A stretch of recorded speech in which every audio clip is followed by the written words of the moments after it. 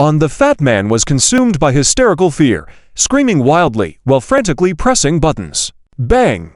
Bang! Bang!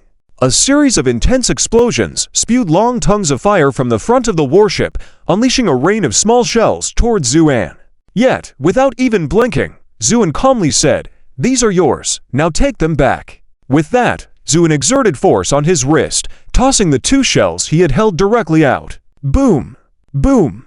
After 2 earth-shattering explosions, flames ascended into the sky. But moments later, the warship emerged from the inferno, heavily damaged, and fled into the distance. Yet, before it could get far, a white figure appeared beside the warship and delivered a powerful punch. Suddenly, the screams abruptly stopped, as Zuan had squeezed his neck without him knowing.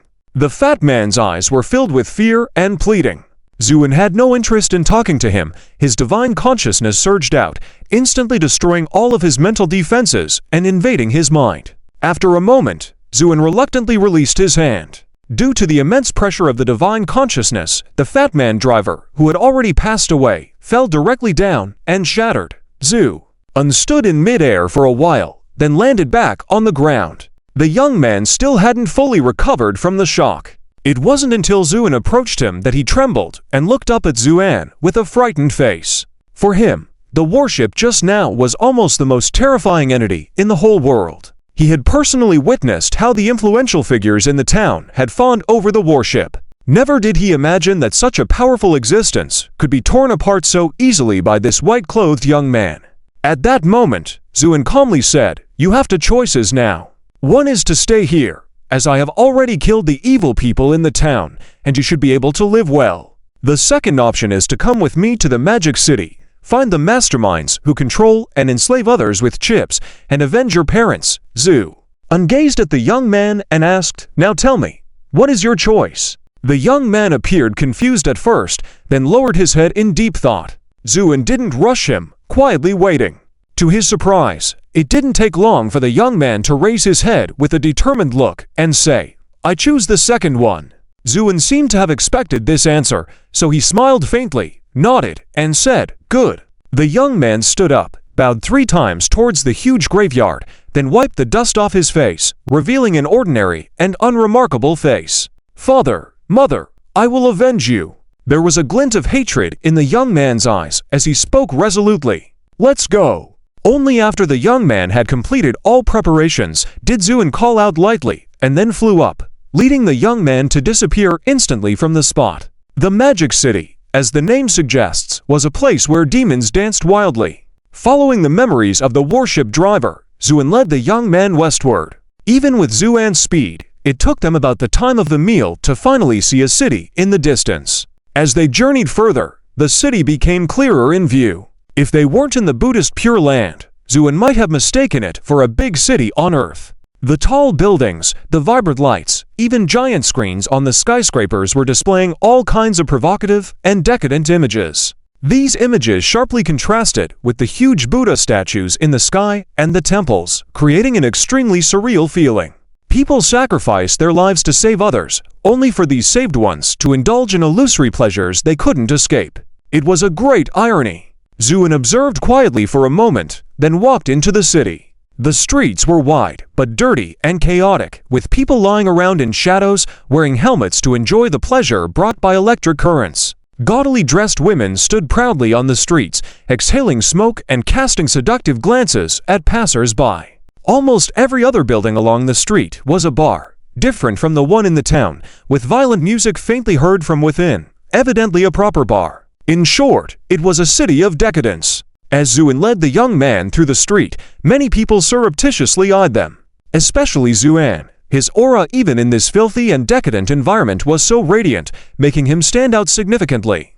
However, the most crucial thing was the immense vitality exuding from him, utterly incompatible with the surroundings. Only a person who had never indulged in chip stimulation could possess such vigorous vitality. Many people were practically drooling, but daunted by Zuan's presence, no one dared to approach him. It wasn't until Zuan was about to leave the street that a heavily made-up woman with a blood butterfly tattoo on her forehead stood in the way. "Hehe, sir, you seem to be a stranger. Is this your first time in the Magic City?" The woman smiled, her eyes filled with charming seduction.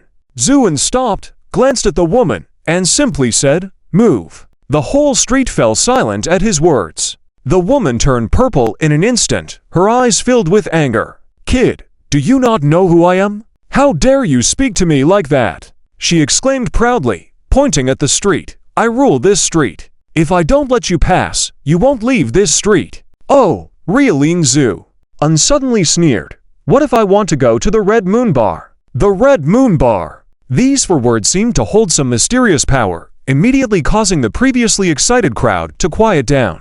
Even the woman blocking the way changed her complexion alternately, dryly asking, "Who are you looking for in the Red Moon Bar?" "Do I need to tell you who I'm looking for?" Zhuan said coldly, then stepped forward.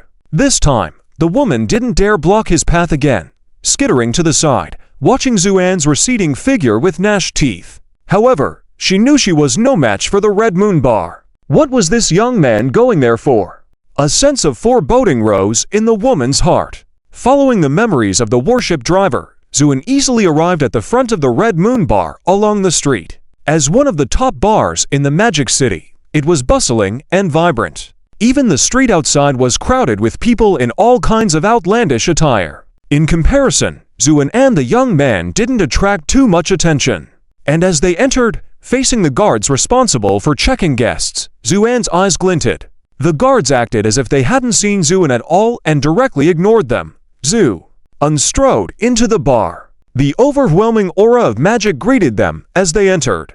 Everyone is dancing almost frantically to the extremely intense music. Many people are even bleeding from their mouths and noses, yet they continue to sway their bodies tirelessly. In this situation, wisps of dark energy float out of their bodies, gathering above the hall to form a layer of chilling black mist. The entire hall is filled with an atmosphere of decadence beyond redemption, resembling nothing less than hell. The young man following Zhuan gradually becomes trance-like, clearly having been corroded by this atmosphere. A glint flashes in Zhuan's eyes, and a divine thought is sent to the young man.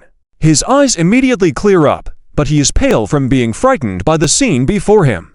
Because the beings dancing wildly in the hall are not humans at all, but a group of monstrous creatures. For example, a woman closest to them, who initially looked like a curvaceous hottie, now appears as a monster covered with eyes all over her body, staring at the two of them with extreme malevolence. It's not just her. Almost the entire hall is filled with indescribable horror creatures. The young man feels his legs go weak instantly, his vision darkens in waves, and his head feels as if a silver needle is wildly stirring inside, driving him almost crazy. At this moment, Zhuan calmly says, "Close your eyes and don't look at them, nor try to understand them, or you will go mad." The young man quickly closes his eyes, trying to calm his mind, and the intense pain finally eases a bit. "Stay here. My divine thought will protect you. They won't harm you," Zhuan says, then strides towards the bar's interior. The young man feels like crying at these words. Is he being abandoned here? He knows he is facing a hall full of monsters. But he dare not open his eyes, so he does his best to not think about those things, silently praying in his heart. Endure, all for revenge. Just then, he feels the external music suddenly stop, and everything becomes quiet. But this quietness is filled with an ominous feeling. The young man's heart tightens. At the same time, he feels a slippery, cold sensation on his neck, as if a snake is crawling. His body immediately stiffens, and a breath as fragrant as an orchid whispers in his ear. "Such a handsome lad. Come on, open your eyes and see how lovely I am." The female voice is seductive, seemingly full of grievance. The young man feels as if his whole body is under control, and a faint light appears before his eyes. Desperate, he suddenly shouts, "Get lost!" Immediately, a vast divine thought sweeps through. After a short, horrified cry, everything returns to calm. The young man gasps for breath heavily. Even though the air is thick with a bloody scent, he curses in anger after catching his breath. "Damn it, dare to deceive me with your looks. How can you call yourself beautiful?" Zhuan, heading towards the bar's second floor, seems to sense something, but doesn't turn back. A hint of a faint smile appears on his lips as he continues walking forward. The ground floor and the second floor of the bar are connected by a short staircase. Logically, even at an ordinary person's speed, this staircase would take a minute to traverse. However, Zhuan has been walking for 3 minutes and is only halfway there. With each step on the stairs, the next set of steps seems to lengthen. No matter how fast he advances, the stairs remain the same length. The remaining half of the staircase seems never-ending. With a slight raise of his brow, Zuen coldly says, "Spatial folding? Then, I will dismantle your space." With that, he makes a forceful step down. A tremendous force presses down. Cracks appear on the stairs, and a faint howl is heard from the void, and foul blood seeps through the stairs' cracks. Yet, the previous anomaly is all gone, and with one step, Zuen reaches the bar's second floor. Although it is an empty stairwell, when he reaches the second floor, it feels as if he has passed through a door, and the sight before him is completely different from downstairs. Red. Everywhere, whether the walls or floors, is dyed a deep red, almost like blood. In this deep red, there are faint blue veins pulsating. It feels like the innards of an animal. Yes. The entire second floor is such a scene. Even the air is filled with a nauseating, putrid smell. Zuen shows no surprise, as if he had anticipated this, calmly saying, "I have come. Won't you show yourself? Or do I need to shed some blood for you to appear?" The walls and floor nearby suddenly start moving and merge together into a giant blood-red, triangular-headed monster. The creature's triangular eyes slowly open, exuding enough resentment and evil to drive a weaker mind insane. However, Zuen doesn't even flinch, calmly saying, "Did you scatter those chips?" The triangular monster coldly stares at Zuen, and with a cryptic tone says, "Human strong man, this is not where you should be. As for those chips, it's just a minor ploy of mine."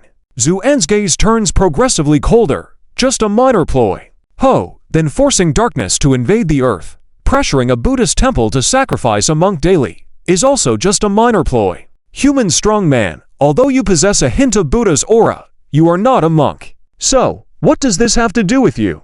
Responds the triangular creature. What does this little bit of strength matter? The triangular-headed figure's eyes suddenly changed. So, have you indeed defeated Lord Ju? But quickly, his eyes return to a sinister and chaotic state, smirking. You're right, those evil creatures that ravage the land are indeed sent out by me, with the purpose of weakening the strength of these fools. Who would sacrifice themselves for others due to their foolishness? And you probably didn't expect all that evil energy condensed into these creatures was obtained from those monks who would sacrifice themselves to protect others. Isn't it ironic? Ha ha ha! The triangular head erupted into a proud laughter. But just as the laughter filled the room, Zuen suddenly spoke coldly. Your elaborate schemes are for that thing underground, right? Upon hearing this, the laughter of the triangular head abruptly stopped, and he stared at Zuen fiercely, roaring. What did you say? How do you know this?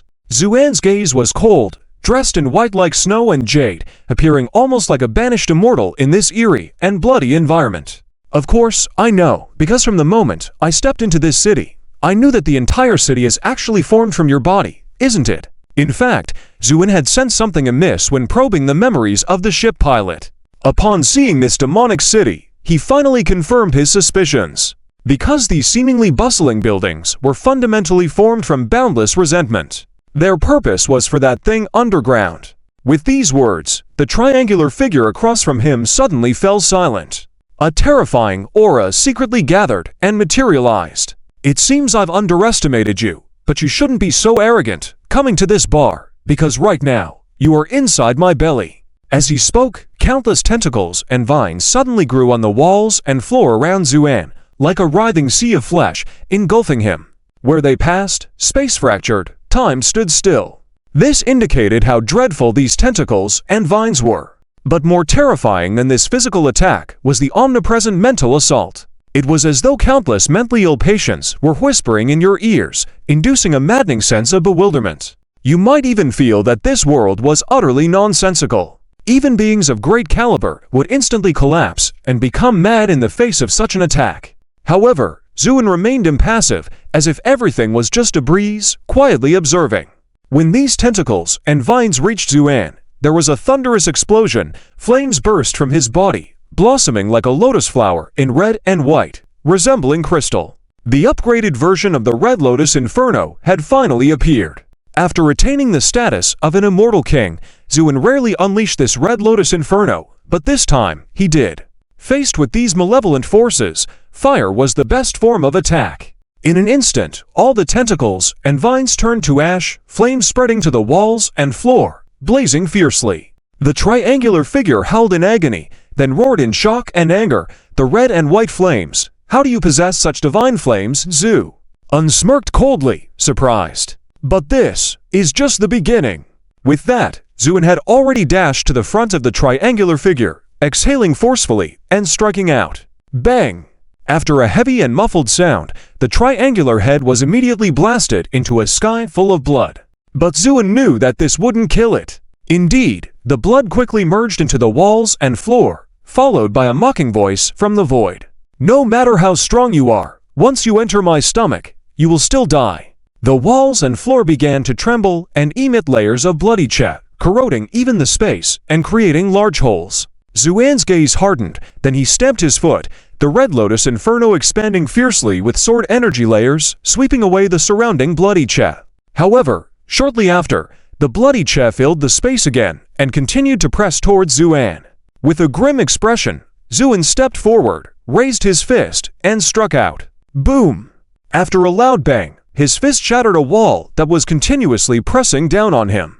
Yet, shortly after, the shattered bloody chat condensed back together. From the void came the triumphant, mocking laughter of the triangular figure. Tee-hee-hee, it's useless. Any resistance and struggle are futile before my extremely powerful digestive abilities. You will soon become the best food I have ever captured, as those fools eat vegetarian all day, barely getting any quality meat. Surprisingly, the triangular figure did not detect even a hint of fear in Zuan's expression, not even a blink of an eye. This amazed him. "Are you not frightened by what I said?" "Afraid?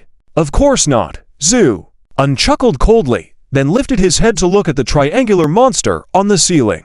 "You called that nine-headed serpent Lord Ju, right? So what?" "Heh, of course, it's not so what. There's an issue." Zuan's eyes turned icy from the strength you're demonstrating now. "It's not inferior at all to that nine-headed serpent. So why do you address it with such respect?" The triangular figure's eyes shifted. Zu uncontinued, "For beings like you, respect is surely based on strength. If you have to call it Lord, it means your strength is not on par with it, so your abilities must have a fatal flaw, am I right?" As he spoke, the triangular head shape began rapidly changing, from a standard triangle to a square, rectangle, and even a circle. It simply did not anticipate that Zuan could deduce so much from just a title. It howled hysterically, "So what? But you will never find my flaw?" "Heh." Zuan lightly chuckled and shook his head. "You're wrong. As long as there's a flaw, it will be found. Even you are no exception." As the words fell, Zuan stomped down, and the entire second floor shook with it. Following closely, a dazzling sword intent appeared in front of Zuan. Zuan casually waved his hand, sending the sword intent flying backwards. Wherever it passed, all the tentacle vines turned into a blood mist, then forcefully blasted open a large hole in the wall. The triangular-headed creature exclaimed in pain, but still roared ferociously, "It's useless. Give up these meaningless struggles." Indeed, in just an instant, the blasted hole began to crazily heal itself. This perverse regenerative ability was enough to make one despair. Zuan coldly smiled, then lowered his gaze and said lightly, "Don't you want to avenge your parents? The opportunity is here." These words passed through the almost healed hole directly into the ears of the young man. Accompanied by it was the dazzling sword aura. The young man shuddered, then slowly opened his eyes. By now, the first floor hall had turned into a sea of blood, with countless body parts strewn about, the thick smell of blood making one nauseous. The young man looked puzzled, but at that moment, the sword aura swirling around him suddenly stopped in front of him, and Zuan's voice came from above. "Take up this sword, go upstairs, and avenge your parents." The young man's expression became serious, then he reached out his hand and slowly gripped the sword aura. Click! As soon as he took hold, the sword aura instantly transformed into the shape of a long sword. The young man then staggered across the bloody ground and made his way towards the second floor. Meanwhile, on the second floor, the battle was raging. Tentacles mixed with highly poisonous blood mist attacked Zuan from various angles. But before they could get close, they were cut off by the sword aura. However, the tentacles regenerated at an extremely fast speed, often being cut off 1 second and growing back the next, continuing to launch relentless attacks. Zuan's face turned somewhat pale, and the speed of the sword aura began to slow down. Seeing this, the triangular-headed creature couldn't help but laugh triumphantly, No wonder I always felt something was off about you. Turns out you've been carrying internal injuries all along. Haha, let's see how long you can last. My tentacles are endless. Even if I get tired, I can still wear you out to death. In the end, the triangular-headed creature's laughter grew more manic. Zu-un remained expressionless, just coldly gazing at the triangular-headed creature, seemingly waiting for something. At that moment, the young man, holding the sword aura, had already ascended to the second floor. Unlike what Zu-un saw, before him was a dilapidated corridor with a large chunk of sticky, filthy flesh in the middle. This piece of flesh occupied nearly half of the corridor, slowly wriggling like a worm. The air was filled with a nauseating stench, making the young man's face extremely unpleasant. But even so, the young man tightened his grip on the sword aura, gathered his courage, and moved forward.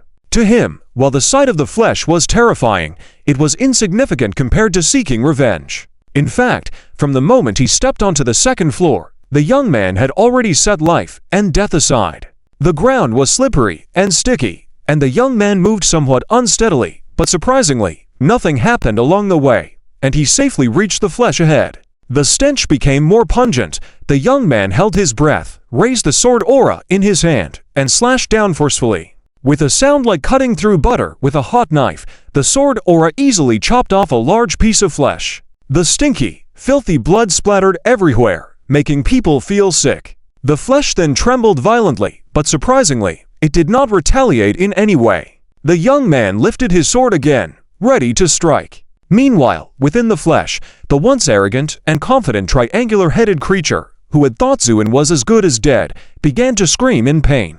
What's going on? How could someone hurt my main body? The triangular-headed creature furiously roared. Zu-un smiled, full of mockery in his smile, then said lightly, I said, everyone has flaws, and you are no exception. So I have been thinking about what your flaw is all along, and just now, I finally figured it out. You are indeed strong, but your strength is relative. That is to say, the stronger the opponent you face, the stronger your power is. But if your opponent is just an ordinary mortal, your ability is no better than that of a worm. Am I right? Zu-un's words made the triangular-headed creature's face change drastically, while outside, the young man continued to wield his sword relentlessly. As a result, the creature's body was rapidly shrinking, and fear finally appeared in its eyes. You bastard! You actually let a lowly mortal harm noble me. I'll kill you! The triangular-headed creature, consumed by anger, launched an attack on Zu-un heedless of everything.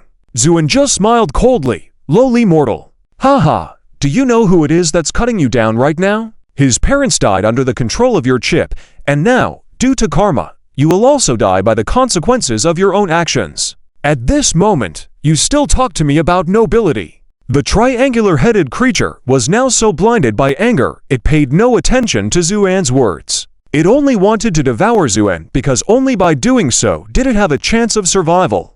As Zu-un had said, its talent was to be strong against the strong and weak against the weak. This meant that when facing a strong opponent, its power was astonishing, even more fearsome than the nine-headed snake that could immunize against a second attack because in a certain sense, it was immortal at that moment. But when faced with a mortal, it was completely finished. For example, at this moment, when facing the relentless attacks of this young man, it didn't even have the strength to fight back. Normally, such a situation would never occur because the triangular-headed creature was self-aware and would never expose itself to ordinary people, which was why it had always hidden behind the scenes, controlling others through the chip.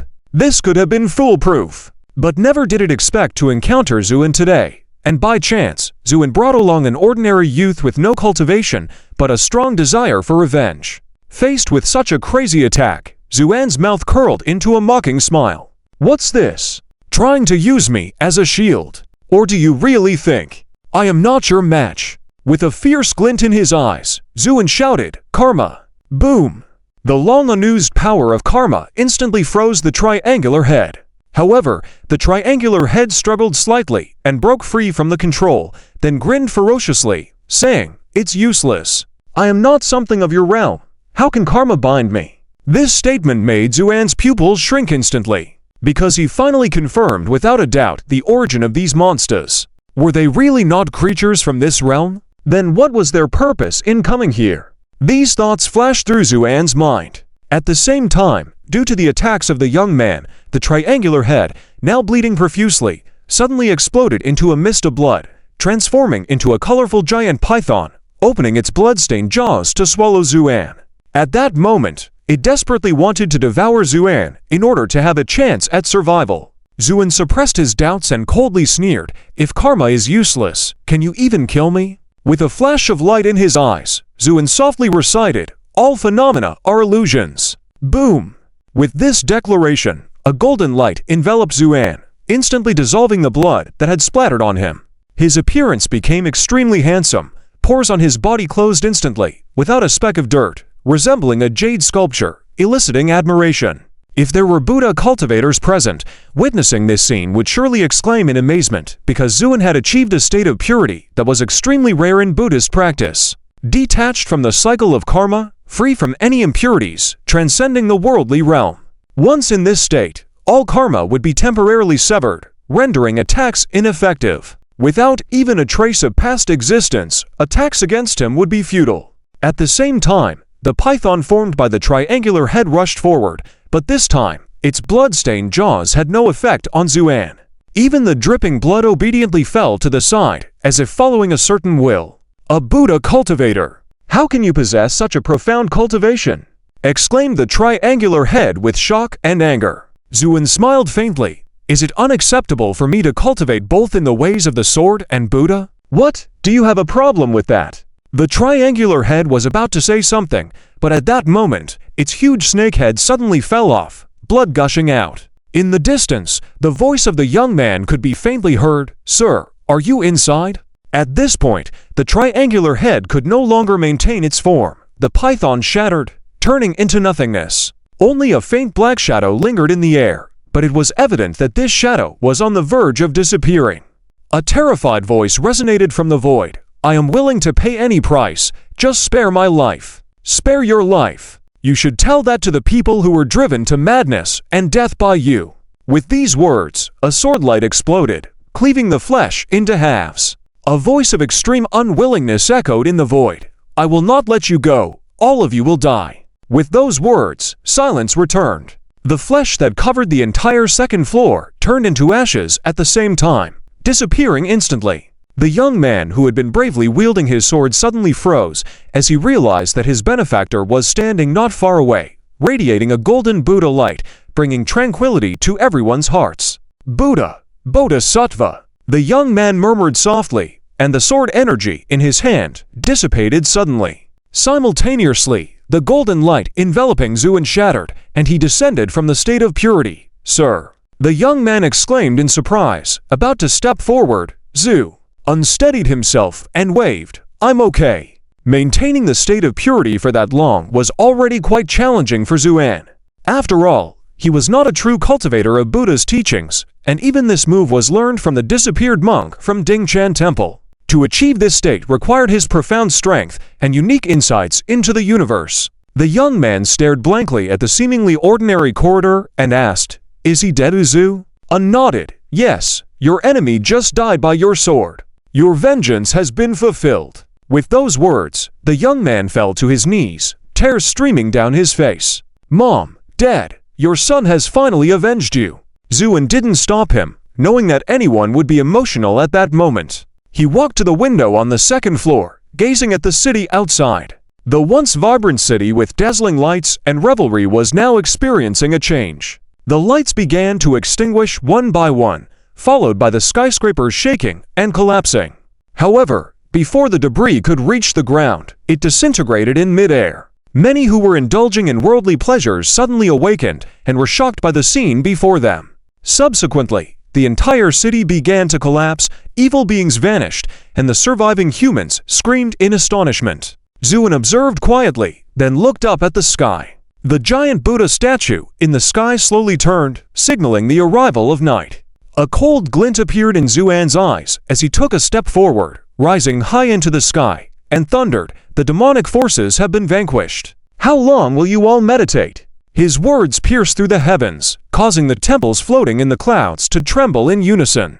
In an instant, these temples emitted golden lights, followed by the chanting of Buddhist scriptures. "Namo Amitabha! Namo Bodhisattva!" With these chants, thin and frail monks emerged from the temples. All of them displayed a golden wheel behind their heads, signifying their attainment of enlightenment. Yes, the aura of that evil entity has disappeared. One of the white-browed old monks stepped forward, gazing deeply at Xuan, then bowed to him with palms together. Amitabha, may I ask who the benefactor is? What has happened here? Xuan looked at these monks who seemed a bit eccentric in their Buddhist practice, shaking his head involuntarily. My name is Xuan, and I have just eradicated the evil entity here. Xuan. The group of monks exchanged puzzled looks, none of them recognizing this name. But that did not hinder their astonishment. What did you say? You have already eliminated the evil entity. The white-browed old monk exclaimed in disbelief. Xuan nodded with a smile. Meanwhile, the giant Buddha statue in the sky had turned around, casting darkness over the land. Among these monks, one stepped forward slowly, joining his palms together. Brothers, I need to take the first step. With determination on his face, he was about to fly towards the distant iron pillar. This had become a routine over the years for them. Ever since a century ago, when these evil creatures started wreaking havoc at night, a monk would reinforce the iron pillar with his own merit every night to suppress the darkness. The price was inevitable. Every one of these monks would meet their end. This was the reason why the once prosperous core of the Pure Land was now left with only these few monks. Most of them had already sacrificed their lives. Following the prearranged order, the monk was about to head towards the iron pillar when Xuan suddenly intercepted his path. Wait! The monk was taken aback. Benefactor, what do you mean? Clear the way quickly, or once the evil creatures push down the iron pillar, the whole world will collapse. Are you going to continue depleting yourselves like this? If you all perish, what happens next, Xu? Remarked coldly. The monks fell into a silence, and the white-browed old monk sighed. Benefactor, we understand this is not a sustainable solution, but if we do not act this way, these evil creatures will soon completely defile this pure land, and we will truly be powerless by then. So even if we sacrifice all of us, we must guard this last pure land. The old monk spoke resolutely. While the other monks remained silent, they all expressed determination and resolve with palms together. Watching these monks, Xuan couldn't help but feel a sense of admiration. Despite their almost fanatical devotion to their Buddhist practice, their willingness to sacrifice for their beliefs was truly moving. No one could blame such a group of people. So he sighed lightly. All right, there is no need to continue like this. If you keep sacrificing yourselves like this, in less than a year, this pure land will be cut off from its inheritance, even if it is not contaminated. But what about these evil entities, Xu? Waved his hand, gazing down at the ground where deep cracks were starting to appear. I have a method that can fundamentally solve all of this. The monks were all shaken, and the white-browed old monk asked eagerly, what method? Xuan looked up and smiled faintly at them. This method requires the unwavering assistance of all of you, even if it may potentially impair your cultivation. Are you willing? As soon as he finished speaking, the monks nodded without hesitation. They were willing to sacrifice their cultivation for the greater good, considering it a small price compared to resolving the issue with the evil creatures. Xuan looked down at the huge demonic city and said softly, the root of all problems lies underground. So as long as we eliminate or suppress it, everything will be resolved. And what you need to do is lend me all your Buddhist cultivation.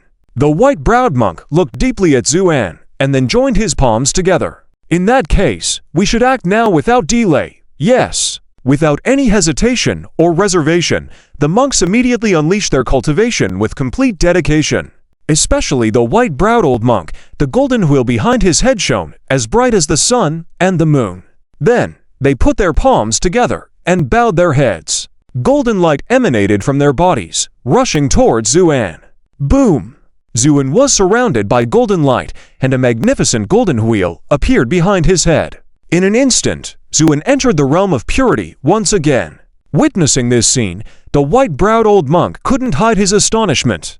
Only a Buddhist practitioner like him could understand the significance of entering the realm of purity. And this was just the beginning. Xuan took a step forward and calmly said, all phenomena are void of self, void of others, void of sentient beings, void of life. This is Vaira. With these words, a massive and majestic Buddha image suddenly appeared behind Xuan.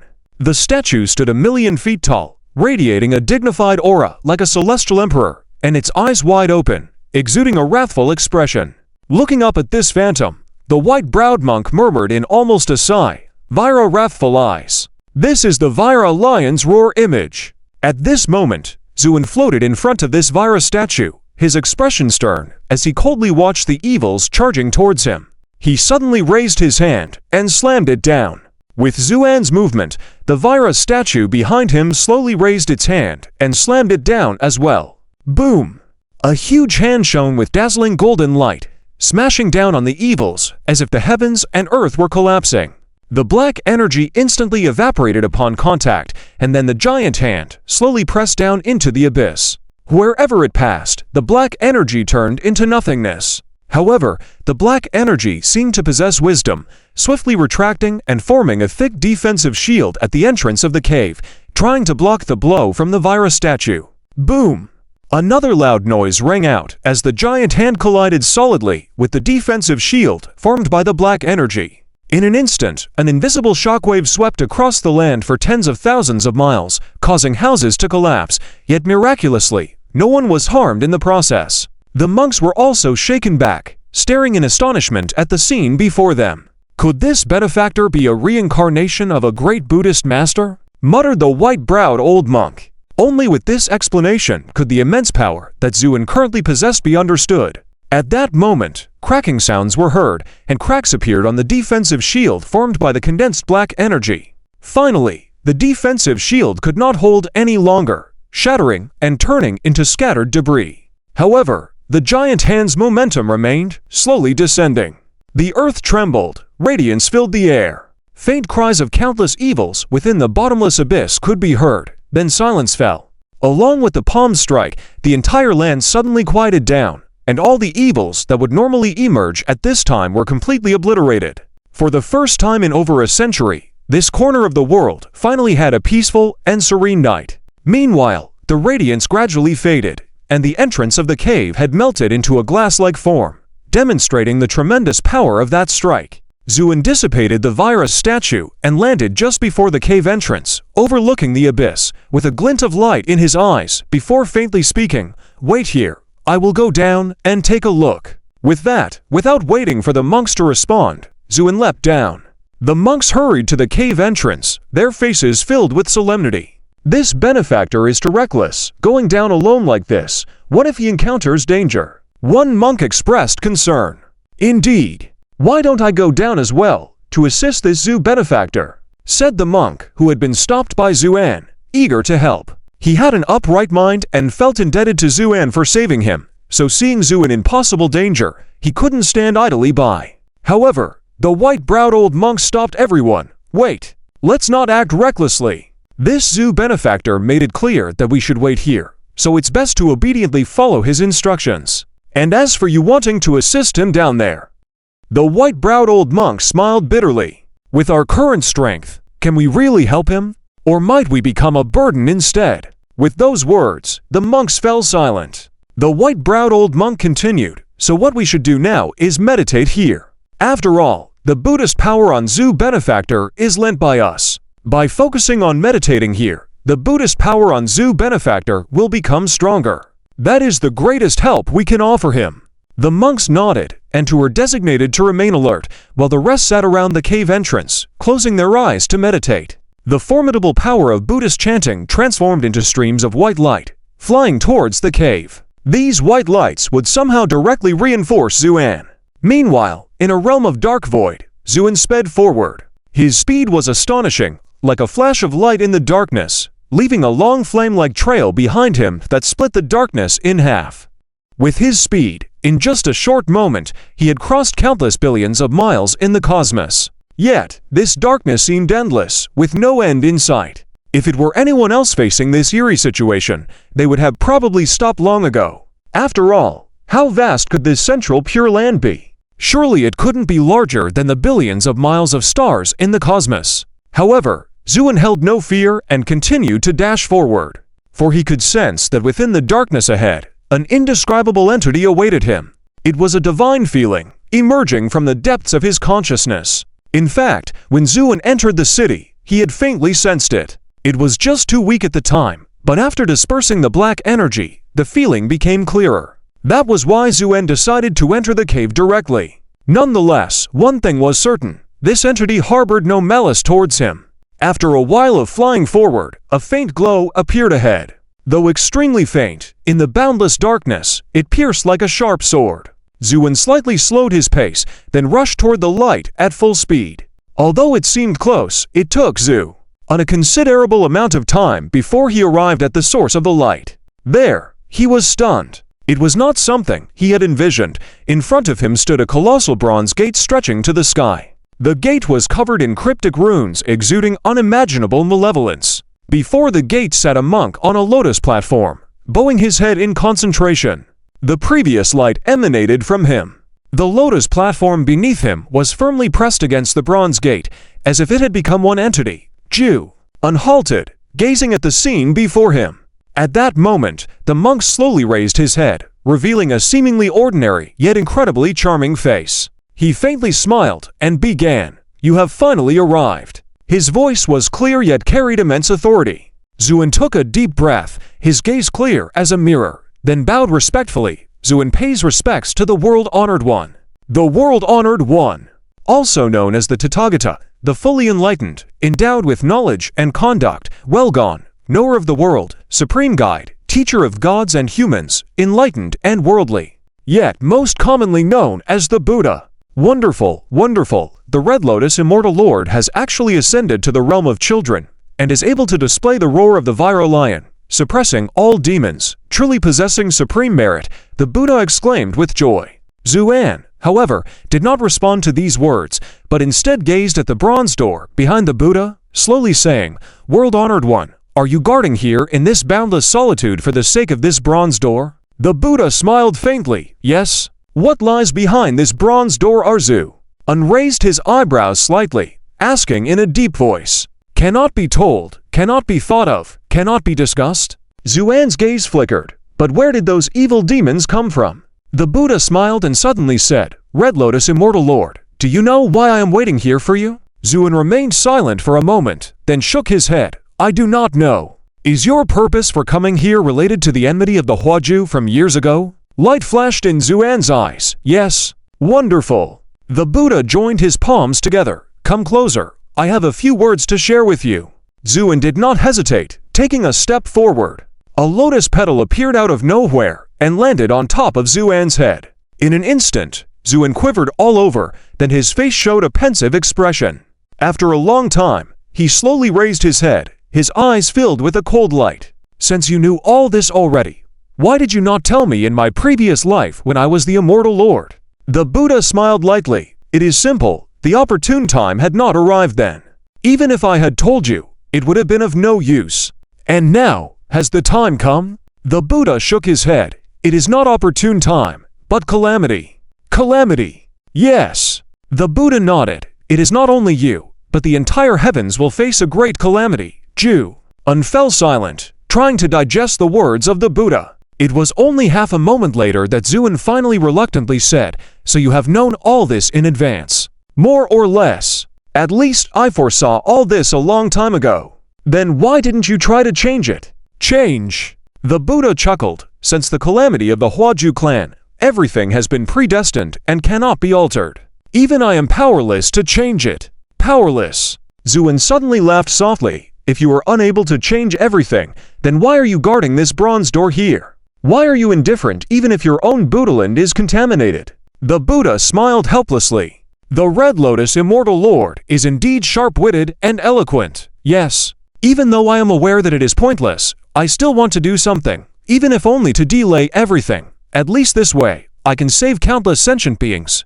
Zuen fell silent, as he suddenly found himself unable to dispute that statement. Just then, the Buddha looked up at the bronze door and said softly, "Red Lotus Immortal Lord, do you know that I have never despaired from beginning to end? Because I can see that all calamities will ultimately come to an end in your hands. In you lies the destiny of the entire heavens, or should I say, hope."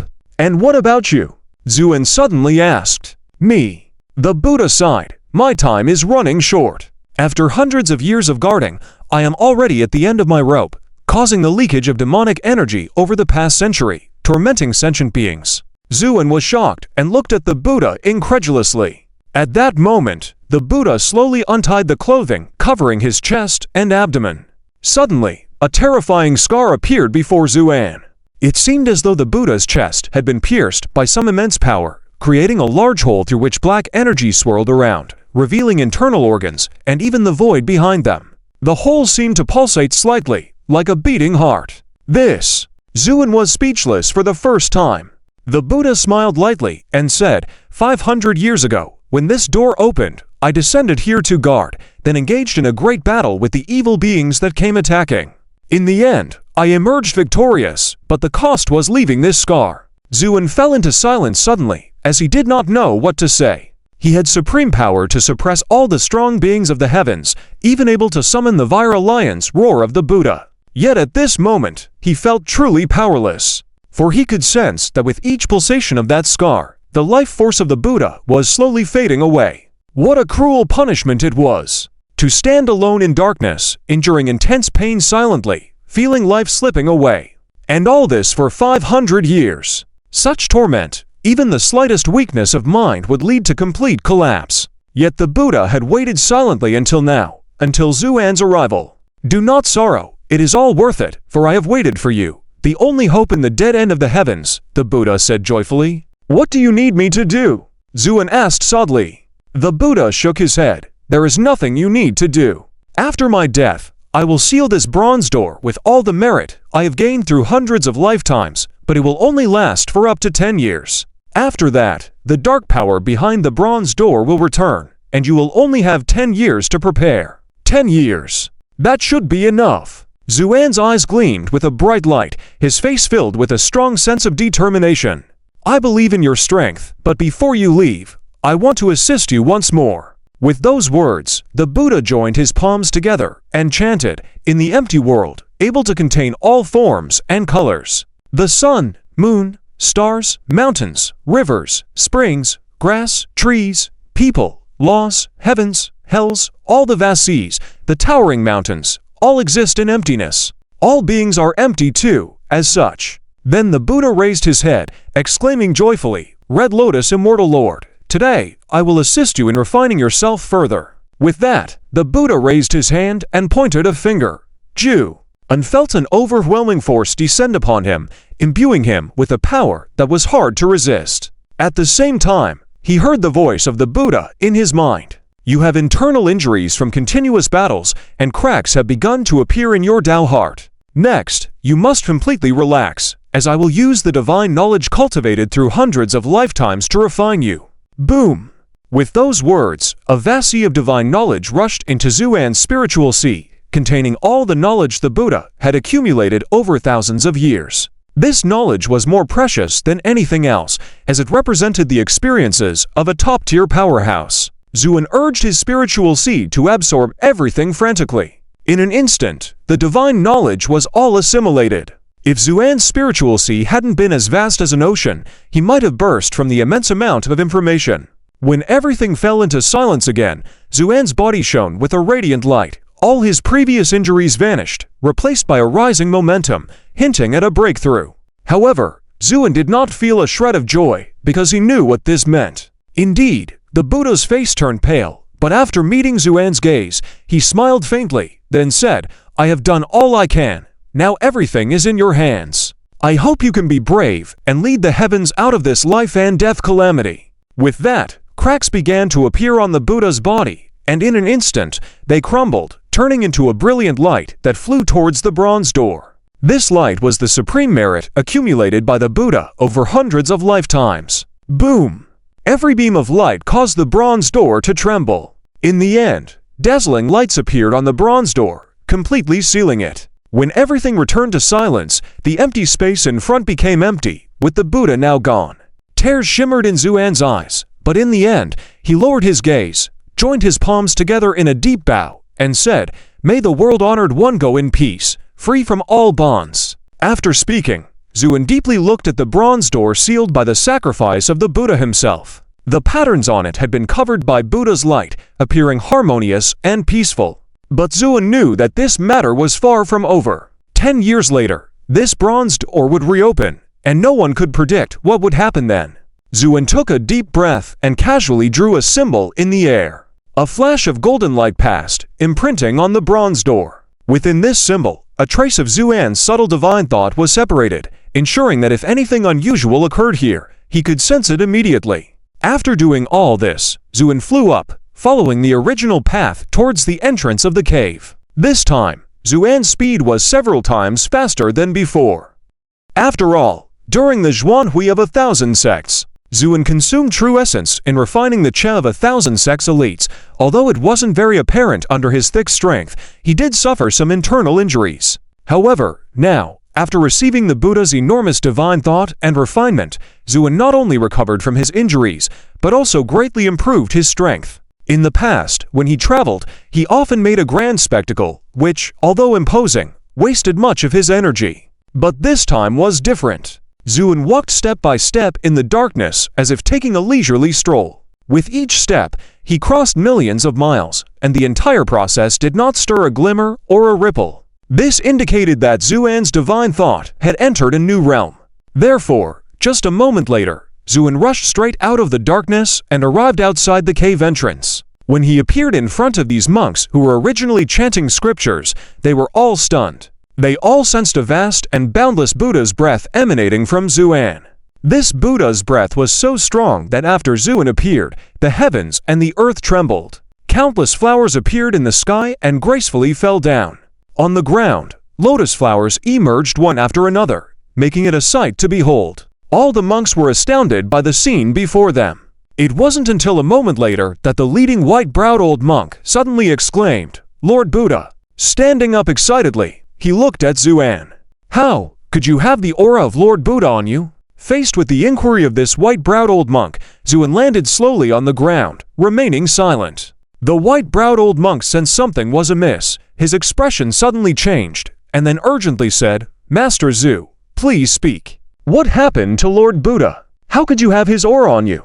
The other monks looked at Zuan with great eagerness. It wasn't surprising that they were so excited because for centuries, the disappearance of their leader weighed heavily on every Buddhist follower's heart. No one knew where Lord Buddha had gone. Even though they exhausted all their efforts to find out, it was all in vain. But now, sensing the long-lost aura of Lord Buddha emanating from Zuan, how could they not be excited? Facing the earnest gazes, Zuin sighed deeply and slowly said, "Your Lord Buddha has fallen." "What?" The white-browed old monk was suddenly shocked. "That's impossible. Lord Buddha is an immortal body.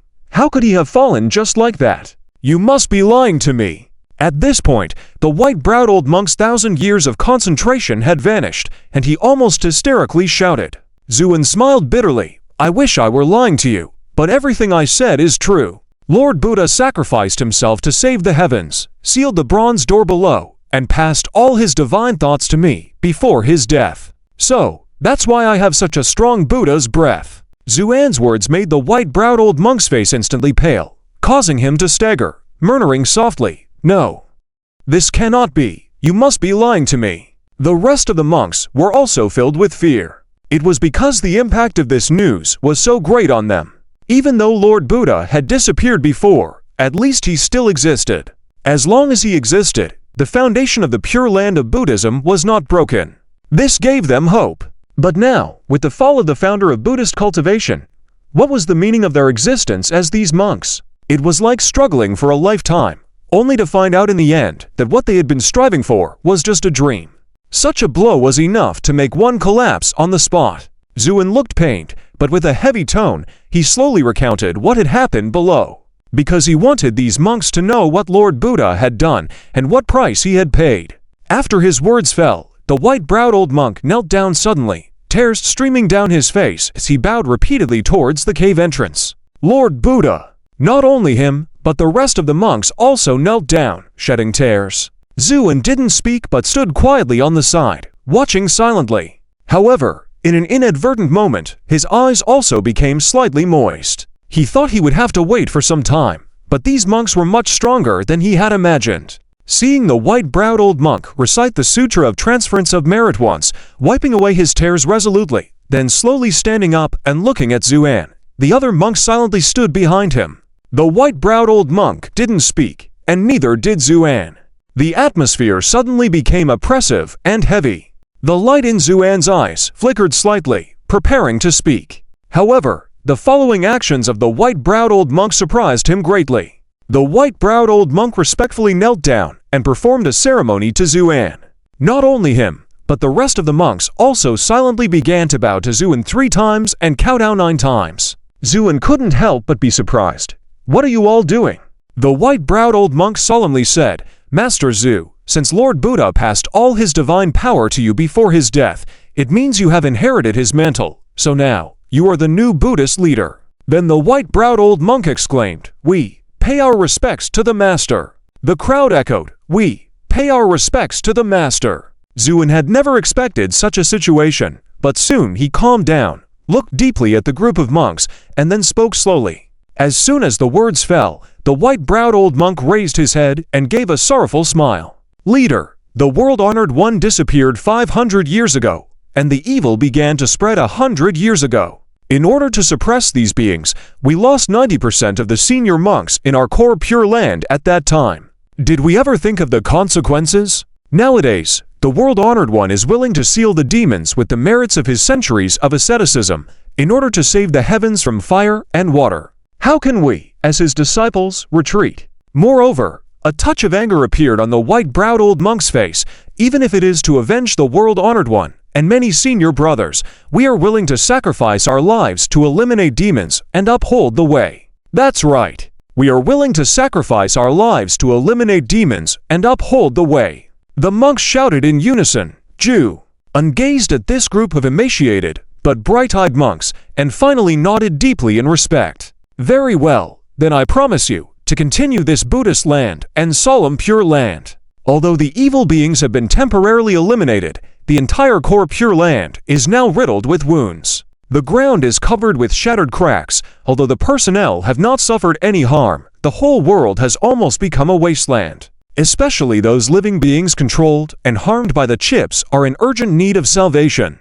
Therefore, the most urgent task now is to rebuild the land and create a new world." At this moment, a young man has also walked over, looking at Zuan with reverence. Although he does not know what has happened, the status of these monks in the minds of the people in the core Pure Land is extremely high. And now, all these monks are all looking up to Zuan. This also shows Zuan's strength and status. Zuan smiled slightly at this ordinary but brave young man. "Don't be afraid, now all the evil beings have been eliminated. Next, I will send people to rescue your parents and other living beings harmed by the chips." The young man trembled, looking at Zuan in disbelief, and stammered, "Rescue? Are you saying my parents can still be saved, Azu?" Nodded. "Although their bodies are lost, their spirits are still there. As long as they can be awakened from that endless stimulation, there is still hope." The young man was so excited that he didn't know what to say. He could only nod repeatedly. Zuan smiled faintly and then said slowly, "White-browed Arhit, disciple is here." It turns out that the white-browed old monk's Dharma name is White-browed Arhit. At this moment, he respectfully responded with the etiquette of a disciple. "You take a few Buddhist cultivators to the Chip Cemetery with this young man and use the power of Buddhist chanting to enlighten them, yes?" White-browed respectfully agreed, but soon hesitated and said, "Leader, it is not difficult to enlighten them, but these people have lost their bodies and their spirits have been weak after enduring so much torture for so long. Without proper handling, these people may disperse as soon as they come out." Zuan smiled faintly. "You are right, so I have prepared this for you." With that, Zuan turned his wrist and a crystal clear and bright bead appeared in his hand. This bead emanated a soft Buddha's breath, making people feel calm just by looking at it. "This is..." White-browed Arhit was somewhat surprised. Zuan whispered softly, "This is a miniature realm I just created with my divine thoughts. It can accommodate those spirits for nurturing and recuperation." Saying that, Zuan handed it over. White-browed Arhit received the bead with excitement, and after carefully examining it for a while, he couldn't help but exclaim, "It is truly a remarkable creation. To be able to condense divine thoughts so skillfully together. May I ask, leader, what is the name of this bead? Since it can nurture spirits, let's call it Palm Buddha's Land." Zuan smiled as he spoke. Palm Buddha's Land. White-browed Arhit murmured to himself, then suddenly showed a solemn expression. "Leader, then I will lead people there." Go ahead. White-browed Arhit led a few monks to follow the young man and left. Zuin turned his gaze back to the large hole, which looked like a demon's mouth, ugly and ferocious. Zuin walked forward, and when he left the ground, lotus flowers bloomed under his feet, lifting him into the sky. Then Zuin extended his hand and drew in the air, quickly outlining a huge and magnificent seal. Holding the seal in both hands, Zuin flipped it downwards. The seal appeared flat in the air, and then Zuin let go of his hands. The seal fell like a meteor, and as it approached the mouth of the hole, it grew larger and larger, completely blocking the entrance of the huge hole. Then Zuin lowered his eyebrows and gazed downwards, and behind him, a huge Buddha image suddenly appeared. The Buddha statue held a red lotus in its hand, and on top of the lotus stood a sharp sword. This was Zuan's current body and Dharma form. With the appearance of this form, the earth trembled and the sky bowed.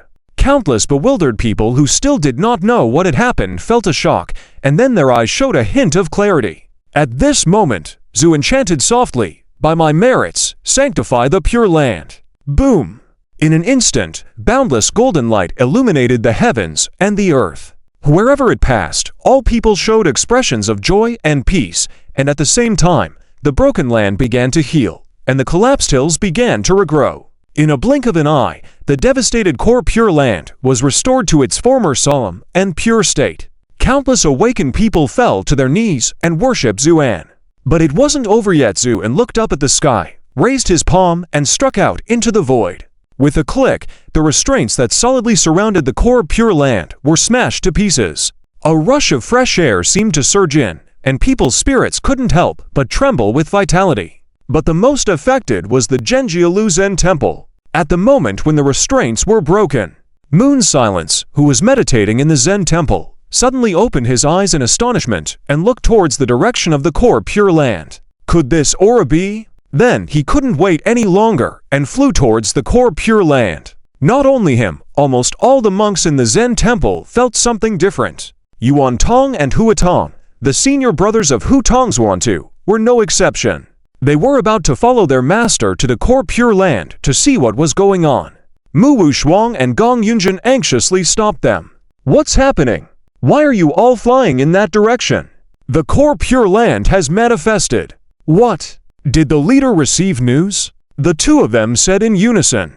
Although Dingchan Temple is not particularly close to the core Pure Land, under the full effort of Yueji rushing on the road, in just the time it takes to drink a cup of tea, they had already entered the core Pure Land. When entering the Pure Land, the look of horror on Yueji's face became even more intense.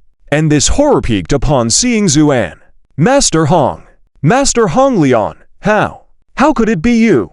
Zuan sighed lightly. "Why wouldn't it be me? But just now, I clearly felt the presence of the Buddha," Yueji said in surprise. Zuan shook his head, did not offer much explanation, and instead directly transmitted a divine thought. Yueji trembled, confusion showing in his eyes. After a long while, he came to his senses and then bowed his head in infinite sorrow, chanting the Buddha's name.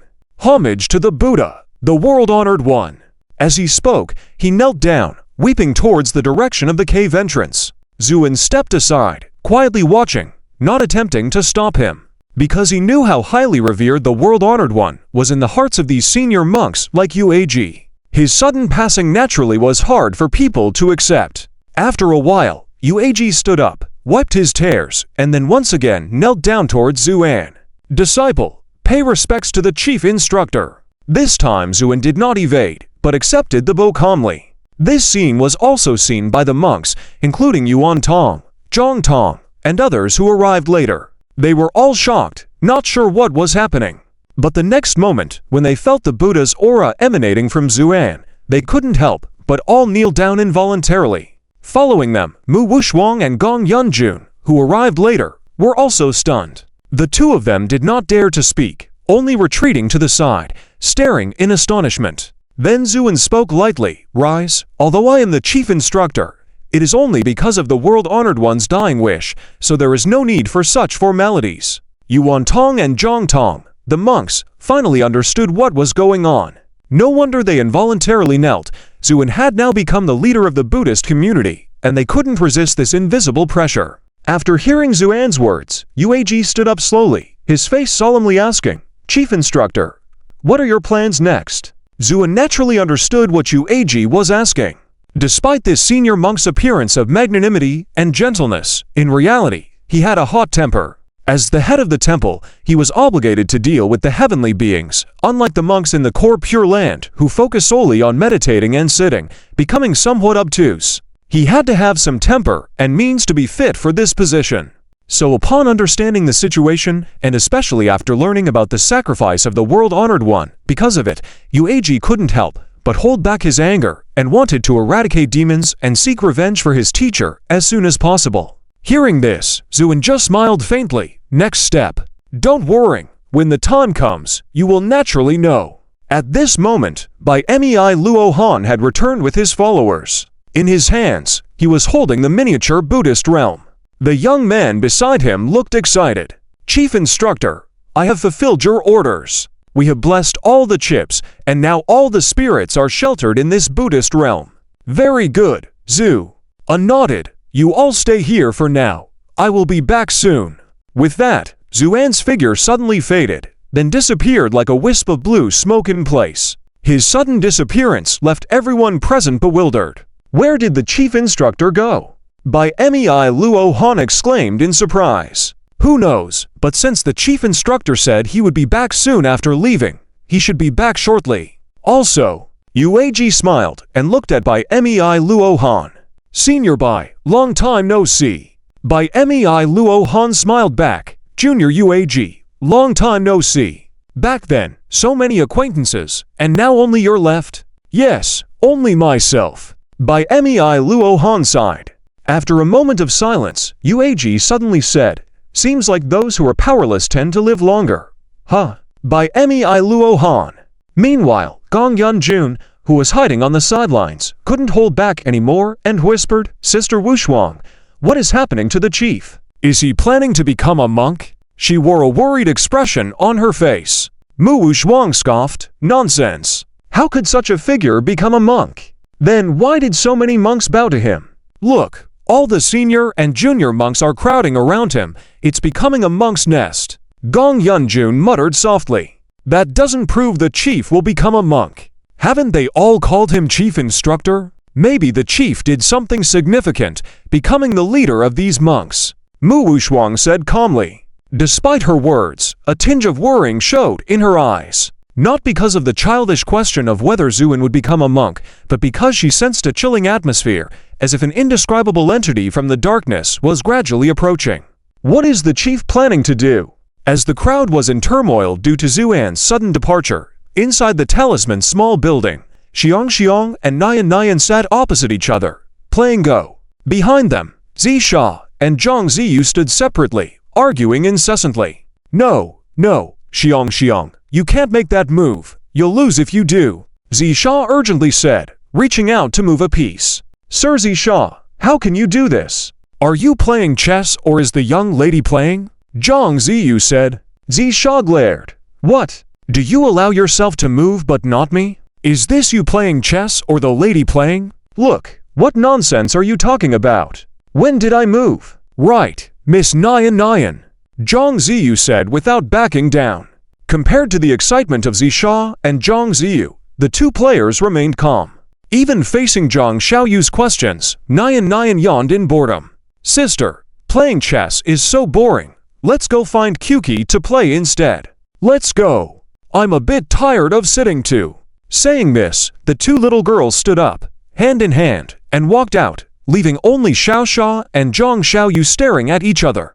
After a moment, a flattering smile appeared on Zhang Xiaoyu's face. "Lord Xiaosha, are you thirsty? Let me pour you a glass of water." Before she could finish speaking, Xiaosha raised her hand and tapped Zhang Xiaoyu's head, saying resentfully, "I asked you to pour water, and you dared to mock me. I asked you to pour water. Oh no, Lord Xiaosha, I dare not." Zhang Xiaoyu cried out, then ran outside.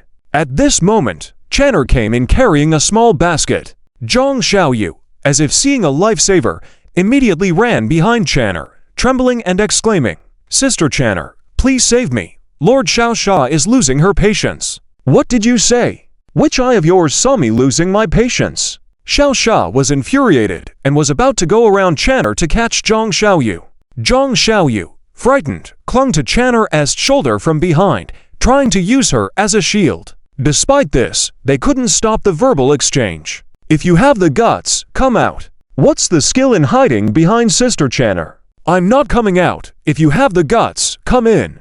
Channer, however, was used to this and couldn't help but smile helplessly, running her fingers through her hair and saying softly, "Enough, enough, stop making a fuss. You are all grown-ups, why are you still acting like children? I just picked some fresh wild vegetables outside. I'll make dumplings for you later, okay?" Upon hearing this, Zhang Xiaoyu immediately popped her head out from behind Channer, eyes shining, saying, "Okay? Okay, I love the dumplings made by Sister Channer the most." As she spoke, saliva almost dripped from her mouth. Seeing this, Xiao Sha couldn't help but chuckle. "Look at you drooling. Heh, as if you don't like them. Last time, I don't know who ended up drinking all the dumpling soup. You." Xiao Sha was enraged, but then remembered something and bowed solemnly to Channer. "Sister Channer, I hope you can cook more this time, because last time, I didn't eat enough." "Me too." Zhang Xiaoyu immediately chimed in. These two troublemakers left Channer in a state of exasperation, as she could only nod helplessly. All right. You both go pick some more wild vegetables now. I'm afraid this won't be enough." Before she could finish her sentence, Xiao Sha and Zhang Xiaoyu had disappeared from sight. Channer was puzzled. Suddenly, a loud shout came from outside. "Sister Channer, do you think this is enough?" With that, Xiao Sha came flying in with a small mountain on her shoulder, and when she got closer, she heaved the mountain down. Boom! Dust filled the air as the mountain landed. Xiao Sha clapped her hands, looking pleased with herself. "I saw lots of wild veggies on this little mountain, so I carried it back. Should be enough now, right?" Channer looked dazedly at the small mountain in the courtyard, about to speak when Zhang Xiaoyu flew in from a distance, carrying various wild grasses in her tentacles, even with a bundle in her mouth. When she reached the yard, she emptied everything, still smiling. "Sister Channer, I found a spot with lots of wild grass. There should be plenty of veggies in there, so I pulled it all back. Should be enough now?" Channer's corner of the mouth twitched, her gaze blank, not knowing what to say. At that moment, An Yan, with disheveled hair, ran out from the house upon hearing the commotion. Upon seeing the scene in the yard, even she couldn't help but shout, "I just tidied up the yard. Xiao Sha, Zhang Xiaoyu, you two better clean up again. Otherwise, no dinner for you."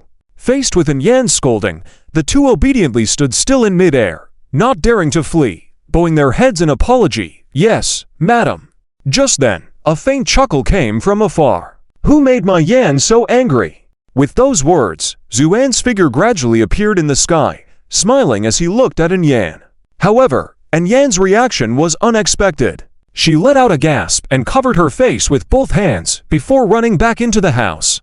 Zuan was stunned. Xiao Sha and Zhang Xiaoyu then flew over. "Milady, Master and Zhu." An ignored them, simply instructing, "Clean up the yard." With that, he walked into the house. Passing by Channer, Zuan still smiled and said, "Channer, you've made progress again." Channer blushed, lowered her head, and softly replied, "Young master, Zhu." Nodded and disappeared behind the door. Xiao Sha and Zhang Xiaoyu glanced at each other. "What are you still standing there for? Hurry up and clean. Even the boss has spoken. If we don't clean up well, we'll be punished." Zhang Xiaoyu smiled wryly. Xiao Sha, not wanting to argue, began cleaning with a heavy heart. But soon, she couldn't help whispering, "Hey, why do you think Madame Yan ran off when she saw Master?" "How should I know? Maybe they're playing hide and seek." "Hide and seek?" Xiao Sha widened her eyes. "Yeah, I heard there's even a name for it. It's called something. Fun, right? It's fun. We don't understand why playing hide and seek is considered fun. I don't get it either. Women are troublesome, it seems." "Agreed." Channer, unable to contain her laughter, had to stifle it, shaking all over. "Hey, Channer, why are you shaking? Are you feeling unwell?" "Yeah, if you're not feeling well, hurry up and rest, or how can you make dumplings later?" Channer, with a mix of anger and amusement, rolled her eyes at the two troublemakers, then left. Zhang Xiaoyu and Xiao Sha glanced at each other. "See, I was right. Women are indeed troublesome. Lady Xiaoxia is right. It seems we monsters are more straightforward. Zhang Xiaoyu sighed. Zuan is simply ridiculous. What a fool. Saying that, Zuan walked up and embraced Yan in his arms. Yan whimpered softly, then buried her face in Zuan's chest, obediently like a little cat. Zuan quietly sniffed the fragrance from Yan's hair, without saying a word. The room fell silent. After a long time, Yan struggled to lift her head. Husband, are you leaving? Zhu unraised an eyebrow slightly. Why do you say that? Because every time you leave, you are teasing the readers with some affectionate moments. Yan playfully stuck out her tongue and said with a smile. Zuan was slightly stunned. Do I do that? How come I didn't know? Of course you do. As for why you don't know, because you are a big silly pig's trotter. Looking at Yan's mischievous expression, Zuan suddenly realized, all right, you dare to tease me, watch how I deal with you. Saying that, Zuan reached out and started tickling Yan.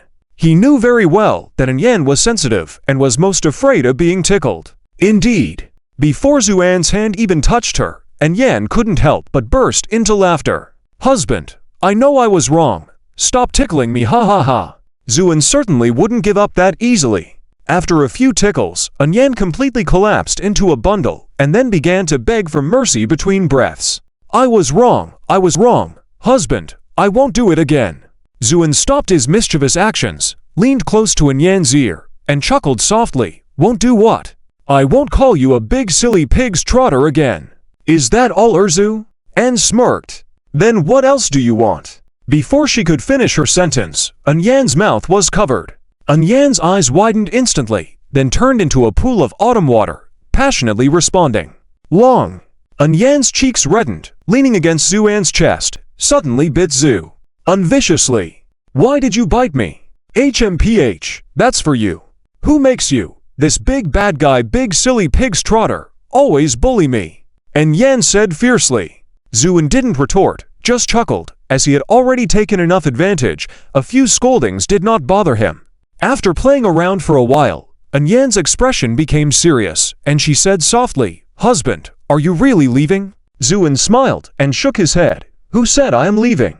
Ha! And Yan was taken aback. Zhu unstroked her hair gently and whispered, You got it all wrong. This time I am not leaving, but going into seclusion for a while. Seclusion, Zhu nodded. Exactly. Then Zuan recounted the entire experience of encountering the Buddha. After listening, tears shimmered in Yan's eyes. This Buddha is truly magnificent. He is a great immortal emperor, yet he is willing to sacrifice himself to save the world. Zuan also sighed softly. Yes, sometimes these Buddhist cultivators can be almost adorable in their conservatism, but also greatly admirable at times. This time I have inherited all the divine thoughts of the Buddha, but because these divine thoughts are too vast, even I can only temporarily store them in my sea of consciousness. If I truly want to understand and connect, I will have to go into seclusion. Yan naturally understood the importance of this matter. 10 years may seem long, but in the context of the cosmic timescale, it is just a fleeting moment. Therefore, she solemnly nodded. Don't worry, husband. I also have half-step Daluo cultivation now. Along with the help of Little Shaw, I can take care of the 2 daughters and protect you. Zhu unsmiled, pinched Yan's nose. Silly Yan, take care of yourself. You don't need to worry about protecting me. After all, a dangerous glint flashed in Zuan's eyes. If anyone dares to cause trouble in the cosmos, I will surely make them know how the word Zhu is written. Yan had blind trust in Zuan's words, so she nodded. Then, how long will you be in seclusion? At most a year, but it might be enough in a few months. Okay, I will wait for your return from seclusion. And Yan said solemnly. Zhu found her adorable in this state, couldn't help but kiss her forehead, then said with a smile, All right, tidy up, and then take the 2 little girls with me. At this moment, in the core Pure Land, the monks were anxiously waiting for Zuan's return. What is the leader doing? Didn't he say he would be back soon? Why has he been gone for so long? The Bodhisattva with white eyebrows said anxiously. Compared to his restlessness, Uag seemed much calmer. He smiled slightly. Never mind, old white, the leader will definitely be fine. Just relax and wait. But I am still worried. White-eyebrow Bodhisattva furrowed his brows. The Buddhist cultivators were now at their weakest, and they couldn't afford any mistakes. Worried. Haha, rest assured, in front of this person, it's always others who fear him. He has never been afraid of anyone. Yueji said confidently. White Eyebrow Bodhisattva couldn't help but glance at him. You seem to have great confidence in the leader. It's not just confidence, it's a fact. With that, Yueji smiled slightly and sighed. Living in the Buddhist land for a long time, you don't really know how powerful this Mr. Zhu is. Just then, a flash of light, Zhuan appeared in front of everyone with Yan, the two little girls, and their attendants. Behind them, Little Sha, Zhang Xiaoyu, and Channer also appeared. The monks were all surprised. Many did not expect Zhuan to just leave briefly and bring back so many people, even a pair of exquisite little girls. Only Yueji smiled faintly and took a step forward. Leader, Zhu. Nodded. This is my wife, children, and behind them are my two bodyguards and maid. The crowd suddenly understood. White Eyebrow Bodhisattva couldn't help but join his palms together and exclaimed joyfully, the leader's daughter is truly intelligent and adorable, with extraordinary talent. But at the back of the crowd, Gong Yunjin suddenly shivered, her face turning pale. Mu Wushwang fell silent for a moment, then let out a sigh and stopped talking. At the same time, Zhuan instructed, I will be going into seclusion soon, and after that, the affairs of the Pure Land Buddhist Kingdom will be temporarily entrusted to Yueji for handling. Yes, disciple understands. Yueji's expression became solemn. He bowed his head to receive the command. By Mei Luohan then said, since the leader is going into seclusion, why don't we go to the Yunding Temple so that it's easier for us to protect you? Zhu unshook his head. No need. During my seclusion this time, I do not need your protection. Your priority should be to convert people as quickly as possible and develop new aspiring Buddhist disciples. Otherwise, with just all of you, revitalizing the Buddhist kingdom will only be an empty promise. But, Bai Mei still hesitated. Zhuan smiled. Don't worry, I have arrangements for protection. Bai Mei then respectfully accepted. Yes? Disciple obeys. Zhu unsquatted down, kissed the cheeks of Think and Nyan, then said with a smile, while I'm in seclusion, you must listen to your mother and refrain from misbehaving, understand? Yes, Daddy, you can rest assured, we will definitely protect you together with Mom. Think said with a serious expression on her small face. Nyan's eyes welled up with tears as she nodded earnestly. Zhuan then stood up, took steps, and came to the front of a large cave. The entrance to the cave had already been sealed by Zhuan with talismans. Now, the cave emitted a brilliant golden light. Zhuan trod on empty space, reached the center of the golden light, then sat down cross-legged and slowly closed his eyes. Boom! The golden light soared up, creating giant waves, completely submerging Zhuan's figure. When the light subsided, around the cave, red lotus flowers suddenly bloomed, exuding a sacred beauty. The monks all clasped their hands together in admiration, chanting, Namo Amitabha. Suddenly, Zhang Xiaoyu exclaimed, did the Lord just bloom the flowers? Smack! As soon as she finished speaking, Xiao Sha smacked her on the head, sternly saying, stop talking nonsense, or I'll turn your tentacles into Chinese knots. Zhang Xiaoyu smiled wryly, rubbing her head in a pained manner. I was just kidding. Why so serious? It's swollen now. I'm serious with you. Any issues? No, humph, thought as much. At this moment, Enyan said firmly, all right, stop causing trouble. Xiao Sha straightened up. Madam, what are your orders? Your master is currently in seclusion. To prevent any disturbances, you must guard this place diligently, without any mistakes, understand? Xiao Sha pounded his chest loudly. Madam, please rest assured. As long as Xiao Sha is here, no one will be able to approach the master. Enyan nodded, then looked towards Mu Wushwang and Gong Yunjin in the distance, smiling slightly. Are the two of you also going to wait here? Mu Wushwang immediately replied, of course, the Lord has been kind to me, so naturally I will repay him. Gong Yunjin remained silent, nodding silently, then sat down on one side, expressing his stance through action. Thus, the entire core Pure Land became busy. Bai Mei and the others began to spread the teachings and develop new aspiring Buddhist disciples. Yueji took charge of the affairs of the Buddhist kingdom. As for Enyan and the others, they continued to stand guard at the entrance of the cave, waiting for the day when Zhuan would come out from seclusion. And it was during Xuan's seclusion that the entire heavens and realms started to stir, becoming increasingly restless. People were shocked to find that despite the imperial court, the abyss of darkness, and all major sects working together to capture him, Xuan, the arrogant prodigy who had aroused the wrath of many, seemed to have evaporated from the mortal realm, disappearing without a trace, not even a hint of news. This inevitably left many people puzzled. Where had the former Red Lotus immortal gone? Why was there no sign of his whereabouts? The imperial court and the abyss of darkness were furious and intensified their pursuit. If they couldn't even find a trace of Xuan, it would undoubtedly become a laughingstock across the realms. Therefore, as time passed, the entire heavens and realms became restless. Occasionally, news would come claiming that Xuan's trail had been found, but all these reports were ultimately proven to be false. In this situation, tension mounted, especially when the imperial court and the abyss of darkness issued wanted notices, promising substantial rewards for providing accurate information about Xuan.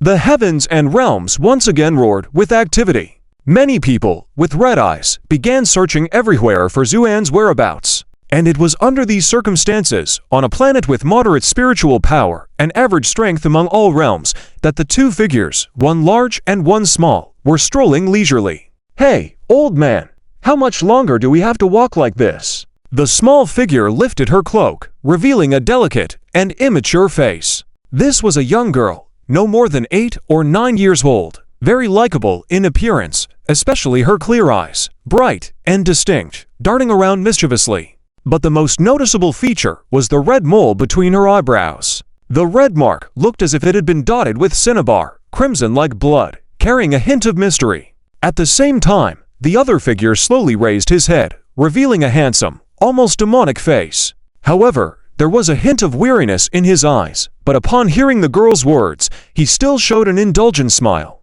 "Are you tired of walking?" "Not too tired, just extremely bored." "And where are you taking me, anyway?" The man smiled. "Taking you home." "Home?" The girl's eyes showed a touch of sorrow, then she lowered her head.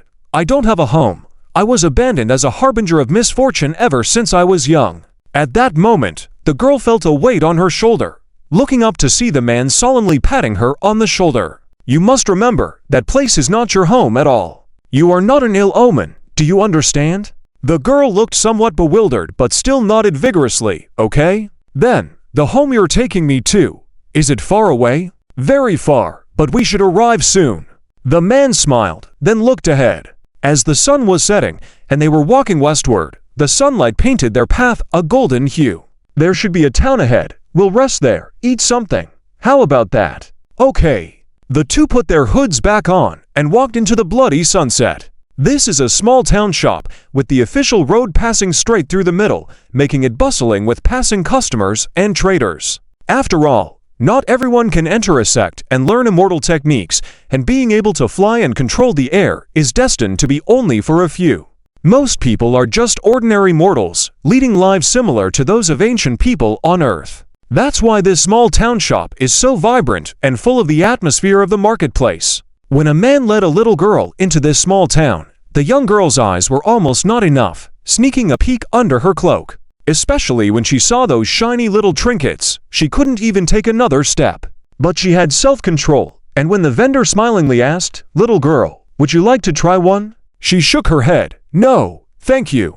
But as soon as she said that, the man beside her casually tossed a gold coin and said, "Pack up everything, I'll take it all." The vendor was overjoyed. "Yes, yes, I'll pack it up for you right away." Just as the vendor started packing up the little trinkets, the young girl became a bit anxious. "No need, no need. I don't want that much." The man sternly patted her shoulder. "Remember, if it's something you like, just ask me for it. I'll give you the best. Don't restrain yourself and make yourself unhappy like before, understand? Because now, someone cares for you," the man said solemnly. The young girl was a bit distracted until the vendor packed everything up. The man took it and then led the young girl away. The young girl looked at the energetic figure of the vendor with a pained expression and muttered quietly, "That was a big piece of gold, enough to buy half the market, but only exchanged for so few trinkets. Such a waste, so extravagant. No, from now on, it seems I'll have to manage this money, or else watching him spend money like this, my heart aches." The young girl secretly resolved. Soon, the two of them passed through the bustling market and arrived at a small restaurant. Because the town shop was not large, even this restaurant only had 2 rooms. But because it was close to the official road, business was very good. Just standing at the door, you could smell the aroma of the food inside.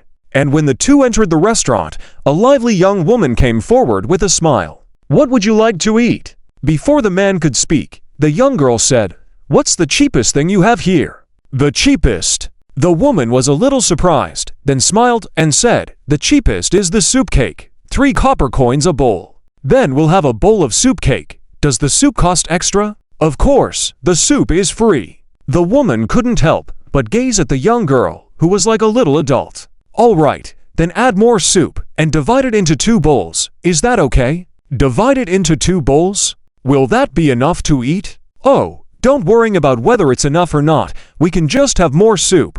I'm already used to being hungry," the young girl asserted confidently. There was a touch of sympathy in the eyes of the young woman.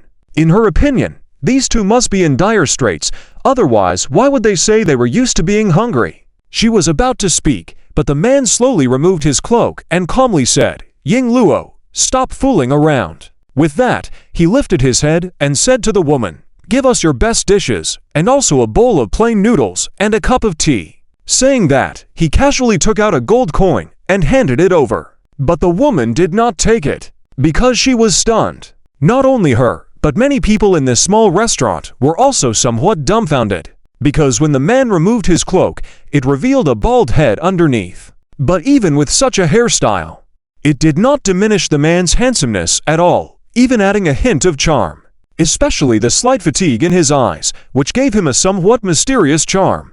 The people in this small town had never seen such a handsome figure, so they were all incredulous.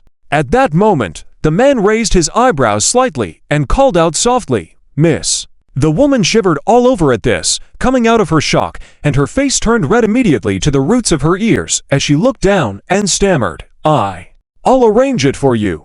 Saying that, without taking the gold coin from the man's hand, she turned and ran away. The man didn't pay attention to this, but walked straight to an empty table and sat down.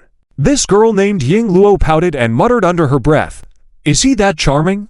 Unusual indeed." Then she leaned over and said with a mix of compassion and greed, "You don't even eat meat. Why order so many dishes? Can't you just eat something simple?" The man smiled, "I don't eat, but you can. You're at the age of growth, so you should eat well. I can just eat whatever. Why spend so much money? It pains me to see it," Ying Luo said. The man looked at Ying Luo deeply and suddenly smiled. "You haven't changed at all," the man said with a smile, his eyes full of tenderness. "Changed how?" Ying Luo was puzzled. The man shook his head, "Nothing." Just then, the waitress came with a tray of food. The tray was filled with various dishes. Although they didn't look very appetizing, they smelled delicious, and the portions were obviously much larger than others. After placing the dishes on the table, the waitress blushed and said, "You must have come a long way, so I just told my dad and we made a little more food for you." As she spoke, the waitress kept stealing glances at the man, her words filled with shyness. The man didn't show any expression, just nodded, "Thank you," and passed the gold coin. The woman shook her head earnestly. "My dad said, we can't take so much money from you."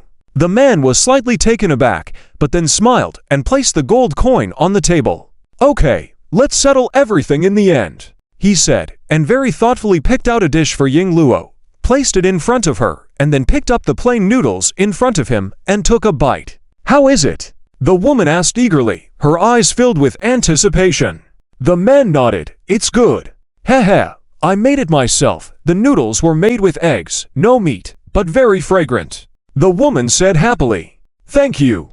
The woman's face blushed from the roots of her ears, and she said hesitantly, You enjoy your meal. Take your time." With that, she turned and ran off. The man watched her go, lost in thought. Ying Luo suddenly became irritated and banged the table. "Hey uncle, your eyeballs are about to pop out." The man was slightly startled, then smiled, didn't refute, and continued to eat the noodles with his head down. But there was a hint of doubt in his eyes, because just now, he suddenly saw an unconcealable gloominess from this woman.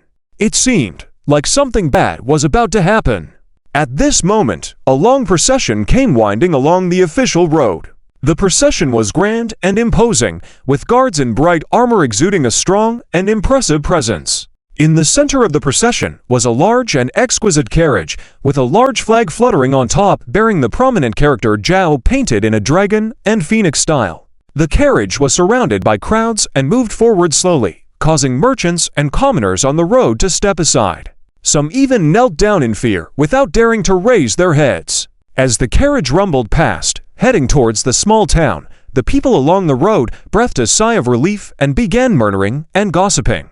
"Isn't that the third prince of our Zhao kingdom? What is he doing here? And why is he passing through? Haven't you heard?"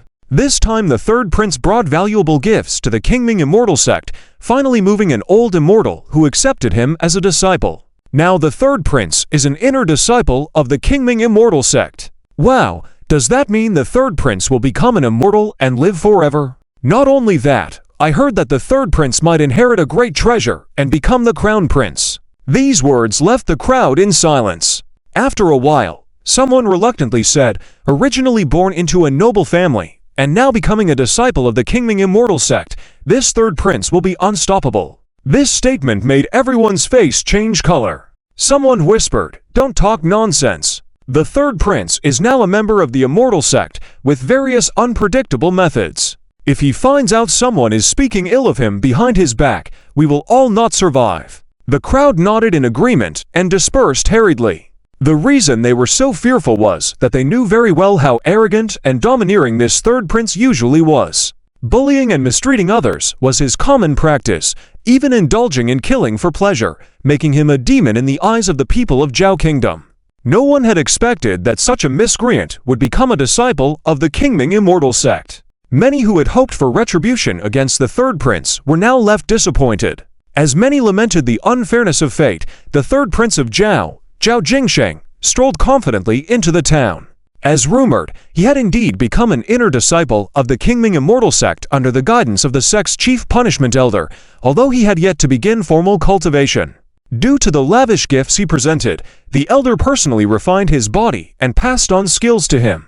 As a result, his strength had greatly improved, now approaching the level of a quasi-gold immortal. While this level of power was only average on this planet, it marked a significant departure from the mundane world, stepping onto the path of cultivation.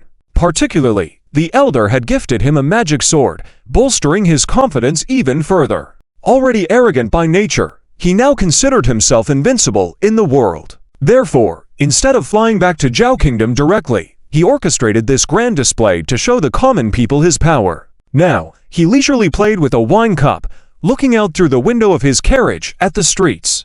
These streets had been cleared due to his arrival. All the people had been driven to the sides of the road, standing against the walls without daring to move. Looking down on these people, Zhao Jingsheng smiled coldly. What a bunch of ignorant commoners! Seeing me, their prince, yet they do not even know to kneel. With those words, he released his imposing aura, engulfing the entire street. Boom!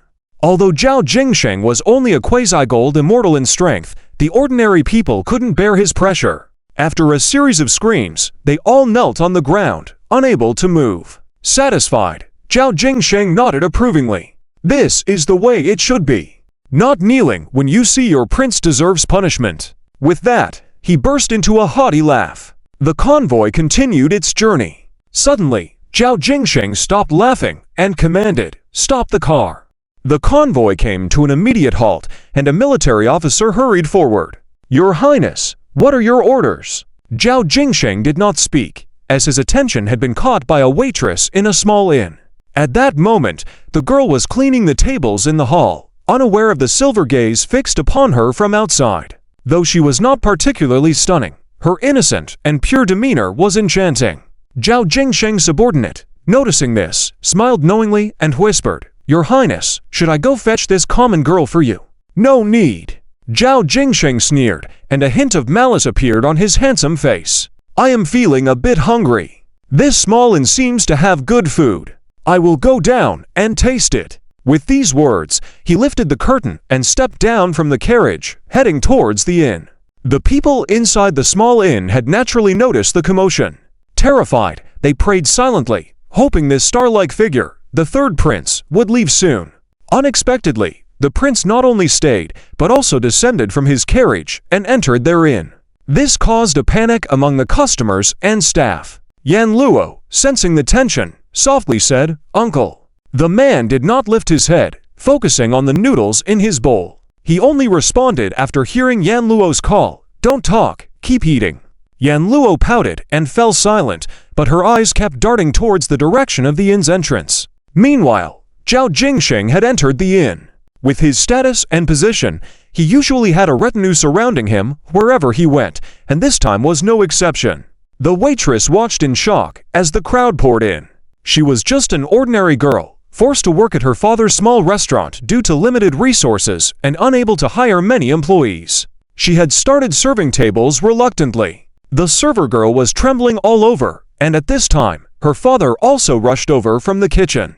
Seeing this scene, he quickly put on a smiley face, took a few steps forward, nodded and bowed, saying, "Sir, this child is inexperienced. Please don't treat her the same way you would others. Whatever you need, just tell me." Before he could finish his words, Zhao Jingxing raised an eyebrow slightly, and a military officer behind him immediately rushed forward, raising his hand and slapped the old man harshly. "Old man, His Highness didn't ask you. Who do you think you are to speak?" The server girl exclaimed, "Dad." The old man's nose and mouth were bleeding from the blow, but he dared not move, only bowing and apologizing continuously. At that moment, Zhao Jingxing said lightly, "Enough, I haven't eaten yet. I don't have an appetite for blood."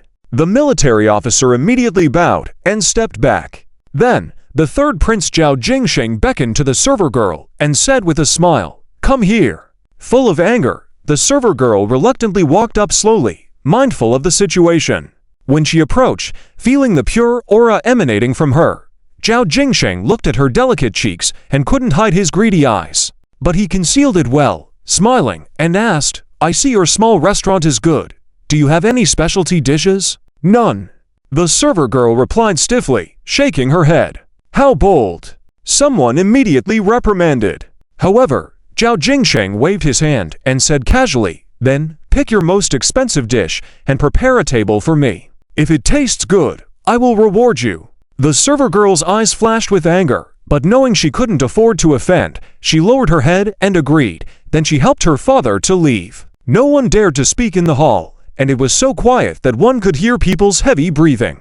Yinger, sitting in the corner, witnessed everything and glared at Zhao Jingxing in the distance with anger before turning to the man opposite her, indicating that he should intervene. To her surprise, the man didn't even lift his head, as if everything happening around him had nothing to do with him, focusing solely on eating noodles. The young girl couldn't help but feel even more upset at this sight, but she maintained her composure and silently watched everything unfold. As the server girl returned with a tray of steaming dishes and placed them on the table, she coolly said, "Please enjoy your meal, sir." With that, she turned to leave. However, Zhao Jingxing stopped her and said, "Wait." The server girl halted, asking, "Is there anything else, sir? What are the names of these dishes?" Zhao Jingxing asked with a smirk. The server girl shook her head. "They are just some rural dishes without names." "Then, how about I give them names?" Zhao Jingxing smirked, grabbed the server girl's hand, and said with a grin, "Let's call this one Beautiful Jade." The server girl shuddered, then tried to struggle free, saying, "Sir, please behave." "Oh, behave. What if I don't?" It turns out you are still a virgin girl. Your purity is beneficial for my cultivation." Zhao Jingxing dropped the act, revealing a sinister smile. With tears of grievance in her eyes, the server girl struggled to break free, knowing she couldn't resist someone with near golden, immortal strength like Zhao Jingxing. Seeing this, her father rushed forward without regard for his safety. "Sir, please spare the child. She doesn't know any better." But before he could reach them, several soldiers blocked his path. The officer who had slapped him before quickly approached, kicked him to the ground, and said, "You should feel blessed that His Highness took an interest in your daughter. You have no gratitude and even dare to protest. You are asking for trouble." The kick was even harder, causing the old man to spit out a mouthful of blood. "Dad!" The server girl cried out in despair. Looking around at the people present with hopeful eyes, she wished that someone would intervene on their behalf. However, As her gaze passed over everyone, they all avoided her eyes, shying away. Feeling her heart sinking into despair, the server girl turned to the man at the table as a last resort. Yet, he, too, remained indifferent, engrossed in his meal. It seemed that the plain noodles in front of him were more appealing than anything happening around him. With a bitter smile, the server girl felt her heart plunge into total hopelessness. Meanwhile, Zhao Jingsheng, now with an urgent expression, pulled her towards him. Showing determination in her eyes, the server girl suddenly raised her hand and, seizing the opportunity, delivered a resounding slap to Zhao Jingsheng's face. The whole restaurant fell silent at the sound of the slap. Bewildered, Zhao Jingsheng stared at the girl before his cheek showed a prominent palm mark. Angered, he rose to his feet, seized her by the neck, and pushed her forcefully onto the table before him. Zhao Jingsheng was on the verge of losing control, as he was not accustomed to facing challenges, let alone being slapped, having lived a life of luxury and adoration. Moreover, now a disciple of the celestial sect, he deemed himself a first-class immortal and couldn't accept being slapped by a mortal woman. His face contorted in rage, he said sternly, "You insolent woman! How dare you strike me? I will make sure you suffer!" Grabbing her belt, Zhao Jingsheng intended to humiliate her further. As soon as these words were spoken, the entire hall trembled. The waitress was shaken all over, then looked up at the speaker. The man stood in front of the table, with a hint of boredom on his face. Zhao Jingsheng, upon seeing this man, whom he did not recognize, immediately darkened his face. "Who do you think you are, daring to interfere with my enjoyment? Get lost!" The man ignored Zhao Jingsheng's rant, and instead looked at the waitress, then smiled slightly. "The plain noodles are indeed very good, thank you." Somehow, when the waitress saw the man's smile, her nose tingled and tears streamed down her face. Seeing this, Zhao Jingsheng became furious. "What? Do you want a knight in shining armor? Have you even considered whether you are worthy?" With that, Zhao Jingsheng struck out with a palm, creating a gust of wind in the restaurant. Initially pleased with himself, Zhao Jingsheng suddenly stopped in his tracks. The man had effortlessly blocked his palm with one hand. Zhao Jingsheng, showing a look of shock, tried to force the man back with all his might. Yet all his efforts were in vain. Despite being forcibly refined, Zhao Jingsheng's palm, the lackluster, carried a terrifying power, causing a whirlwind in the restaurant. Zhao Jingsheng's eyes showed a hint of horror. At that moment, the man glanced at him and smiled lightly. "I return this palm to you." With that, the man raised his other hand and struck out with a palm. Boom! As the palm descended, Zhao Jingsheng felt as if heaven were collapsing, facing an unstoppable force that left him defenseless. Zhao Jingsheng screamed in agony, trying to resist with all his cultivation, but his efforts were futile. The man's palm crushed all his resistance effortlessly, landing heavily on top of his head. In Zhao Jingsheng's eyes, despair and terror loomed. Just then, the man paused his palm strike. Seeing a glimmer of hope, Zhao Jingsheng began desperately pleading for mercy. "Forgive me." The man's palm paused briefly. Zhao Jingsheng, seeing a chance, begged desperately, "I didn't know you would appear here. Please spare me. I promise not to do it again." The man's palm hovered over his head, then asked, "Do you know me?" Zhao Jingsheng shook his head, but then, thinking quickly, nodded frantically. "Oh, then who am I?" The man asked with interest. You are the great Bodhisattva who saves the suffering. It's my fault for not recognizing you. Please spare me." Zhao Jingsheng continued pleading. The entire restaurant fell into a deathly silence. No one had expected such a dramatic turn of events. Although Zhao Jingsheng, known for his arrogance, had swiftly been defeated by the man. Moreover, his desperate plea was shocking to witness. In facing Zhao Jingsheng's plea, the man remained silent and instead turned to the waitress. "Miss, should this man be killed or spared?" The waitress was stunned. She hadn't expected the situation to reach this point. The fact that the man was leaving the decision in her hands added to her confusion. Zhao Jingsheng trembled, then cast a pleading gaze at the waitress, an expression of pitifulness almost making him kneel down. The waitress hesitated. Despite her resentment towards Zhao Jingsheng for assaulting her father and being disrespectful, he was still the third prince of the Zhao kingdom. If she were to kill him, wouldn't she and her father invite immeasurable disaster? After pondering for a moment, the waitress softly said, "Sir, spare him." With a sigh of relief, Zhao Jingsheng inwardly thought, This woman seems sensible. She probably won't dare to harm me. But these were his inner thoughts, and he dared not show any signs of arrogance. He continued to plead with the man. Suddenly, the man laughed. Spare him, yes? The waitress replied softly. Do you understand the consequences of sparing him? Without waiting for the waitress' response, the man continued. Once we leave, he will undoubtedly return to retaliate. He will capture you and your father, subjecting you both to endless torture. By then, death will be a luxury, and you will only have the privilege to die when he tires of you. The man's words sent shivers through the entire restaurant. The waitress trembled, then looked at Zhao Jingsheng. At this moment, Zhao Jingsheng, as white as a sheet, looked terrified. He realized that the man had just voiced his innermost thoughts. He didn't understand how the man knew. Suddenly, the man smiled at Zhao Jingsheng. Am I right, Your Highness, the third prince?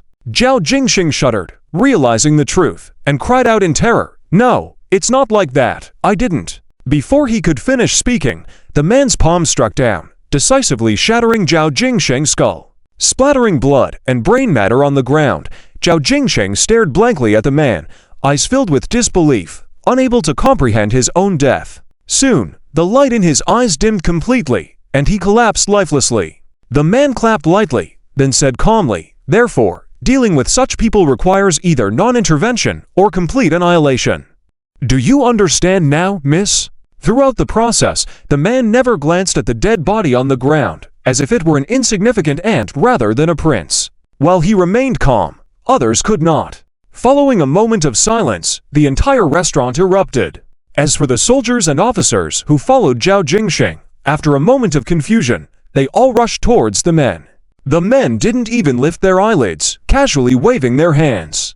Countless golden lights exploded from their hands, directly piercing through the oncoming people. Puff, puff, puff. Bodies fell one after another. But there were still a few survivors standing trembling in place, their faces turning pale. Hey, why are you still standing there in a daze? If he doesn't kill you, you better hurry up and leave, Ying Luo suddenly said. Only then did these few people snap out of their daze and then scrambled to escape. Not only them, but the other diners and staff also hurriedly fled.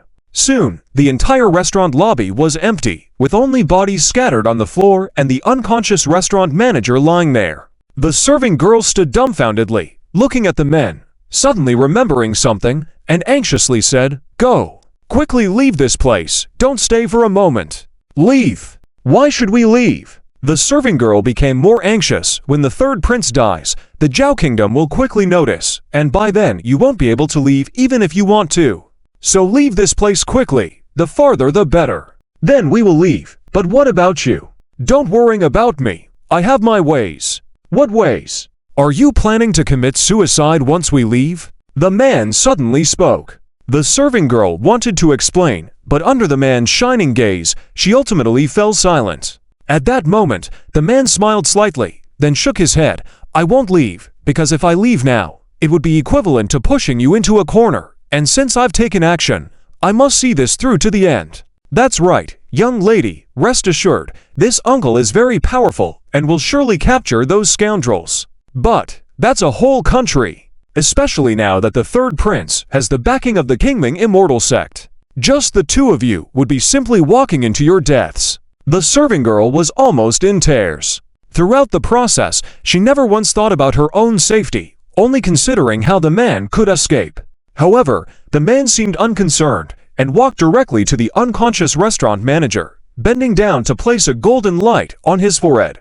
In an instant, the restaurant manager groaned, then slowly regained consciousness and stood up, going to his daughter's side. The man faintly smiled. The food is getting cold. I hope you reheat it, and the plain noodles are very delicious. Can the lady make me another portion? The serving girl, now realizing the situation, trembled, then deeply bowed to the man and left. After the father and daughter left, Ying Luo excitedly approached the man. Hey, uncle, you were so cool just now. Especially the part about not making a move until necessary, and then eradicating them all. That indifferent tone was simply too cool. Cool. The man smiled slightly. Really cool. Ying Luo nodded vigorously. Learn it from someone. Learn it from someone. Ying Luo was taken aback, then looked at the man with an astonished expression. From whom? The man faintly smiled. From a guy who always wears white clothes. Saying this, a hint of reminiscence flashed in the man's eyes as he murmured softly, I wonder how he is doing now. Is he very powerful? Ying Luo seemed very interested in the person the men mentioned. Yes, very powerful. To be precise, he should be the most powerful person in all realms. The most powerful person in all realms. Ying Luo widened her eyes. Is he more powerful than you, uncle? The man nodded and smiled. Certainly more powerful than me. The little girl's face showed astonishment. She had witnessed the man's strength with her own eyes, and in her opinion, there was no one stronger than him. But she never expected there could be someone even more powerful. Where is he now? The man shook his head. I don't know. I haven't seen him for a long time. But it seems like many people are looking for him too.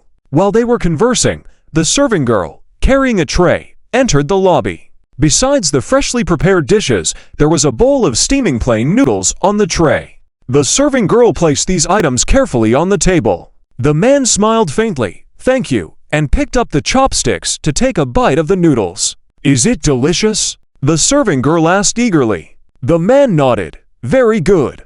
Upon hearing these 3 words, the serving girl's eyes crinkled with a smile, and her face lit up. But soon she lowered her head and softly said, My name is Ningju. A very nice name.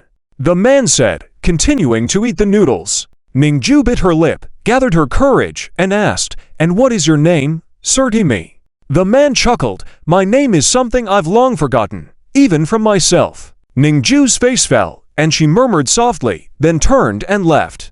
After she left, Ying Luo approached with a smile, speaking softly, Uncle, it seems like that lady is quite interested in you. Why don't you tell her your name?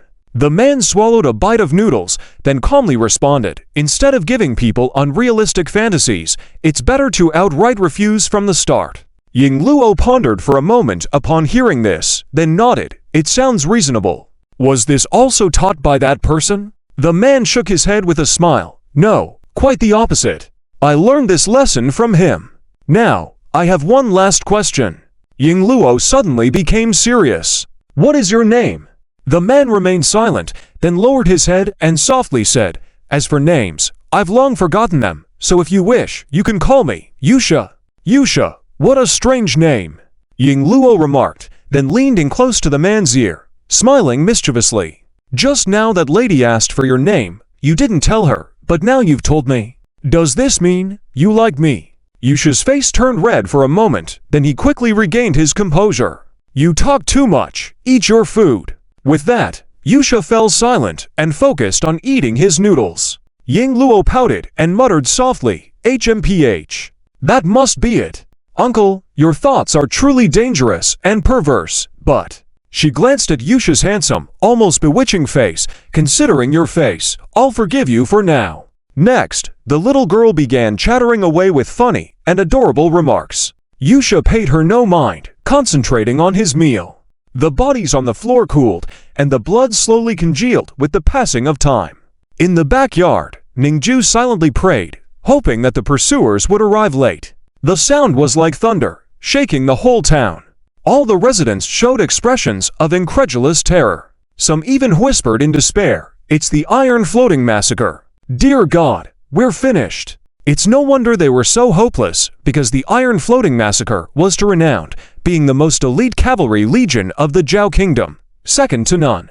Even the practitioners had to retreat 3 steps back once they formed their ranks and advanced, not daring too lightly challenge their sharpness. This showed their formidable might. At this moment, as everyone saw the Iron Floating Massacre arriving in person, a deep sense of despair enveloped them all. Ningju's face had turned nearly transparent with paleness. Meanwhile, the Iron Floating Massacre had flown above the town, led by a fierce commander with a face full of killing intent. Who dares to kill the 3rd prince of Zhao Kingdom? Show yourself now! Despite his thunderous voice, all he received in response was silence. Inside the restaurant, Yueisha calmly ate the vegetarian noodles in front of her, not even changing her chewing speed. The commander's expression darkened. Very well, since you dare not show yourself, today, I will bury the entire town with you.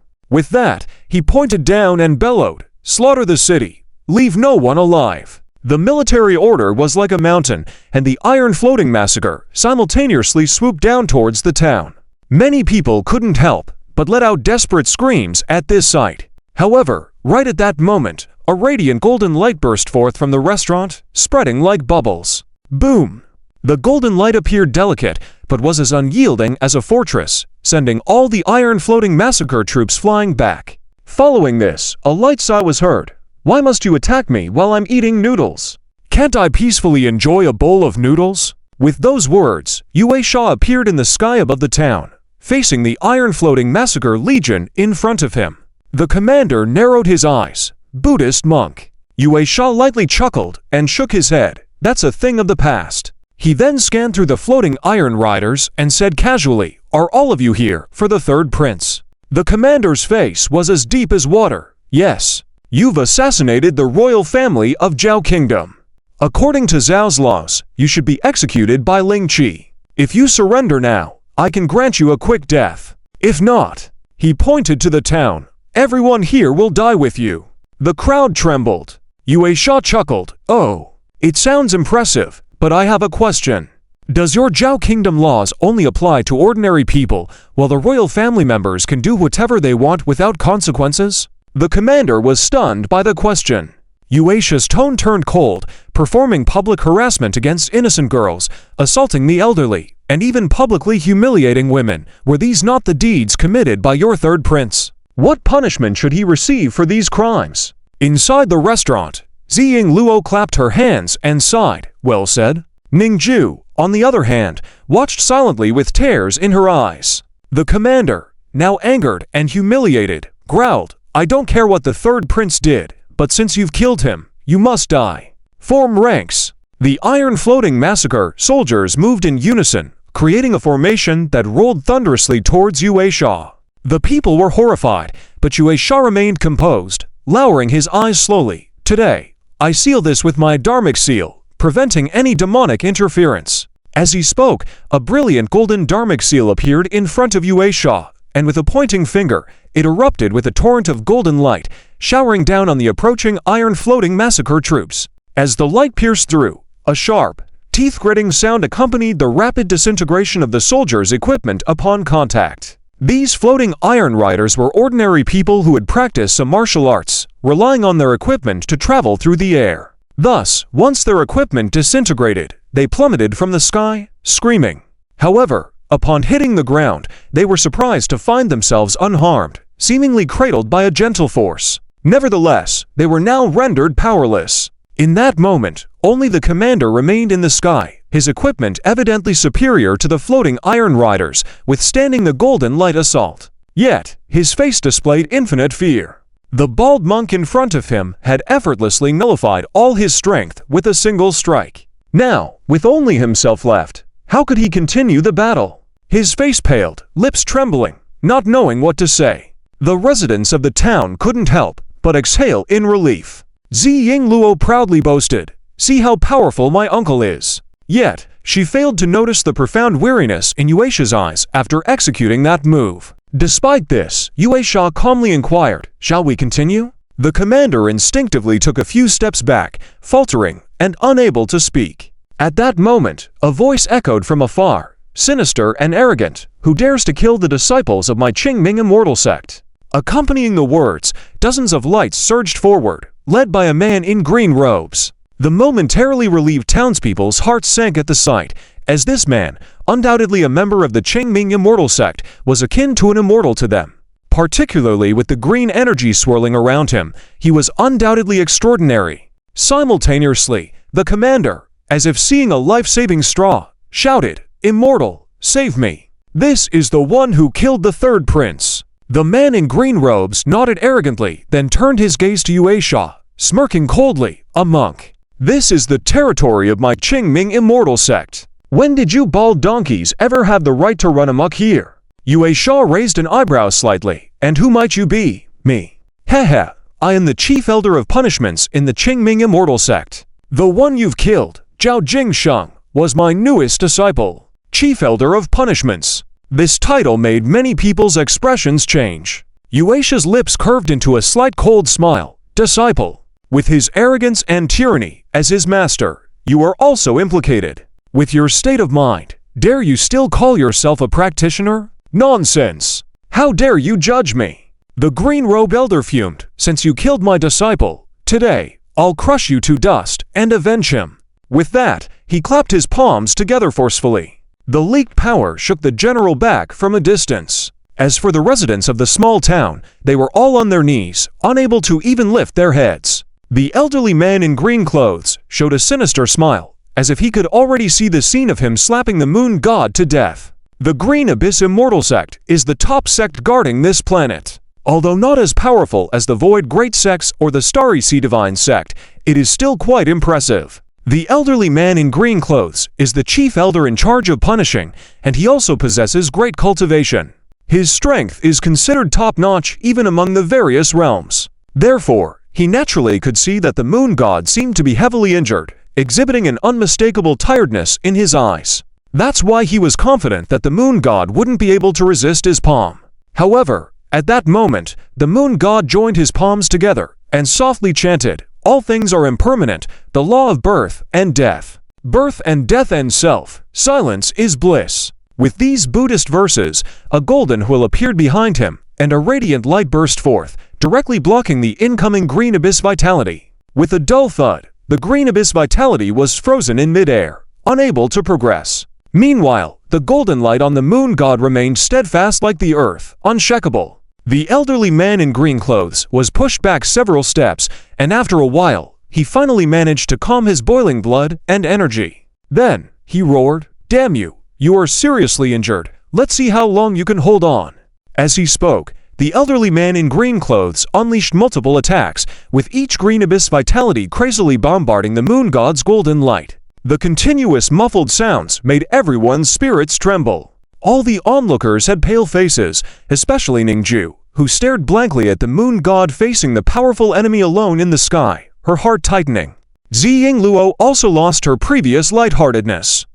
Her face was pale, but she forced a smile and said, "Don't worry, Uncle will be fine, he's not even injured." But as soon as she finished speaking, a cracking sound was heard, and a crack appeared on the golden wheel behind the moon god, causing the light on his body to dim.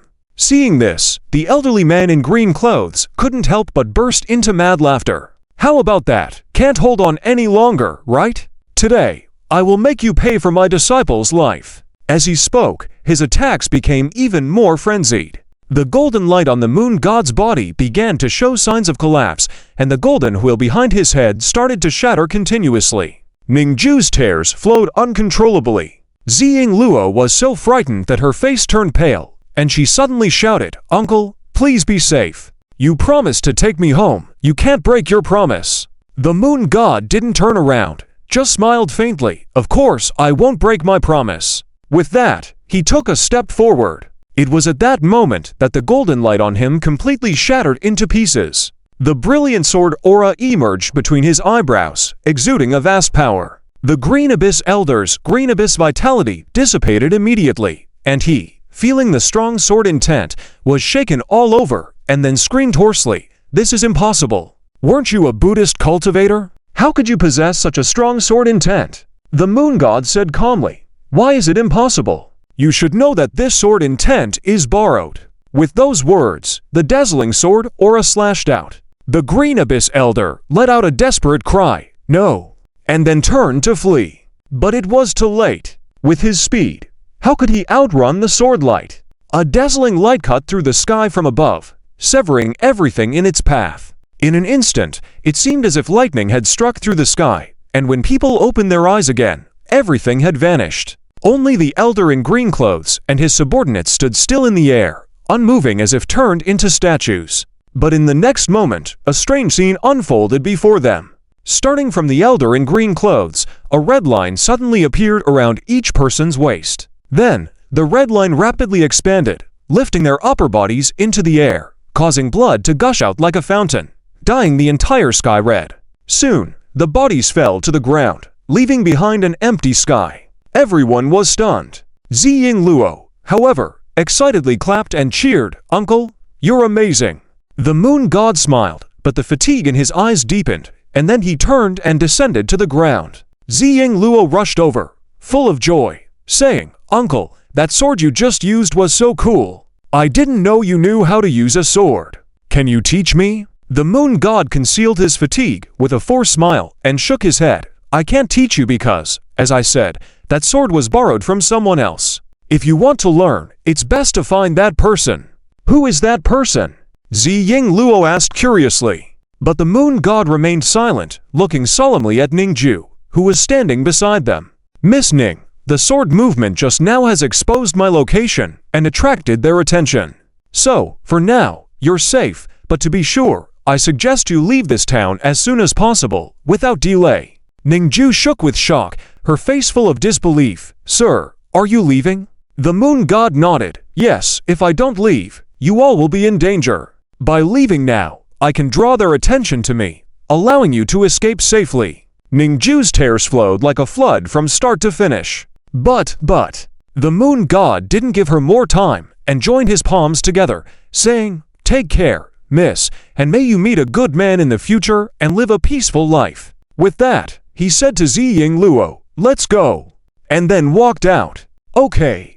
Goodbye, sister." Ziying Luo picked up a cloak from the table and hurried after him. Ningju wanted to say something, but couldn't find the words, so she could only watch the moon god's fading figure with a face filled with infinite sorrow. On the side, the innkeeper, who had been silent all this time, sighed softly. "Jewer, don't look. This gentleman's status is extraordinary. People like us should not daydream. Let's go quickly. Don't waste the kind intentions of the gentleman." With that, he pulled Ningju and left. Ningju glanced one last time at the disappearing figure in the distance, feeling infinite sadness in her heart. The person speaking has white hair and a youthful appearance, with a piercing look in their eyes, exuding an air of immortality and wisdom. If anyone else were present, they would surely be shocked and speechless upon seeing this elder, for this elder is none other than the sect master of the Qingming immortal sect, Jin Yubin. Following behind him are the various sect elders of the Qingming immortal sect. The sect master Jin Yubin is surrounded by a green aura, raising his hand to trace out a large formation in the air. Within the formation, countless subtle energies circulate slowly, simulating creation and destruction. It is the unique skill of the Qingming immortal sect, the Greenwood Simulation Array. This Greenwood Simulation Array is a secret method specifically used for tracking and tracing, able to follow a person's residual aura, and has remarkably mystical effects. At this moment, Jin Yubin is attempting to track the whereabouts of Zuan through the faint remnant sword intent left at the scene. Meanwhile, one of the elders speaks with a grave expression. "Master, if it is indeed Zuan, should we inform the Zhuanning tomb and the human emperor's hall first?" Jin Yubin shakes his head. "Just this evidence is not enough to claim a reward. We must have the exact whereabouts of Zuan." The elders appear hesitant, and the elder who spoke before continues, "What should we do now? Should we disclose the information to the sects of the nearby planets and work together to apprehend Zuan? Fools!" Jin Yubin, upon hearing this, raises his eyebrows, scolding sharply. "You are all short-sighted and timid, scared upon hearing the name Zuan, aren't you?" The elders all show embarrassed expressions. Jin Yubin snorts and continues, "The opportunity in front of us now is a rare chance in 1,000 years. Yet you want to share it with others. Isn't that foolish? Are you saying we should independently pursue Zuan?" A struggling elder remarks. Jin Yubin nods. "Exactly." The elders show fearful expressions. This. Enough. I know what you are thinking. Rest assured, I am not making rash decisions impulsively, says Jin Yubin with a mysterious smile on his face. When I was detecting this sword intent just now, I found it not as powerful as rumored. What does that mean? It means that Zuan is either not as formidable as rumored, but this should be impossible since he has successfully refined 1,000 sect geniuses, an elder replies. So, there is only one possibility now, that Zuan must have suffered severe injuries, hence his weakness. Jin Yubin's eyes light up with excitement. What we should do now in the Qingming immortal sect is to strike while the iron is hot. If we can capture Zuan, we will not only receive a generous reward, but also gain fame across the heavens. What does it mean to have both fame and fortune? It means having both fame and fortune. After hearing the master's explanation, several elders become excited as well, their eyes showing signs of fervor. However, The elder who spoke earlier hesitates. What about the head of the disciplinary elders? Should we just leave his body exposed in the wilderness? Leave it for now. Once we catch Xuan, we'll come back to deal with it. This can also be considered his contribution to our sect. At this moment, the energies being simulated within the Greenwood simulation array suddenly stagnate, followed by a burst of light ascending into the sky, outlining a path and extending to the distant horizon. Jin Yubin's spirit is lifted. Xuan's trail has appeared. Everyone follow me. With that, he takes the lead, turning into a streak of light and following the trail indicated by the Greenwood array. The other elders exchange glances and then follow closely behind. Meanwhile, in the vast void tens of thousands of miles away from this planet, Yue Shen, carrying the little girl Yingluo on his back, is hastening their journey. Suddenly, Yue Shen's figure trembles and their pace slows down. "Uncle, what's wrong with you?" Yingluo senses something amiss and struggles to peek out from the custom-made backpack that Yue Shen has for her. Although she is protected by Yue Shen's energy field, the extreme cold and vacuum of outer space still cause discomfort to the untrained little girl. "I'm fine. Quickly get back into the backpack," Yue Shen whispers. "No, you must have something wrong, or else you wouldn't suddenly slow down." Yingluo stubbornly insists, her face filled with worrying. She is an exceptionally intelligent girl, having experienced much treachery despite her young age, making her more insightful than her peers. For instance, she has long noticed the injuries on Yue Shen's body, but never mentioned it. She knows that if Yue Shen wants to talk about it, he will, and if not, her inquiries would be futile. But the situation is different now, as Yue Shen's condition obviously causes concern, making little Yingluo's heart tighten. Yue Shen takes a deep breath, pushes down his fatigue once again, then turns to smile gently. "I've told you I'm fine. Do you believe me now?" Yingluo gives Yue Shen a deep look and finally lowers her head, muttering quietly, "Your injury." Before she could finish, the distant void starts to surge. Yue Shen's expression changes abruptly, and he sternly commands, "Quickly get back into the backpack. Do not come out without my permission." His voice is firm and devoid of its usual tenderness. Yingluo trembles, stealing a glance at Yue Shen. His face is serious, and her heart thuds nervously. Without shedding a tear or a word, she obediently retreats into the backpack. She knows that the only thing she can do now is to follow his instructions and not become a burden to Yue Shen. In that split second when she re-enters the bag, Yue Shen decisively seals it shut, then pricks his fingertip, drawing several Buddhist seals on the backpack. After completing these actions, Yue Shen finally relaxes slightly, lifts his head, and calmly gazes at the distant void. In just a few blinks of an eye, several beams of light burst out of the turbulent void and approach Yue Shen. "Xuan!" Yuesha was slightly stunned. Jin Yubin couldn't help but sneer when he saw the reaction. "What?" The esteemed Red Lotus Xianzun actually dares not admit his own identity. Suddenly understanding, the astonishment on Yuesha's face dissipated, and he calmly replied, "Yes, I am Xuan. How do you intend to treat me?" After Yuesha straightforwardly admitted his identity, including Jin Yubin, everyone from the Qingming Xian sect unconsciously took half a step back. After all, Xuan's reputation was extremely great, to the point where even ordinary Xian sects had heard of his deeds more than once. If not for Jin Yubin being confident that Xuan was seriously injured and had no strength left to fight, they probably wouldn't have even had the qualifications to see Xuan. Nonetheless, many people's hearts were still filled with fear. Jin Yubin's expression changed for a moment, but he quickly regained his composure and sneered, "Good. Truly living up to being a top powerhouse that once dominated the heavens, showing courage. Now surrender obediently and come back with me. I promise not to make things difficult for you. What do you think?" Yuesha faintly smiled and replied, "It sounds like you're giving me face, but what if I decline?" Jin Yubin snorted, "Then don't blame me for being impolite. Zhu, I already said that from the moment you made a move. I had already anticipated everything.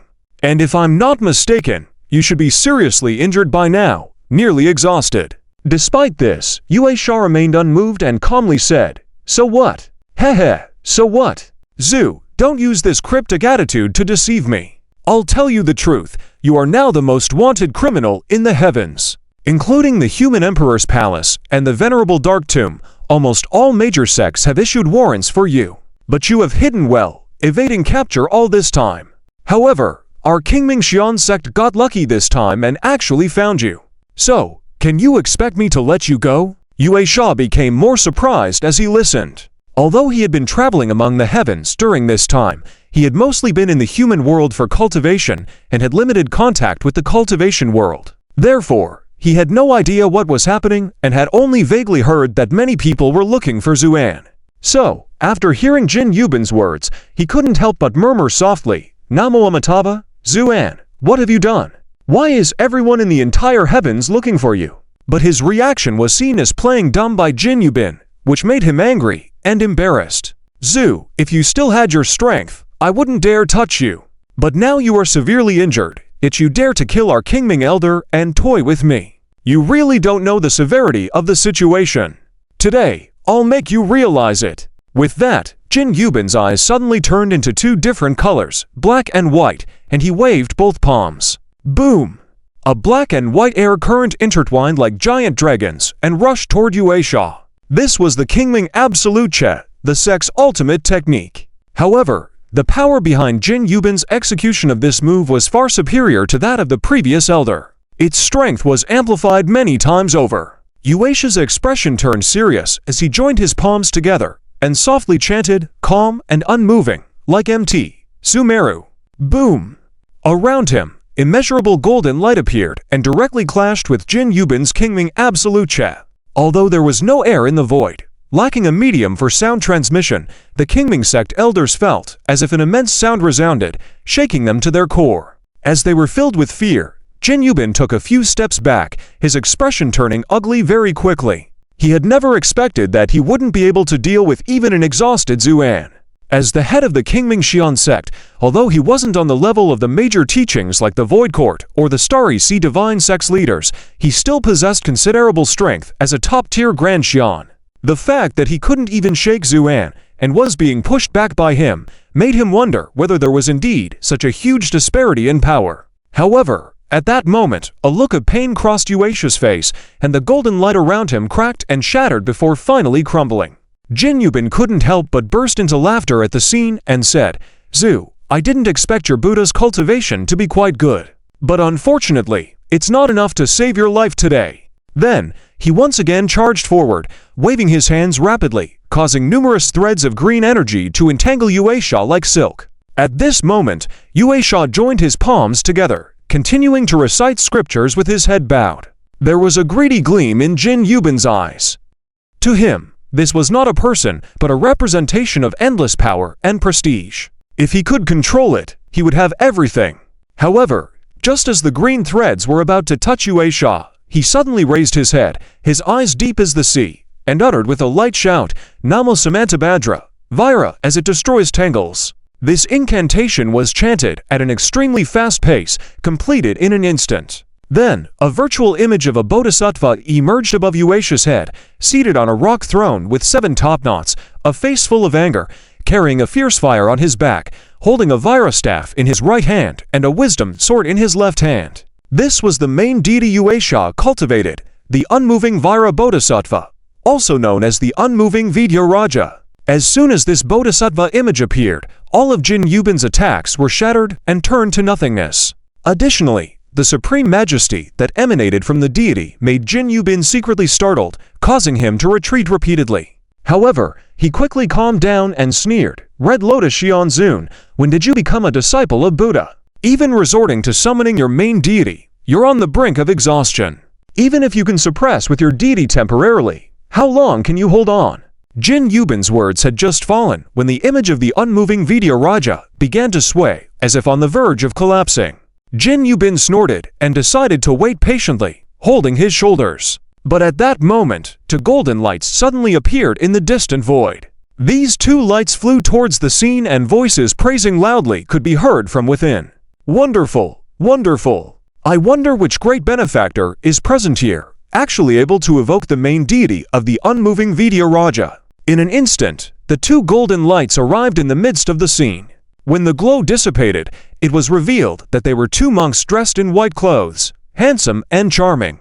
The appearance of these 2 monks surprised Jin Yubin momentarily, but his expression darkened quickly, and he coldly shouted, Kingming Xian sect business, all unrelated individuals step aside. However, the two monks didn't even spare a glance at Jin Yubin and continued to look at Yue Sha with eyes full of joy and admiration. Wonderful, wonderful! The unmoving Vidyaraja Bodhisattva is compassionate and unyielding, impervious to any attempts at disturbance. It requires great courage and wisdom to learn. One must be praised for achieving it. Faced with the indifference of the two monks, Jin Yubin couldn't help but become furious. Since you monks are lining up to seek death, then I will grant your wish. With that, Jin Yubin waved his hands, and a vast blue mist energy transformed into a huge net, crashing down on the two monks. One of the monks sighed lightly at the scene. Why be so agitated, benefactor? To know all things in the world only takes a smile, so why not let go? With that, the monk smiled and raised his palm to slowly press down. Boom! All the blue mist energy instantly dissipated, and Jin Yubin felt an invisible force suddenly descend upon his shoulders. Caught off guard, he knelt down, unable to even lift his head. Master! Exclaimed the elders of the Kingming Immortal sect in unison. At the same time, the image of the moon Chastity that had just dissipated, upon witnessing this scene, couldn't help but freeze for a moment. Esoteric Great Seal. The other monk chuckled. Good observation, monk. The moon Chastity gazed deeply at the monk and said in a deep voice, Are you from the Tathagata realm or the Vaira realm? I am from the Tathagata realm. My Dharma name is Maitreya, and this is my junior brother Incapable. The monk said with a smile. Even the moon Chastity, with a heart as firm as iron, couldn't help but be shaken to the core upon hearing this monk introduce himself. Amitabha Maitreya Bodhisattva? I dare not. I am just a humble Buddhist practitioner. How can I speak about being a Bodhisattva? Maitreya said with a gentle smile. But the moon Chastity knew very well that this was just his humility. Because this monk, who seemed calm and smiling throughout, was actually one of the top experts in esoteric Buddhism, with a profound level of Buddhist cultivation that was unfathomable. There were even rumors that he had attained the Dharma Cloud realm and become an enlightened Buddha in human form. Here, let me briefly introduce esoteric Buddhism. Since the founding of the core Pure Land by the Buddha, Buddhist disciples have spread throughout the heavens and eventually formed a major sect. Basically, all Buddhist disciples regard the Buddha as their master. However, esoteric Buddhism is different because its origins go far back compared to the Pure Land founded by the Buddha. In fact, even the Buddha himself was once an esoteric Buddhism disciple. It was only after studying the 3,000 Great Sutras and attaining enlightenment as an embodied Buddha that the Buddha departed from esoteric Buddhism to establish the Pure Land Buddhist realm in the heavens. As a result, esoteric Buddhism has always held a subtle attitude towards the Buddha. Within esoteric Buddhism, there are two major realms, the Tathagata realm and the Vaira realm. The Duzen Palace is the top sect of the Tathagata realm, and Maitreya is a well-known master of esoteric Buddhism. However, in general, esoteric disciples do not leave their mountains, and they rarely appear in the heavens. So when Maitreya suddenly descended from the mountain and appeared in the heavens, the moon Chastity was so shocked. At that moment, the people of the Kingming Immortal sect suddenly screamed. Then, the junior brother of Maitreya smiled and said, I see that all of you benefactors are full of resentment, clearly consumed by greed and anger. The Buddha is compassionate. Why not come to my place for meditation for 100 years to rid yourself of worldly desires, attain enlightenment and purity? What do you think? Although it sounded like he was seeking the opinion of Jin Yubin and the others, with his words, golden light strands layered like vines bound Jin Yubin and the others. Not only that, these golden lights seemed to have an inexplicable suction force, continuously absorbing everything around them. As a result, the people of the Kingming Immortal sect were horrified to find that their cultivation was rapidly dissipating. Especially Jin Yubin, who went from the pinnacle of the Great Luo realm to descending to the true immortal realm in the blink of an eye, and then to the golden immortal realm. This sudden and drastic decline in strength made Jin Yubin's heart and liver ache, and he cried out in despair, No! But it was too late. Incapable waved his hand, and a bag draped over his shoulder suddenly flew out, turning into a shiny golden bag in the air, sucking in all the people of the Kingming Immortal sect, including Jin Yubin. Then the bag flew back into Incapable's hands, and after a moment of consideration, he was satisfied and draped it back over his shoulder. And thus, the previously mighty Kingming Immortal sect was completely defeated. The whole process was swift and shocking. However, the monk incapable seemed to treat it as a trivial matter, smiling slightly at Maitreya. "Brother, is this handling appropriate in your view?" Maitreya nodded, then turned to the Moon Chastity. "Monk, don't you know your Dharma name?" With a deep breath, the Moon Chastity clasped his palms together. "Monk of Juoi Mountain Monastery, disciple of Dingchen Monastery, Moon Chastity, greetings to the two great virtuosos." "Juoi Mountain?" Maitreya and his junior brother incapable exchanged glances, then Maitreya smiled and said, "So you are from the Pure Land Buddhist realm. Why are you here, and where are you heading to?" The Moon Chastity gave a bitter smile, not answering directly, but softly said, "I intended to return to my monastery, but was intercepted by these people. Fortunately, I met you both, otherwise today, I would have been either killed or seriously injured." Very well, monk, you are too polite. Although we follow different schools of practice, we are all Buddhists and should help each other. Besides, we are also planning to visit the Pure Land Buddhist realm, so why not travel together?" After speaking, Maitreya looked at the Moon Chastity with a smile, waiting for his answer. The Moon Chastity felt a shock in his heart. The top experts of these two esoteric sects were actually going to the Pure Land Buddhist realm. What were they going to do there? It's worth noting that there has been very little interaction between esoteric Buddhism and the Pure Land Buddhist realm. But soon, the Moon Chastity buried these doubts deep in his heart and nodded. "In that case, I thank you both. What's this?" Incapable, who was quite curious, pointed to the backpack on one side and asked. The Moon Chastity smiled, without concealing anything, directly unfastened the Buddhist seal and opened the backpack. As soon as the cover was opened, little Ying Luo leapt out and hugged the Moon Chastity, crying softly. While crying, she sobbed and said, "You, uncle, I'm so scared. Please don't leave me. Don't abandon me, okay?" The Moon Chastity was first stunned, then his eyes softened instantly, and he said softly, "It's okay. There's nothing wrong with me. Don't worry. I won't leave you, and I won't abandon you." But little Ying Luo continued to cry non-stop. The Moon Chastity looked slightly embarrassed at Maitreya and his junior brother, intending to explain. Miles' body trembled slightly, awakening from deep thoughts. He then smiled faintly and said, "It's nothing, Junior Mooncaster. This young girl is." Mooncaster lowered his eyes and softly said, "I found her on the road. Her name is Ying Luo." "Ying Luo," Mile repeated, then suddenly laughed. "What a beautiful name." Wanang couldn't help nodding. Indeed, it's a good name. Their reactions were so strange, but Mooncaster's heart was in chaos at the moment, completely unaware. "Since Junior Mooncaster is injured, why don't the two of us accompany you on your journey? It will be faster that way. What do you think?" Miles suggested. "If that's the case, then thank you in advance. Don't mention it. Let's go." Mile waved his hand, and countless golden lights appeared out of thin air, enveloping the four of them. When the light dissipated, the four of them had already disappeared. At this moment, in the core Pure Land, everyone was busy in an orderly manner. After a period of effort, the Venerable by Milahan had already converted the majority of confused sentient beings. This made the temple that had been lonely and desolate in the sky for centuries lively again. Moon Silence led the disciples of Dingchan Temple to guard this Pure Land Buddha land. However, whoever looked in a certain direction showed reverence. Yan gazed at the golden light cave entrance, shrouded in layers of lotus flowers in the distance, with no change on his face, silently praying in his heart. "Husband, are you okay right now? It has been more than a month since Zuan entered seclusion." But this little over a month felt so long for Yan.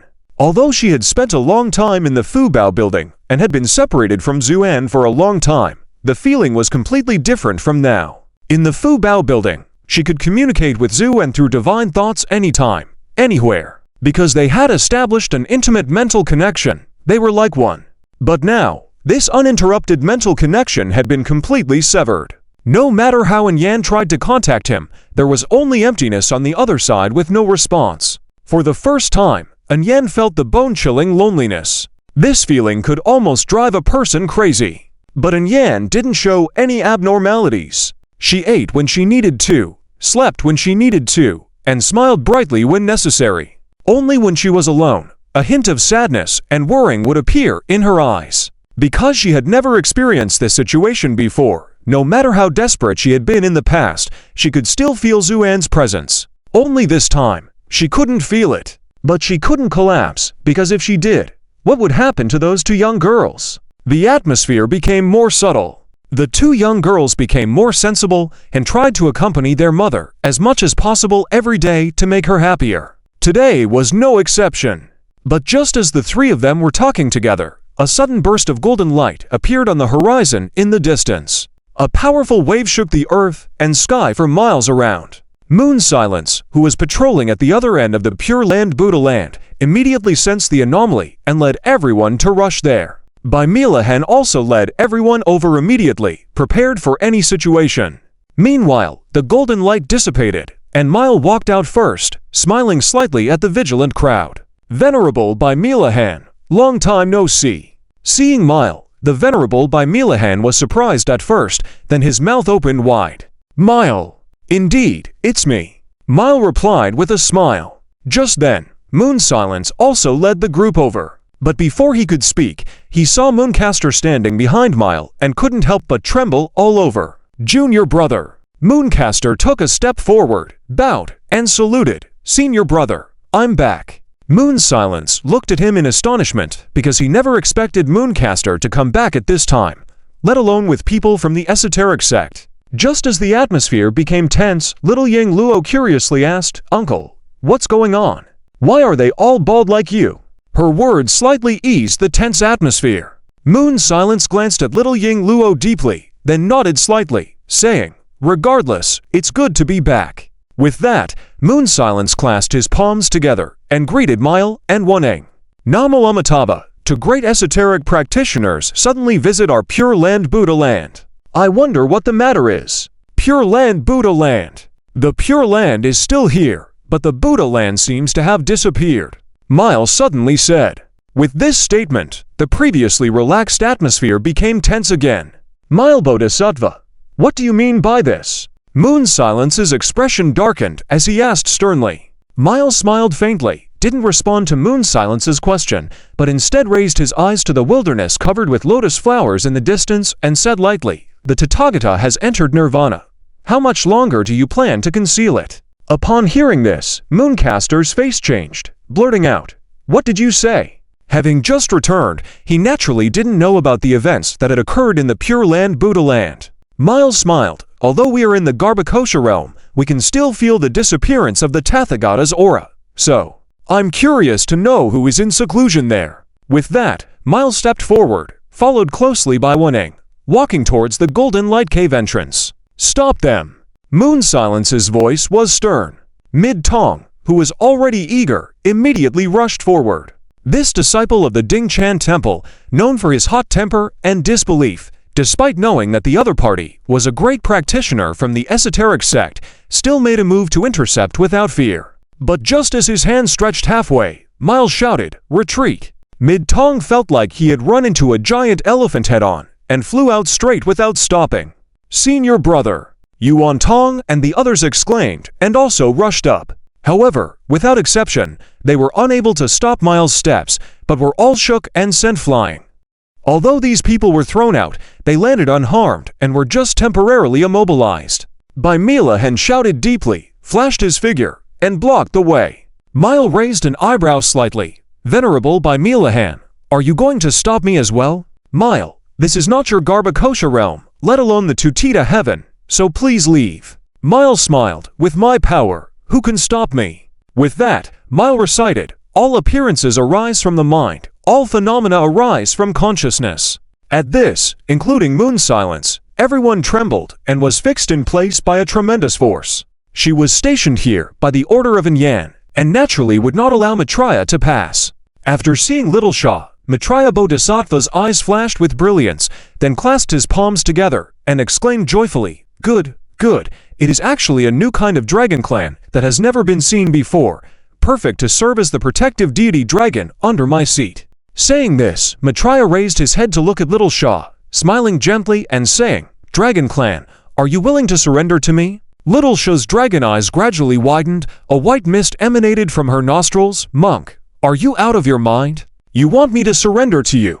Do you know who my master is? Stop the nonsense, behave yourself, and leave, or I won't be polite. Maitreya's smile did not diminish at all. Instead, he said with interest, Interesting, I seldom see a dragon clan with such courage and independent thinking. But since I want you to surrender to me, whether you agree or not will result in the same outcome. With that, Maitreya took a step forward. Little Shaw had become a bit impatient already, so when she saw Maitreya actually moving towards her, she involuntarily spiraled and then spewed out a breath of dragon fire towards Maitreya. Since undergoing refinement in the Dragon Clan's sacred land, Little Shaw's body had already fused with the bloodlines of several dragon clans, such as the Demon Dragon and the Flood Dragon, making the power of this dragon's breath extremely formidable. However, Maitreya didn't even lift an eyelid, just casually waved his hand, and a huge palm appeared in the air, grabbing the dragon's breath with a single grip, turning it into nothing. But this was far from over, as this giant palm then came crashing down towards Little Shaw. With tremendous force descending upon her, Little Shaw showed no fear, instead roared in anger and flew straight up to meet it. Witnessing this scene, Maitreya's admiration grew even stronger in his eyes, but the force behind his hand did not diminish at all. Therefore, soon, Little Shaw collided head-on with this giant palm in midair. Boom! After a loud sound, Little Shaw's body suddenly sank downwards, clearly bearing an immense pressure. The pressure was so great that it caused her dragon scales to crack open piece by piece and her bones to make cracking sounds. Nevertheless, Little Shaw did not retreat, instead let out an extremely angry dragon roar. "Ah, no matter who you are, get lost," she said angrily, using all her strength to resist the giant palm, slowly rising upward. A look of solemnity appeared on Maitreya's face. He had never expected Little Shaw to be so brave and strong, even able to move his giant handprint. Such a strong spirit and will were truly formidable. But everything ended there. Maitreya sighed lightly, then suddenly pressed down with his palm. Little Shaw had no more resistance left and was forcefully pressed down over 100 feet. However, at that moment, a shout was heard, "Lady Shaw, I'll help you." With that, an octopus shot up into the sky, waving its tentacles and flying close, quickly entwining around the giant palm. The newcomer was none other than Zhang Xiaoyu, who used all her strength, pulling her tentacles tightly in an attempt to lift the giant palm, giving Little Shaw some breathing room. However, with her limited strength, how could she possibly match the might of the giant handprint? In just a few breaths of time, Little Shaw and Zhang Xiaoyu both let out a cry of surprise, then were forcibly pressed down to the ground from the sky. As the giant palm landed, it directly transformed into chains, tightly binding the two. Even though Little Shaw struggled desperately, she still could not budge the chains a bit. The strength of Maitreya Bodhisattva was truly formidable, as evidenced by this display. At this moment, Little Shaw's eyes were filled with fury as she stared fixedly at Maitreya and shouted, "Let me go, you bald donkey." Maitreya was not angry, but instead smiled faintly. "Don't be tense, I won't harm you, but you have to lie here for a while." With that, Maitreya took a step forward. Seeing this scene, Little Shaw shook violently, her eyes spewing fire, her dragon blood boiling, even wanting to burn herself to break free from the restraint. However, at that moment, Waneng Sheng walked past her and extended his hand to slap her shoulder gently. "Young lady, don't act so rashly." These two light slaps seemed casual, but easily dispersed the energy and blood that Little Shaw had concentrated, even causing her entire body to stiffen instantly, unable to move. "Rest for a while first. What do you think?" Waneng Sheng said with a smile, then got up and left. At the same time, Maitreya also stopped in his tracks as he was faced with a stunningly beautiful woman. The woman held a weapon resembling a bizarre cooking utensil and stared at him with a serious expression. It was Yan. Yan had witnessed everything that had just transpired, including Yuezi. No one in the Pure Land Buddha Kingdom was able to stop this Maitreya Bodhisattva. Even Little Shaw was easily defeated, indicating his power. However, Yan did not back down, but instead stood calmly blocking the way, saying calmly, "This path is closed, monk. Please turn back." Upon seeing Yan, Maitreya showed a look of surprise, but then took a half-step back, clasped his palms together, and said without looking away, "Lady Donor, please make way." "Make way." Yan sneered, "All right, then walk over my dead body." With that statement, Xiong and Nyanian, the two little girls, also peeked out from behind Yan. "That's right, my dad is in seclusion. No one is allowed near. Dare to step forward again. We'll beat you up. Nyan waved her small fists. Xiang, on the other hand, appeared calmer, her big eyes rolling around, looking for any weaknesses on Maitreya. Upon seeing Xiang and Nyan, Maitreya shook violently, his eyes showing surprise. But quickly, he couldn't help but exclaim in delight. Good, good. In the heavens there is such a person with such deep Buddha affinity. Truly admirable. With that, Maitreya smiled and nodded at Xiang and Nyan. Two little donors. How old are you? HMPH. We won't tell you. You're a big villain. Nyan huffed. Maitreya was not angry, but instead looked up at Nyan. Lady donor, are these two little donors destined with great merits? And what if they are? Good, good. I see that the two little donors possess great wisdom and affinity with Buddhism, apparently connected to the Buddha. Why not let them follow me in practice? What do you think? Of course not. And Yen shook her head firmly. The two little girls were even more furious. Who wants to practice with you, you bad guy?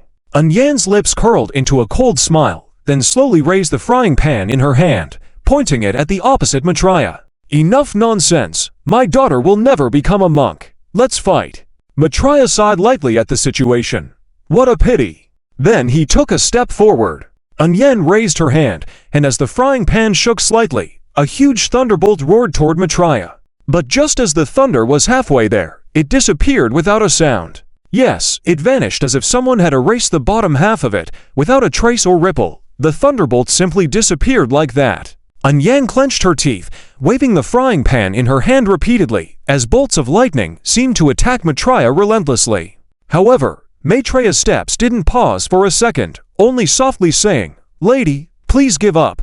I am beyond the 5 elements. These tricks have no effect on me. Yan, of course, wouldn't give up, but Maitreya's imposing presence was like a towering mountain, making it hard for her to breathe. Just then, they heard a cold voice saying, Nyan, the pocket on the person's shoulder behind. Nyan immediately responded, got it. With that, Zunayan pointed at the cloth pocket on the incapable man's shoulder. Shatter! Boom! With a command, the natural energy shook, even altering some causality. Under this force, the cloth pocket rapidly dimmed and became old, faint cracks appearing. Maitreya's expression turned pale, but his eyes were filled with infinite surprise and admiration. Good, good. Is this words becoming reality? Speaking thus, he took another step forward. With that step, the earth trembled. Yan and the two little maidservants retreated simultaneously. Mistress! Ziasha's eyes were bloodshot, screaming hoarsely. Although thrown back a considerable distance, Yan and the two little maidservants were unharmed. Meanwhile, Maitreya, an incapable man, continued to move forward. Yan snorted, charging up again. But midway, incapable man smiled at her. Lady, you seem exhausted. Why not take a break? Saying this, he struck out with his palm. A great force descended, ready to bind Yan. Yet, just as that power was about to make contact, beneath Yan's feet, a lotus suddenly bloomed, then blossomed, encasing her. Not only her, Nyan, Ziasha, and the others were similarly protected. As the lotus bloomed, the imposing pressure Maitreya exerted on everyone instantly dissipated. Ziasha leapt up from the ground, about to confront Maitreya fiercely. But at that moment, Maitreya's expression turned extremely solemn, and his gaze turned resolutely towards the glittering golden entrance in the distance. Without a word, he walked forward, followed closely by incapable man, and the two of them reached the entrance in a blink of an eye. Meanwhile, the golden light above the entrance suddenly surged, condensing into the shape of lotus flowers, blocking everything from the outside. Even Ziasha was not exempt. She was shaken from the air and looked back in astonishment. Maitreya raised his head, looking at the myriad lotus flowers in the sky, suddenly chuckling. Good. I will wait here for you to come out. With that, Maitreya, an incapable man, sat down, slowly closed their eyes, and began to meditate. This scene stunned everyone. Nobody expected such a twist. The Tibetan Buddhist experts, who appeared to be confrontational, suddenly stopped and began to meditate, seemingly waiting for Zuan to come out. This was truly unbelievable. As they watched, Maitreya, an incapable man, emitted countless golden lights, which eventually merged with the golden light at the entrance, obscuring their figures and making them disappear. After a while, Yueji whispered softly, "What are they trying to do?" protect the leader. This sudden stir had temporarily subsided. Although filled with doubts, everyone couldn't help but hold back and patiently wait for Zuan to come out. Others were fine, but Xia Sha, in particular, was on the verge of exploding. Especially after what just happened, she saw it as a huge humiliation and pledged to regain her dignity. At that moment, Zhu Yingluo, curious, approached and asked, Are you a dragon? You're deaf. Your whole family's deaf. Xia Sha, angered, didn't even turn her head, but retorted sharply. Zhu Yingluo took a step back, feeling a little aggrieved, and pouted, Why so serious? I was just curious. It was only then that Xia Sha understood the meaning, turned her head, and saw a little girl about the same height as her. She was taken aback, and then awkwardly scratched her head. You're right, I am a dragon. Zhu Yingluo giggled, then curiously looked at Zhang Ziyu. What about you? How did you grow so many tentacles just now? Zhang Ziyu, with thicker skin than Xia Sha, smiled, and then, shaking his body, revealed those tentacles. How about that? Cool, right? Zhu Yingluo's face showed surprise, clapping enthusiastically. Awesome, awesome. Zhang Ziyu was even more pleased. But what Zhu Yingluo said next completely wiped out his pride. She joked, didn't expect seafood to come to life. You're the seafood, your whole family's seafood. Zhang Ziyu hated it when people called him seafood, retorted without reservation. Zhu Yingluo chuckled, just kidding. Why so serious? Then she looked at Xiang and Nian beside her. After a slight pause, the three girls nodded at each other and said in unison, Hello. Then they all smiled. They say children have no barriers. So, these three girls quickly gathered together to chat and enjoy themselves. This scene made the previously tense atmosphere much lighter. Although Yen had been defeated twice by Maitreya and the others, she was feeling quite good at the moment, because she sensed Duan's presence from that lotus. Though faint, it proved that he was there all along, which was much better than the previous silence. So when she saw her two daughters playing happily with Zhu Yingluo, she couldn't help but smile. However, there were some in the crowd not as happy. Yue Sha glanced at his senior brother, and then chuckled lightly, saying, Senior brother, this doesn't sound like something you would say. Weren't you always upholding the view that originally there is no dust? Where could it stir up? How come you were expressing concern this time? Yueji shot him a glance. Nonsense, you are my dear junior brother. Of course, I should worrying for you. Yue Sha smiled faintly, then lifted his gaze to look at little Yingluo playing in the distance with Xiang and Nian, his eyes gradually becoming deep. Whether it's worth it or not, from the moment I made this decision and put it into action, I have already considered all the consequences, and I am willing to bear them. Looking at his junior brother's indifferent expression, Yueji hesitated to speak, finally let out a light sigh. Do you know, with your talent, if you advance courageously in your meditation without falling, you could definitely reach the level of good wisdom, even have a chance at Dharma Cloud. But instead, you have sacrificed your future for a past life romance. I can't help but feel regret for you. Yue Sha laughed. If I remember correctly, this should be the first time senior brother has praised me. Back when we were studying Undermaster, you used to scold me as foolish all the time. Yueji also laughed, with a hint of nostalgia in his smile. Yes, indeed, you were incredibly foolish at the time, struggling even with a simple sutra. Back then, even Master thought your potential was limited, but who would have guessed that you would suddenly have a breakthrough in your cultivation, and eventually become the one to inherit Master's teachings? Yue Sha chuckled. It's not that I couldn't memorize them, I just found reciting those scriptures too dull and uninteresting. And what about later? Later, I discovered that through continuous practice, I could actually see many things from past lives. So that's when I started to practice diligently. Yueji suddenly fell silent. The implication in his junior brother's words was clear. He had initially embarked on the path of Buddhist practice to unlock his past life wisdom. This left Yueji speechless, and it wasn't until a long while later that he smiled bitterly. So, what do you plan to do next? Will you just continue to keep this girl by your side? Yue Sha shook his head, a look of weariness suddenly appearing in his eyes. I haven't decided yet, but one thing is certain. With that, Yuesha's face showed a hint of a smile. I must wait for Zuan to come out of seclusion to meet this old friend I haven't seen in many years before considering anything else. Hearing this, Yueji's attention was also drawn to the distant golden light. Indeed, I wonder when our chief will come out of seclusion. It shouldn't be long. I can feel it. His aura is slowly strengthening within that golden light. Yue Sha said lightly. Let's hope so. With the temporary calm settling, everything returned to tranquility, and soon it was another 10 days. During these 10 days, everyone's hearts became restless. Even the most dull-witted person could sense the stirring aura within the golden light. This aura was so powerful that even though it was faint, it was vast like a starry sea, almost inspiring reverence. In this atmosphere, Xiang and Nian were very happy because they had made a new friend.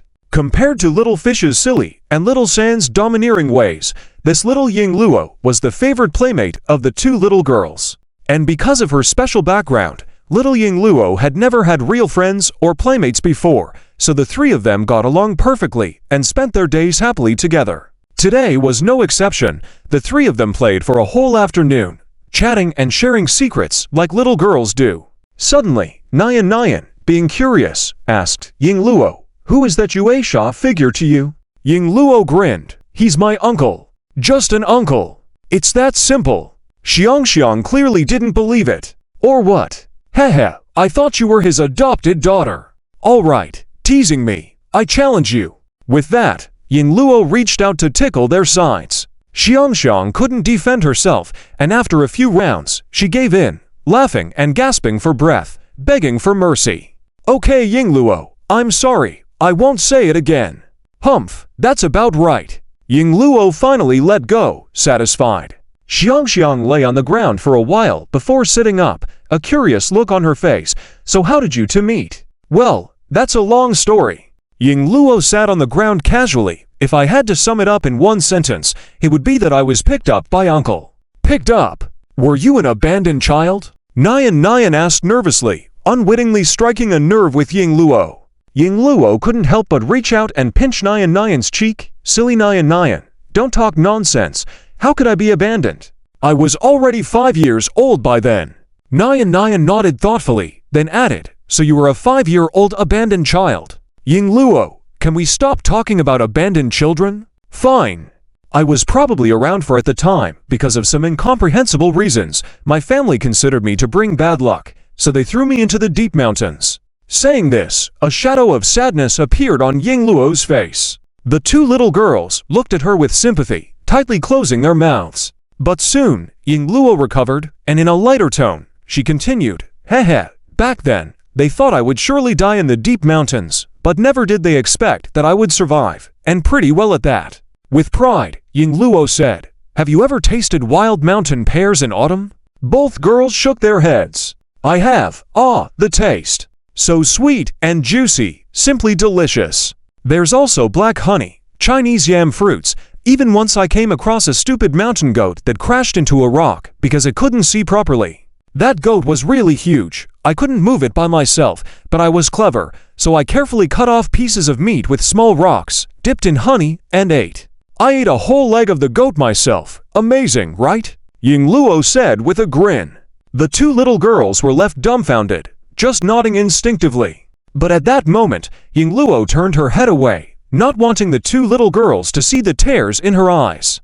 As the weather got colder, overnight, the mountain was covered in heavy snow, and I could only hide in a cave, unable to go anywhere. The two little girls fell silent. They had never imagined that Ying Luo, who appeared sunny and a bit materialistic on the surface, had such a past. Even though they had also experienced a tragic childhood, with An Yen missing and Zuan not returning, they lived with Tang Zhuana.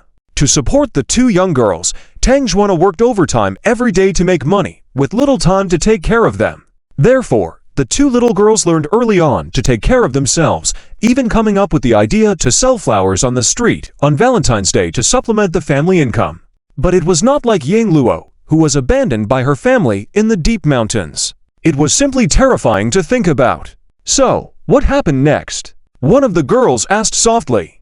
And then, Ying Luo wiped her tears, turned back to the two little girls, and smiled. And then the man arrived. He rescued me from the deep mountains, where I was almost freezing to death. And then, a dazzling light appeared in Ying Luo's eyes.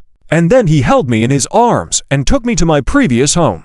It was snowing heavily that day, but I didn't feel cold at all because the man's embrace was so warm.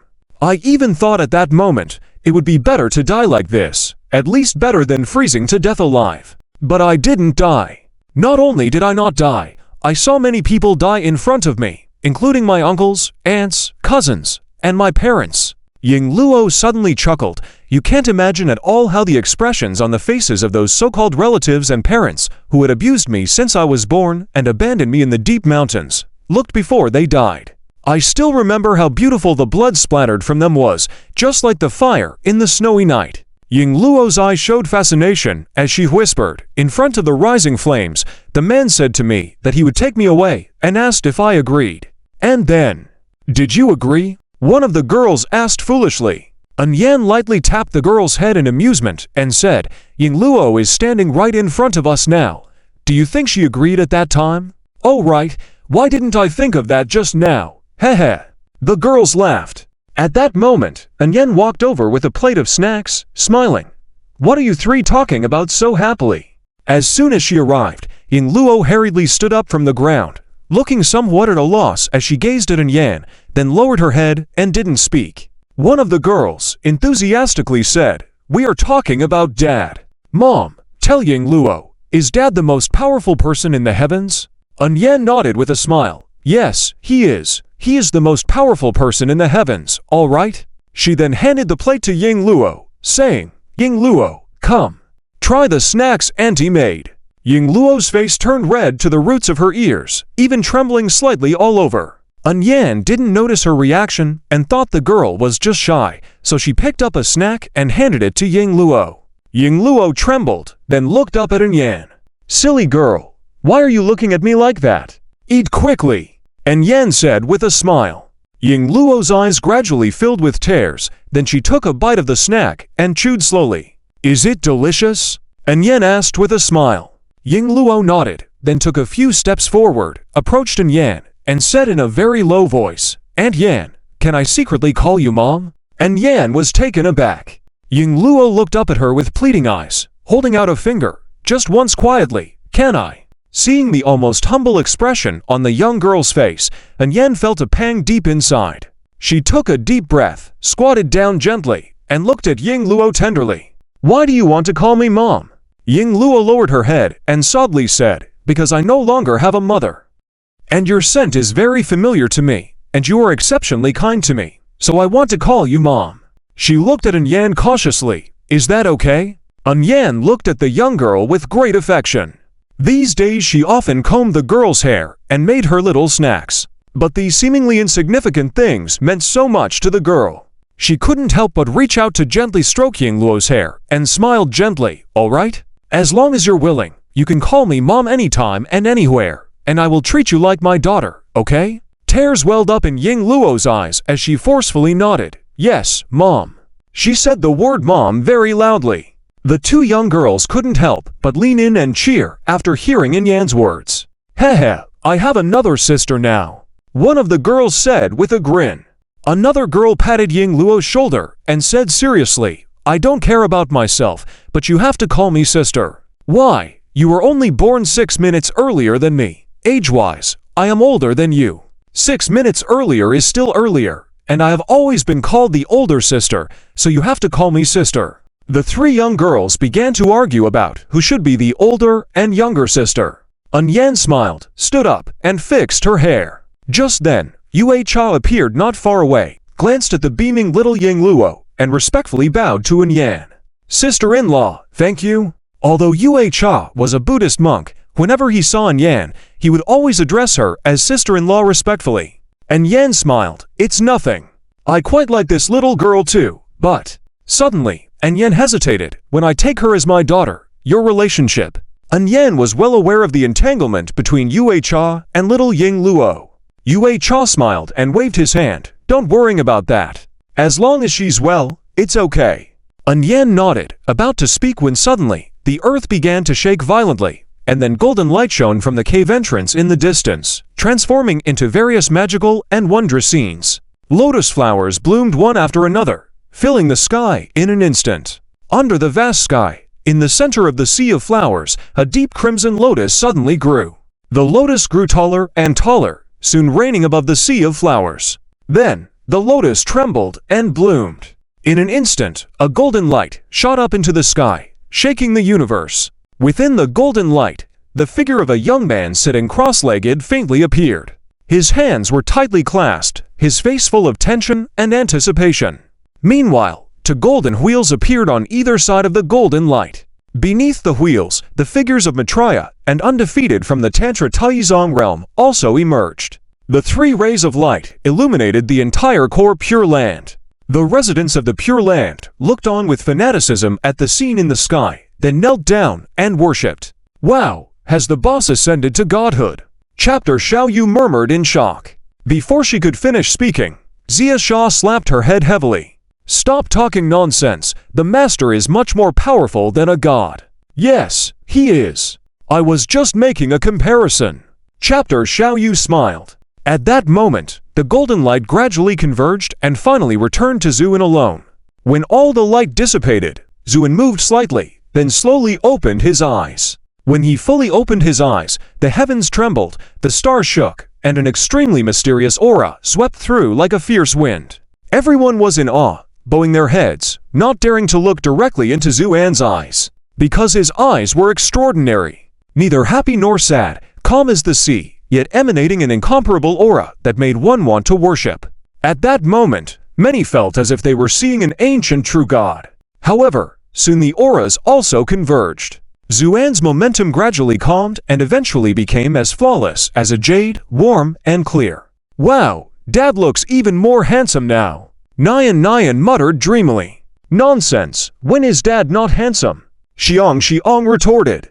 At this moment, Zuan looked down at the people below, eventually focusing on Yan and the two little girls. He smiled faintly. Yan was excited and teary-eyed. Although Zuan had only been in seclusion for a little over a month, it felt like an eternity to her. But before Yan could speak, Zuan shook his head slightly, signaling her not to speak yet. Then he looked across the way and said lightly, still not awake. Under the two golden wheels across from him, the energies of Maitreya and Undefeated began to boil. Soon, both of them simultaneously opened their eyes. Upon seeing Zuan in front of them, they hesitated for a moment before clasping their palms together. Well done. It's no wonder you can inherit the legacy of the world-honored one. It turns out to be Lord Red Lotus, Zuan remained indifferent and said, let's skip the formalities. What do you want to ask? Maitreya's eyes flashed, then he asked softly, Lord Red Lotus, where should those who practice Buddhism be? This question caused a stir among the monks on the ground. Moon Silence looked surprised. Are they going to debate? White Eyebrow Arhit appeared worried. Maitreya is the top master of the Tantra Taizong realm, and his debating skills are unparalleled. The Patriarch just achieved enlightenment. I wonder if he can handle it. Although Yue Chao did not speak, his eyes revealed his concern. Just as the monks began to doubt themselves, Zuan casually replied, the answer to this question is, as you've said, the essence of Buddhism lies in one's cultivation. This response made Maitreya's eyes light up with surprise, prompting him to ask further, given the different methods of practice, how should one approach meditation? Instead of answering, Zuan looked calmly at Maitreya, intensifying the tension in the air. Moon Silence asked softly, White Eyebrow, your knowledge of scripture surpasses mine. How should this question be answered? After contemplating for a moment, White Eyebrow Arhit shook his head unwillingly. The question contains wide-ranging implications. I'm not sure how to respond. What should we do? If the Patriarch is caught by Maitreya immediately after achieving enlightenment, how can he lead the Pure Land Buddha country? Moon Silence expressed his concern. It was a valid worry, as it was a tradition in Buddhism that if you couldn't resolve a problem after meditation, and if you were caught off guard upon emerging, it meant you had not achieved as much as your counterpart, making it difficult to recover. Just as Moon Silence fretted, Zuan, who had remained silent in the sky, suddenly smiled. In his laughter, he casually said, maintain awareness of impermanence. White Eyebrow Arhit, who had been frowning in deep thought, nearly cheered upon hearing Zuan's answer. It was a flawless response. Maitreya was slightly shaken, but he didn't give up. He joined his palms together and praised, Lord Red Lotus is truly unmatched in debate. I have another question. Go ahead. Throughout his life, the world-honored one diligently promoted to matters, cause and effect, and the Pure Land. What do these signify? Maitreya's face broke into a light smile. I hope Lord Red Lotus can enlighten us on this question. Xuan's face bore a deep, meaningful smile. I know what you want to say. The world-honored one indeed remains within cause and effect, not transcending it. This statement shocked all the monks in the core Pure Land. They were all familiar with scriptures mentioning transcendence, yet Xuan now stated that the world-honored one remained within cause and effect, which was hard to accept. Maitreya's smile intensified. Radiating authority, he suddenly exclaimed, "So, where does the true practice of Buddhism lie if even cause and effect are not severed? Isn't it like a donkey going round and round on a millstone?" This statement cut deep, implying that all the monks present were stuck like donkeys. Many became visibly angry. Xuan, however, remained unruffled. Without even lifting an eyelid, he calmly said, "Then I ask you, what is cause and effect?" "Every thought and intention is cause and effect." Maitreya responded without hesitation. It was a near-perfect answer, leaving no room for criticism. Yet Xuan shook his head and said, "You're wrong, and very wrong." "Where is the mistake?" Maitreya's eyes narrowed, speaking coldly. Xuan smiled. "It's very simple. Cause and effect is all about persistence." Persistence? As soon as these two words were mentioned, the whole hall shook, and all the monks showed a blank expression on their faces. Yuecha suddenly smiled, then put his palms together, and softly said, "Namo Amitabha. Xuan is indeed powerful." Mile also froze, furrowing his brows slightly, obviously pondering Xuan's words. Xuan, however, did not pause, and continued, "The world-honored one established the Pure Land Buddha realm, propagating cause and effect to save all sentient beings. This is his persistence. Therefore, he has always been within cause and effect. You came alone, coveting the Pure Land. That is also a form of persistence. Since both are within the realm of persistence, how can we talk about transcendence?" Mile murmured, repeating Xuan's words to himself. Suddenly, his face turned pale, and he began to tremble all over. Are you surprised?" Xuan said with a smile, then glanced sideways at Unshakable next to Mile, saying calmly, "Since we are originally one, why divide into two people?" Mile looked at Xuan with a look of horror in his eyes. To be honest, he had looked down on Xuan a bit at the beginning. Xuan was indeed once the #1 expert among the heavens, a supreme immortal. But no matter how powerful he was still far behind in Buddhist theory and doctrine. So in Mile's eyes, as long as he said a few words, he could easily question Xuan. However, to his surprise, it was not Xuan who was ultimately questioned, but himself. Not only that, Xuan also exposed his true identity with just a few words. That's right. Mile and Unshakable were nominally brothers, but in reality, they were one person. It was just a manifestation of the two sides of one person. As he was in a daze, Xuan slowly stood up and said, "I have always understood before competing. You have made 3 mistakes. Coveting the Pure Land and attempting to seize it is the first. Using the Buddha's might to suppress fellow practitioners is the second. As for the third, your biggest mistake was trying to have designs on my daughter, letting my daughter follow you in cultivation." With that, a sneer appeared on Xuan's face. "Do you have the ability to be my daughter's teacher?" Under Xuan's repeated questioning, Mile showed a hint of panic. And at that moment, Zhan Xiaoyu on the ground also shouted, "Sir, this guy still wants to enlist Xisha as his protector, Tianlong. That's another mistake." Xuan nodded with a smile. "That's right, I almost forgot. With the 4th mistake, what do you plan to do?" Mile remained silent for a long time, then put his palms together and deeply bowed to Xuan. "The mistakes are made. I leave everything to the judgment of Honglian." "Very well. In that case, take my punch. If you can withstand my punch without dying, all previous mistakes will be forgiven." With that, Xuan stepped forward, clenched his fist, and struck directly. This punch didn't stir any waves. It seemed as casual as children playing. But even so, this punch made Mile's face incredibly solemn, and he growled, "Bring it on." Boom! Unshakable instantly shattered and turned into golden light, merging with him, and his momentum suddenly skyrocketed more than twice in an instant. Then, with both palms pushed flat, he met Xuan's punch. There was no sound, no airflow. The two touched each other quietly. But the next second, Mile was thrown out like a kite with a broken string. Not only that, in the air, Miles spat out blood in large mouthfuls, while the golden light around him shattered, accompanied by a crackling sound as if of fireworks. Zhuan calmly retrieved his fist and watched quietly. It wasn't until a moment later that Miles finally stopped his fall, barely suspending himself in mid-air. At this point, he appeared extremely miserable. The golden body had been shattered into pieces by Zhuan's punch, and most of his bones were fractured. His arms were twisted at a strange angle, revealing the pale bones underneath. And among these wounds, there were faint flashes of blood flowing, indicating that this master of the esoteric sect was on the verge of collapse, or else he wouldn't even be able to control his own qi and blood. The power of Zhuan's punch was terrifying. Unexpectedly, although Miles took Zhuan's punch, there was no hint of resentment on his face. On the contrary, his eyes were filled with indescribable joy. Then he slowly bent his knees, knelt towards Zhuan, and performed a full prostration.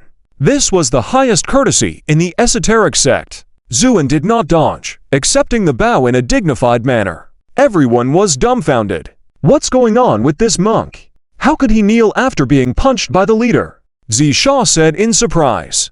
It's simple, he was definitely overwhelmed by the blow. Zhan Xiaoyu said. However, the monks such as Yuji looked at each other, seeing the shock in each other's eyes. At that moment, Zhuan said calmly, "Have you understood now?" Miles looked up, with a relieved and relaxed expression on his face, in response to the Buddha's words, "Disciple has understood." Zhu nodded. "It seems your foundation is good. Taking my punch was not in vain. Get up." "Yes, world-honored one." Miles stood up respectfully, with the hostility gone from his eyes. Although he was extremely low-spirited due to his severe injuries, his eyes became extremely pure. The previous Miles always had a smile, but carried an invisible sense of power that made people reluctant to look directly at him. But now, he seemed as ordinary as an old farmer tilling the land, plain and unremarkable. The white-browed Arhat looked bewildered, then suddenly understood, and put his palms together in praise. "Well done, well done." The leader indeed has the power of the draconic elephant, shattering Miles' persistence with a single punch. That's right. Although Zhuan's punch heavily injured Miles, it shattered his preconceptions and attachments with supreme power, allowing him to break free from his previous constraints and attain great liberation. I said earlier, if you can take my punch without dying, we are even. Now go, Zhuan said calmly. But Miles shook his head, then looked determinedly at Zhuan. World-honored one, I know my past sins are grave. I am willing to stay by your side and serve you to atone for my sins. Do you really want to serve me? Of course. Very well, then return now to rearrange the Taizong realm and prepare yourself, ready to be summoned by me at any time. Can you do that? Saying so, Zhuan transferred a divine message containing all the information about the bronze door in the cave. Zhu bent down, holding the two little girls in his arms, one in each hand. Daddy, you're so amazing. Nian hugged Zhuan's neck, full of admiration. Zhu chuckled, of course, when has your daddy not been amazing? At this moment, Anyan walked over, smiling. All right, come down now. You're both so big already, don't make your dad carry you. No. The two little girls hugged Zhuan's neck, burying their heads in his shoulder, refusing to let go. Zhuan laughed even more joyfully. All right, since they are willing to let me hold them, then I will. Otherwise, when they grow up, they won't have this chance anymore. You always spoil them. Anyan scolded, but her face was full of smiles. Just then, Uag and Bai Mei Luo Han and others all came forward to pay their respects. Leader Zhu nodded, his face becoming more solemn. You have done well. Then Zhuan cast his gaze towards Yue Cha, who was standing not far away, accompanied by little Ying Luo. When Yue Cha met Zhuan's gaze, she couldn't help but clasp her hands together and nod with a smile. Zhuan's gaze shifted to him, then he glanced deeply at little Ying Luo, his eyes flashing slightly before he smiled. Long time no see. Yue Cha smiled. Yes, it has been a long time. Zhuan successfully attained enlightenment after seclusion, which was a great joy for the entire Pure Land Buddha country, so they naturally wanted to celebrate.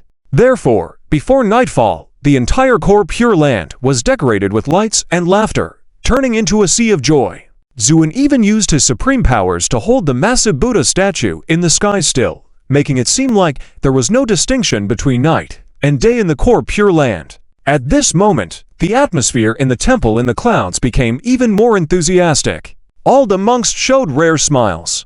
Because for them, Xuan's emergence from seclusion meant that he had fully inherited the mantle of the Buddha, becoming the living Buddha. This reassured them greatly and filled them with joy. During the banquet, Xuan remained sober, only drinking a few sips of wine before putting down his cup lightly. Those who sat with him were naturally his closest companions. When Xuan put down his cup, everyone fell silent, waiting for him to speak. Xuan swept his gaze over each face before speaking softly. During these months of seclusion, I have absorbed all the divine thoughts passed down to me by the Buddha, and in doing so, I discovered some extraordinary scenes. With a wave of his hand, a light screen appeared in front of him, playing out scenes like a movie. After watching, everyone's faces turned extremely serious. By Mei Luo Han trembled. Leader, are these scenes? Are they real? They are real, because these scenes were all deduced by the Buddha with his supreme merit to uncover the future. The atmosphere became even more solemn. The images depicted were extremely tragic. The once prosperous galaxy had completely extinguished, leaving only a few faint lights as the last struggles of planets. Everything felt hollow and desolate, with almost all living beings dead. Countless bodies floated in the void, while many eerie and grotesque creatures lurked in the darkness, devouring everything they could. These images were chilling to behold. Even An Yan was shocked by them, her face pale and light shaking. At that moment, Xuan reached under the table and gently patted her hand. An Yan turned to look at him. Xuan smiled at her and said gently, "Don't be afraid, trust me. As long as I'm here, these scenes will never come to pass." His words were meant to comfort everyone. Hearing this, the oppressive atmosphere eased slightly. Suddenly, Yueji stood up and bowed. "Leader, tell us what we need to do now. I'm ready to sacrifice even my life to prevent the Buddha's prophecy from coming true." "Yes, count me in. Count me in too." The banquet hall erupted in excitement. Xuan smiled and waved his hand. "All right, calm down everyone. Please be seated." As they settled back down, Xuan continued, "The impending calamity is unprecedented, and it cannot be averted solely by the power of Buddha cultivation. Fortunately, the Buddha bought us 10 years at the cost of his life. Now what we need to do is unite all the forces that we can, cultivate our strength, and make adequate preparations for this disaster." Yueji furrowed his brows. "Are you saying, leader?" Xuan smiled faintly. "Yes, to unite all the forces in the heavens. That's why I sent Maitreya back to the Tushita realm, to unite it and strengthen our invisible power." Yueji nodded. "The esoteric influences are strong. If Maitreya can unite them, it will indeed be a great help." Xuan then turned to Mo Wushuang at a nearby table. "Miss Wushuang." Mo Wushuang immediately stood up. "Here." After experiencing so much, Mo Wushuang idolized Zhu completely, referring to herself as underling in her speech. "You mentioned that you had already moved your hall of extermination to a safe place, yes? Very good. Now I've decided to make the core Pure Land our headquarters. So I hope you can also move your hall of extermination here. Can you do that, Xu?" And smiled. Mo Wushuang nodded immediately. "Even if you didn't ask, I would have done so. This great disaster concerns everyone in the heavens, and I have a responsibility to help." "Thank you," Xuan said sincerely. Mo Wushuang's decision was essentially staking her life on Xuan's leadership, which moved him deeply. "You're too kind, sir. We shouldn't delay any further. I'll prepare now." With that, Mo Wushuang turned to leave. Xuan watched her quietly, then smiled slightly and nodded. "All right, since you are willing to go, let's go together. Be careful on the way." "Understood." Gong Yunjin responded in a deep voice, then turned and walked away. Throughout the whole process, she tried her best to control herself from looking at Xuan. After experiencing so much, she now understood a truth very well, that the little hope in her heart should dissipate. However, to her surprise, she didn't feel too sad. Instead, she felt a sense of relief, especially when she saw Xuan successfully pass through the barrier and surpass all competitors. She felt genuinely happy in her heart. In fact, her current thoughts were simple. As long as the master is well, she is content. If she could do something for Xuan again, she would be even happier. The two girls didn't delay either. They leapt up and turned into two streams of light, disappearing in the sky in a blink of an eye. Following that, Xuan spoke in a deep voice again. Now, there is one more thing I need to announce, which is that I will temporarily leave the Pure Land Buddhist realm for a period of time. This statement shocked everyone present. Master, where are you going? Yes, just give us your orders, and we will do it for you. Everyone exclaimed. Zuin smiled. This matter must be handled by me. None of you can replace me. Then whereabouts are you going? Yueji asked. Zuan's eyes sparkled as he said lightly, to the depths of the Star Sea. Yueji's pupils constricted instantly, almost blurting out her objection. But Zuin laughed. I know what you're thinking. Don't worry, I know what I'm doing. With that, Zuin stood up and walked to the window. Outside the window, there was a sea of clouds, and amidst the shimmering golden light, the entire core of the Pure Land appeared incredibly sacred and solemn. Our current strength is still too weak. Even if we unite with the esoteric Buddhism, it's still far from enough because 80% of cultivators from all heavens come from various major sects in the depths of the Star Sea. If we can't unite with them, then it's just wishful thinking to resist this great calamity. Moreover, when I was the Immortal Lord back then, I had established many forces. Now that it's been so long, I should go back and take a look. Zuin turned around to look at Yueji and others, saying lightly, so this time, I must go. There was a moment of silence among the crowd, but quickly, Yueji stepped forward, bowing deeply. If that's the case, allow this poor monk to accompany you. Yueji had presided over the hundreds of years of the Zujialuo monastery and was very well informed. Naturally, he knew what the situation was like outside at this time. Almost all major sects had issued an order to hunt down Zuan. However, because Zuan was in the Pure Land, these sects couldn't find him for the time being due to the numerous obstacles. But if Zuan were to appear in the depths of the Star Sea, the situation would instantly become extremely dangerous. For safety's sake, he intended to follow along. However, Zuin shook his head with a light smile. No need. The Pure Land is so vast, and the affairs are extremely complicated, they cannot be separated from you. I can go by myself, but... Yueji was still somewhat anxious. Zuin calmly said, rest assured.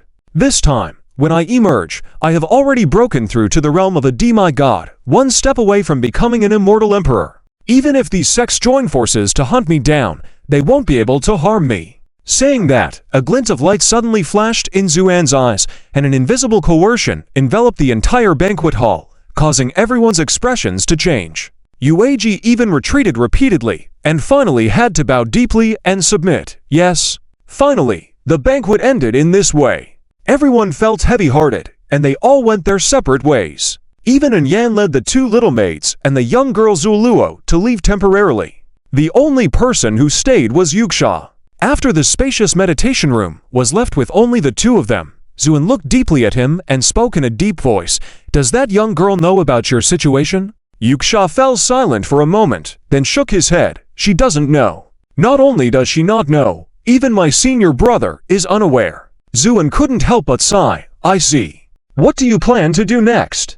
Yuksha chuckled. I initially planned to take Zuluo back to the Pure Land, settle her, and then I could leave. But now that this matter has arisen, I naturally cannot stand idly by. 10 years should be bearable for me. A trace of reluctance appeared in Zuan's eyes, and after some contemplation, he couldn't help but say softly, let me try to help you. Perhaps the outcome will be different. Yuksha smiled and shook his head. It's no use. I unilaterally used the mind-penetrating dharmic powers to investigate past lives and interfered with them, causing a rift in the heavens. So now, no one can save me. That's right. The current Yuksha had actually died long ago. It was only under the strong wishful power and the dual blessing of the dharmic heart that he had persisted up to now. However, this situation was unsustainable, and he would eventually collapse and die due to his consciousness, which was why Zuin said that. Looking at the smiling Yuksha, Zuin couldn't help but ask the question, finally, is it really worth it for you to do this? Do you know? My senior brother once asked me the same question. At that time, I answered that it didn't matter if it was worth it or not, and my answer remains the same now. Besides, Yuksha laughed lightly, with a look of nostalgia in his eyes. Being able to accompany her through 1,000 mountains and rivers, I am already content. So I hope you won't tell her about these things.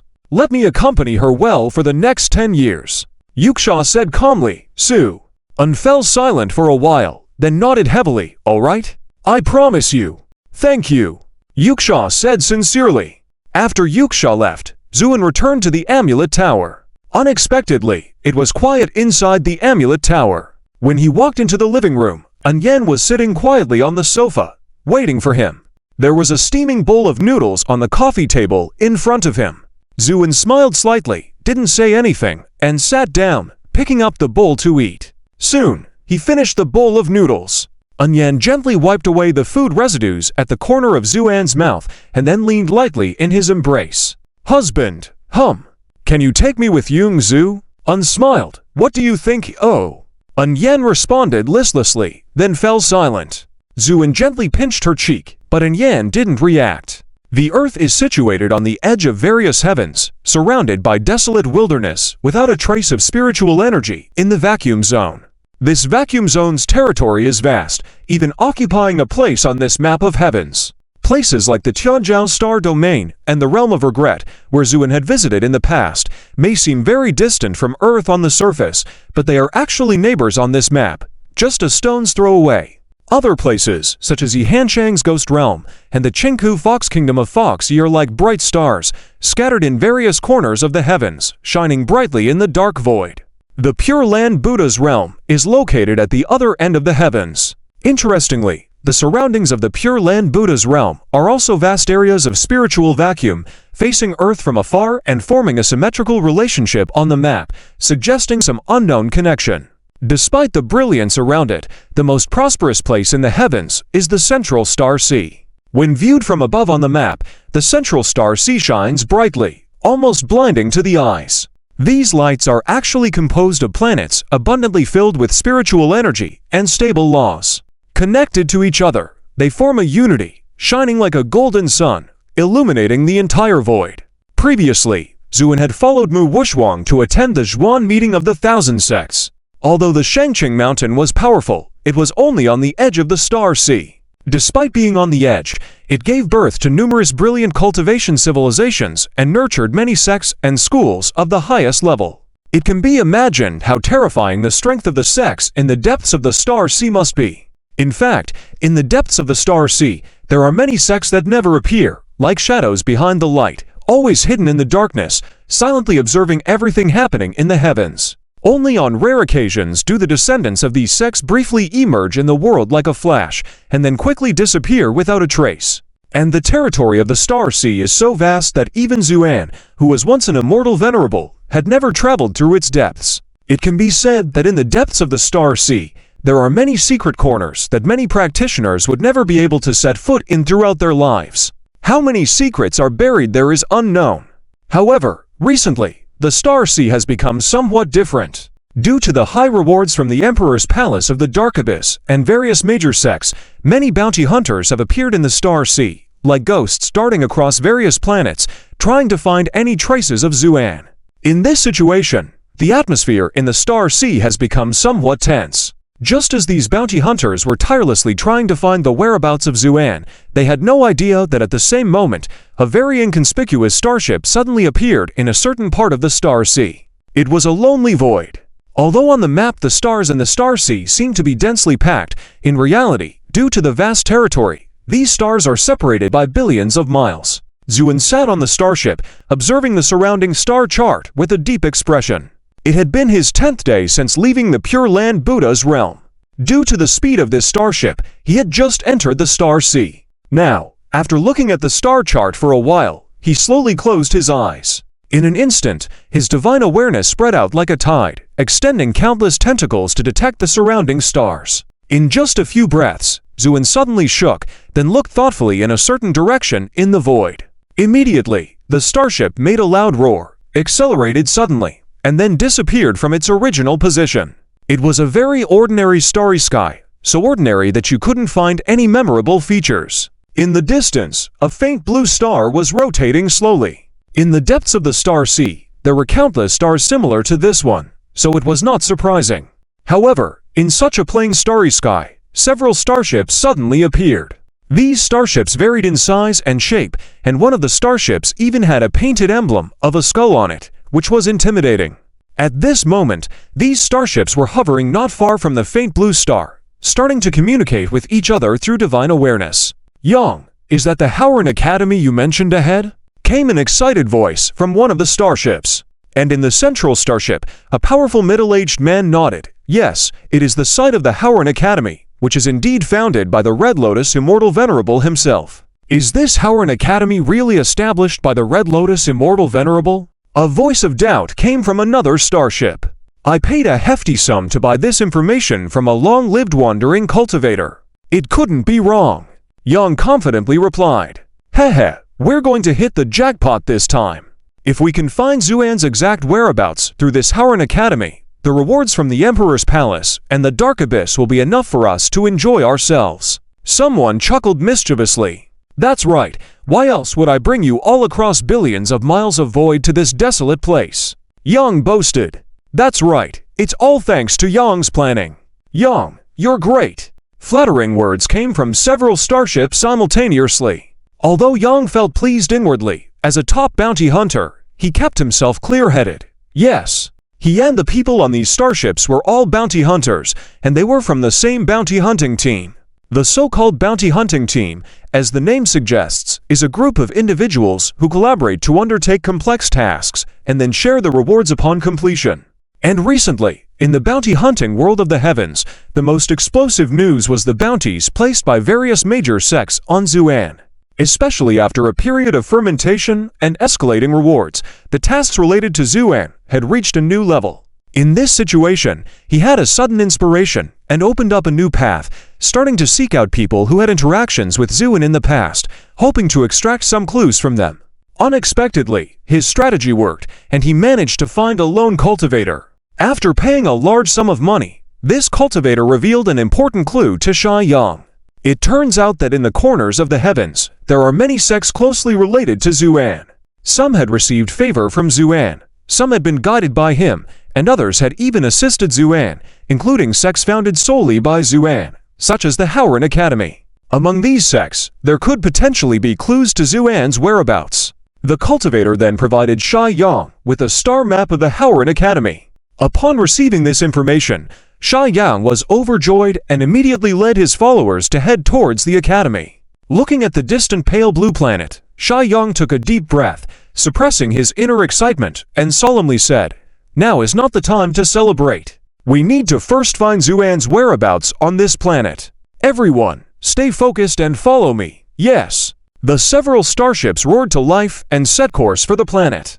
Despite being close, they did not travel at full speed to avoid missing their target. Just as they were about to approach the planet, ripples suddenly appeared in the sky above it, and a starship burst out from the disturbance. The entire process happened so quickly that they couldn't react in time. The leading starship, unable to change course due to the sudden appearance, collided with the intruding starship. However, the unexpectedly agile starship suddenly shifted to the side, avoiding the collision by a few hundred yards. Upon seeing this, Shy Yang and his team finally breathed a sigh of relief. Then, a voice full of anger came from the front starship. "Who are these bastards blocking my way? Have they no eyes?" Although Shy Yang and his team were bounty hunters, they occasionally dabbled in space piracy, so these individuals were ruthless thugs. With Shy Yang's group outnumbering the other by just one insignificant starship, the arrogance of the latter was evident. As the individual in the leading starship was about to continue his tirade, a cold snort came from the intruding starship. The sound wasn't loud, but it sent shivers down the spines of Shy Yang and his companions. Their communication was conducted through mental waves, yet just a single word from the newcomer caused such a strong reaction, showcasing the immense power of the other party's mental waves. "What did you just say?" Another calm voice came from the starship. While it sounded youthful, it carried an immense pressure. The person who was previously aggressive turned pale and speechless. Shy Yang sensed an opportunity and swiftly left his starship, stood in the outer space, and bowed towards the small starship. "My apologies for the reckless behavior of my companion. Please forgive him." With a smile, Shy Yang carefully observed the small starship, noticing numerous cracks on its surface, indications of damage caused by traversing spatial storms. The number and depth of these cracks suggested long-distance travels. Combining this observation with their earlier encounter, Shy Yang made a conclusion about the starship's owner. Despite receiving no response from the starship, Shy Yang maintained his cheerful demeanor. "I am Shy Yang, a bounty hunter. Would you consider becoming friends with me? An intrigued voice responded from the starship, a bounty hunter. That's right. If my guess is correct, you are a bounty hunter as well, Sha Yang confidently stated. And if that's the case, I believe we can cooperate. What do you think? Cooperate? How? Would you reveal yourself? The space in front of the starship rippled, revealing a young man dressed in white. His features seemed hidden in a mist, but his eyes shone like flawless jade. Despite his casual stance, he exuded a calming aura. Sha Yang was taken aback by the unexpected youthfulness of the person before him. Although estimating a cultivator's age based on appearance was unreliable, the authenticity and natural presence of this young man surprised him. Suppressing his astonishment, Sha Yang smiled and respectfully greeted him, not realizing the identity of the person. Zuan. Zuan had used his immense mental waves to pinpoint the coordinates of this location in the Starry Sea and had traversed the void to arrive here, coincidentally crossing paths with Sha Yang. Meanwhile, Sha Yang's followers had also disembarked and gathered in the empty space. Zuan remained silent, scanning the group before resting his gaze on Sha Yang. You mentioned cooperation. What do you have in mind? It's simple. Since you are here, you must be interested in the Howren Academy, Sha Yang said cheerfully. Zuan's expression shifted slightly as he nodded. Indeed, we are also here for the Howren Academy. No need to hide our intentions. Our goal is to find Zuan's whereabouts through the academy. I assume you share the same thought, Sha Yang suggested, awaiting Zuan's response. Hehe, since everyone came with the same goal in mind, then things are simple. The Howren Academy was founded by Zuan himself in the past. I'm not sure about his true strength, so to be safe, it's better for us to unite and collaborate to tackle this together. Once the task is completed, we'll split the rewards in a 7-to-3 ratio. How does that sound? With that said, Sha Yang looked at Zuan with shining eyes. Zu uncalmly smiled. It sounds good, but how exactly will this 7-to-3 split work? Are you suggesting you get 7 and we get 3? Zu and said calmly. Sha Yang's eyes flashed with a hint of hostility at Zuan's words. The men behind him also showed signs of anger. However, Sha Yang seemed to have a deep understanding and quickly concealed this hint of hostility with a light laugh. Friend, we have so many people on our side, and you're just one person asking for 70%. Isn't that a bit too greedy? Unless what? Unless your strength is enough to surpass ours, otherwise. Sha Yang didn't finish his words, but the meaning was clear. But before he could finish speaking, Zuan suddenly smiled, and then a powerful aura erupted from him. Under the pressure, both Sha Yang and his men involuntarily stepped back a few paces, showing shocked expressions on their faces. Is this strength enough? Zuan said calmly. Sha Yang's face turned solemn as he softly said, a half-step immortal king. Zu. And nodded. He intentionally suppressed his strength to release this aura. The reason was simple. He didn't want to reveal his true identity now, and he also wanted to find out how these people got their information. Was there a traitor within the Howren Academy? That's why he decided to temporarily conceal his identity and wait until he entered this star. At the same time, Sha Yang took a deep breath and suppressed the shock in his heart. He could never have imagined that the seemingly ordinary young man in white could be a powerful half-step immortal king. Don't underestimate the half-step immortal king. This level of strength was considered top-notch in the various worlds. Among bounty hunters, he was even considered top-tier. Shortly after, Sha Yang recovered and then clasped his hands. Since you are a skilled player at the level of a half-step immortal king, it is only natural for the 70% to belong to you. His men were agitated at his words, but under his usual authority, no one dared to oppose him and could only look at him with puzzled expressions. Zuan couldn't help but smile faintly and look deeply at Sha Yang. All right, since that's settled then. All right, I still have some matters to attend to over here. How about we together head to this star later? No problem. With the agreement made, Sha Yang led his men back to the starship. As soon as they entered the starship, his men exploded with questions. Boss, why did you do this? We worked hard to obtain this information, and it was about to succeed. Why should we just give the kid 70%? Someone asked angrily. Exactly, this makes no sense. Even if this kid is a strong half-step immortal king, so what? Aren't we, with so many people, afraid of him? Another person exclaimed indignantly. Everyone expressed confusion. Sha Yang remained calm and waited until they had finished speaking before saying in a calm tone, "Are you all done speaking?" His men fell silent. "You guys have such narrow vision. Do you really think I plan to give him 70% of the reward?" The group was shocked. "So, what do you mean?" Sha Yang sneered. "I am just using him through this method. After all, if there is no delicious bait, how can the fish be caught?" With this, a hint of ruthlessness flashed in Sha Yang's eyes. In fact, Sha Yang had his plans laid out long ago. The most important thing now was to extract Zuan's whereabouts from the Howren Academy. This was a critical juncture, and no disturbances could be afforded, or else all previous efforts would be in vain. This young man seemed like a greenhorn, and if he could be misled, then his team would have gained a valuable asset of a high-level combatant. The 7-3 split was just a facade. From the beginning, Sha Yang had no intention of giving Zhu and a single share. This was his cunning scheme. His men beamed with joy at not having to divide the reward and showered him with flattery. Master Yang truly has a brilliant scheme. This kid won't be able to escape Master Yang's grasp, even if he grows wings. Sha Yang proudly remarked, "That's right. Do you even see who I am?" But he didn't know that Zuan heard every word he said without missing a beat.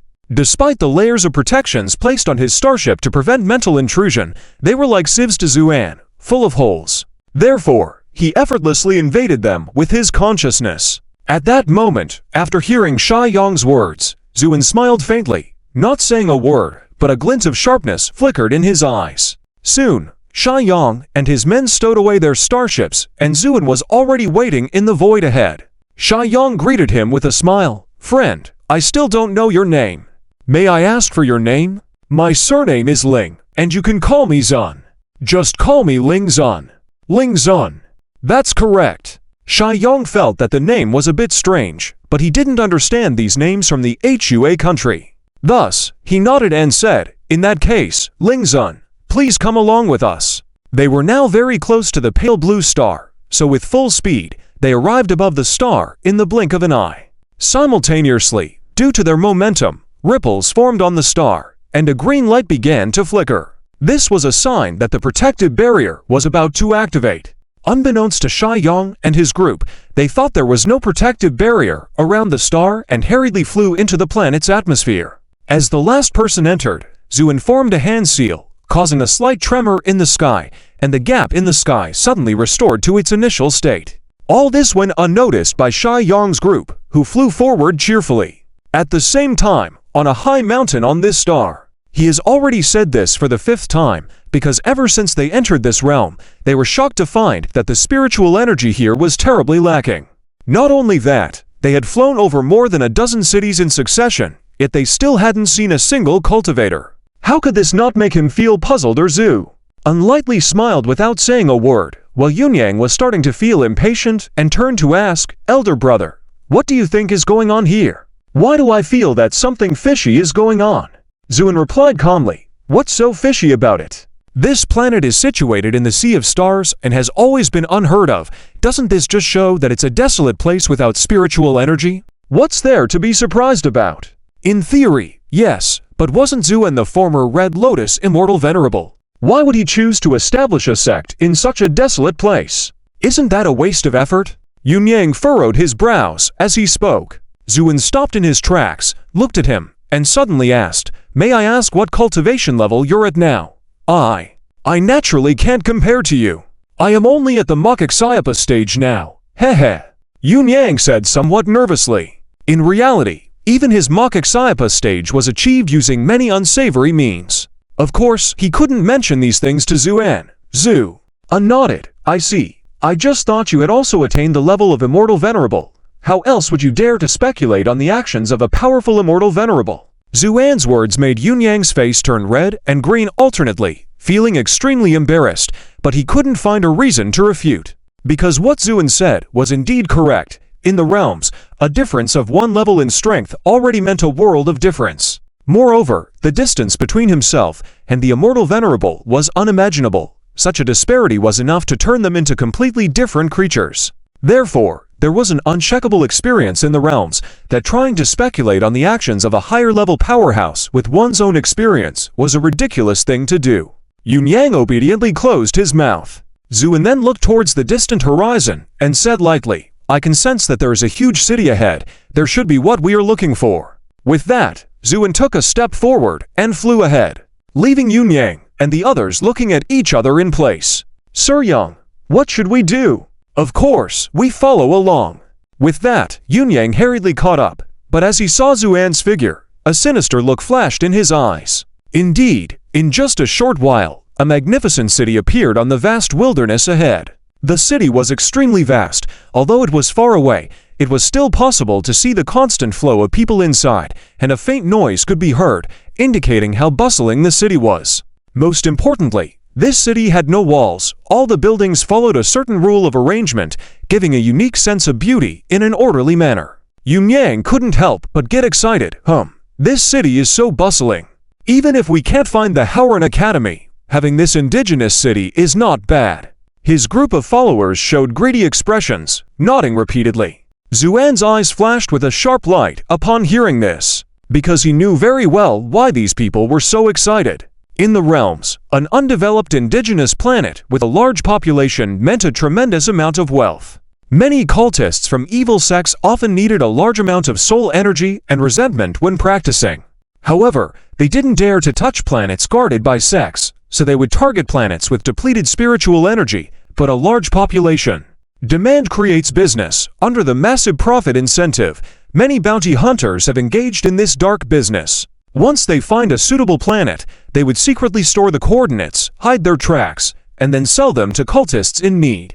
Not only that, many seemingly righteous cultists also have many unsavory needs privately. Some people like to forge swords with living beings, while others simply enjoy killing.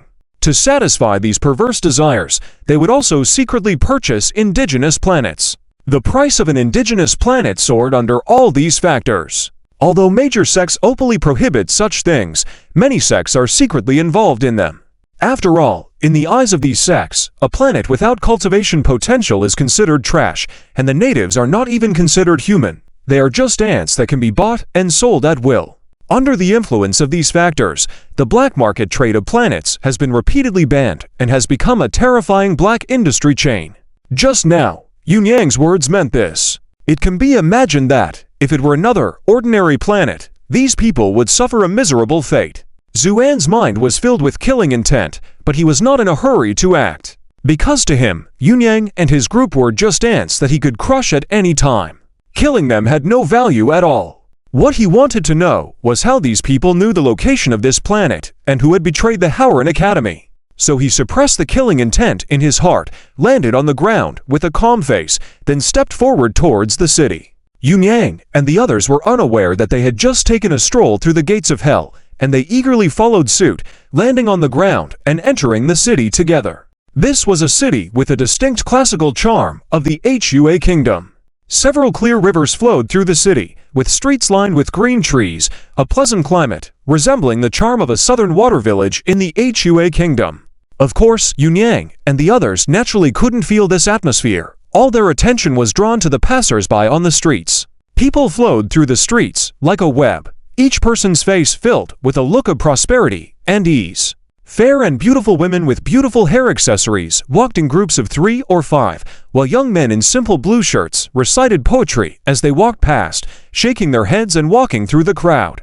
This scene was like a painting of the life and customs of ancient Hua Kingdom's southern water villages, making people involuntarily intoxicated.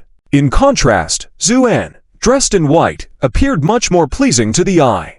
Especially with the kind of gentle and jade-like temperament emanating from him, many passing women couldn't help but glance at him. Some bold ones whispered to their companions, then burst into laughter like silver bells. But more often, they would steal a glance at Zuan and then blush before running away. Zuan gave a faint smile and softly said, "Let's go. Finding the Howren Academy is the main task." With that, Zuan took steps forward. His words snapped Yunyang out of his blissful reverie, causing him to wipe the drool from his lips and solemnly say, "Let's go." The group followed Zuan forward.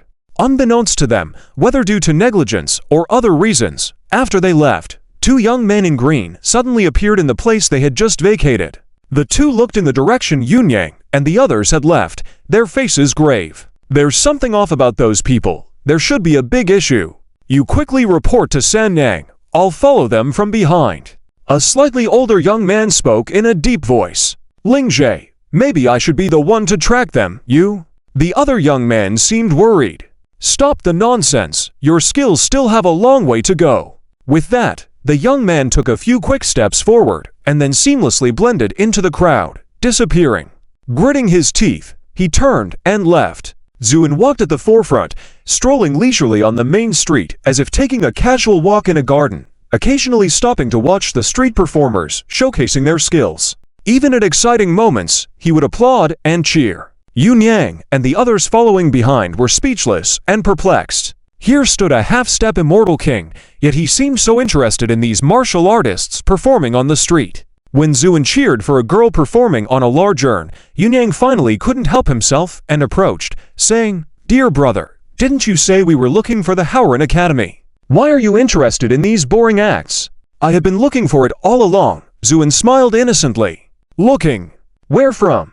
Yunyang was puzzled. "You see, these people all possess extraordinary skills. What if there are practitioners from the Howren Academy among them? So, I need to discern carefully." Zhu unchuckled even more happily. Yunyang was taken aback, choking and coughing at the response, but not daring to retaliate. He could only helplessly ask, "Have you found it now?" Zhu unshook his head. "Not yet. It seems the Howren Academy is well hidden, but I feel we might find it up ahead." With that, Zuin turned around and continued walking forward. As he turned around, the smile on Yunyang's face disappeared instantly, replaced by a face full of coldness and murderous intent. Yangyi, one of his subordinates, approached, whispering softly. Yunyang waved his hand, signaling his subordinate not to speak, then said lightly, "Follow him. I want to see what tricks he can come up with." Continuing along this street, crossing a winding small bridge, Zuin and his companions arrived at a more bustling location. The shops along this street all hung red lanterns, and the sounds of strings and woodwinds could be heard from inside, accompanied by cheers. Various restaurants and taverns filled the space, with fragrances wafting around, toasts, clinking glasses, and game challenges echoing through the air, making the entire street feel full of worldly human hustle and bustle. However, Yunyang and his followers kept staring at the women on the street, their expressions becoming increasingly lascivious and excited. Zuin remained unruffled and walked straight to the center of the street, where a majestic tea-house stood. At this moment, cheers emanated from the tea-house, so loud it seemed like the tea-house might be overturned. Zhu glanced at the tea-house before stepping inside.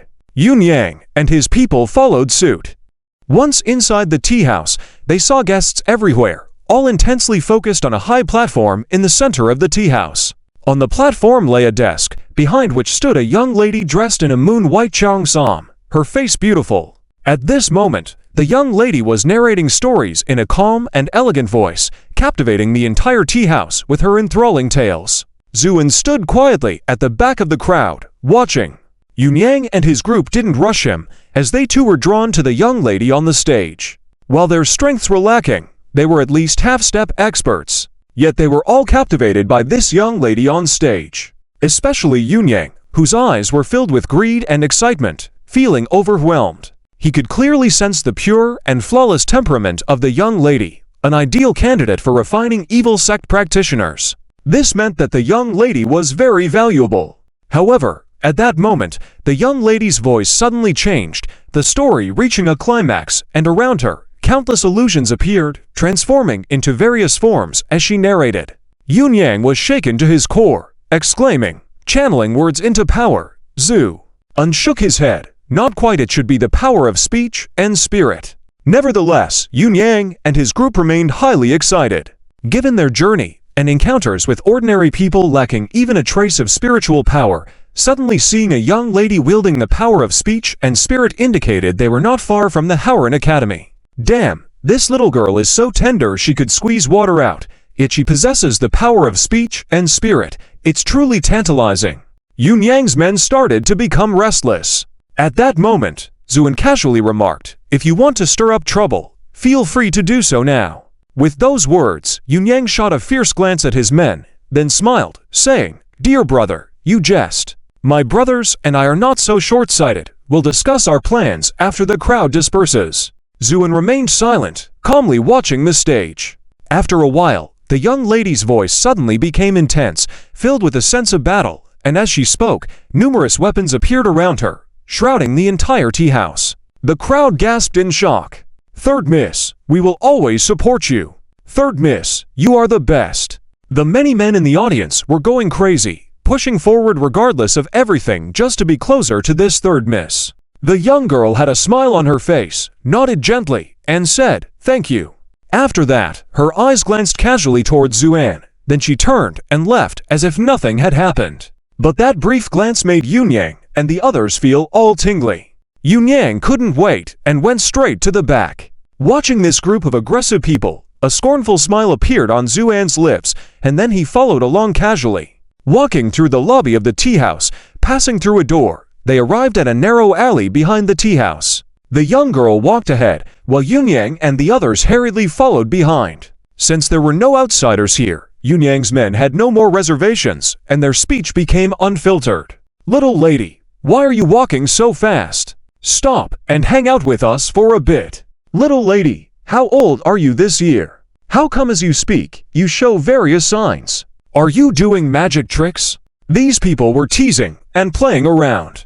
The young girl remained silent, not even looking back. It wasn't until they reached the center of the alley that she stopped. "Ah, finally willing to stop. Come, let me give you a hug," one of Yunyang's men said with a sly smile. But at that moment, the young girl suddenly turned around, and in a cold voice, she said, "Get lost." Boom! A surge of righteousness blasted out and sent the man flying. Caught off guard, he fell to the ground in a bloody mess. The whole scene was shocked. Yunyang then shouted, "You girls are pretty powerful, but today you've encountered us, so..."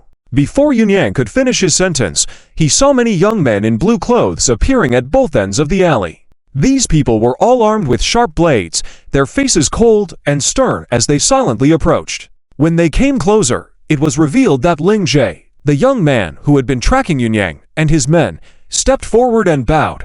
"Third sister, these are the people I mentioned earlier." The young girl looked at Yunyang and his men coldly and said in a deep voice, "I understand. You may step back." Ling Jie stepped back, staring at Yunyang and his men with cold eyes.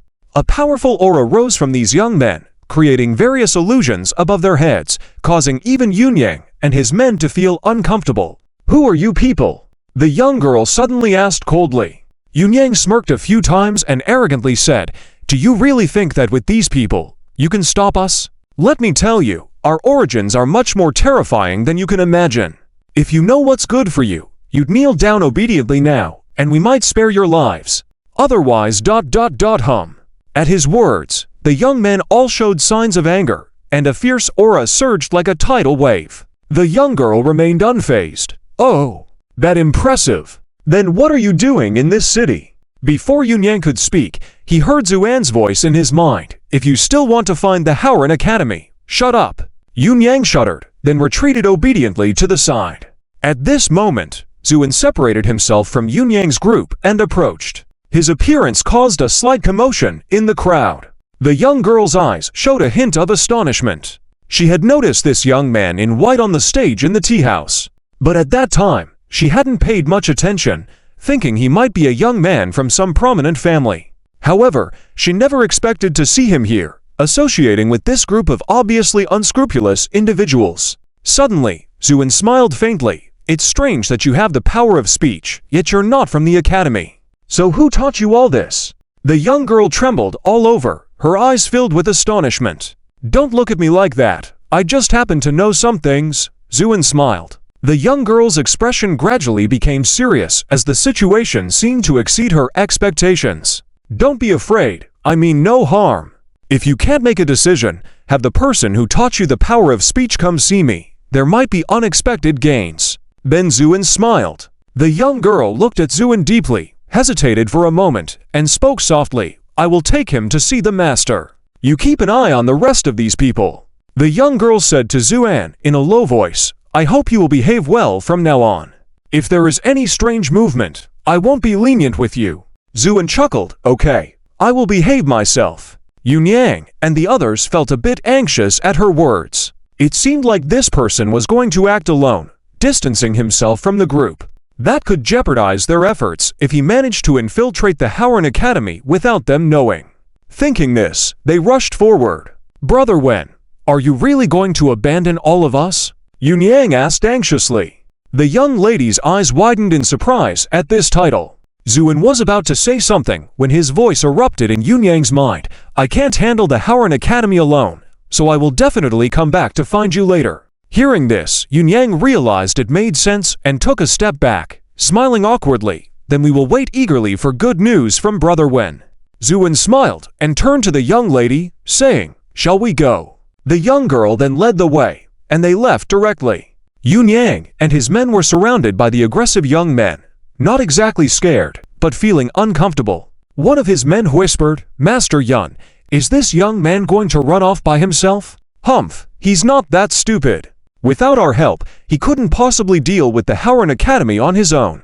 After all, that's the sect established by the Red Lotus Immortal Venerable," Yun Yang said confidently. Meanwhile, Zuin had followed the young girl through the twisting alleyways as if she was testing his speed, but such tricks could not deter Zuan, who followed leisurely behind. Finally, after numerous turns, the young girl stopped in front of a courtyard and said, "My grandfather is inside. Go in. He should know you've come." Zuin smiled. "Thank you. By the way, what's the name of the young lady?" "My surname is Yi. As for my given name, you don't need to ask because you're not a good person." Zu unchuckled. "Why do you say I'm not a good person?" "Because." A smile suddenly appeared on Yi Sanji's face, her eyes forming crescents. "What was with the way they addressed you just now? Don't think I don't know the meaning of Brother Wen. And if I'm not mistaken, you're not really surnamed Wen, right, Zu?"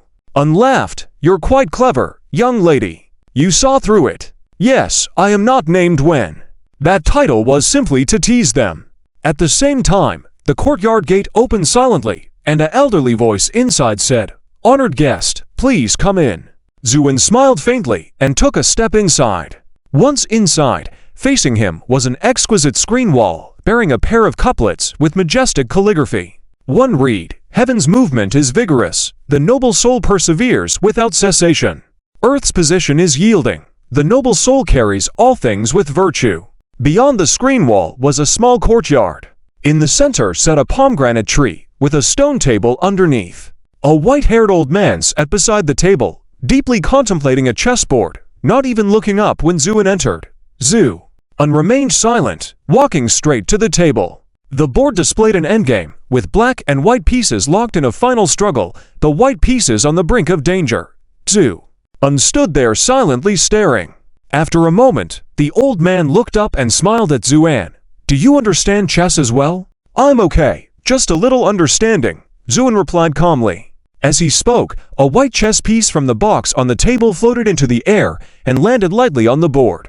With this move, the situation on the board drastically changed. The endangered white pieces suddenly turned the tables, forming a formidable attack against the black pieces. Seeing this, the old man was shaken to his core, staring intently at the board for a moment before looking up at Zuin in astonishment, at a loss for words. Zuin just smiled lightly, then calmly said, "I really want to know what has happened in this world, to the extent that it requires you all to hide your identities and live in seclusion among the mundane world." With those words, a flash of light gleamed in Zuan's eyes, exuding a commanding presence. The old man was first stunned, then seemed to realize something, trembling with excitement. You are Zu." Nodded. "Yes, I am Zuan." With that, the old man suddenly rose, overturning the table in front of him without a care. Then, he knelt down in front of Zuan, bowing repeatedly and tearfully saying, "Second-generation disciple Yi Ming of the Academy pays respects to Master An." Zuan accepted the bow calmly, then said lightly, "Please rise." Yi Ming stood up trembling, his face still filled with excitement. "You are the second-generation disciple of the Academy, then who is your teacher?" "Master An, my mentor is Aoyang Xiaoman." "Aoyang Xiaoman?" Zuan was slightly surprised, then a hint of a smile appeared. "I never thought that the little girl from before would become a teacher. Now, tell me, since you were originally a disciple of the school, why do you need to hide and live in seclusion here?" Yiming was trembling with fear at this moment, feeling like he was in a dream. He never thought that the founder of the school would suddenly appear before him. After hearing Zuan's question, tears streamed down his face, and he once again prostrated himself on the ground. "Master An, please save my mentor." Zuan raised an eyebrow slightly. "What's going on?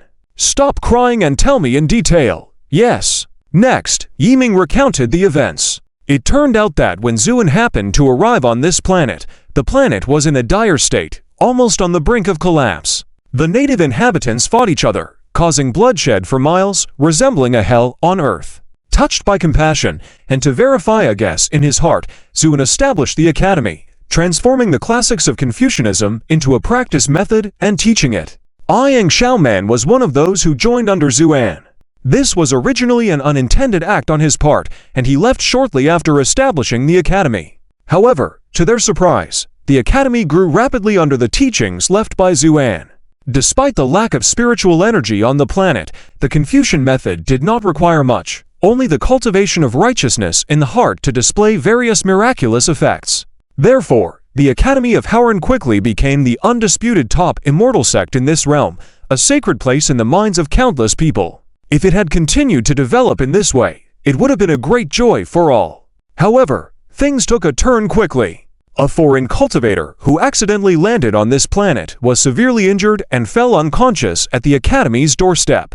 Upon discovery, the people of the Academy hastily treated him, eventually saving him from danger. Speaking of this, Yiming's face was filled with resentment. Master An, when he woke up, he claimed his name was Jinghei Omiao, a lone cultivator who fell into distress due to obtaining a treasure and being chased by his enemies. He knelt on the ground in tears, repeatedly vowing to repay the Academy's great kindness.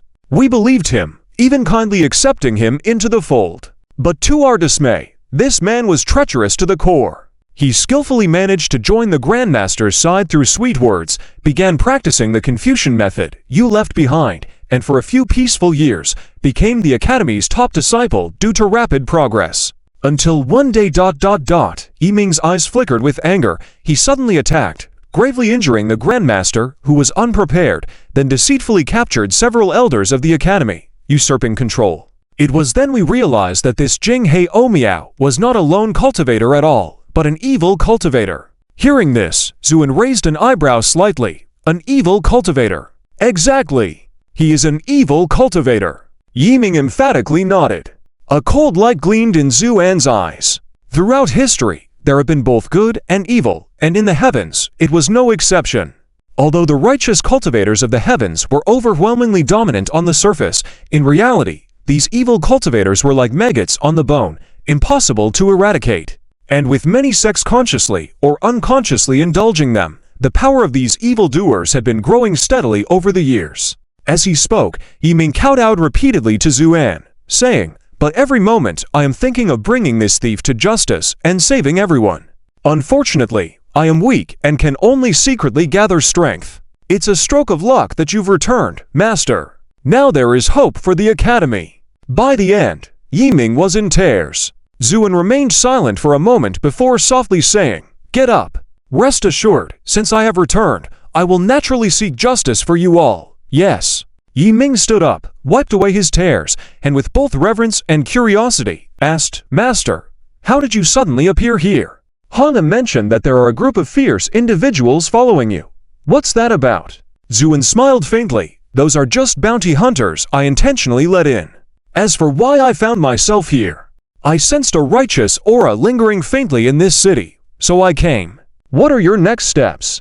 Are you going directly back to the Academy?" Yiming asked eagerly. Ju unchuckled. "Of course, I will return to the Academy, but there's no need to rush. After all ... there is one more thing I need to do." Meanwhile, Yihang stood bored outside the door, her mind involuntarily replaying the events of the day. She had been studying the Academy's unique skills with her grandfather Yiming since childhood. Her exceptional talent and diligent efforts had earned her decent strength at a young age. Thanks to Yiming's years of planning, she had been secretly building power within this city. In just a few years, she had gathered a loyal following and was known as Yisan Yang. The reason she exposed herself in the tea house, telling stories and nurturing righteousness, was to accumulate strength in her heart. This was the unique aspect of Zuan's Confucian sect. Despite lacking spiritual energy, they could gather strength through this method. Today, Yi Hong was performing in the tea house as usual when she received a report from her follower, Ling Jie, about unfamiliar faces entering the city. She remained cautious, deliberately revealing some of her power, and spotted Yun Yang and others. She felt the strong aura emanating from them, indicating their exceptional abilities. However, what struck Yi Hong the most was her attention being captured by Zuan. Especially in the alley, when Zuan revealed her true identity, Yi Hong couldn't help but feel a heart-shaking sensation. She also noticed a strange phenomenon. She felt no resistance towards this young man in white, and instead had an impulse to worship him. This was why she brought Zuan to meet her grandfather. "Who are you really?" Yi Hong murmured softly, a faint smile appearing on her lips, because she suddenly remembered the title Yun Yang and the others used for Zuan.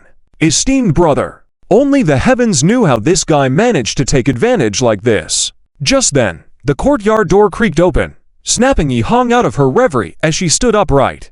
Zuan and her grandfather Yi Ming walked out one after the other, chatting and laughing. Yi Ming's face was beaming with smiles, leaving Yi Hong dumbfounded. What was happening? How could her grandfather be so elated after such a short time inside? She hadn't seen him smile so brightly in a long while. As she was puzzled, Zuan smiled at her. "Third miss, please take me back." Yi Ming also addressed her. "Honga, quickly escort this distinguished guest back. Remember, his orders are my commands. Do not disobey in the slightest, understood?" Yi Hong nodded blankly, "Yes," and then turned to lead Zuan away. After walking a few streets, she couldn't resist asking, "Hey, what did you say to my grandfather? He seems so happy and respects you so much."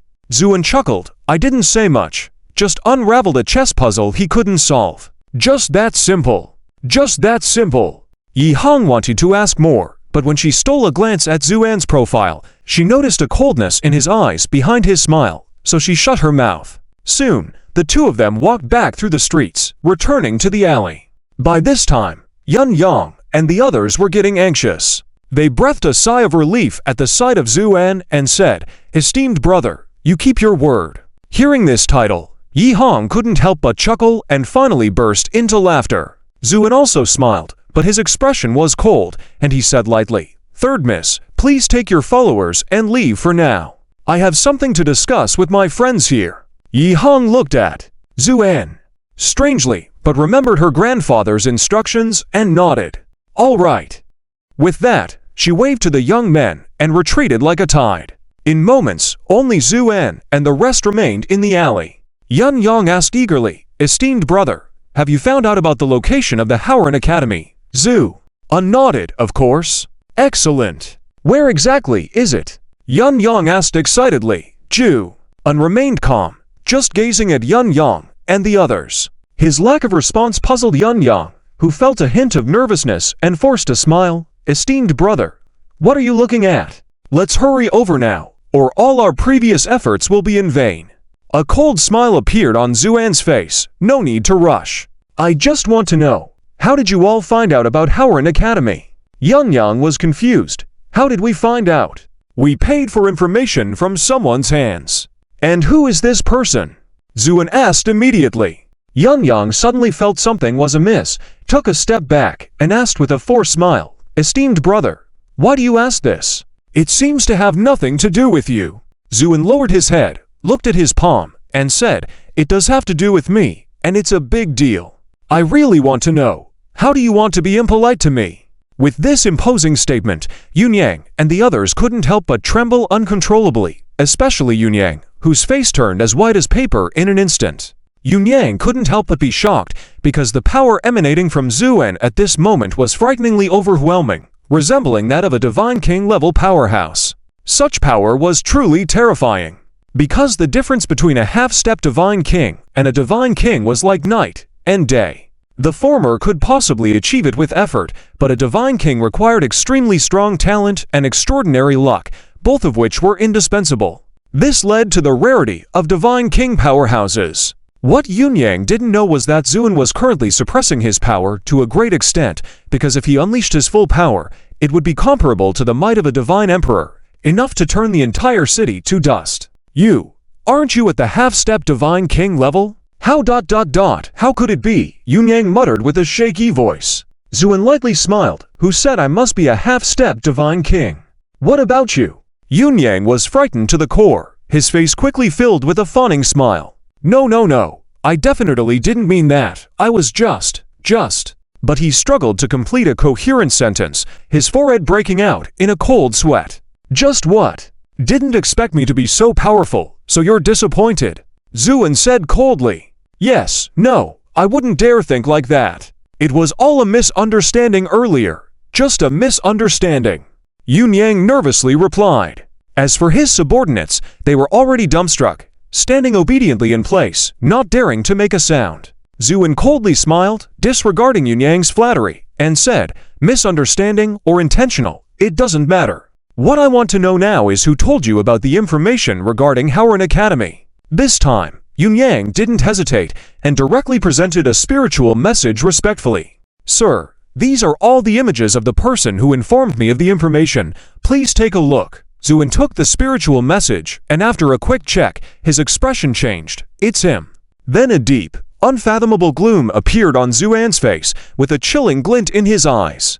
The violent power made Yunyang and the others retreat repeatedly, their faces showing increasing horror. They felt that what they were facing now wasn't just a person, but a mysterious and lofty existence, making them want to bow down and worship, unable to muster any resistance. After a moment, Zuin took a deep breath, and the fierce power finally temporarily eased. But before Yunyang and the others could relax, Zuin coldly said, Do you know where that person went next? Yunyang shook his head in panic. I don't know. Sir, after the transaction was completed, that old man left alone. We truly don't know his whereabouts.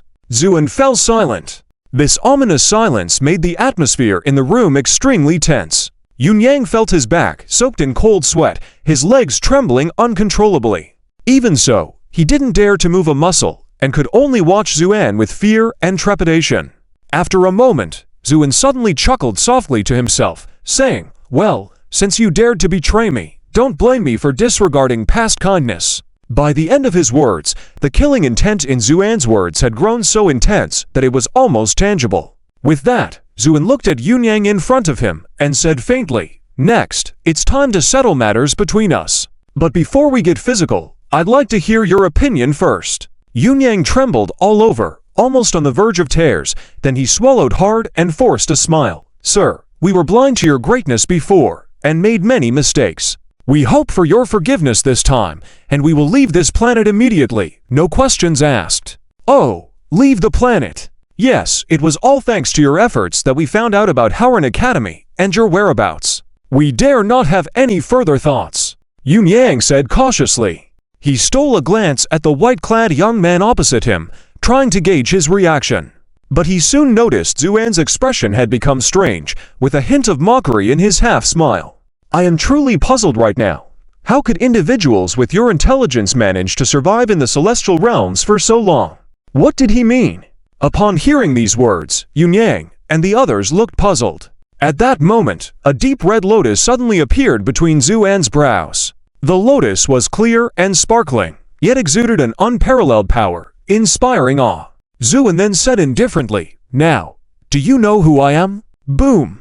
After a brief moment of shock, Yunyang and the others' faces visibly paled. Especially Yunyang, who looked as if he had seen a ghost. The Red Lotus Immortal Venerable. You are the Red Lotus Immortal Venerable. Zuan smiled slightly. Yes, I am Zuan. Surprised. The emotions of Yunyang and the others at this moment were beyond surprise. They were downright frightened. Yunyang looked at Zuan in disbelief, feeling a mix of shock and fear inside.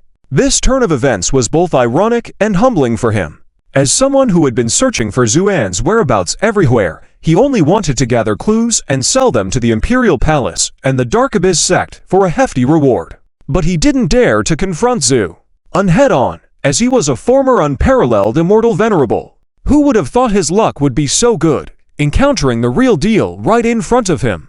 At that moment, Zuan let out a sigh, then said slowly, You've been looking for me all along, haven't you? I am right here in front of you now. If you want to make a move, do it quickly, as my patience is limited. These people didn't hesitate to sell Yunyang. Yunyang shuddered and looked at Zuan with pleading eyes. Immortal, honored sir, I know I was wrong. Please spare me. Zuan looked deeply at him, then shook his head gently. With Zuan's head shake, Yunyang's face suddenly turned ashen. Actually, I could have let you go. After all, you just wanted to collect the bounty, which is understandable. But the problem is you wanted to sell this planet, which is unforgivable. So, goodbye. With that, Zuan raised his eyebrows, then stomped his foot. Boom! The entire alleyway shook. At the same time, countless sword auras appeared out of nowhere, then surged towards Yunyang and the others like a tide. They didn't even have a chance to struggle. Under Zuan's power, all their movements were restricted, and they could only watch as the sword auras approached them. With crackling sounds resembling ants biting, the flesh on Yunyang and the others began to rapidly dissipate before their eyes. In the blink of an eye, the flesh vanished, leaving only stark white bones. But in the next moment, under the gnawing of the sword auras, these bones also burst and turned into a sky full of dust. And so, Yunyang and the others, who were just alive, dispersed in smoke and dust. The sword auras disappeared, and the alleyway returned to calmness. Only the footprints on the ground proved that someone had been there just now. Zuan quietly watched for a moment, then turned expressionless and walked into the darkness. From behind, dressed in white, he looked so cold and aloof in the darkness. Only he knew that the slaughter had only just begun. In the previous life, Zuan had let go of too many, but in this life, he had decided not to be lenient. Because only through thunderous means could one have a bodhisattva's heart. At the same time, in the distant horizon, there were faint sounds of thunder. The pervasive wind in the world began to grow restless, as if brewing a storm that would sweep everything. On the long street outside the alley, Yi Hong stood quietly under a tree by the road, surrounded by many young people. At this moment, a young man named Ling furrowed his brows slightly. Third mistress, this person has been in the alley for so long. Could something be wrong? Yi Hong shook her head gently. No. Why not? And I don't understand. Why do we have to listen to him? Ling grumbled in dissatisfaction. Because this is what the master instructed us to do, to treat this man in the same way as we would treat him, Yi Hong said. Hearing the master's instruction, Ling dared not say anything else, but murmured softly, he's been in there for so long. What if he runs away with people? Yi Hong acted as if she hadn't heard her subordinate's complaints, quietly staring into the distance at the alley. At this moment, she was full of curiosity about Zuan, because she couldn't figure out what this mysterious white-clothed youth wanted to do, and why her grandfather was so respectful to him. As she thought about it, she couldn't help but remember the title that respectful brother called him, and a hint of a smile appeared on her lips. But just then, a brilliant white light flashed in the alley, disappearing at lightning speed. Yi Hong's heart trembled, her expression immediately becoming extremely serious, because she keenly felt a powerful aura rising from the alley just now, only to disappear immediately. What's going on? Could there be a change in the alley? Yi Hong couldn't help but take a few steps forward, wanting to go into the alley. It was at this moment that Zuan slowly emerged from the darkness and walked to the entrance of the alley. His appearance startled the crowd slightly. Yi Hong couldn't help but breathe a sigh of relief subconsciously, but she quickly noticed something different about Zuan. Because at this moment, Zuan seemed to be surrounded by a faint mist all over, with only a pair of eyes as bright as stars visible. Yi Hong was stunned after just one glance, because it seemed that countless stars were contained in those eyes, making it difficult to look directly at them. Not just her, all the young people were also awed by Zuan's aura, standing rooted to the spot. Zuan's lips curved into a faint smile. Sorry to keep you waiting for so long. With these words, as if breaking a spell, Yi Hong instantly snapped out of her astonishment. Why are you alone? What about your friends? Friends?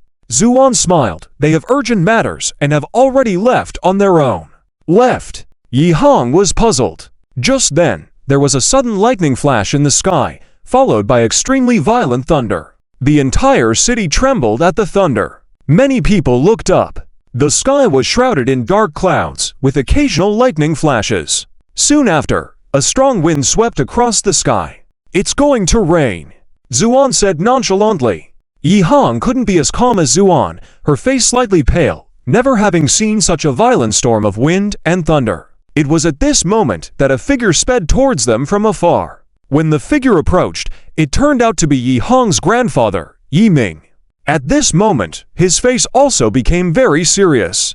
"Sir, this storm." Zuan smiled and waved his hand. "It's okay." With that, Zuan took a step forward, turned into a white light, soared into the sky, and disappeared into the clouds. This unexpected scene left Yi Hong bewildered. "Grandfather, this." Yi Ming looked up at the sky, his beard trembling with excitement. The ancestral master is finally going to show his power. Ancestral master? Yi Hong was momentarily stunned. At that moment, Zuan's figure appeared in the sky. Under the dark, looming clouds, Zuan, standing in white like a sword, was so conspicuous that the entire city's people were watching, shaken. Zuan looked down at the city beneath him, feeling the violent aura in the air, and smiled faintly. "Interesting."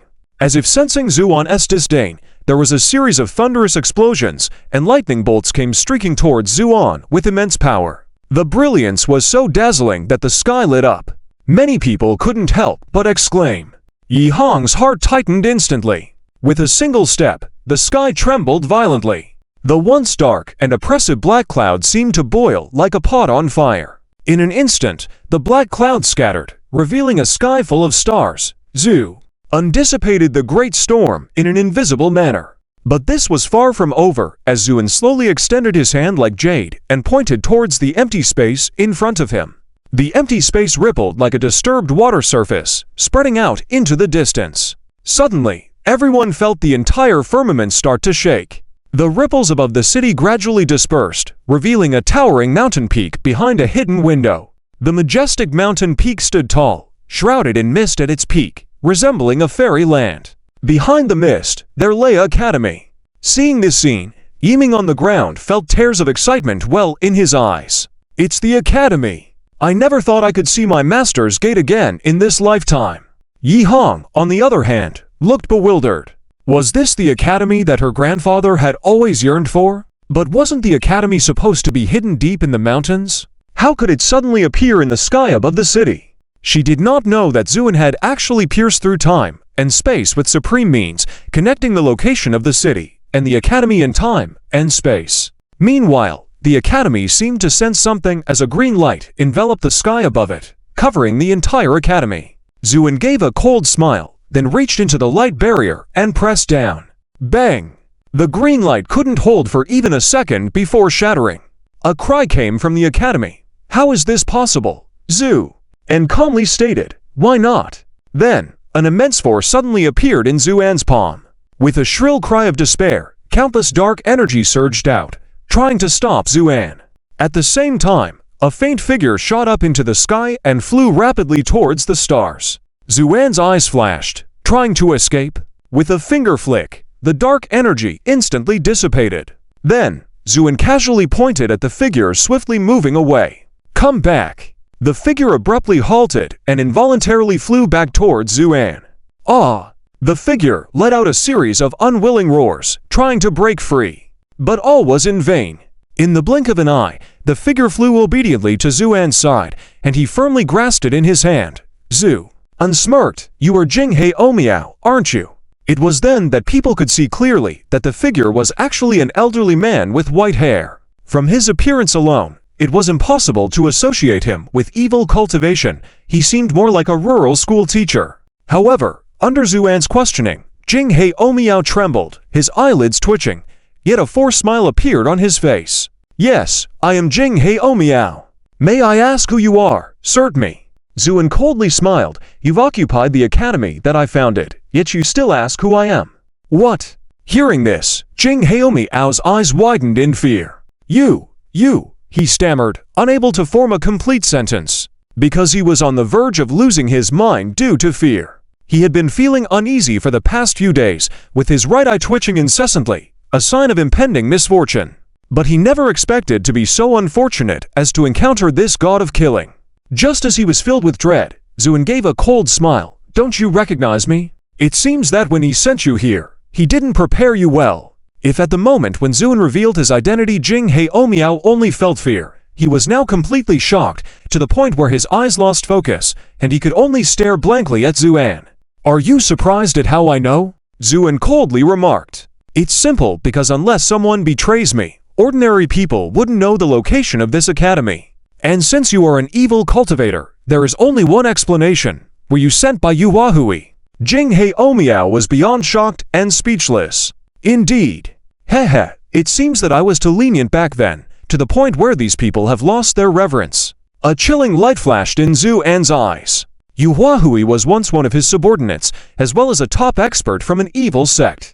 Due to various reasons, he was on the verge of death, but was saved by Zhu An in a fortuitous encounter. He then swore in front of Zhu An to change his ways and became one of Zhu An's most trusted aides. However, after Zhu An fell, the first person to betray him turned out to be Yuwahui. The cultivator who informed Yunyang and the others of Zhu An's situation was also Yuwahui.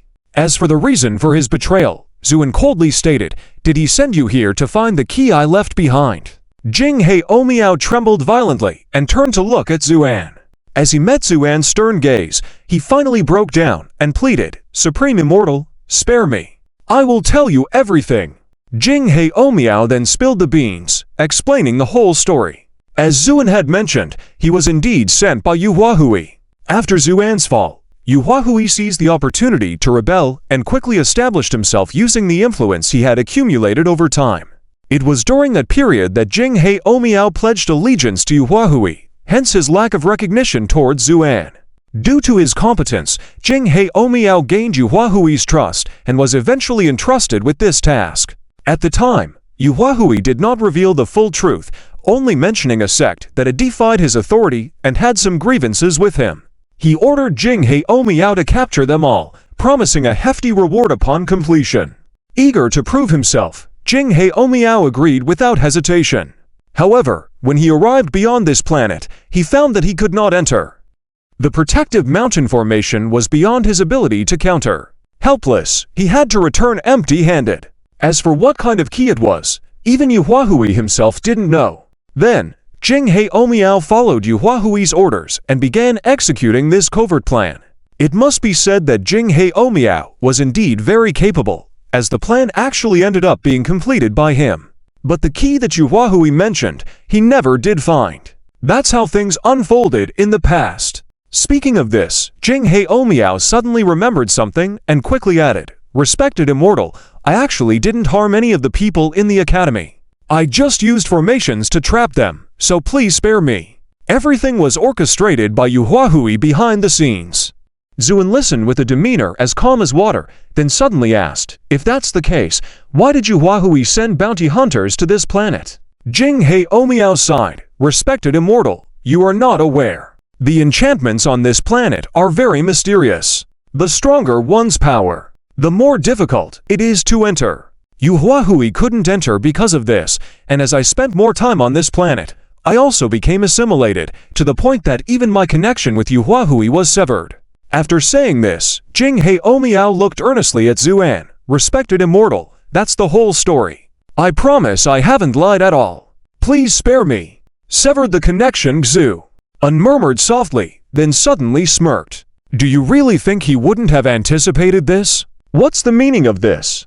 Jinghei Omiao shuddered all over. Just as he was about to react, Zhu An's finger was already pressing on Jinghei Omiao's forehead, and said faintly, "Come out. I know you've been here all along." No response. Only Jinghei Omiao was shivering under Zhu An's hand. "What? Do I have to personally force your clone out?" Zhu An said coldly. As these words were spoken, black smoke suddenly rose above Jinghei Omiao's head, then the smoke condensed into a blurry figure of a man in black. After the man appeared, he bowed politely to Zhu An. "Respected Immortal, nothing can get past your eyes indeed." Zhu An stared at the figure in black, his gaze turning ice cold. "Yuwahui, it seems I have underestimated you." Indeed, the clone that appeared was once Zhu An's subordinate, the evil cultivator Yuwahui. Upon hearing Zhu An's words, the clone of Yuwahui smiled faintly. "Respected Immortal, why do you say so? You must know that everyone has their own interests. When you suddenly fell, I had to think of my own future and find a way out in advance. Isn't this understandable?" "Of course, it's understandable. But the problem is you targeted this Hao-Ran Academy." "What? Want to find the key to the arsenal that I left here?" Zhu An said coldly. This time, Yu Huahui couldn't force a smile, deeply staring at Zuan. You did indeed foresee this, so you hid the key so well that even all the people in this academy are unaware. Unexpectedly, Zuan shook his head. You're mistaken. I didn't hide the key at all. It was completely out in the open. It's just that you couldn't find it yourself. The clone of Yu Huahui trembled. Even the black energy surged and fluctuated. What? That's impossible. Over the years, I have carefully searched through the entire academy. If it was out in the open, I should have found it long ago. Heh, who said the key to the arsenal had to be the kind you imagined, or Zhu? And sneered. Yu Huahui suddenly went blank, and it wasn't until a long time later that he nodded silently. I see. I was too fixated on my own ideas. Too bad. If you had come a few days later, I might have already left with those bounty hunters. By then, the entire academy would have been moved, and things wouldn't have come to this, a wasted effort. Yu Huahui lamented. Are you done talking? If so, I'm ready to take action. Zuan spoke slowly and calmly. The figure of Yu Huahui began to collapse, turning back into a black smoke, and his icy voice came from within. Zuan, I'll wait for you in the countless realms. That arsenal will also be mine. May you endure the consequences. With those words, the black smoke suddenly expanded and then exploded into nothingness. This clone of Yu Huahui had chosen to end himself. The sound of the explosion echoed far away. Most of the city's residents covered their ears in pain. Zhu stood quietly amidst it all. After a while, he coldly stated, "Foolish dreams." With that, Zuan looked at Jing Miao, who was left confused by the explosion. You said you trapped all the people from the academy. Yes, I didn't harm any of them, just trapped them with formations. Jing Miao quickly nodded and bowed. All right then, since that's the case, I'll give you a chance. Jing Miao was overjoyed. But just then, a sword light pierced through his forehead, bursting out from the back of his head, creating a large hole. Jing Miao's eyes dimmed instantly, mustering up the last bit of light to look at Zuan, seemingly not understanding why Zuan had changed his mind. However, Zuan didn't even spare him a glance, casually waved his hand, and Jing Miao's body disintegrated into dust in an instant. Following that, a barely perceptible light entered Zuan's palm. It was the remaining soul of Jing Miao being absorbed into Zuan's palm realm. Zuan said calmly, "This was the chance I gave you." With that, Zuan stepped closer to a window in the sky above. After taking a step into the gate, there stood a tall male statue facing Zuan. The statue was carved entirely from flawless white jade crystal, appearing to be the work of a master craftsman, incredibly lifelike. Zhu stood in front of this statue, bearing a striking resemblance to his own features, feeling somewhat dazed. "Who put this here?" he asked. Yiming quickly responded, "Respected ancestor, it was placed here by Elder Dasha and my mentor, among others, in honor of your extraordinary achievements. I understand the reasoning, but why was the statue carved to look so foolish?" Zhu gazed at the statue. Lost in thought, he observed the figure pointing ahead with its left hand, furrowing his brow at its sorrowful and compassionate expression. Yiming seemed puzzled. "Ancestor, what are you saying? What do you mean by foolish carving? This statue is meant to portray your compassion for the world and your concerns for the country and its people." Zuan turned to him and said, "Tell me the truth. Did you carve this statue?" Yiming chuckled awkwardly, scratching his head. "I don't have that ability. Most of it was the work of my mentor. I just helped out a bit." "I knew it was that stubborn girl. Xiaomen." Zhu muttered under his breath. Yiming looked puzzled. "Ancestor, what did you say?" "Oh, it's nothing. Let's go." Moving past the wall with shadow screens, they entered a large courtyard. Within the courtyard, numerous disciples and attendants of the academy were kneeling.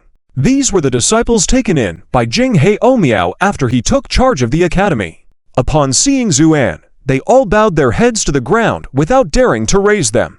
Some were trembling with fear. Ignoring them, Zuan walked straight ahead. However, Yiming suddenly stopped in his tracks, sighing softly as he looked at a person kneeling by the road. "Junior brother, did you ever think this day would come when you sold yourself to the bandits?" The person being addressed was a middle-aged man. After hearing Yiming's words, he raised his head, his face filled with shame. Yiming waved his hand, saying, "Enough, don't call me junior brother anymore. Let the ancestor decide everything."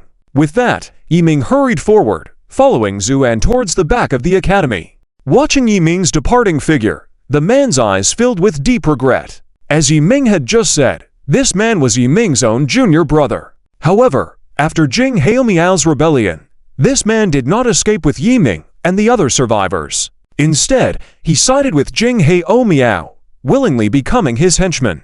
But little did he expect that today, after the founder of the academy returned and decisively defeated Jing Haomiao, everything would change. It was clear that after this battle, order would be restored to the academy.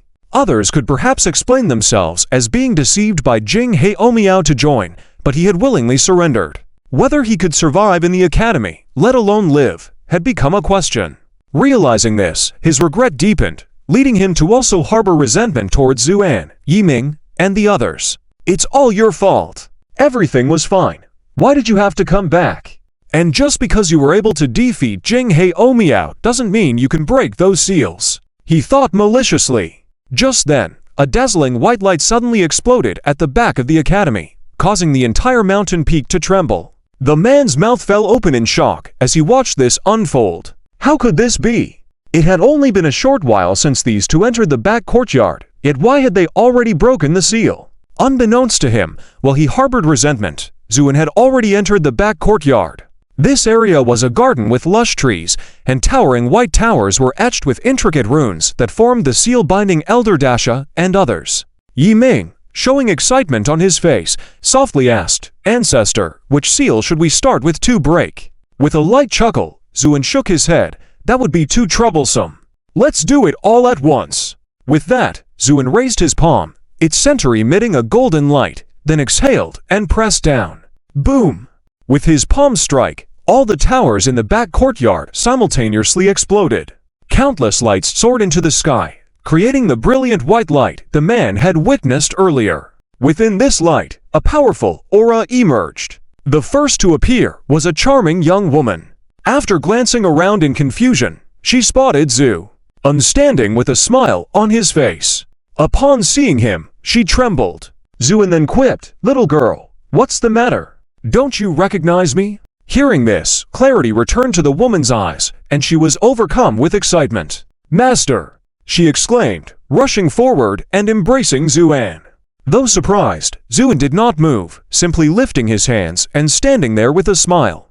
After a while, the girl looked up with confusion.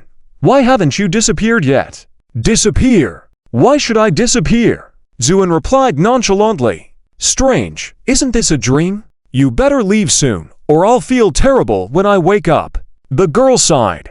Zuan couldn't help but chuckle, and he pinched her chubby cheeks, applying slight pressure. "Is this still a dream now?" Shocked by the pain, the girl's eyes widened. "What? This isn't a dream. So that means you're real, Zhu." Nodded. "Of course, I'm real as it gets." Meanwhile, Yiming approached with great excitement, bowing deeply. Disciple pays respect to master. Indeed, the young woman was Yiming's master, the only female disciple under Zuan's tutelage, Yang Xiaoman. Seeing Yiming, Yang Xiaoman's astonishment grew. "Are you Yiming?" Within that white light, figures were constantly emerging one after another. Without exception, these people were all initially confused, but upon seeing Zuan, they immediately descended to the ground and walked towards him. "Master! Master!" At this moment, the crowd was still unsure because the current Zuan seemed even younger than when he had taught them before.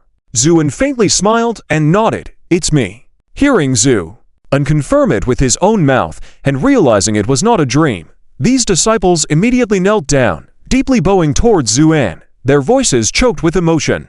"Disciples pay respects to master," Zuan gently said. "Please rise." They stood up, their faces filled with excitement. They had never imagined that Zuan would suddenly appear and rescue them from the seal.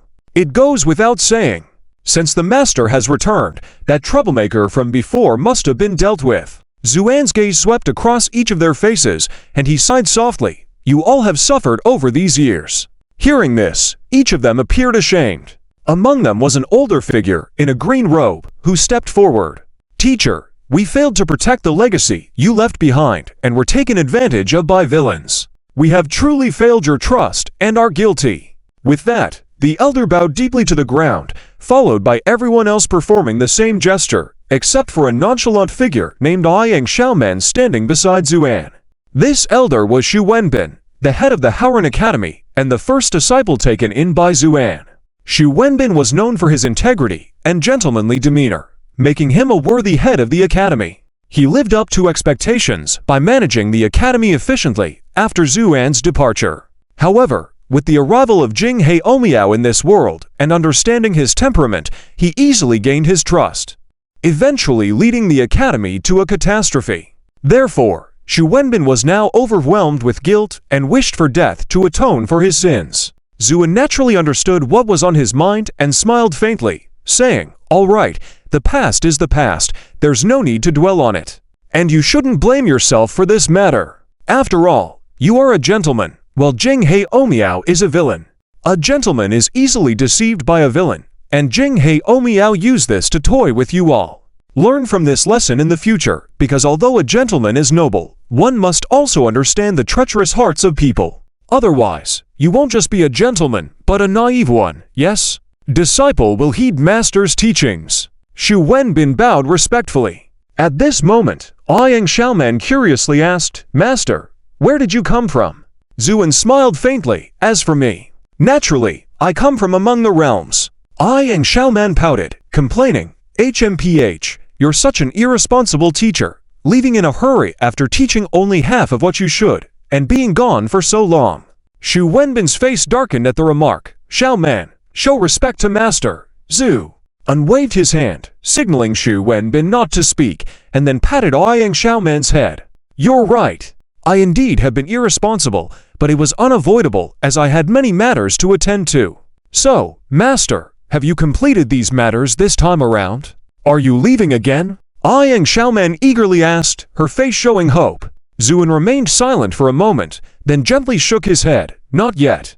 Yang Xiaoman's eyes dimmed instantly, affecting Xu Wenbin and the other spirits as well. Seeing this, Zuan laughed. "Why are you also listless? Although I can't stay here for long this time, you can come with me." "What?" Hearing this, everyone present was shocked, especially Yang Xiaoman, who seemed ready to burst with excitement. "Master, are you serious?" "Of course, why else would I be back?" "Wow, that's incredible. Finally, we don't have to rot away in this academy anymore. Ha ha ha." Yang Xiaoman burst into wild laughter.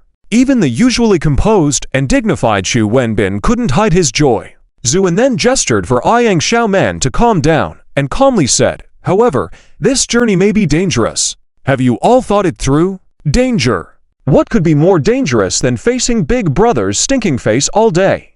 Yang Xiaoman said with a grin.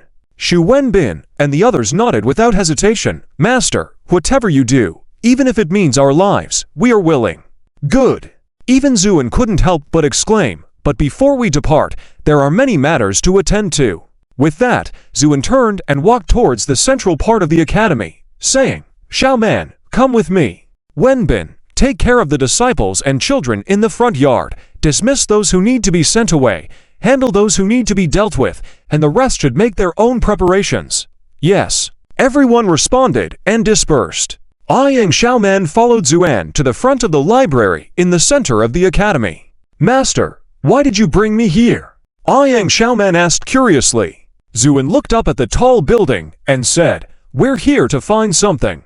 With that, Zuan pushed open the door and entered the library. Inside, it was disorderly, evident that someone had rummaged through the place more than once. Zhu ascended the stairs, and Yang Xiaoman followed behind in silence. Soon, they reached the top floor of the library where Zuan had left behind scrolls, showing the most signs of being disturbed. Some books were even torn to pieces with papers scattered on the floor. "Master, did Jinghei Omiao do all this? It's despicable. I wish I could bite him to death."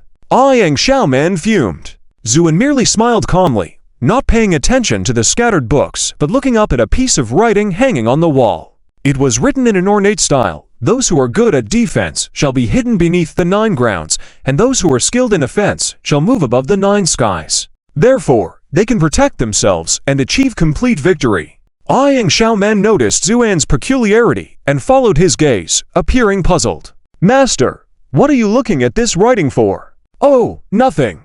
I just find my handwriting back then truly ugly." With that, Zuin slowly extended his hand. In an instant, the writing emitted countless rays of light, flying into Zuan's palm and transforming into a small token. The so-called arsenal is actually just a very general term. It is not a warehouse for storing weapons as imagined, but a secret store. Back then, Zuin had just ascended to become an immortal emperor. Before reaching the level of immortal veneration, due to various coincidences, he entered this secret storage. Zuin was shocked at that time, because this secret storage contained nearly a massive amount of battle symbols and armors, and each one could be considered a fine piece. Not only that, the battle symbols and armors in this arsenal were divided into many grades from low to high. Displayed on the outermost layer, the lowest grade armor could be worn even by ordinary people, and once worn, they would possess the strength to challenge even deities. It is important to note that these were ordinary people with no cultivation skills at all. Yet just by wearing a piece of armor, they could undergo such a tremendous transformation. As one goes deeper into the arsenal, the grades of battle symbols and armors become higher. In the innermost layer, Zuin even saw armors suitable for powerful immortal kings to wear. Once worn, their strength could be increased by at least 30%. You should know, for experts at this level, a 30% increase in strength is a terrifyingly huge number, showing the terror of these battle symbols and armors. Zuin was completely shocked by this arsenal, but it wasn't over yet. In the deepest part of the arsenal, there was a separately isolated space. Even Zuan, with the strength of an immortal emperor at that time, had a hard time entering it. The space inside was not as vast as the outer arsenal, but there were floating halos inside, just like safe deposit boxes, making it impossible to see what was inside from the outside. Zuan felt an extremely powerful pressure inside. Therefore, after a quick glance, he prepared to exit. However, at that moment, a small seal suddenly appeared in Zuan's palm. At that time, Zuin didn't pay much attention to it, only realizing after coming out that the seal was actually the key to opening this arsenal. Looking at the nearly massive amount of armor and battle symbols, Zuin realized the seriousness of the situation. Although he didn't know who left this arsenal, he knew that if the contents of this arsenal were leaked, it would definitely cause a huge uproar in the heavens, and who knows how many ambitious people would take advantage of it. Therefore, Zuin decisively used the seal he obtained to close the arsenal again, adding several more seals on it. When he encountered this arsenal, he happened to be accompanied by Yu Huahui, whom he had just subdued. Therefore, Yu Huahui also witnessed this scene. This is why he knew the reason behind the arsenal. Now the situation is different, with the 10-year deadline approaching day by day. What terrifying creatures will appear behind that bronze door? Even Zuan is a bit unsure. After all, based on Zuan's experience of dealing with these monsters a few times, they all possess unpredictable and strange abilities. For example, the 9-headed serpent that suddenly appeared and disappeared in the heavens. It actually had the ability to be immortal and to perfectly mimic the abilities of its opponents, rendering any technique used against it completely ineffective once experienced. If it wasn't for the sudden appearance of the 9-tailed fox ancestor who won, Zuin would have to pay a painful price to defeat it, and even then, he couldn't kill it and let it escape. As for the triangular head encountered in the Pure Land Buddha's realm, although slightly weaker, possessed an almost abnormal ability to become stronger against strong opponents and weaker against the weak. And these were just two monsters. Who knows how many strange creatures are hidden behind that bronze door. Therefore, if one doesn't prepare in advance, even if Zuin can unify the heavens, the outcome of facing these strange monsters is still unpredictable. So now is the time to use this arsenal. This is also why Zuin chose to come to this Hao Ran Academy as the first stop in the heavens. Initially, Zuin disguised the seal that opened the arsenal as a painting and left it in the scripture library of Hao Ran Academy. It's funny that although Jing He Omiao searched countless times, turning the entire scripture library upside down, he never thought that the key to opening the arsenal had been in front of him all this time. As Zuin reminisced, he heard Yang Xiaomen eagerly say, "Master, we now have the key to the arsenal. When are we leaving?" Zuin turned to look at her. "Are you in such a hurry?" "Oh, don't even mention it, Master. You don't know. After you left, I've been looking at senior brother's old face all day. I'm on the verge of collapsing, and then being sealed in the White Tower for so long. Who can bear it?" Yang Xiaomen pouted, looking dissatisfied. Zuin smiled. "All right. In that case, once we finish the matters of this world, we will set off." Yang Xiaoman couldn't help but cheer at the words, but then she suddenly remembered something and asked curiously, "Master, where are we going next?" Zuan looked at the sky outside the window and said lightly, "Now that the key has been obtained, the next stop, naturally, is the arsenal." Yang Xiaoman wanted to ask where this arsenal was and what it was, but when she saw the determined look in Zuan's eyes, she couldn't help but hold back her words. At the same time, Zuan murmured softly, "By now, you should have already sensed it, and if I'm not mistaken, you must be ready to strike first, after all. Given your character, once you know the truth has been exposed, you will definitely go all out, right? Hua hui." As he finished speaking, a brilliant light surged in Zuan's eyes, making people feel awe-inspiring. At the same time, in a desolate star in the depths of the starry sea, the scorching magma is constantly churning. The temperature here is enough to incinerate everything. Even strong practitioners would find it difficult to survive here. Yet, in such an extremely dangerous environment, there was a figure sitting cross-legged on the magma. Suddenly, the surrounding magma began to violently boil, the spurting flames causing the temperature to rise sharply. However, no matter how hot the flames were, the instant they got close to the man, they would be directly reduced to nothing. At the same time, the man slowly opened his eyes. In an instant, the originally boiling magma around him instantly solidified, and the entire space seemed to flash like a sharp blade, making people's hearts palpitate. Because of the eyes that appeared, what kind of eyes they were. It wasn't until this moment that I could see the face of this man clearly. He was a man dressed in black, with a somewhat pale complexion, not handsome, but with an indescribable air of evil. The man furrowed his brow slightly and softly said, "The avatar I left on Jinghe Omiao was actually destroyed by someone." That's right. This man in black is none other than Yuhuahui, who had previously joined Zuan, and then rebelled against him. He looked pensive for a moment, then his eyes suddenly turned cold. No, Jinghe Omiao's aura has also disappeared. As he spoke, he suddenly stood up, his eyes filled with a chilling glare. "Zuan, it must be you, right? Otherwise, no one would know about Howard Academy. And even if they did, they wouldn't have eliminated my avatar so cleanly." With that, Yuhuahui's face suddenly showed an intense hostility, and he stomped his foot violently. Boom!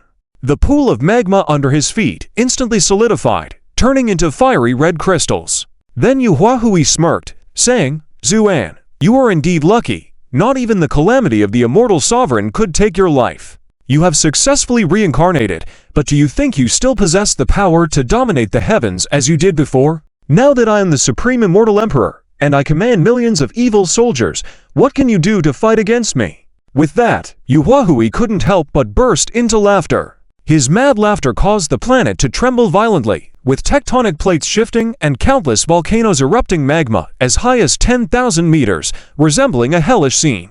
Suddenly, Yuhuahui's laughter came to an abrupt stop. "Wait, weren't you wanted by the Imperial Palace and the Dark Abyss sect? Why would you risk going to Howard Academy like this?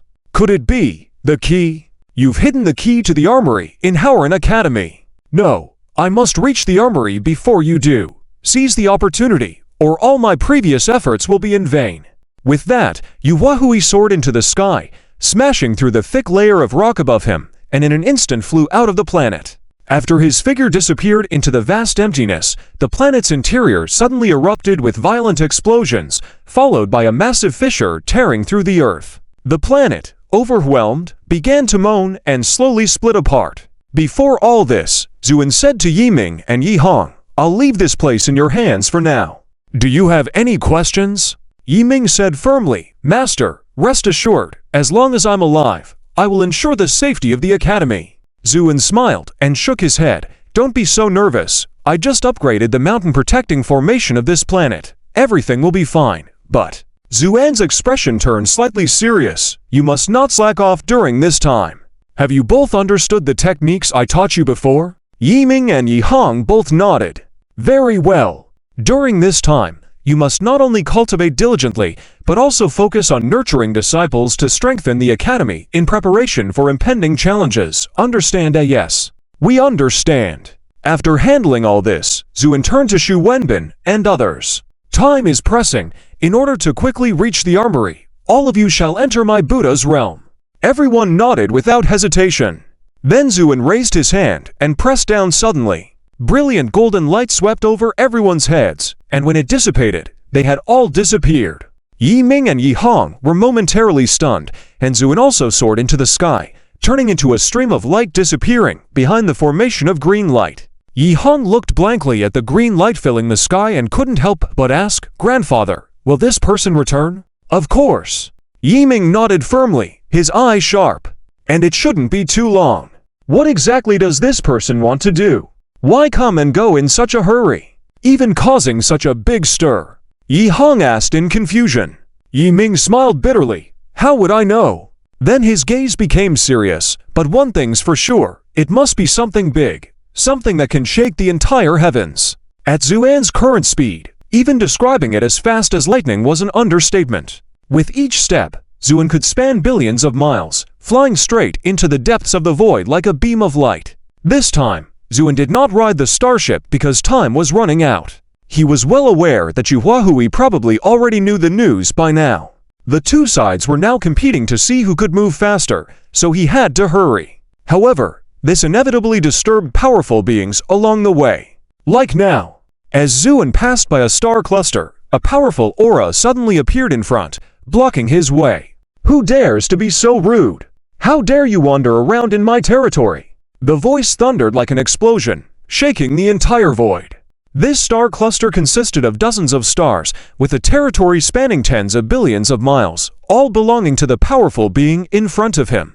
Naturally, he would not allow Zuan to pass through his domain so recklessly. In the world of heavens, especially in the depths of the starry sea, where powerful figures ruled over their territories, there were very few who would travel at full speed like Zuan was doing now. After all, in the eyes of many powerful beings, this was a serious provocation. If they ran into someone with a good temper, it might be fine, but if they encountered someone with a bad temper, a brawl might ensue. It was clear that the current opponent wasn't one with a good temper. For example, now, this powerful being was angered by Zuan's attitude, so he wielded his Dharma image and was about to take action. But at that moment, a cold and elegant sword light instantly slashed through the heavens and earth. "It's okay, he is a passing swordsman, and I was careless for a moment and got successfully ambushed by him." The powerful swordsman certainly wouldn't reveal the truth, so he quickly came up with an excuse to cover up the situation. Upon hearing this, his followers became furious. "How dare he ambush our leader? He's seeking death. I will go find him right now to settle the score. Yes, let's find him and make him pay." The crowd was in an uproar. Despite the outrage of the people, the powerful swordsman just waved his hand. Enough, that swordsman must have long gone by now. Where would you go to pursue him? "So, is this matter just going to be overlooked? Our leader has already been injured," one of the followers angrily questioned. "Heh, of course, this matter will not be overlooked. Now, strengthen your defenses to prevent any more passing strongmen from provoking us. If there are any issues, report them to me immediately, yes?" After receiving their orders, the followers dispersed, leaving the powerful swordsman alone sitting on the throne. As soon as the hall was empty, the swordsman opened his mouth and coughed up to mouthfuls of blood, wiping the bloodstains from the corners of his mouth. In a trembling voice, he murmured to himself, "Such a strong sword intent. If I hadn't dodged quickly, just that one sword could have severed my soul in half." He took a deep breath of relief, feeling fortunate to have survived. As for his order to strengthen defenses against potential threats, it was merely a face-saving measure. He didn't believe he would have such bad luck to encounter another passing strong man. But fate seemed to be against him, as he suddenly felt a sense of foreboding while contemplating how to recover from his injuries. Shortly after, he heard the shouts of his followers from outside. "My lord, come quickly, we are under attack again." The swordsman shuddered, wondering if he could really be this unlucky. As he anxiously pondered his next move, a voice filled with dread and malice resonated within him. As a horde of evil soldiers approached, his followers stood stoically in formation. In the distant void, a troop of evil soldiers appeared, so numerous that they filled the entire space as far as the eye could see. The swordsman's mouth gaped in disbelief as he noticed a large banner with an ominous character embroidered on it. At that moment, fear welled up in the swordsman's eyes as he recalled a figure infamous even in the vast starry sea, the so-called evil king, Yuhuahui. It was widely known that this person had a legendary background and had even once been under the protection of the Red Lotus Immortal before rebelling. Recently, he had achieved the status of an immortal emperor, becoming a top-tier powerhouse that even leaders of major factions like the Heavenly Palace and Zhuanming Mausoleum showed deference to. The unexpected appearance of Yu Huahui's procession unnerved the swordsman. With the evil soldiers nearing, agitation spread among his followers. One particularly insolent and vicious member approached the swordsman, snarling, "My lord, these bastards dared to pass through our territory without your permission, showing a lack of respect for you." The swordsman shot him a cold glance. "Oh, then what should we do?" The follower's face revealed a hint of a smile, but in the next moment, his head was smashed to pieces by the swordsman. Shocked, the rest of the followers quivered in fear. The swordsman scolded them angrily. "Damn it, if you want to die, don't drag me into it. Why don't you stop them yourself? How can you not use your brains? Even a fool could see that with such a large force, they are no ordinary foes. You called me out. Are you trying to get me killed?" The followers paled, realizing their mistake. The swordsman, filled with fear, watched the approaching evil soldiers and declared, "Let's go." As he turned to leave, a voice filled with authority and malice sounded. "What's this? You see me coming, and you want to leave without a word." Stunned, the swordsman halted and turned back, forcing a strange smile. Evil king, how could I dare harbor such thoughts? I suddenly remembered urgent matters at home and had to attend to them." "Is that so? It's quite a coincidence. I also have urgent matters for you. Come here." With a final command, the swordsman trembled and reluctantly approached the evil king. The path cleared by the evil soldiers, he faltered towards Yu Huahui, feeling the intense pressure as he knelt before him, trembling uncontrollably. As soon as the words fell, a sudden flash of light and a powerful force burst forth from Yu Huahui's hand. The mighty individual felt an incredibly strong suction surging towards him. Caught off guard, he only had time to emit a short and sharp scream before being pulled into Yu Huahui's hand. "I'll borrow your appearance for a bit." With that, Yu Huahui clenched his fist. Crack! The mighty individual's appearance was instantly crushed by Yu Huahui. Among the shattered appearance, there was a faint but extremely sharp sword intent. Yu Huahui gently touched this sword intent with his hand. Plush! Even skin tougher than the most sturdy crystal stone was directly cut open long by this sword intent. Dark blood gushed out instantaneously, but Yu Huahui's eyes gradually brightened and a cold smile appeared on his lips. "Half-step immortal emperor, Zuan, so this is all the strength you gained after being reborn for so long? Now, let's see how you can still fight me." With that, Yu Huahui sat back in his carriage, coldly commanding, "Let's go." Full speed ahead. The countless demonic soldiers once again surrounded his carriage, thundering through the void, flying into the distance. At the same time, on that planet, the mighty individual on the throne suddenly let out a miserable cry. His aura quickly dropped, his face nearly transparently white. But even worse than his pale complexion was his eyes. He suddenly darted away, ignoring his heavily wounded body, fleeing into the distance. Despite his mediocre strength, this individual had keen insight. First, a sword cultivator of unknown origin passed by, and then even the existence of the demonic king, Yu Huahui, appeared. All these signs indicated that something significant was about to happen. For safety's sake, he had to leave this place first. Land or reputation were out of the question compared to his own life. Meanwhile, in the distant starry sky, Zuan halted his steps. Before him, in the void, there was a brilliant blue giant star blocking his path. It was a blue Hypergean star, with a volume vast enough to hold billions of suns. Some of these stars had an extremely long lifespan, lasting up to billions of years. Zuan gazed at this blue gem-like giant star, a slight smile on his face. "Interesting, there are more seals added again. You are really determined to get hold of this arsenal, Yu Huahui." Indeed.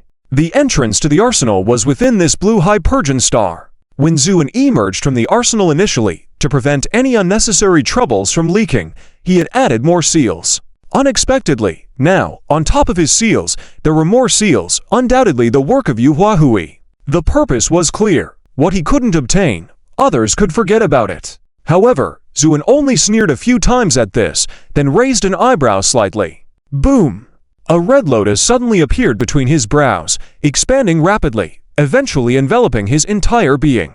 Zuin took a step forward, heading directly towards the surface of the blue Hypergean star. In an instant, scorching hot air at tens of thousands of degrees swept over, but upon contact with the radiance of the red lotus, these heat waves dissipated.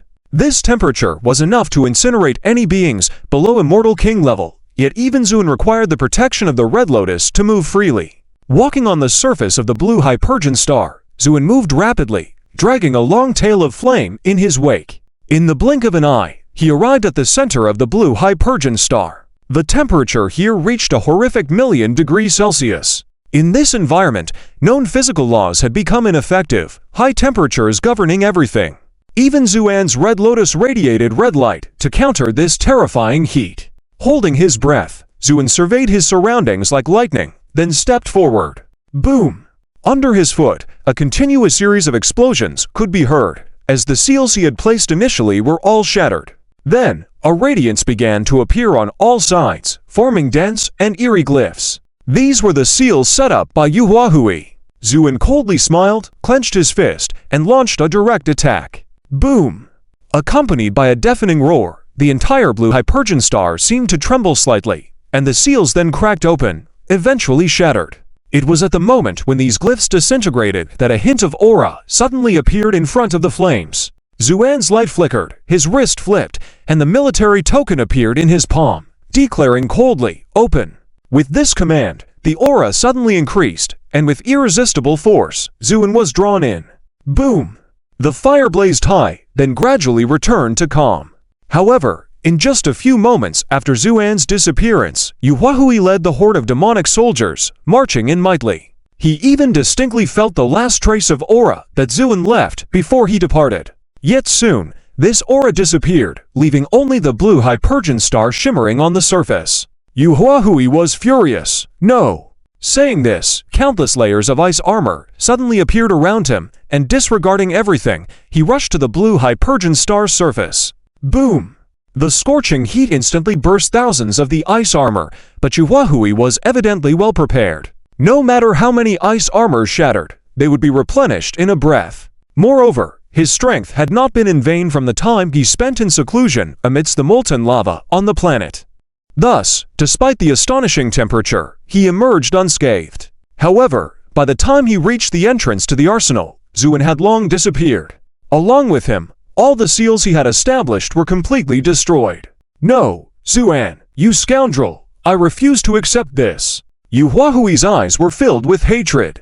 He had planned for the arsenal for so long, even hiding in the planet's molten lava to hone his fire resistance just to enter it personally. However, all his planning had ultimately been in vain. Zuin had simply appeared and effortlessly accessed the arsenal using the key. It felt like a man chasing a goddess in vain, only to see her fall so easily into someone else's arms. At this moment, he was looking at everything in front of him with a full face of astonishment. This armory was very different from the last time he came. The array of armor and war symbols that once densely filled the entire space had disappeared, replaced by an endless wilderness. The wilderness was covered with white bones like mountains, broken flags, and swords were everywhere, revealing an extremely desolate ancient battlefield. Zuin walked through it with a solemn expression, crushing many ancient bones with each step, making a grating sound. There was no sound of wind, not even a hint of airflow disturbance. The space was terrifyingly silent. Soon, Zuin reached the center of the battlefield, where a gigantic observatory stood towering. Countless skulls were piled up to form a pyramid-like mountain. These skulls were arranged in a specific direction, their dark eye sockets staring straight ahead, sending chills down one's spine. Even Zuan, who had witnessed numerous grand scenes, couldn't help but pale when he saw this gigantic observatory. The sheer number of skulls required to build such a massive observatory was astronomical. Even the most bloodthirsty evil cultivators among the heavens couldn't have done such a fanatical thing.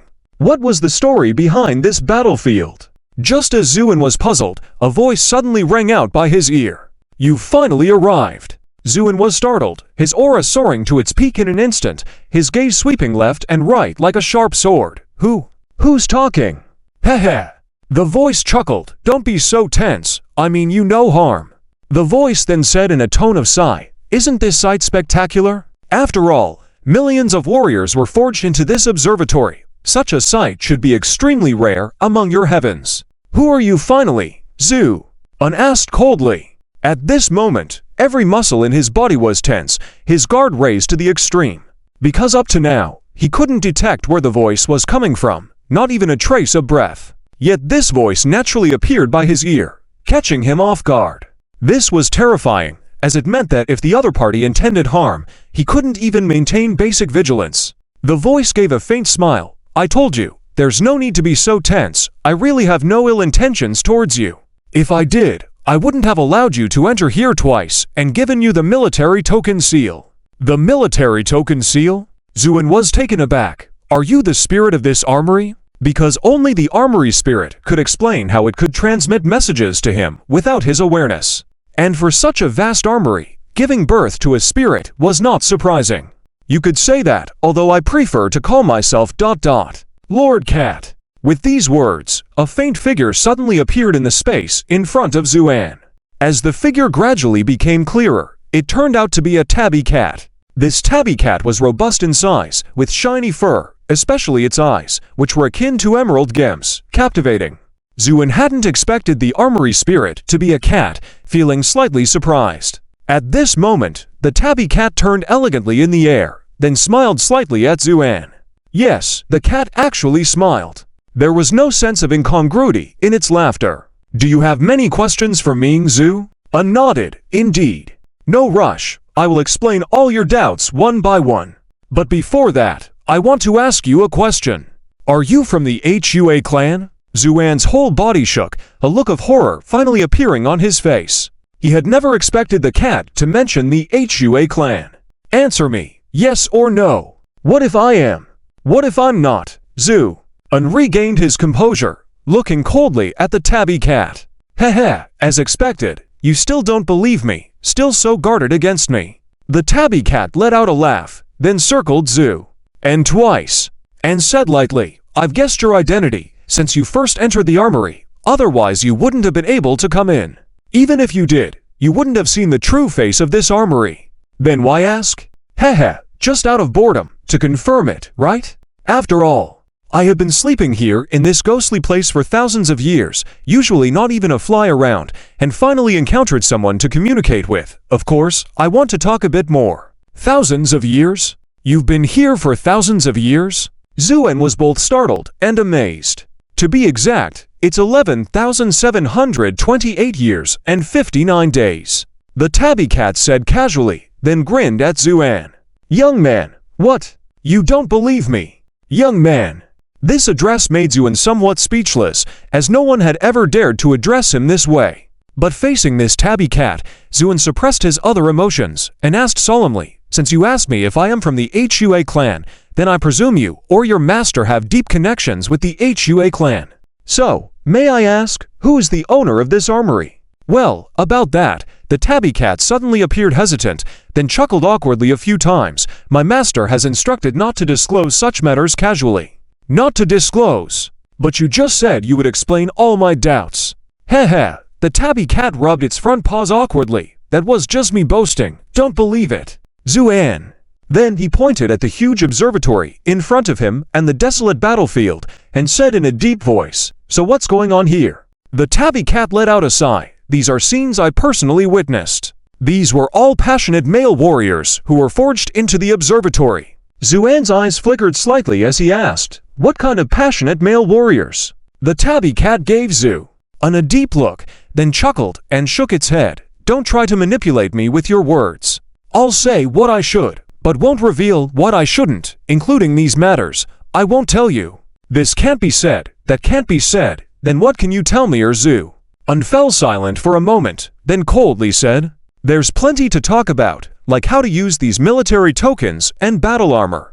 The calico cat said with a smile, and the scenery in front of them suddenly changed, shifting from the desolate battlefield back to the armory full of countless military tokens and battle armor. The whole process happened without any warning, appearing so natural, as if everything was meant to be. Zuan didn't look at the military tokens and battle armor. Instead, he gazed deeply at the calico cat. So, you've been waiting here for thousands of years just to tell me this? The calico cat shrugged, saying nonchalantly, "In fact, when my master left me to guard this armory, he never thought that a descendant of the Hua clan would actually come.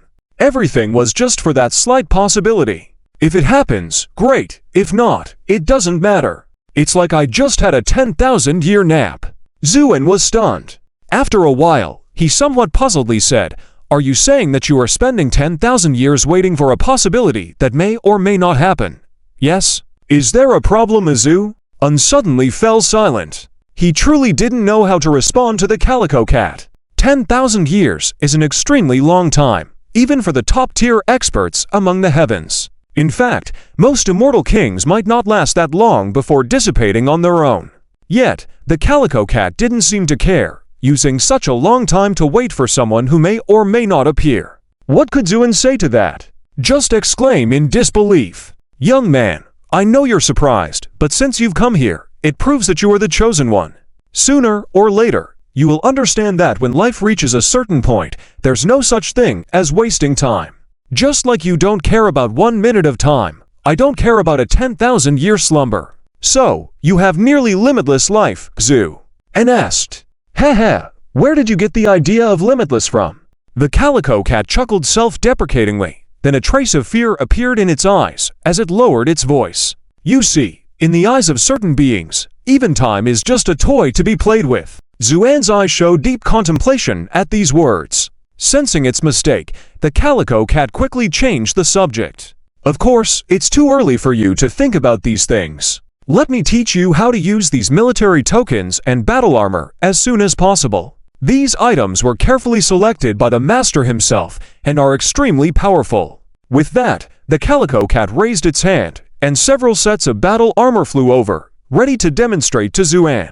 However, just then, Zuan calmly said, "Wait." The Calico Cat was taken aback. Zuan raised his head slowly, his eyes shining brightly as he looked at the Calico Cat. "If I'm not mistaken, you and your master must have some connection to the Hua clan. So, you were also aware of the great calamity of the Hua clan thousands of years ago, right? And since this armory was left by your master, does it also mean that he anticipated the chaos in the future heavens, hence leaving it behind?" Faced with Zuan's series of questions, the Calico Cat kept retreating. Only after Zuan finished did it awkwardly smile and say, "I'm sorry, I don't know anything. I only know that I must leave all these things to you. That is my mission." "All right. Let me ask you another question. If all these things are meant for me, then why didn't you give them to me when I entered the armory last time, or even show up?" With this statement, the Calico Cat's eyes showed panic.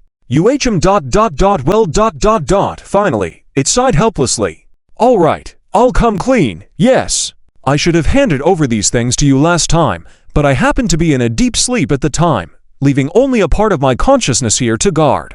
So you only gave me the military token to enter the armory, right?" The Calico Cat nodded dejectedly. "Yes, that's right." But then it added with infinite grievance, "But I didn't mean to. I waited here for 9,000 years, yet no one entered.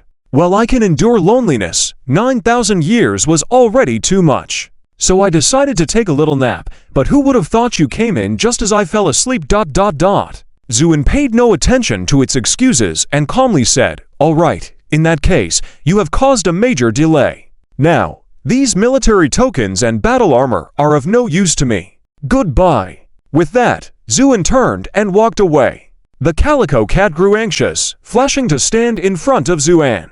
"Hey, don't leave. These military tokens and battle armor are enough to arm a whole army. How can you just leave?" "I'm not interested, sorry." Zuan didn't even blink, continuing to stride forward. The Calico Cat was truly desperate now, starting to threaten fiercely. "Do you understand what this means? Once you use all these military tokens and battle armor, you will become a powerful force in the realm, even a possible ruler of all the heavens." "What does that have to do with me or Zhu?" Raised an eyebrow slightly, his steps unwavering. "Oh my god, think it over. If you leave, all these things will go to someone else. Don't regret it later." The Calico Cat began to threaten vehemently. But Zuan never bought into it, his steps showing no sign of slowing down as he walked away. Finally, as Zuan was about to tear through the void and leave, the Calico Cat couldn't bear it any longer and shouted, all right, I'm afraid of you. Come back. I can give you limited information now, okay? A faint smile appeared at the corner of Zuan's mouth. He slowly turned around, gazing intently at the calico cat. Are you telling the truth? Of course. Master Cat never lies. The calico cat replied dejectedly, then muttered softly. Unexpectedly, this calico cat, upon hearing this question, firmly shook its head. I'm sorry, I cannot answer your question, even if it means I cannot complete my mission and face punishment for failing. Some secrets, once revealed, will bring about unpredictable changes that nobody can bear the consequences of. Zuan quietly watched the calico cat, then nodded after a long while. Well, in that case, I'll take my leave. Saying this, Zuan started to turn away. The calico cat instantly rushed in front of Zuan and then begged desperately on the ground. Brother, please. You are my master now. Please don't play with me like this. Quickly take these military tokens and armor, or else I won't be able to complete my mission and return, and I'll be stuck in this place for who knows how long. The calico cat pleaded with tears and snot. Zuan, however, calmly said, I have a principle. I never accept gifts with unclear intentions. And since you've been evasive about the origin of this weapons arsenal, who knows if you are a friend or foe, so. Before he could finish, the calico cat immediately swore. Brother, rest assured, I swear on my life and honor, both mine and my master have no ill intentions towards you. These military tokens and armor are meant to help you. This is all I can reveal. If you still don't believe me, then I have nothing else to say. Zuan looked at the serious-faced calico cat and realized it was time. Zuan certainly wouldn't actually leave, considering the importance of these military tokens and armor as crucial strategic resources for the upcoming war in 10 years. Originally, Zuan was just trying to scare the calico cat, so now he decided to accept them. The calico cat then appeared to be utterly shocked to encounter someone so shameless. However, he quickly composed himself and then regurgitated a military token, offering it to Zuan. This is. Zuan was puzzled. Brother, the military token you received last time was only half of it. The other half has been in my stomach all this while. Now, I'm giving it to you so that combining the two, you can freely control all the military tokens and armors in this arsenal. The calico cat explained. I didn't mean that. Can you wipe this military token before giving it to me or Zu? And said. The calico cat fell silent. Then visible black lines appeared on its forehead. However, being cornered by Zuan, he reluctantly wiped the token with his fur. Is this okay now? The calico cat said in a low voice. Zuan smiled as he accepted the military token, saying, Sorry, I'm a bit of a clean freak, no hard feelings. The calico cat hummed inwardly in disdain, but dared not show it on the surface, knowing he had to endure to complete the task and leave this place. After explaining in detail to Zuan, the calico cat revealed, Brother, besides the military tokens and armor, the real value of this arsenal lies in the arsenal itself. Oh, the arsenal itself. Exactly, this arsenal itself is a top-grade magical treasure. Now that you have these two tokens, it means you are the owner of this arsenal, able to control it freely as per your will. It will follow your commands. Follow my commands. Zuan was taken aback, and the surroundings suddenly changed. A building appeared in front of them, surrounded by a forest and a lake, the scene from the magical treasure building. See, this is one of the magical functions of this arsenal. The calico cat said proudly. Zuan's eyes glinted mischievously as he pretended to dismiss it. Just a magical tool that can change the environment, not that impressive. Angered by his words, the calico cat retorted, What did you say? You dare to treat the treasure left by the master as a mere magical tool. If this were outside, just this statement alone could land you in 3 years of punishment on the executioner's stage. Am I wrong? Zuan replied calmly. Humph, this rustic fellow hasn't seen much of the world. The calico cat muttered softly. What did you say? Ah, nothing. I said it about myself. The calico cat quickly chuckled and then said seriously, The real function of this arsenal is not just changing the environment, it can perfectly simulate a battle environment, ensuring that those who enter will not suffer any substantial harm, but retain all combat experience. This revelation shocked even Zuan. The calico cat grinned smugly. You see, with this treasure, you can continually produce elite warriors. Isn't that amazing? With a wave of its paw, the environment changed again. Zuan and the Calico Cat were now in midair. Below them was a battlefield with intense fighting, drums beating in the distance, and soldiers roaring. Every soldier was driven to a frenzy, rushing into the center of the battlefield. In the center, a man covered in blood, appearing mad, caught Zuan's attention. Seeing the man, Zuan's expression became serious. He said, "Yuhua Hui." Yes, on the battlefield below, it was Yuhua Hui who had followed Zuan into the arsenal. But now, he looked tragically ravaged, soaked in blood, with a fierce and crazed expression as he fought. The Calico Cat chuckled. "He entered the arsenal after you, and his strength is impressive. But in the face of the treasures left by the master, he has to yield. This is another amazing use of the arsenal. Once an opponent is trapped in the battlefield within the arsenal, if you wish, regardless of their strength, they will be entrapped in endless slaughter, unable to escape. This is why my master calls it the Shura battlefield." Shura battlefield. Hearing these words, Zuan couldn't help but take a cold breath. Shura was a legendary race known for their intense appetite for killing. The ultimate technique, using killing to stop killing. Zuan murmured these 8 characters in a soft voice, her expression suddenly becoming very serious, then looking coldly at the tabby cat in front of her. "I really want to know who you all are, and why you would build such a terrifying killing machine." No wonder Zuan was so solemn, because this Asura battlefield was too terrifying. It was worth noting that Yuhua was definitely a powerful emperor, without a doubt. But even with such strength, in the face of this Asura battlefield, he had no power to retaliate, directly falling into it unable to extricate himself. How could Zuan not be shocked? "I know what you're thinking, but rest assured, I can vouch with my cat honor. We are all good people, no doubt about it." As for this guy, the tabby cat said calmly, his heart is full of killing intent, so it's no surprise he was captured by this Asura battlefield. Saying this, the tabby cat smirked at Zuan.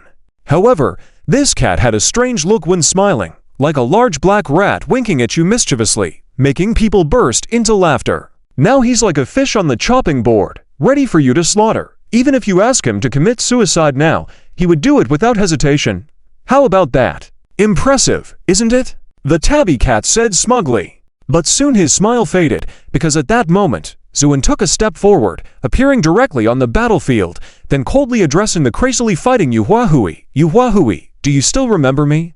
With these words, Yuhua shook all over, then stood still in place, staring blankly at Zuan. Damn, what does this kid intend to do?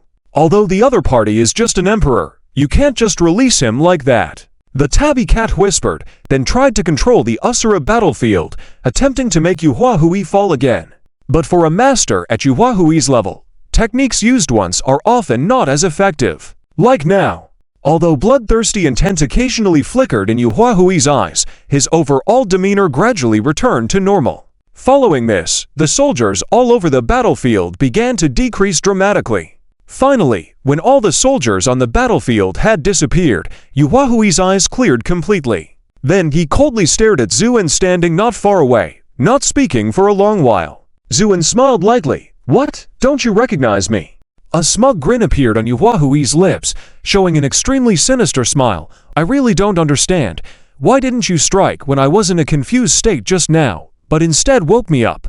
Do you think I'm not your match, or is it for that ridiculous sense of righteousness in your heart?" Zuan also smiled, then shook his head gently, compassionately saying, "You guessed wrong. I woke you up not out of pity for you, nor to uphold some kind of righteousness. I just looked down on you."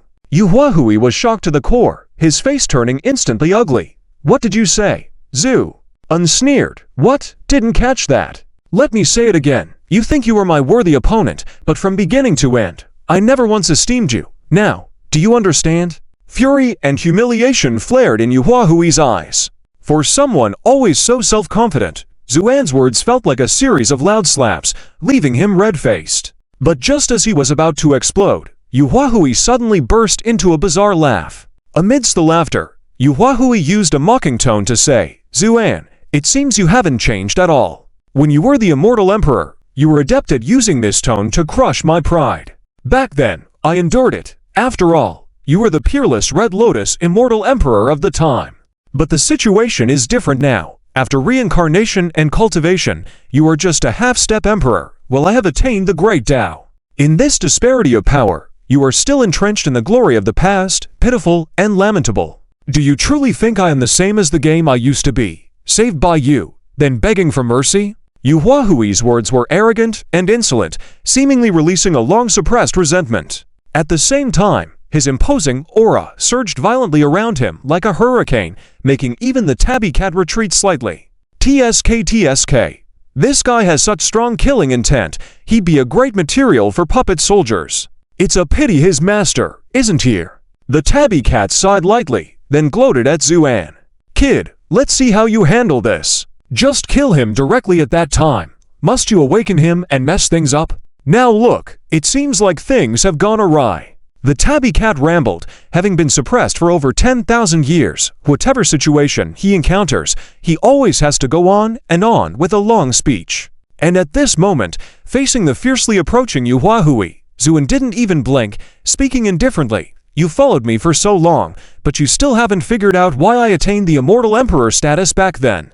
Because in my eyes, all strong individuals are ordinary, including you, the same. With these words, Zuan clenched her fists, then stepped forward with a resounding boom. Boom! This punch was extremely fast, and Yu Huahui hadn't even reacted before being sent flying by Zuan's punch. Zu unflashed and continued to punch in the air, repeatedly lifting up Yu Huahui's falling figure. The tabby cat stared agape at the scene before him. Countless thoughts and words on the tip of his tongue eventually converged into one sentence. Wow! This kid is so aggressive, actually challenging an emperor-class expert beyond his level. Just as he marveled at this, Zuan had already thrown hundreds of punches. When he finally stopped, he saw Zu standing proudly, while the opposing Yu Huahui looked bruised and battered, looking extremely battered. Ah, Zuan, I'm going to kill you. Yu Huahui was about to go insane from anger. He couldn't understand why, despite his higher strength and realm, he was rendered helpless by Zuan. This was completely different from the countless scenes he had imagined of encountering Zuan again after becoming an emperor. In his imagination, he would definitely have Zuan begging for mercy on his knees. But beyond expectations, now that he had encountered Zuan, the scenario had flipped entirely. In a mix of humiliation and rage, Yu Huahui charged forward like a madman. His violently oppressive aura even made the tabby cat stand up straight. Then with a stern look, he gazed at Zuan. This time, you probably can handle it. But just as he thought Zuan was about to face a disaster, Zuan suddenly smiled, and with a sudden wave of his hand, bang! After a resounding earth-shaking noise, the fiercely charging Yu Huahui was slapped by Zuan and sent flying. Yes. Literally slapped and sent flying. You saw Yu Huahui's head being slapped crooked, his mouth spewing out broken teeth, and then he flew back even faster than when he came. This dramatic scene widened the tabby cat's eyes instantly. At the same time, Zuan blew his palm lightly and said indifferently, You thought that a higher realm than mine could defeat me. You are too naive. At this moment, his entire body seemed to be like a rag doll that had been played with by a mischievous child, twisted and bizarre. He could feel his vitality rapidly draining away, once again tasting the flavor of death. Are you still going to resist? Zuan said lightly. Heh. Yu Huahui suddenly chuckled strangely, coughing up blood in between laughs, and then wiping it away forcefully. Zu, don't think that I will beg for mercy just because of this. If you have the guts, kill me now. Once I die, the arrangements I made before I arrived will immediately take effect, and your whereabouts will be known to all major sects in no time.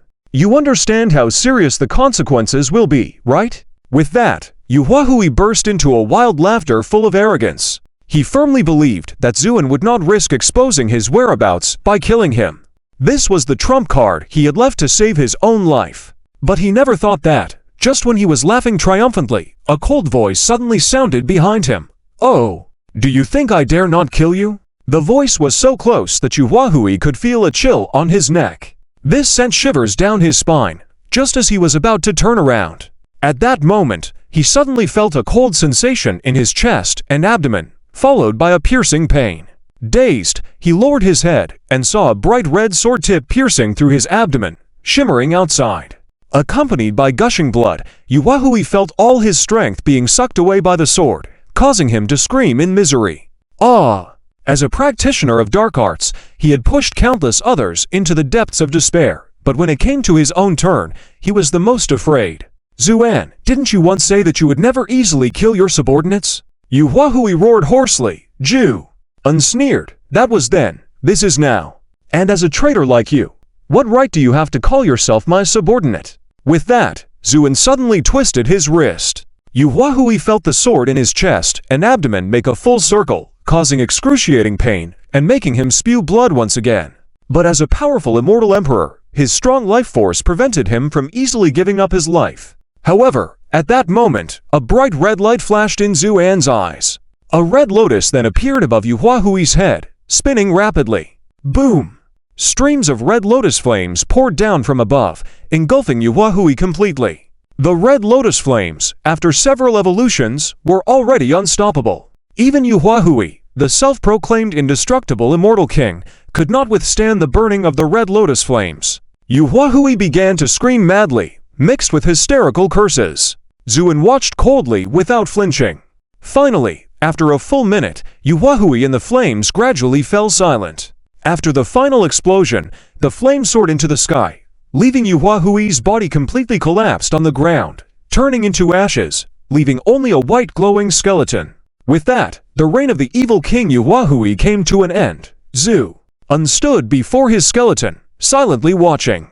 It was at that moment that the tabby cat suddenly approached, sniffed at the skeleton on the ground, then lifted its head and exclaimed in amazement to Zuan, "You killed a divine emperor so quickly, Zuan," and nodded. The tabby cat seemed puzzled. "Isn't it a problem that you seem to be suppressing him throughout, preventing him from unleashing his true strength from start to finish?" Zuan smiled faintly. Of course he couldn't unleash his true strength because, in the past life, he was my subordinate. And do you think I would be foolish enough not to leave a back door? Upon hearing Zuan's words and seeing his calm smile, the tabby cat suddenly shivered. Damn it, so cunning. You humans are really despicable. It's not cunning, it's strategic planning, you know? Zuan said with a grin. In fact, what Zuan said was true. After saving Yu Huahui, many of his subordinates expressed concerns. Despite Yu Huahui's pledge to reform from his dark ways, doubts remained. Though Zuan had defied opinions by taking him in, he had also planted a hidden door in Yu Huahui's consciousness. Not to harm Yu Huahui, but to prevent him from backtracking and causing harm to innocent beings. Unexpectedly, what was initially an unconscious act turned out to be crucial. Without this setup, Zuan could have defeated Yu Huahui, but not without significant cost and effort. Cut it. Stop using the word strategic planning to confuse me. I got sick of that tens of thousands of years ago. Xuan, the tabby cat, rolled his eyes disdainfully, and then, losing interest, said, "All right, now that the only source of fun is gone, hurry up and learn how to control this arsenal with me, so I can complete my mission." Are you in such a rush? Of course, because I don't want to stay in this ghostly place for another minute. This Lord Cat is in his prime, and youth should be dedicated to those she-cats. How can I waste it here all the time? At the mention of she-cats, the tabby cat suddenly became excited, her eyes gleaming. Zuan couldn't help but chuckle. All right then. I won't delay you from finding your she-cats. Though it was said to be learning, for the human and the cat, a simple exchange of divine thoughts and explanations of the tricks would suffice to fully master the task. Once everything was done, the tabby cat was ecstatic. Ha ha ha, this Lord Cat has finally completed the task. Snow, Daisy, Rosie, Nini, Sugar, Lulu, Lucy, wait for me. I'll be back soon. Zuan looked surprised. I can understand Snow, Daisy, and Rosie, but what are Nini, Sugar, Lulu, and Lucy? Of course, they are my beloved female friends. You don't understand. Since I'm in such a good mood today, I'll tell you about it. Jumping onto Zuan's shoulder, the tabby cat enthusiastically recounted her past adventures. Despite Zuan's repeated attempts to decline, the overly excited tabby cat ignored his refusal and continued to speak animatedly. What kind of existence would make a civet cat, who spends all day missing a little female cat, in charge of such an armory? Sizzle! At the same time, the civet cat wiped the drool from the corner of his mouth and waved his hand repeatedly, saying, all right, you've mastered how to use this armory now. This cat master is leaving. Before I go, I want to tell you one more thing. With that, the civet cat's expression turned serious. Don't ask how a cat's expression can turn serious, he just did. This armory was intentionally left by the owner as a token of goodwill for this place. I hope you'll take care of yourself and not abuse the power of the armory to do evil." Zuin chuckled upon hearing this, as the words spoken by the civet cat were ones he often said to others. Nevertheless, he nodded solemnly. "All right, I understand. Since that's the case, I'll be taking my leave, young lad. I hope we'll have the chance to meet again. Goodbye." With that, the civet cat leapt up and silently disappeared into thin air. Zuin watched the direction the civet cat disappeared in for a moment, then turned and left. Boom! With a loud rumble, the armory rapidly shrank and ultimately turned into a stream of light that flew into Zuan's eyebrows. As the armory shrank and disappeared, the brightness on the surface of the blue supergiant star also dimmed instantly, its volume shrinking rapidly, soon becoming an unremarkable red dwarf star. Such a change could be described as a spectacle in the night sky, but the billions of evil soldiers lined up in that void seemed as if they were made of wood and clay, showing no reaction to the unfolding events, silently standing there, waiting for their master to return. Zuin watched this scene, his eyes betraying a complex expression, a mix of anger and regret. Anger towards the cruelty of Yuhuahui's heart that led to the refinement of these billions of beings into evil soldiers. Regret because these people should have had better lives of their own. Now they stood like puppets off their strings, waiting for a master who could no longer return. However, Zuin could not simply stand by and watch, so he left. After all, these billions of evil soldiers represented a formidable force. If not used wisely, they would pose a significant threat to the realms. Thus, after a moment of silence, Zuan's eyes suddenly lit up, and a vast aura of evil surrounded him.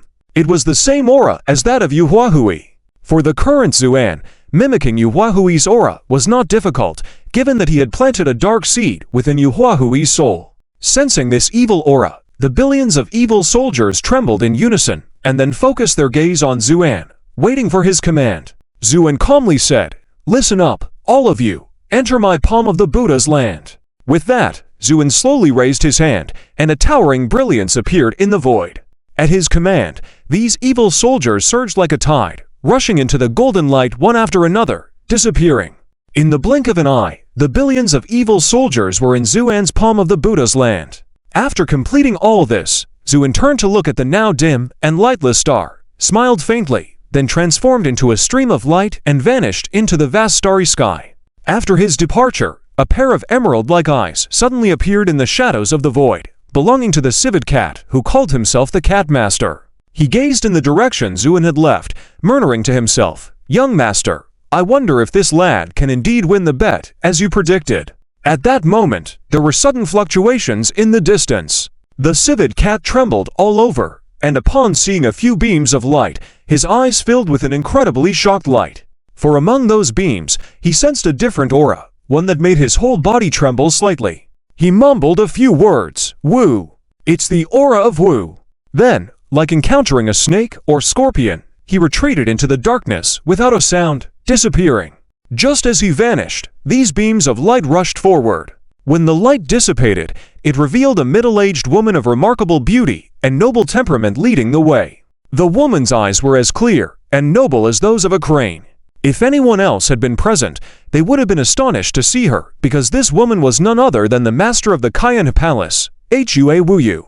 Behind her stood the elders of the Cayenne Palace. It could be said that almost all the top members of the Cayenne Palace had come, gathered at one place. At this moment, Hua Wuyu looked solemnly at the dim and lightless red dwarf star in front of her and said in a deep voice, "Have you found any clues?" Several elders looked at each other, then shook their heads in unison.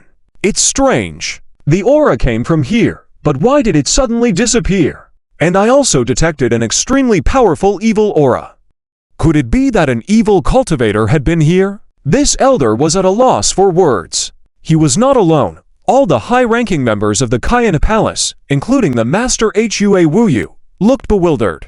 Since the great meeting of the Thousand Sects, the Cayenne Palace had been searching tirelessly for Zuan's whereabouts. Hua Wuyu even issued the flower mandate, eager to eliminate Zuan swiftly. But after all this time, they had found nothing, not a single trace of Zuan.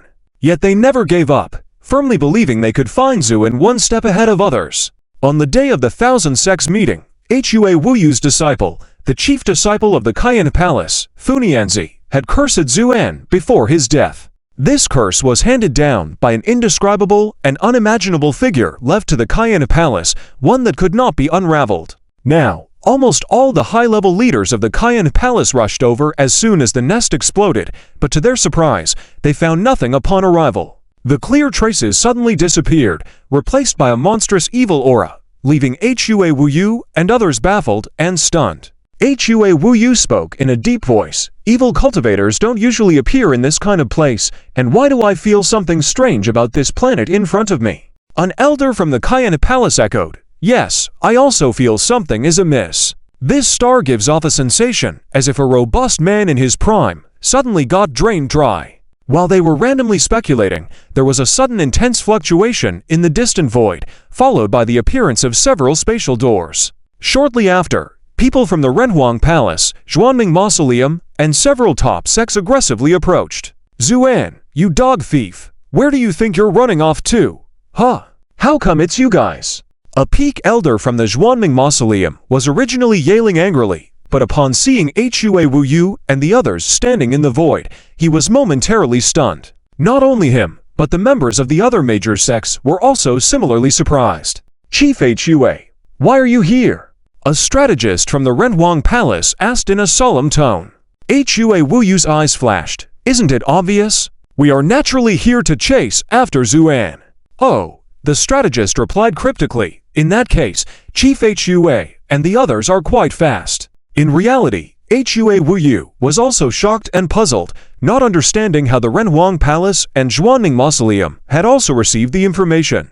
Sensing her bewilderment, the peak elder from the Zhuanming Mausoleum said in a deep voice, after receiving the news, we hurried over, but arrived late, trailing behind Chief Hua and the others. We are truly ashamed. It was then that Hua Wuyu finally understood what had happened. It turned out that a significant event had just occurred among the heavens. While not particularly rare, in such vast cosmos, earth-shattering events were not uncommon. However, this particular incident had shaken the entire universe. Almost all the major star sects and void gates received a letter at the same time. The letter was succinct, containing only a celestial coordinate and 4 words. Zuan is here. In an instant, the entire cosmos was in an uproar. Including the Zhuanming Mausoleum and the Renhuang Palace, all sects were excited. As time passed, the pressure on the major sects increased day by day. Nowadays, who didn't know that the major sects were joining forces to kill Zuan? The fact that so many sects united solely to deal with Zuan was unprecedented. However, despite boasting about it and issuing bounty notices, Zuan seemed to have disappeared without a trace, leaving everyone on edge. Many were privately speculating about whether the actions of the Renhuang Palace and Zhuanming Mausoleum, among others, would be successful, and this uncertainty would be a devastating blow to the prestige of these top sects. After all, with each passing day, more and more people would lose their reverence for them. In this atmosphere, everyone was on edge and restless. Therefore, upon receiving the letter, the major sects sprung into action as if grasping at a lifeline. Flying over directly was not an option, so these wealthy and powerful sects spared no expense in setting up a crossing array to rush over. But to their surprise, upon arrival, they only saw Hua Wuyu and others, looking equally confused. As the sects stood there staring at each other in confusion, Zuan had already traversed layer after layer of void and arrived in front of a temple. This temple was desolate and dilapidated, clearly long abandoned. Zuan's expression became strange, and he stepped inside. After passing through several collapsed corridors, Zuan entered a grand hall. The hall was also covered in thick dust, but fresh footprints were visible on the ground. Additionally, there was a layer of thick white powder on the floor, starkly different from the surrounding dust, catching the eye. Far in the distance on an altar, there stood a huge statue of a deity in disrepair, yet faintly resembling Zuan in its features. Zu stood quietly in the center of the hall and sighed after a long while. I never thought that returning here would be like this. Saying this, Zuan's wrist turned, revealing a broken sword in his palm.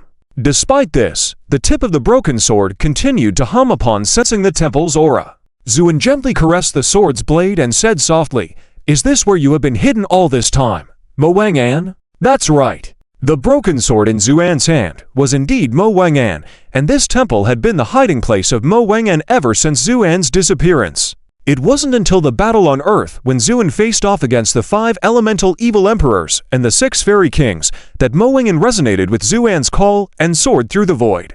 The white powder on the ground was the result of an unfortunate group of tomb raiders who stumbled upon the area while trying to excavate treasures, only to be shattered by Mo Wang'an's sword cha. It had been a long time since then, but upon returning, Mo Wang'an was now broken into several pieces. Xuan looked around with flickering eyes and sighed softly. So much time has passed. I wonder how Star and the others are doing.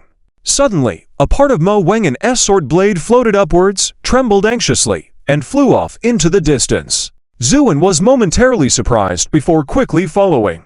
The flying speed of this piece of Mo Wang'an's sword was extremely fast, almost disappearing in the blink of an eye as it shot out of the temple and flew towards a distant planet. Mo Wang'an circled around Xuan twice before shaking near the planet. Xuan's expression turned serious, took a deep breath, and asked, "Are you trying to tell me that Star and the others are inside this planet?" Mo Wang'an's blade trembled slightly, seemingly nodding. Xuan's expression softened. Closing his eyes, he used his divine sense to investigate the situation within the planet.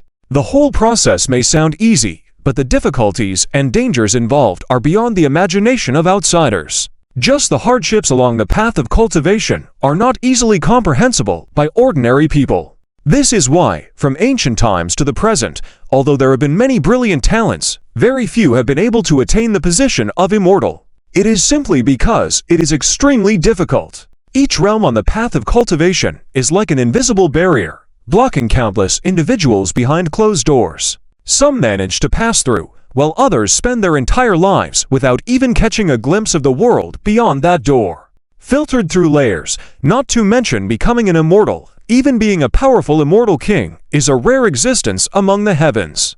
And as for immortal emperors, they stand at the top of the heavens, with only a handful of them existing. Don't be deceived by how easily Xuan defeated Yu Huahui before. That was because Yu Huahui's status as an immortal emperor was achieved through various underhanded and sly demonic techniques. Due to this, combined with the backdoor Zhu, unleft in his soul, Yu Huahui was completely defenseless when facing Xuan. In reality, true immortal emperor powerhouses are extremely rare, each one a once in a billion extraordinary talent. Not only that, but they also need unparalleled luck. Only with both talent and luck combined can one have the possibility of becoming an immortal emperor. I've gone through so much detail to show you just how difficult the path of cultivation truly is. However, all the challenges and obstacles on the path of cultivation pale in comparison to the treachery of the human heart. In fact, many exceptional geniuses throughout history did not die on the road of cultivation, but rather succumbed to the deceitful nature of humanity. Due to the limited resources for cultivation, if you gain one spiritual stone, I might end up with one less.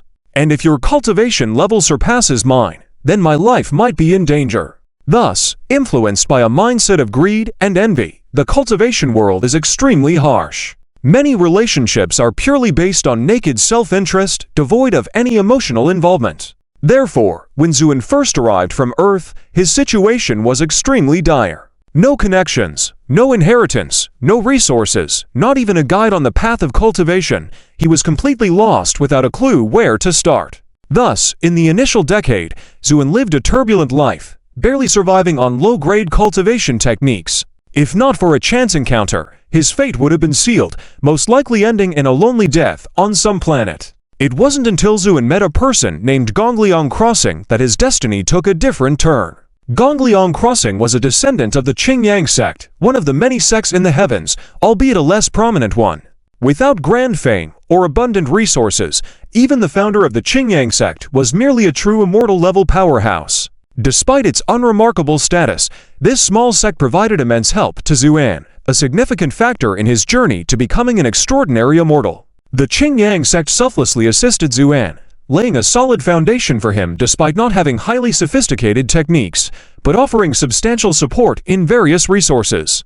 Gongliang Crossing became Xuan's mentor and close friend on his cultivation path. In this modest and compassionate sect, Xuan spent his early cultivation days, cherishing the kindness and bonds formed during that time.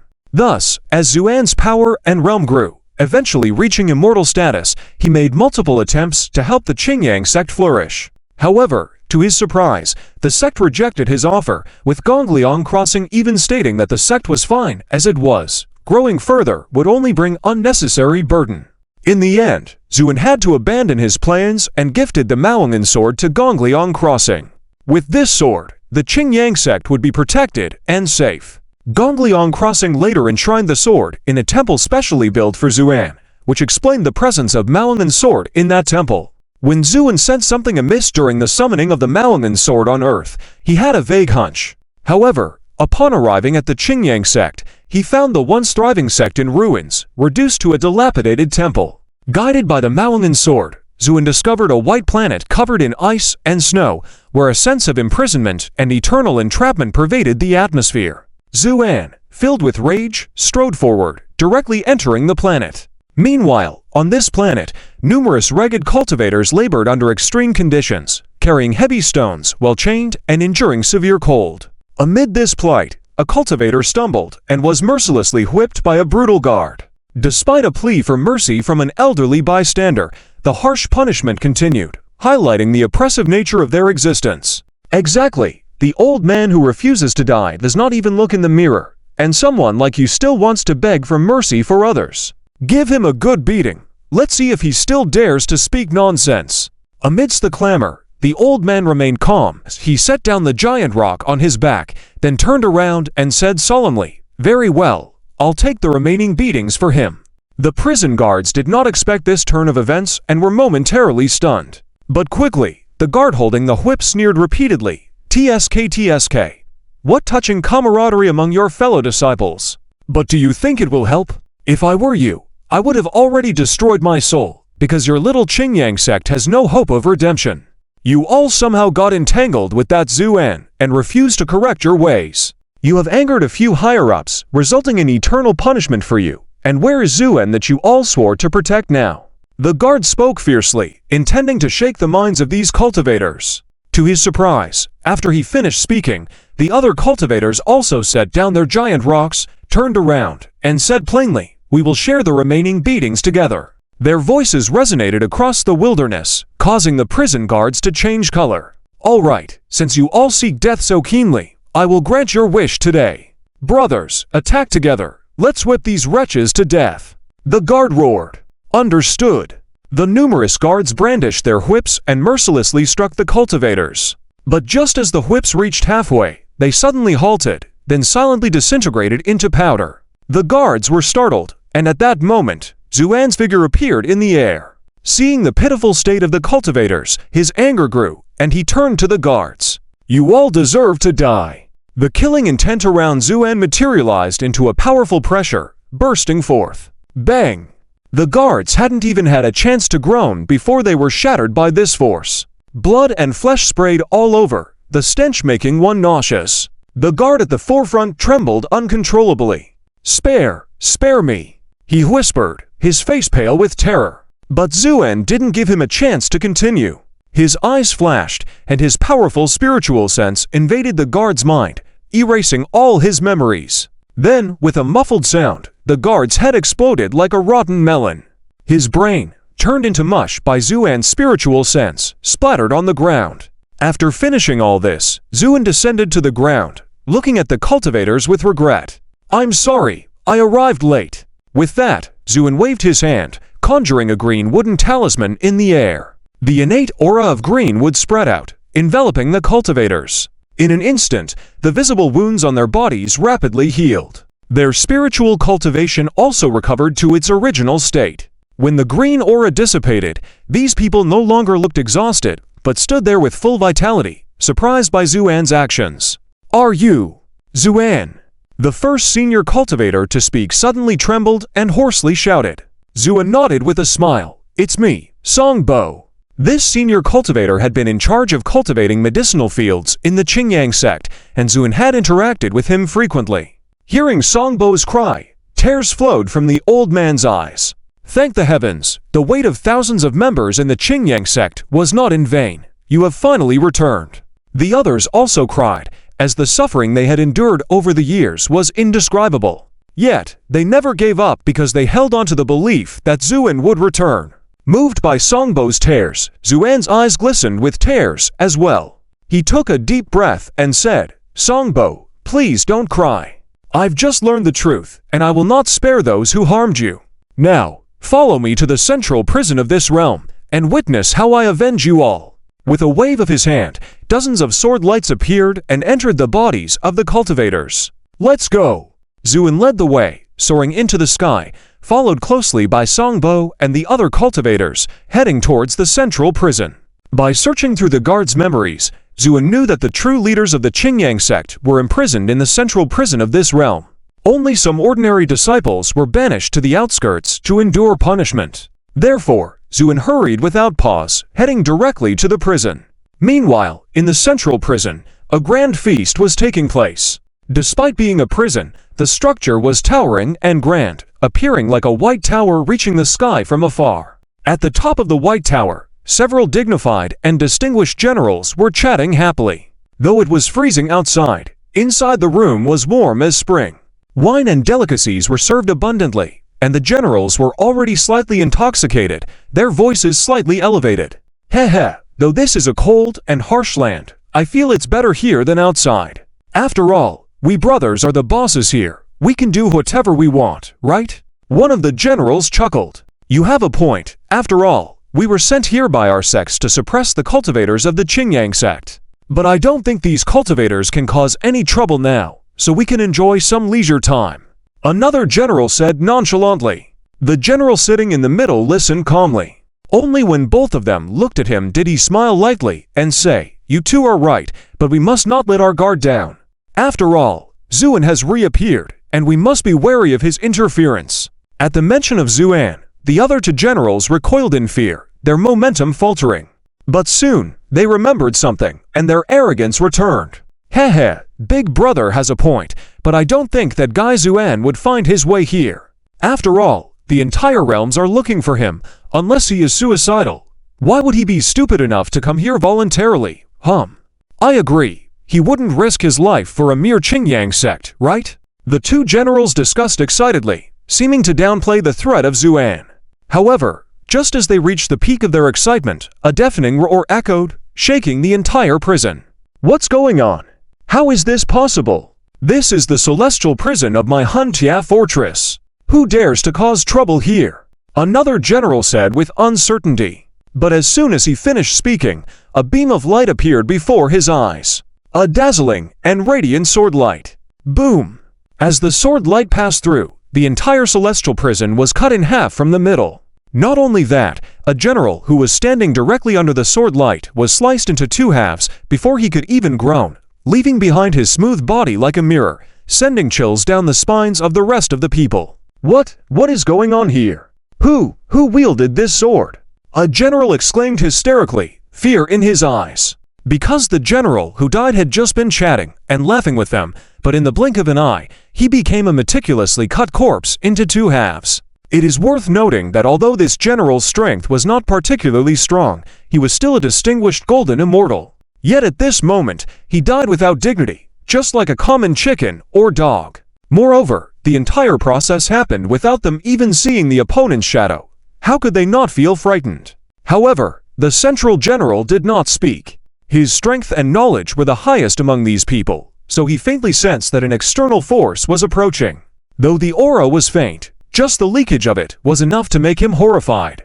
So he wisely shut his mouth, swiftly disappeared into the darkness of the corner like a rabbit. The power of a true immortal was slowly gathering within his body, and a small jade talisman appeared in his palm, containing terrifying power. His actions also reminded the rest of the people. In an instant, the celestial prison, which had been cut in half but still standing, fell silent. Only the roaring sound of the wind and snow flooded in, echoing in the ears of the people. The terrifying silence pervaded the entire world. Finally, the sound of footsteps crunching through the snow came from a distance.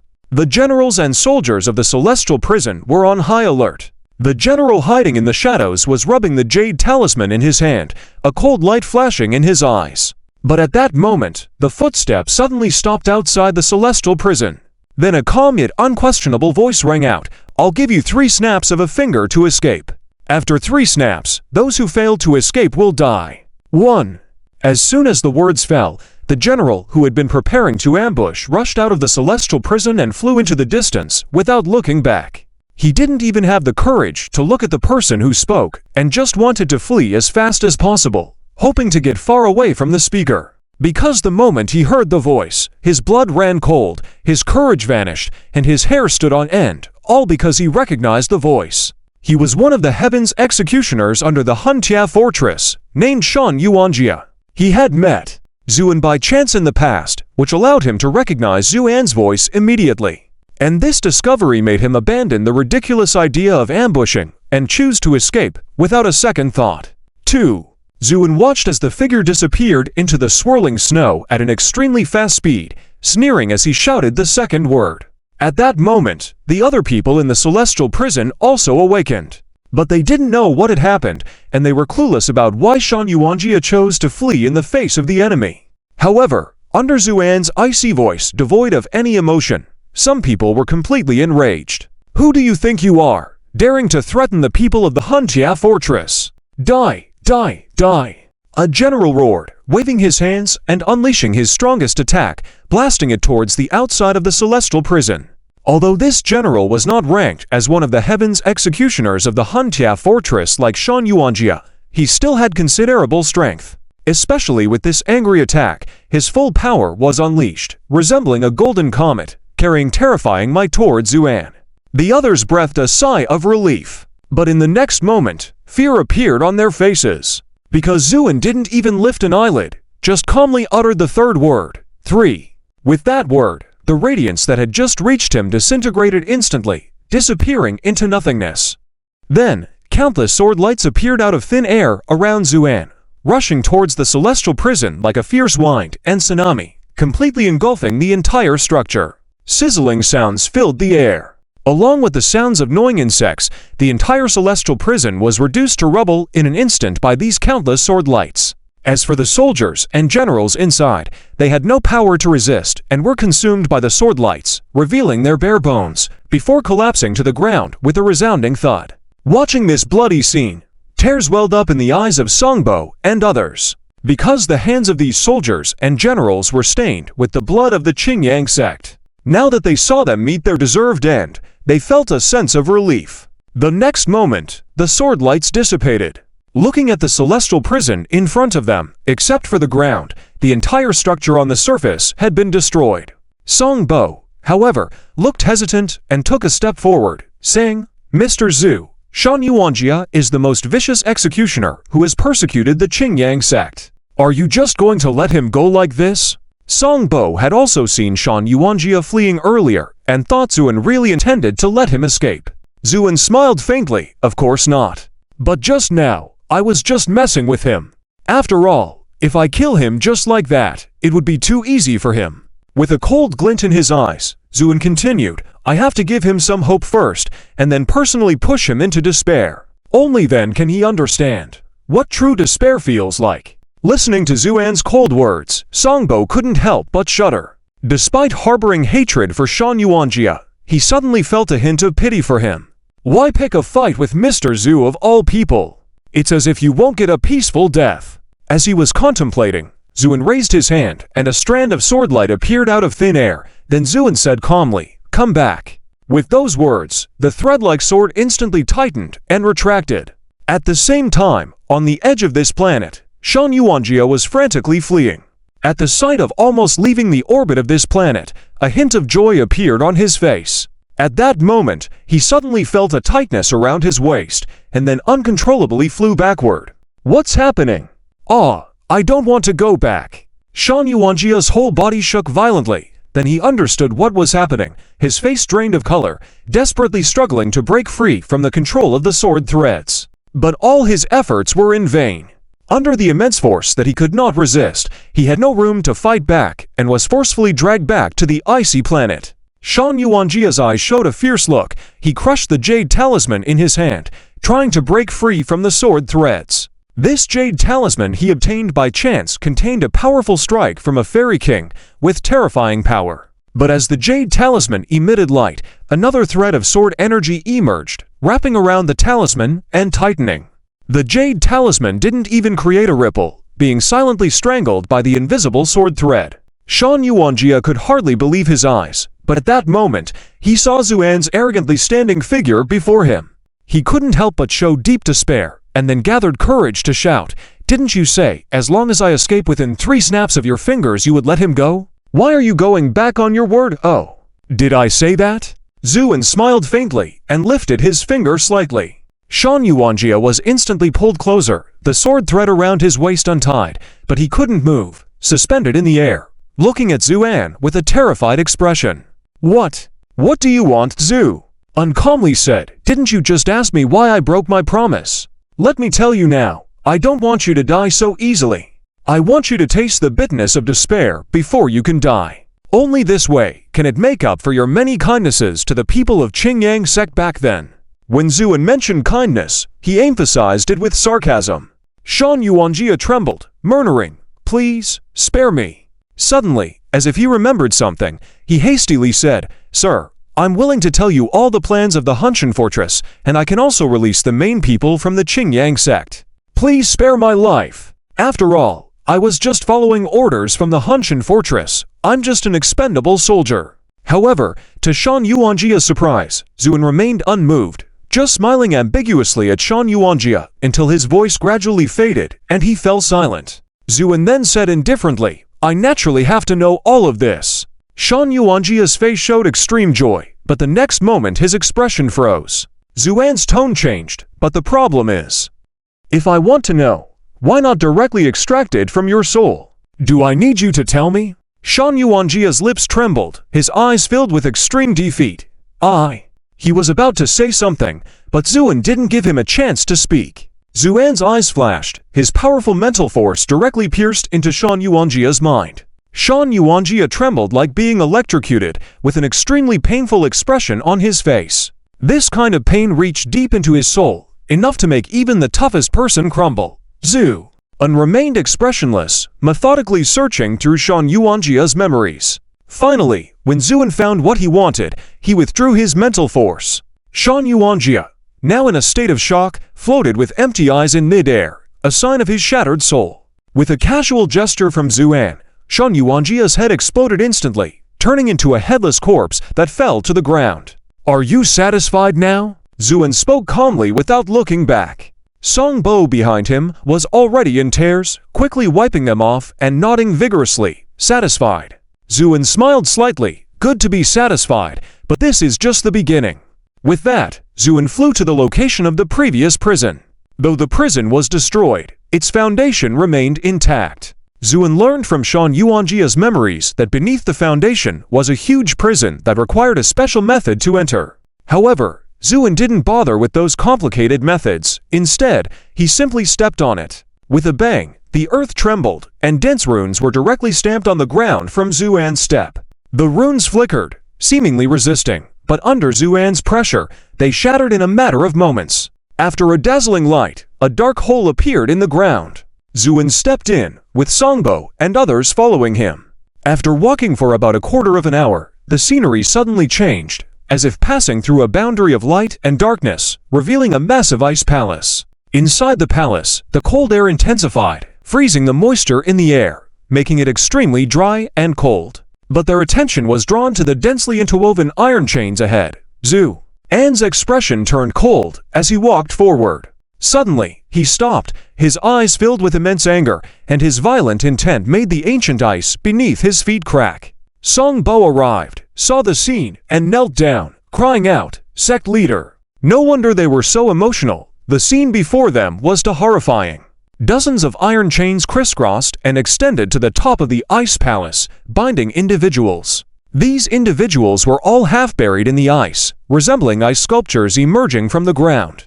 At the forefront, bound by the most number of chains, was a middle-aged man with a small beard naturally exuding a friendly demeanor. Xuan's guide and friend, Gong Liangxing. Soon, he took a deep breath, forced himself to calm down, and then reached out his hand, gently tapping on Gong Liangxing's forehead. In an instant, a faint halo rapidly spread from the point where Xuan tapped, eventually spreading to Gong Liangxing's entire upper body. "Old friend, wake up, I'm here!" Zuan softly called out. Seeing this scene, Songbo, who was standing behind Zuan, couldn't help but be filled with excitement and tears welled up in his eyes. He whispered, "Master, wake up! Mr. Zhu is here!" With their words, Gong Liangxing's rigid expression softened, gradually becoming more lively. His eyelids started to tremble slightly, as if someone who had been in a deep sleep was trying to break free from a nightmare. Zuan watched quietly. In the Qingyang Pavilion, there was a secret technique called the Qingyang life-breaking technique. This technique was not particularly miraculous. Its only function was to put people into a state resembling death, greatly enhancing their ability to endure harsh conditions. However, the price was that once in this state, if not awakened by an outsider, they would never be able to wake up, ultimately leading to their true death. Gong Liangxing and the audience in the Qingyang Pavilion had obviously collectively entered this state. As for whom they were waiting for, it was obvious they were waiting for Zuan. This kind of waiting, gambling with their lives, was truly moving. Just then, Gong Liangxing finally opened his eyes, looking bewilderedly at Zuan standing in front of him. Zuan smiled faintly and nodded gently. "Long time no see, old friend." The confusion on Gong Liangxing's face gradually disappeared, replaced by a hint of a smile. "Yes, long time no see." His voice contained infinite weariness and vicissitudes, yet his eyes were bright and clear. He then looked at Songbo and the others behind Zuan. "You all came too." Songbo and the others knelt down. "Master." Gong Liangxing smiled. "You have suffered over these years." This one sentence made Songbo and the others speechless. They had indeed endured a lot of hardship, but compared to Gong Liangxing's current situation, it was nothing. They never expected Gong Liangxing's first words upon seeing them would be to comfort them, which moved them deeply. Zuan watched silently from the side, a faint smile in his eyes. Indeed, no matter what they had been through, their old friend hadn't changed at all. At that moment, Gong Liangxing turned to the people behind him and softly said, "Zuan, awaken them as well." Zuan nodded, took a step forward, snapped his fingers, and beams of light flashed into the minds of these people. In an instant, these people also woke up. However, even though they had awakened, the lower bodies of these Qingyang spectators remained firmly frozen in the ice, showing no signs of change. "What's going on? Mr. Zhu, can you save Master and the others?" Songbo exclaimed anxiously. But Gong Liangxing shook his head with a bitter smile after hearing this. "It's useless. The layer of ice freezing us is the rule of this planet. Unless the entire planet is shaken, we won't be able to leave." "What?" Songbo and the others were filled with horror. Gong Liangxing raised his head, smiled, and said, "So I think it would be better if you just cut us in half. Although it will cost half our cultivation, at least we can escape." The other frozen Qingyang spectators nodded in agreement. "Yes, Mr. Zhu, since you are here, please do it. Yes, cut us in half first so we can escape." Faced with these calls, Zuan remained silent. Only after their voices gradually quieted down did Zuan smile slightly at Gong Liangxing. "Since I'm here, of course I will save you. But I can't bring myself to cut you in half." Gong Liangxing sighed softly. "Then what should we do? Could it be?" Before Gong Liangxing could finish speaking, Zuan took a step forward. With a step, Zuan arrived above the icy palace and said calmly, "Close your eyes, all of you." Everyone hesitated for a moment, and then they saw Zhu unclench his fists and furrow his brows, then strike downward with a punch towards the ice below. Though the punch seemed to hit empty space, with each layer of compressed air, the ice below seemed to have been struck by a nuclear bomb, creating a huge hole. Following that, a dazzling light flashed. Gong Liangxing and the others closed their eyes, and their bodies shook as they were liberated from the bindings that previously required cutting them in half to escape. But this was just the beginning. With cracking sounds, the hole in the ice quickly expanded, and the speed increased. In just a few breaths, the icy palace shattered completely, and from its center, the destruction spread rapidly across the planet's icy continent. With a rumble, the thick layers of hard ice crumbled like fragile glass before the huge hole, reshaping mountains and rivers. Even the perennially frozen sea let out a cry before turning into ice powder. In the brief moment of time, the once entirely frozen planet changed drastically. The dull and boring white receded like a tide, replaced by large swaths of grayish-brown earth. The long silent ocean once again became lively, with waves splashing and roaring towards the shores. Everything had changed under Zuan's punch. Gongli Angsing and Songbo, along with the others, stood stunned in place, deeply shocked by the scene before them. No one had expected that a planet already suffocated by ice and snow would be revitalized by one of Zuan's punches. This kind of martial art was simply extraordinary, reaching an incredibly unbelievable level. And as they stood in astonishment, Zuan said calmly, "Let's go. Things here are taken care of. Next, it's time to settle the score at Hunshan Fort." With that, Zuan waved his hand, and hundreds of swordlights descended like rain, entering the bodies of Gongli Angsing and the others. Initially weakened due to prolonged sleep, Gongli Angsing and the others felt a surge of energy, revitalizing their entire beings. At the same time, Zuan swung his arms back, soaring upward like a beam of light. Gongli Angsing and the others felt a lightness under their feet and involuntarily floated up, following Zuan, disappearing into the vast emptiness. In the emptiness about an hour's light journey away from this planet, there hangs a huge earthy yellow planet.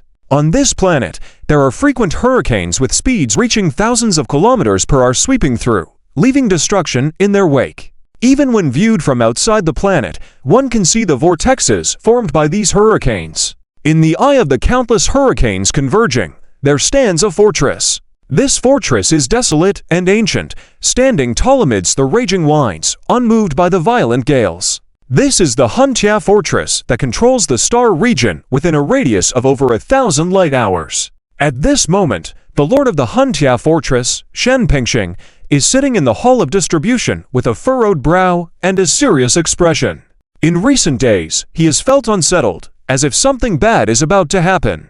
For this reason, he specially consulted the military strategist of the Huntia Fortress, Tiaoliang, and asked him to divine for him. After the divination, the military strategist chuckled. "Lord, are you worried about someone lately?" Shen Pengxing nodded. "Yes." "Heh, if I'm not mistaken, are you worried about the Red Lotus Immortal Master Zuan?" With these words, Shen Pengxing's expression changed slightly, but then he sighed deeply. "You are right. I have indeed been worried about Zuan. After all, he has recently caused quite a stir in the realms. And if he finds out what we did to the Qingyang sect..." Shen Pengxing shuddered and dared not think further. The Huntia Fortress, known as a sect, is actually a bandit's den. When Shen Pengxing set up checkpoints nearby in the past, any cultivators passing through had to pay a toll to pass. Coincidentally, Zuan passed through this place once, and Shen Pengxing's men went to collect the toll. The result: the checkpoint was directly destroyed, and the Huntia Fortress has since declined from a sect that dominated a star region to its current status as a small fortress. Shen Pengxing himself almost perished. If not for his quick wit and earnest pleas, his bones would probably have rotted by now. All of this has fueled Shen Pengxing and the people of Huntia Fortress with deep hatred towards Zuan. But more than hatred, there is fear. Even Shen Pengxing at that time could not bear to hear Zuan's name. Just hearing it made him involuntarily want to kneel down. It can be imagined how happy they were when they heard of Zuan's downfall later on. Shen Pengxing almost laughed himself to death. After a grand feast lasting 3 days, he launched a retaliatory frenzy against the Qingyang sect. This is why public lord crossing of the Qingyang sect and others were imprisoned on that planet, never to transcend. Unexpectedly, not long after these joyous days, news came from the realms again about Zuan.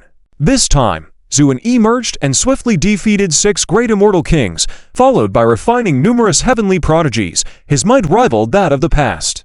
Upon hearing this news, Shen Pengxing could no longer eat and sleep well, because he was constantly worried that Zuan might come for revenge. After all, he had taken ruthless action against the Qingyang sect, and if Zuan found out, he would definitely not spare him.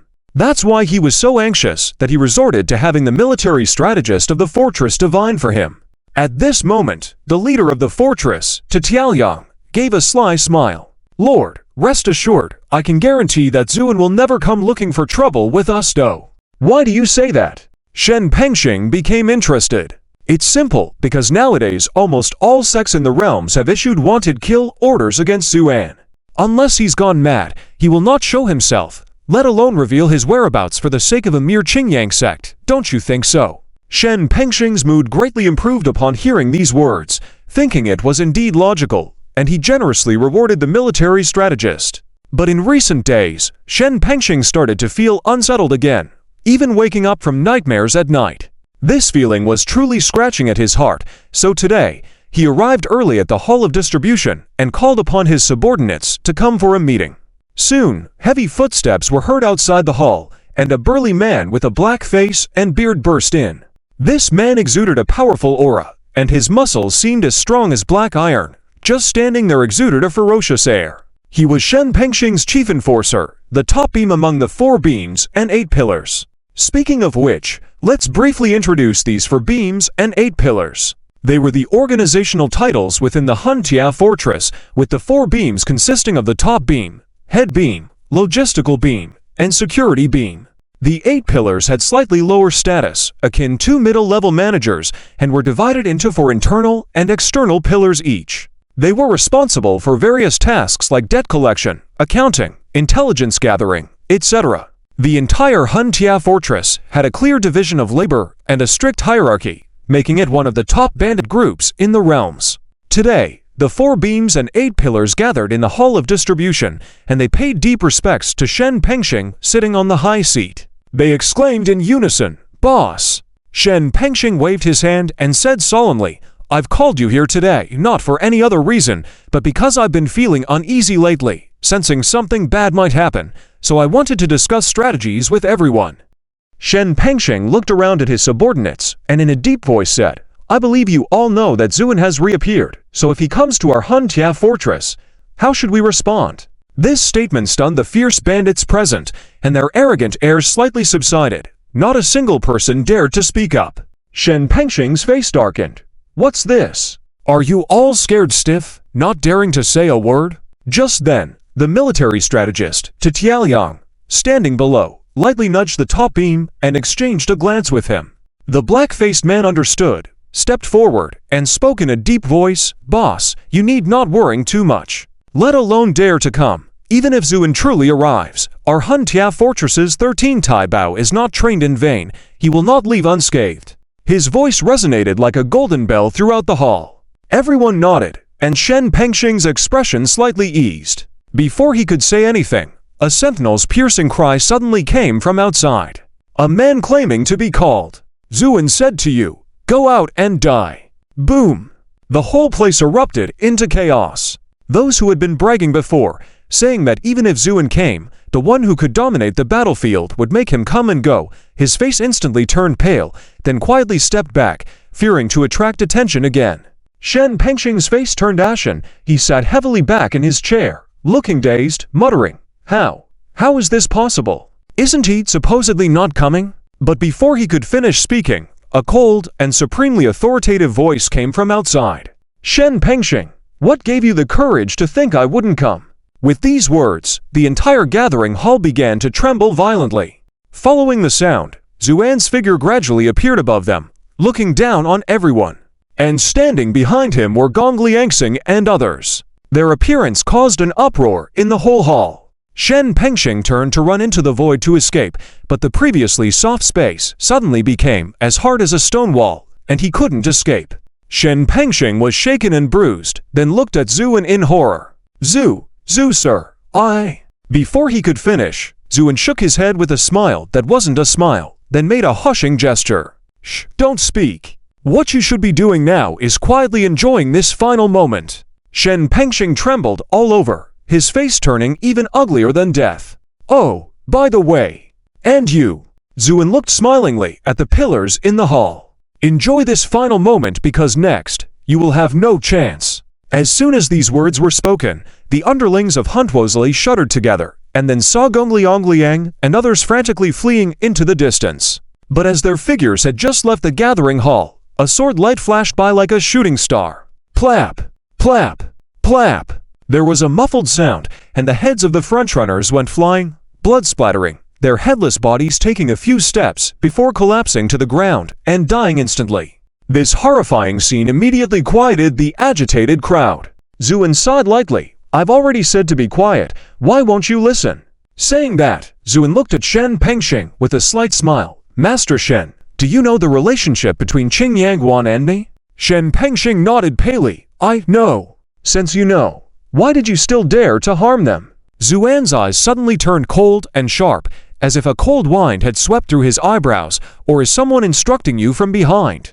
A hint of ambiguity appeared in Shen Pengxing's eyes, then he shook his head like a rattle. No one instructed me. Everything was my own intention, because of the various restrictions you placed on Hun Tianjai in the past.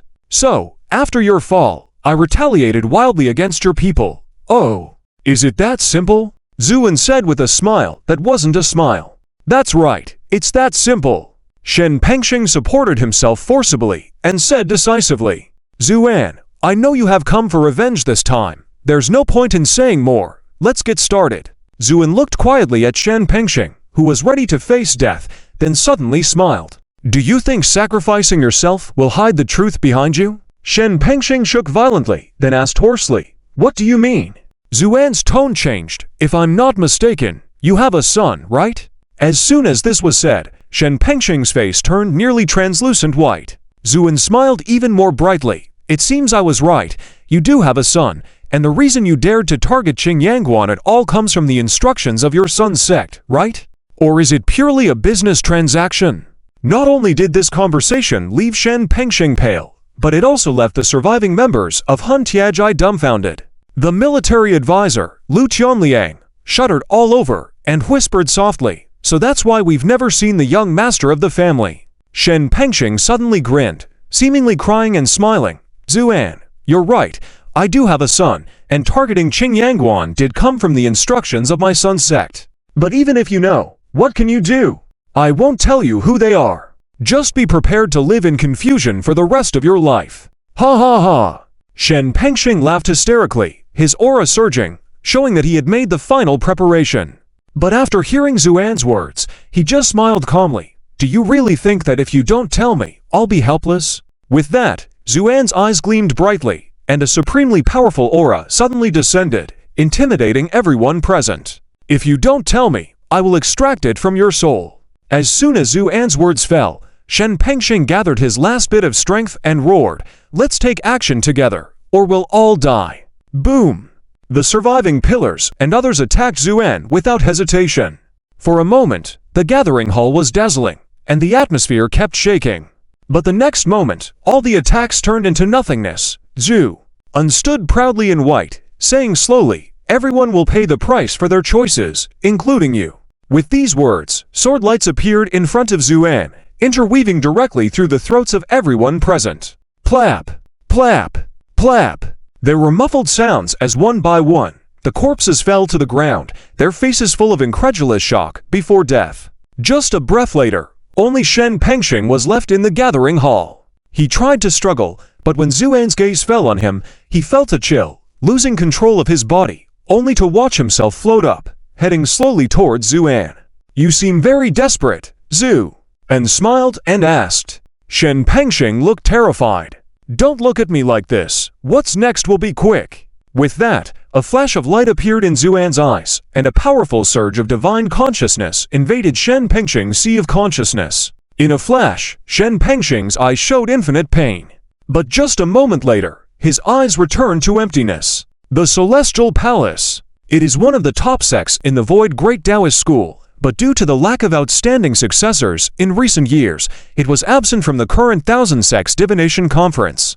Through the memories of Shen Pengxing, Zuan learned that his legitimate bloodline descendant, Shen Shai, had been accepted into the Celestial Palace. The reason Shen Pengxing dared to target the Qingyang Observatory was largely due to instructions from the Celestial Palace.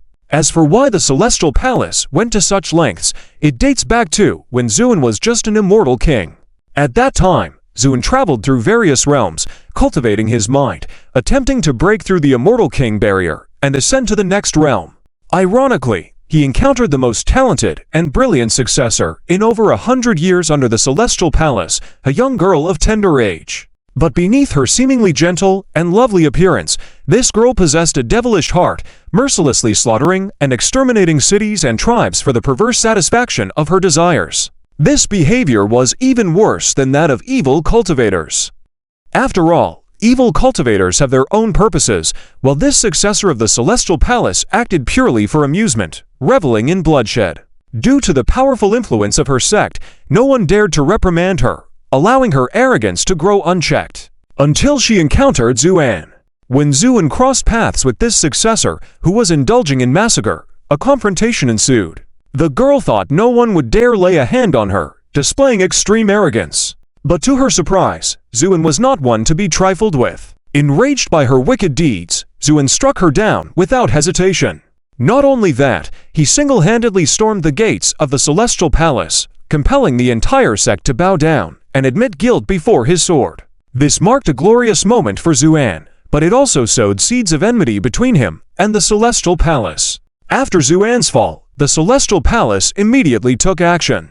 Due to their constraints, they could not directly target the Qingyang Observatory, so they manipulated the Hintian stronghold by enlisting the descendants of Shen Pengxing to exact ruthless measures against the observatory. This is why the recent Shen Pengxing was so hesitant, fearing that the information might leak and endanger his descendants. Zuan learned all of this from Shen Pengxing's divine thoughts. After fully digesting all these memories, Zuan took a deep breath and turned to Gongliang Crossing and others, saying, "The vendetta is settled. Next, you will enter my realm of control."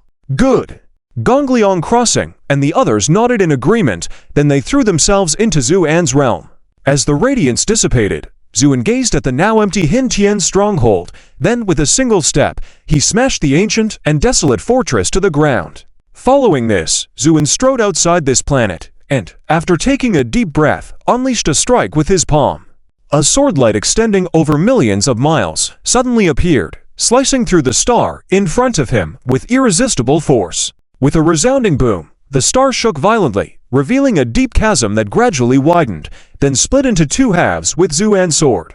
After completing all of this, Zuan turned and strode into the darkness, disappearing in the blink of an eye. In a flourishing region of the starry sky, a massive palace floated slowly. Referred to as a palace, it was more akin to a planet, filled with layers of killing intent. This was none other than the renowned Celestial Palace of the various realms. At this moment, in the Celestial Palace, Shenshai was striding proudly through the palace corridors, causing all the disciples he passed to step aside and bow in respect. He indeed had enough reason to be proud.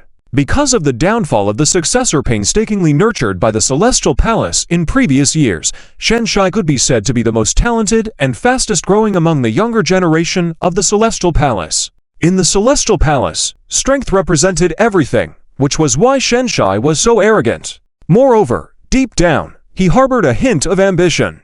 Since the recent Thousand Sects Divination Conference, after Zuan's display of dominance, the rising stars of the various realms had suffered setbacks. In this shift of power, Shenshai, who had missed the conference, had unexpectedly become the top young talent among the various realms. This discovery made him feel unrivaled, almost as if he could fly to the heavens. Finally, he landed gracefully in front of a majestic standalone palace within the Celestial Palace. "Senior brother." Numerous disciples saluted him respectfully. Shenshai nodded slightly. "Is Master inside?" "Senior brother, Master is inside discussing matters with the elders."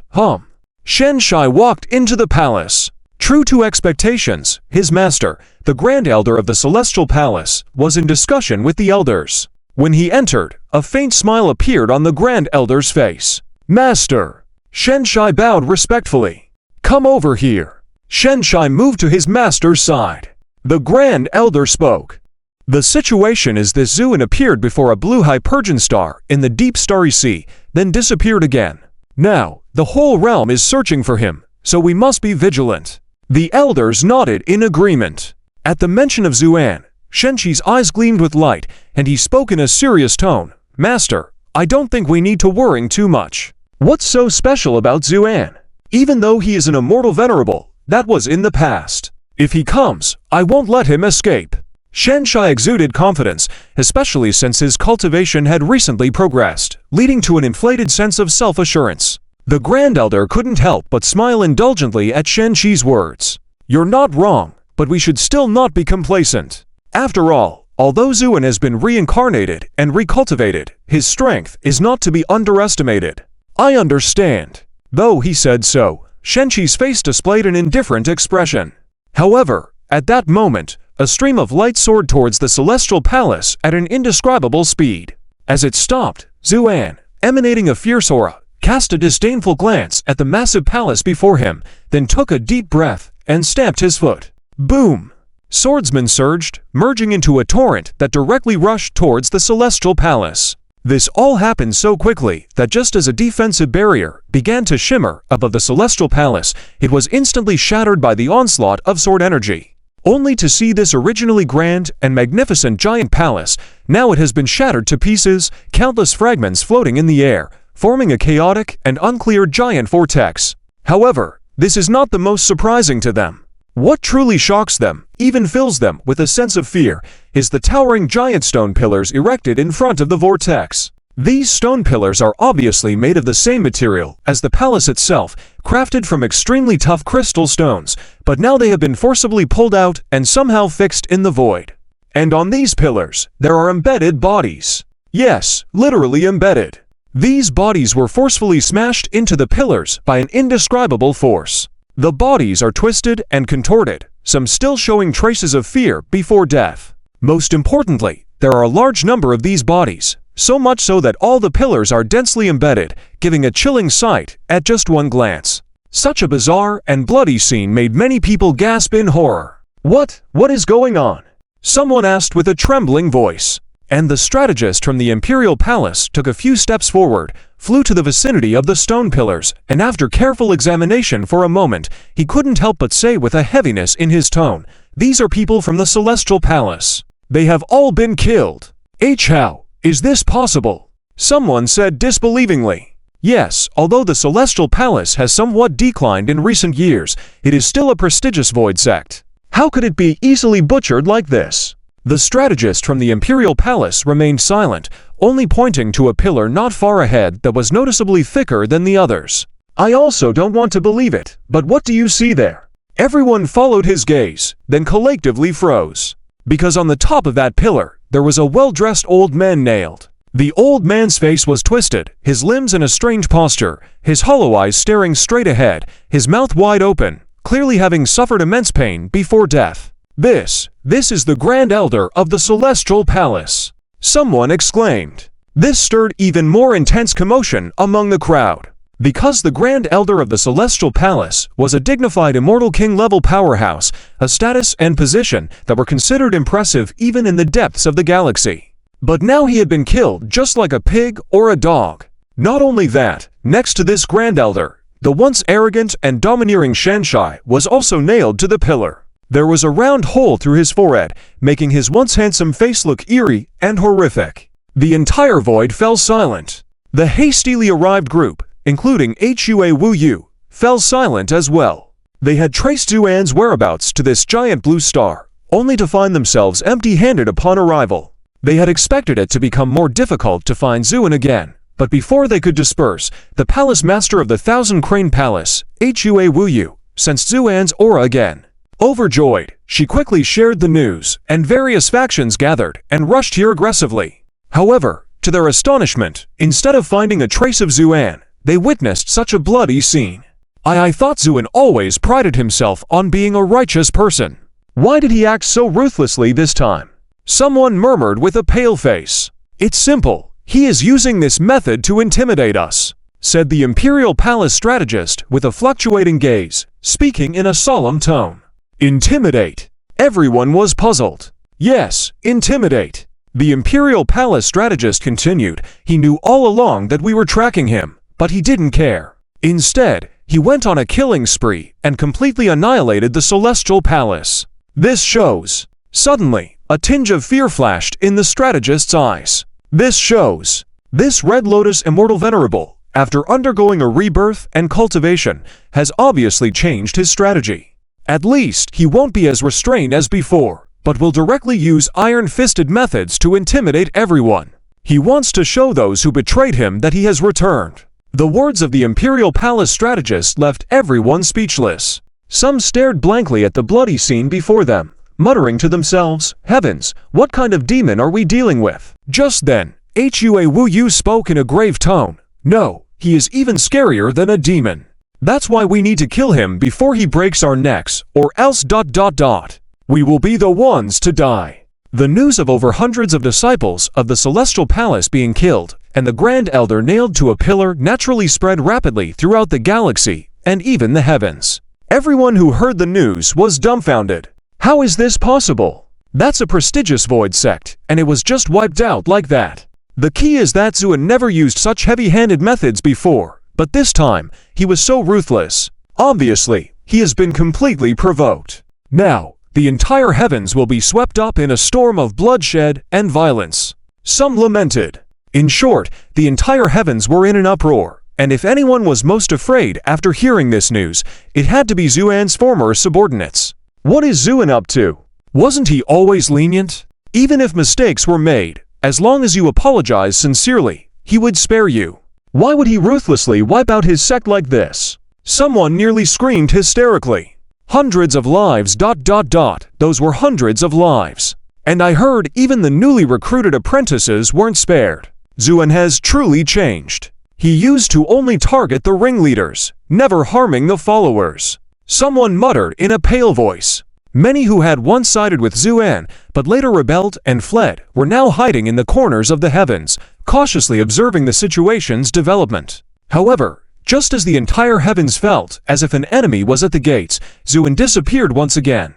Completely vanished, not leaving a trace. Just as chaos broke out in all the heavens due to this matter, Zuan, who had personally killed the Tiasha Palace, quietly arrived at the edge of the Star Sea and flew towards the unknown void. All of this was because he had received a letter from the Bodhisattva Lotus. The sender of the letter was the top expert of the Tibetan secret realm, Maitreya. In the letter, he mentioned that there was an extremely important matter that required Zuan's decision and asked him to come immediately. Upon receiving the message, Zuin had just nailed Shenshai to a stone pillar. By that time, the entire Tiasha Palace had already been destroyed.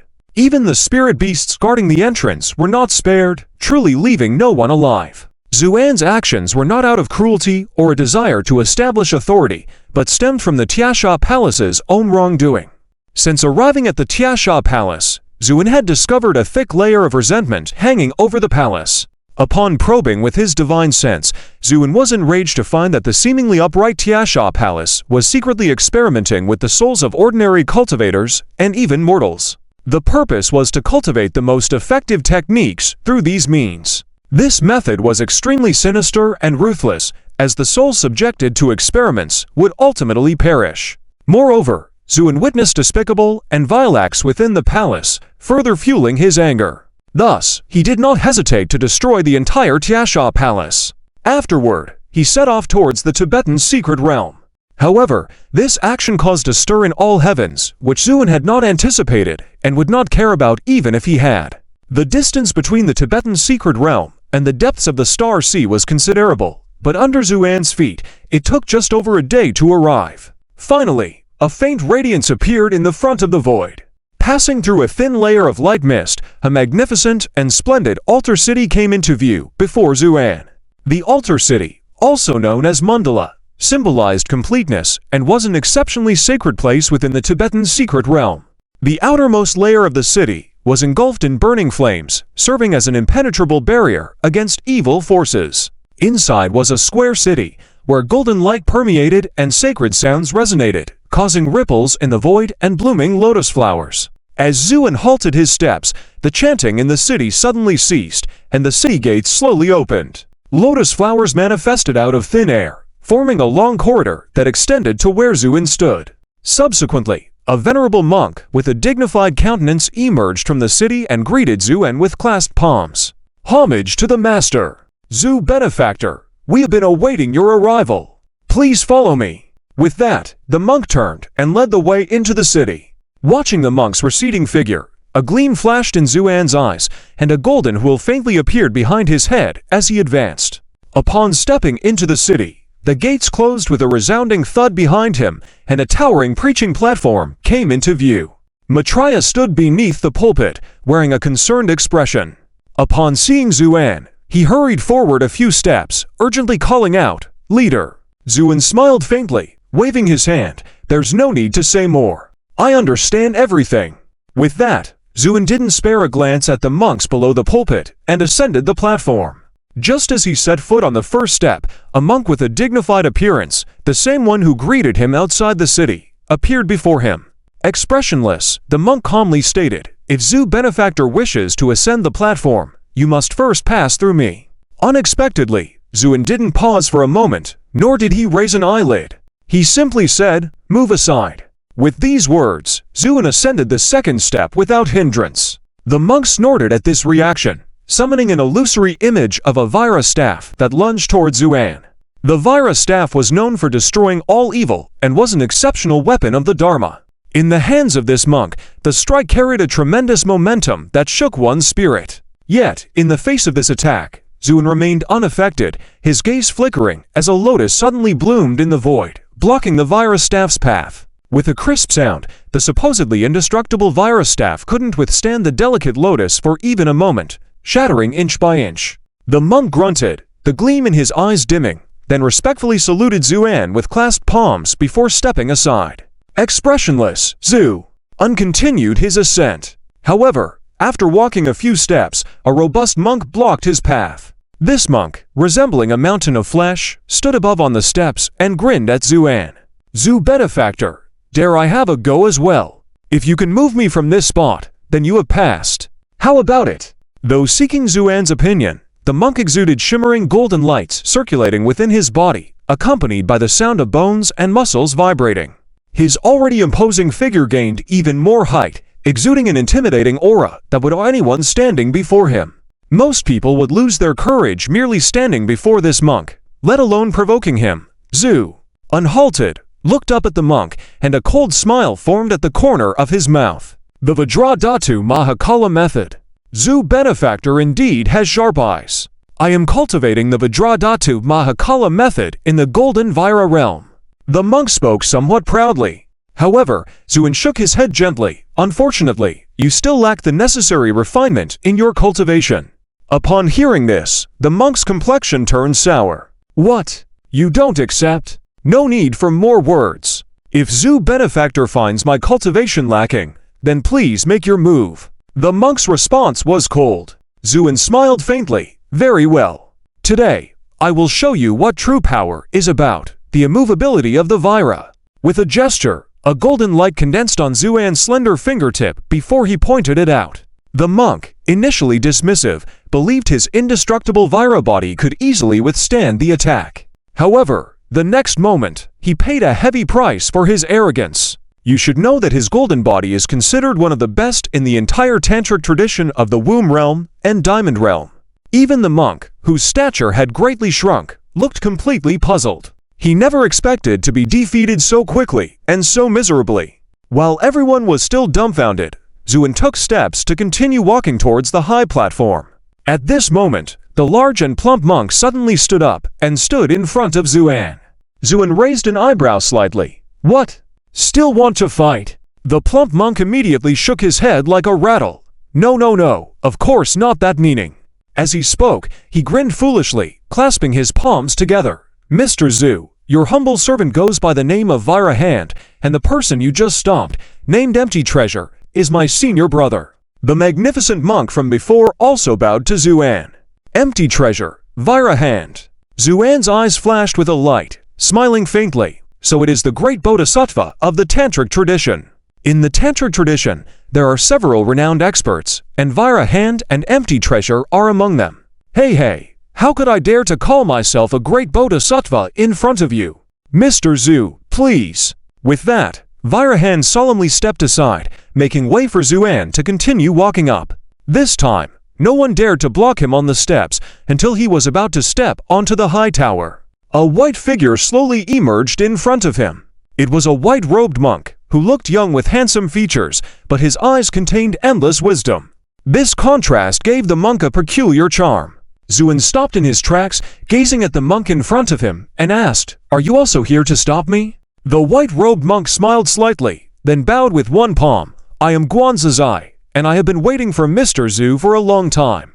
Guanzizai. This name caused a strange gleam in Zuan's eyes, before he revealed a meaningful smile. The #1 expert in the Vira realm of the tantric tradition? I dare not. I am just an ordinary monk. Guanzizai smiled and said, devoid of any arrogance. This affability was enough to make anyone drop their guard.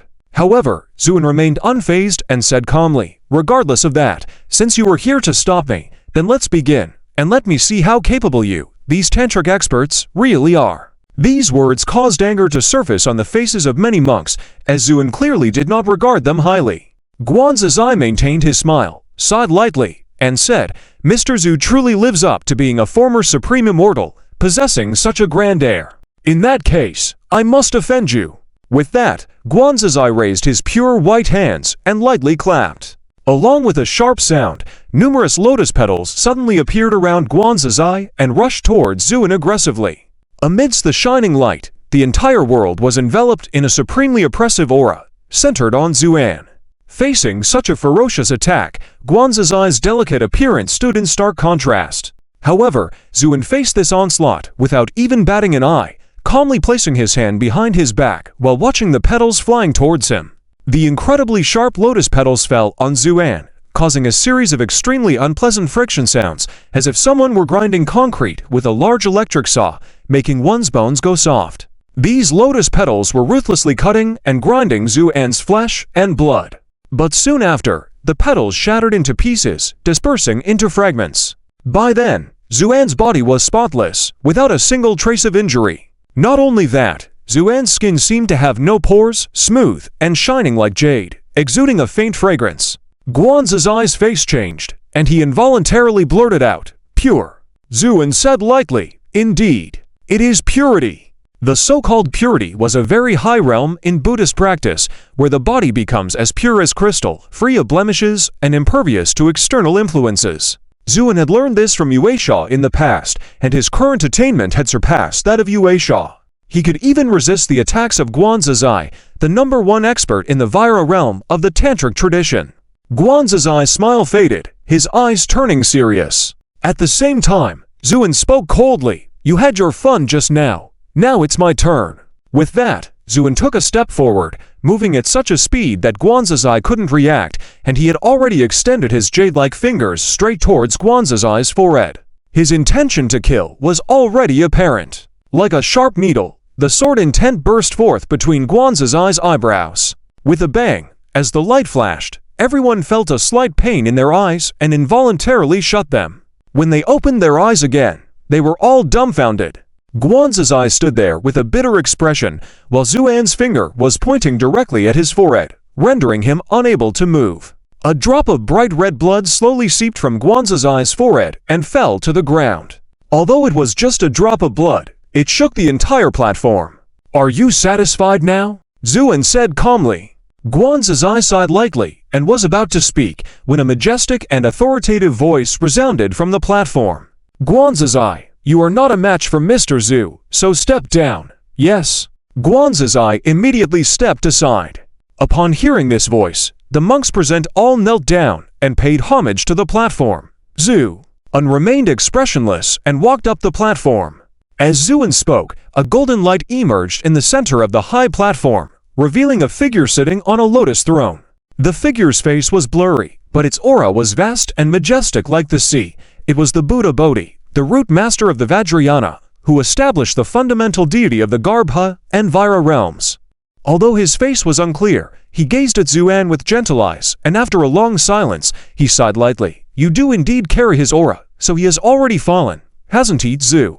Remained silent for a moment, then nodded, "Yes." He knew the Master Bodhi was asking about someone. In fact, the world-honored one who established the Pure Land Buddha Kingdom was initially a disciple of Vajrayana, but later departed after forming his own views. In a sense, the world-honored one was also a disciple of the current Bodhi in front of him. "Ah, such a foolish child." Master Bodhi sighed, then fell silent. Zuin also remained silent, waiting patiently. It was not until a long time later that Master Bodhi raised his head and slowly said, "Although he sacrificed himself to seal that bronze door, he won't be able to hold on for long. Am I right?" Zuin was slightly startled. "You know about it?" Master Bodhi chuckled and slowly unfolded his hands, revealing a shining orb like a mirror in his palm.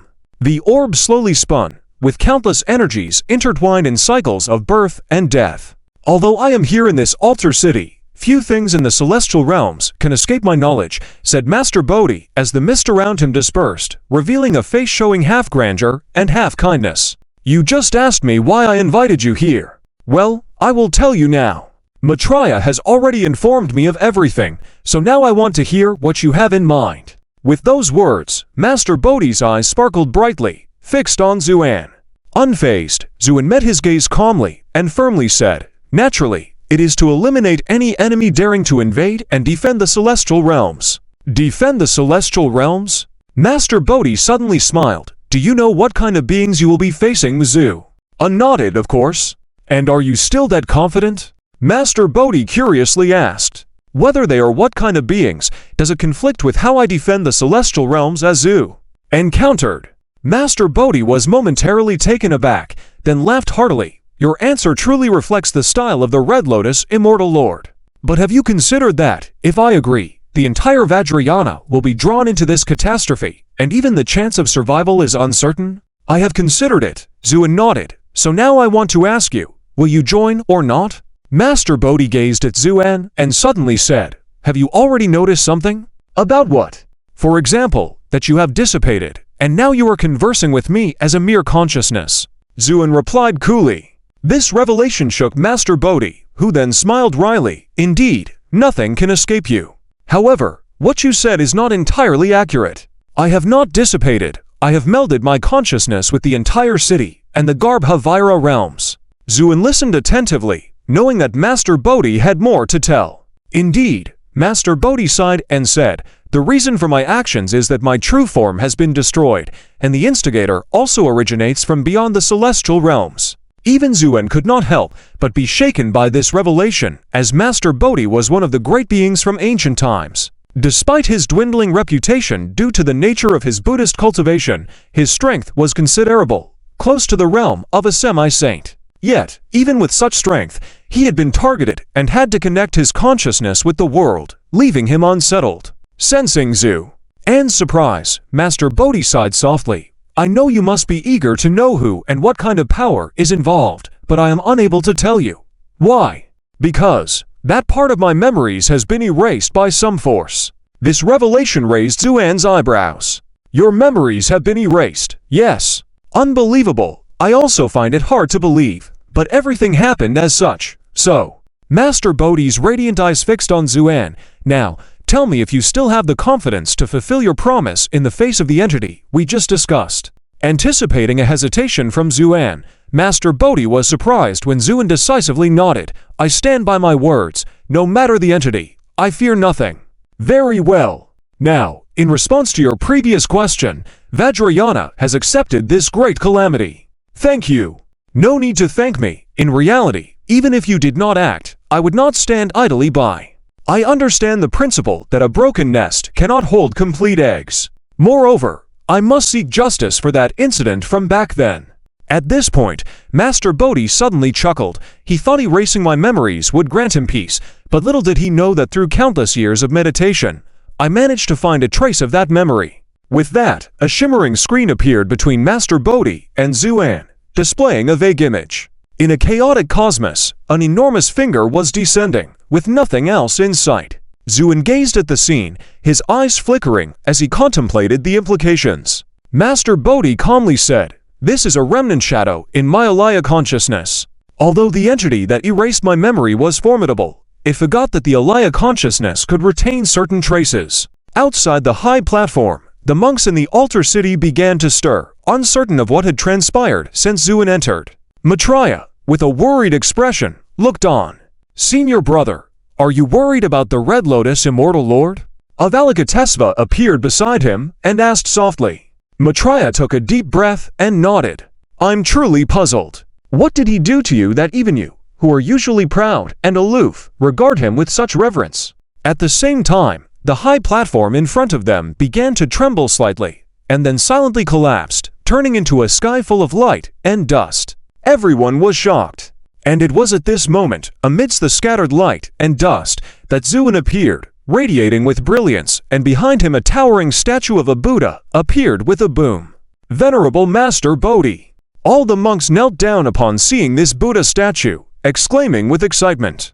Guan Zai and Maitreya also bowed in respect. "Greetings, Master." Venerable Master Bodhi nodded slightly and spoke with supreme authority. As Maitreya said, "The Red Lotus Immortal has inherited the lineage of the Buddha, and is now the new leader of the Pure Land Buddha sect. The monks rejoiced and praised, clasping their hands in respect toward Xuan. Paying respect to the Pure Land leader, Maitreya's face gradually became excited. As expected, Venerable Master Bodhi continued, "Not only that, I have appointed the Red Lotus Immortal as your root teacher. His words are my command and must not be disobeyed, understood?" The monks were stunned. No one had expected Venerable Master Bodhi to make such a sudden decision. Only Maitreya was overjoyed, bowing deeply, "Hail, Venerable Master." Though filled with doubts, the monks nodded in agreement after a moment of hesitation. Disciples understand. "Very well, then next ... Venerable Master Bodhi suddenly exclaimed, "Red Lotus Immortal." Xuan replied calmly, "Here, receive my command." With that, Venerable Master Bodhi extended a golden hand as vast as a mountain, covering Xuan's head. Countless golden lights fell like rain, penetrating into Xuan's body. Xuan's presence began to steadily rise. Finally, when all the golden light dissipated, Venerable Master Bodhi had disappeared, and Xuan slowly opened his eyes. Boom! The entire altar trembled, and all the monks felt an overwhelming and irresistible force descending, bowing their heads deeply. Xuan looked around at everyone present and finally spoke slowly. "This realm is now under my control. You all must obey my commands. Any disobedience will be met with punishment. Do you understand?" The overflowing aura of killing intent in his words shook the monks, dispelling any lingering doubts in their hearts, and they chorused, "We understand." "Very well, Xuan nodded, then turned his gaze towards Maitreya standing in the crowd. "Maitreya, here, disciple is here." Maitreya stepped forward with excitement on his face. "I command you to immediately lead the top experts of the Garbhodhatu Vira into action, taking this altar city to the Pure Land Buddha sect. Arrange layers of defenses there, without error." "Disciple understands," Maitreya replied respectfully. Then he raised his head with a puzzled expression. "Master, are you not returning with us, me?" "I will not return for the time being." Xuan shook his head, "because there is something else I need to do."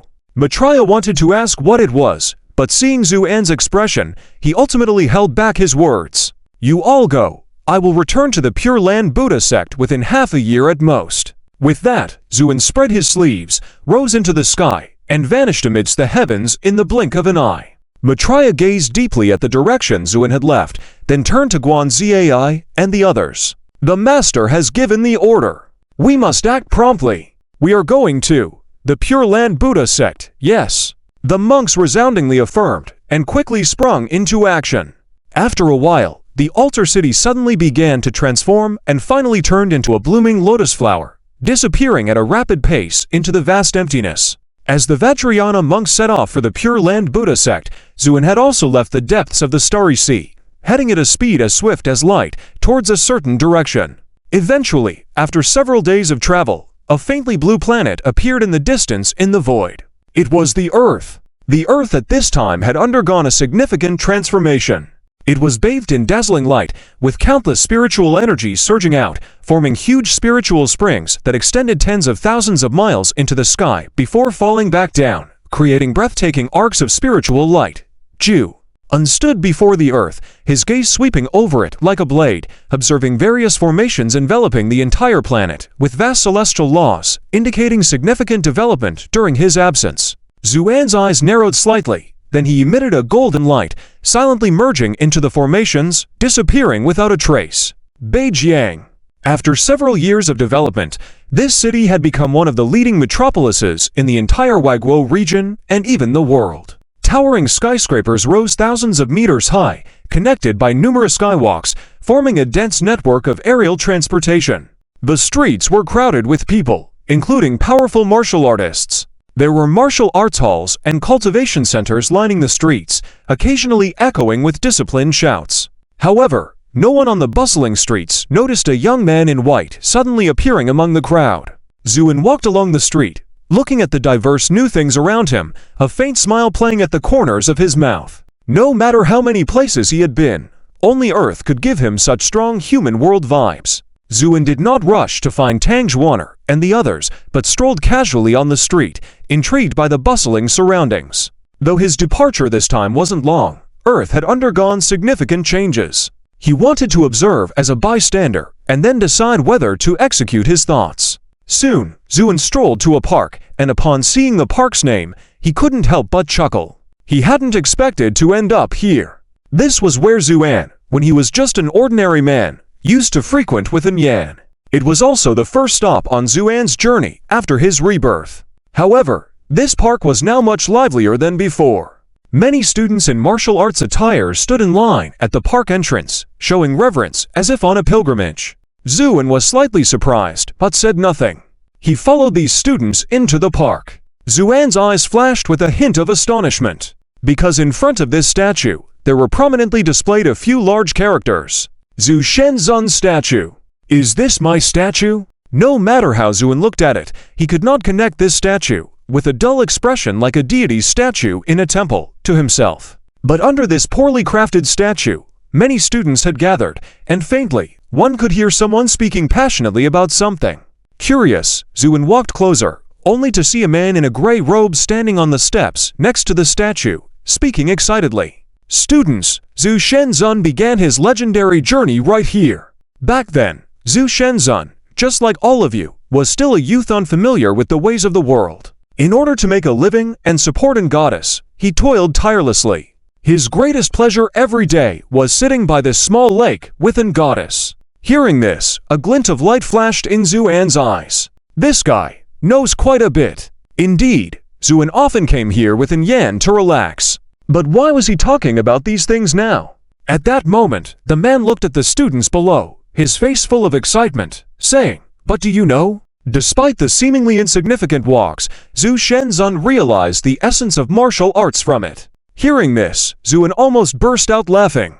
Martial arts essence? What's that all about? However, his reaction caused several students around him to glare at him angrily. One student even lowered his voice and warned, "Be serious, the teacher is talking about the past of Zhu Shenzun, do not blaspheme." Zuan said nothing, simply shrugged and listened. At this point, the man speaking got even more enthusiastic. Since then, Zhu Shenzun embarked on a path defying the heavens, and eventually, he suppressed the heavens and became an unparalleled immortal. It must be said that the man's speech was quite infectious, as all the students showed expressions of admiration and excitement. Many male students were trembling with excitement. And do you know where Zhu Shenzun realized the essence of martial arts from? The man's tone shifted, and he asked solemnly. All the students shook their heads. The man chuckled, then sighed infinitely, patting the statue next to him with pride. Do you know why I had this statue built here? The students once again shook their heads. Because the origin of everything comes from this small lake. The man waved his arms excitedly. All the students looked in the direction he pointed, only to see the small lake lying there undisturbed, except for being slightly clearer, with no unique features. However, the man's expression became even more fervent. It was here in front of this small lake that Zhu Shenzun understood the essence of martial arts. That is why this place is the origin of everything. It's a pity that people are foolish and do not recognize the importance of this place. But I understand that this place contains the true essence of the Tao. That's why I brought you here, to let you gain some insight. Even if you could grasp a fraction of the aura left behind by Zhu Shenzun, it would be enough for you to surpass your peers and dominate the same level. The man's mouth was frothing as he spoke. The students present were so stirred up, as if lost in their dreams, so excited. Zuan was somewhat dumbfounded. When did I gain enlightenment from here? How did I not know about it? And what's with this true essence of the Tao? Isn't this all just baseless nonsense spoken earnestly? What is he planning to do next? At that moment, the man changed to a very serious expression. Don't get excited yet. I know you all want to meditate deeply here, but have you ever thought about who Zhu Shenzun really is? He is a supreme talent who dominated an era even among the heavens, being able to comprehend the true essence of the Tao. Can you match him? As soon as these words were spoken, the student's eyes dimmed. Yes, even the most arrogant person wouldn't dare claim to have the talent of Zhu Shenzun. The atmosphere in the room suddenly became despondent. Many students hung their heads, showing expressions of disappointment. But when the man saw this scene, a hint of joy flashed in his eyes, and then he spoke sternly. Raise your heads and look at me. All the students raised their heads, looking somewhat puzzled at the man. The man spoke earnestly. What? Just because of a few words I said, have you all lost confidence? With your wavering will, how can you make progress on the path of cultivation and overcome obstacles? How are you any different from waste a butt? A young man standing at the front blushed and wanted to explain, feeling somewhat aggrieved. The man waved his hand. Enough, no need to explain. I know what you all are thinking. Indeed, few can match the talent of Zhu Shenzhen, but methods are created by people. Today, I have prepared something special for you.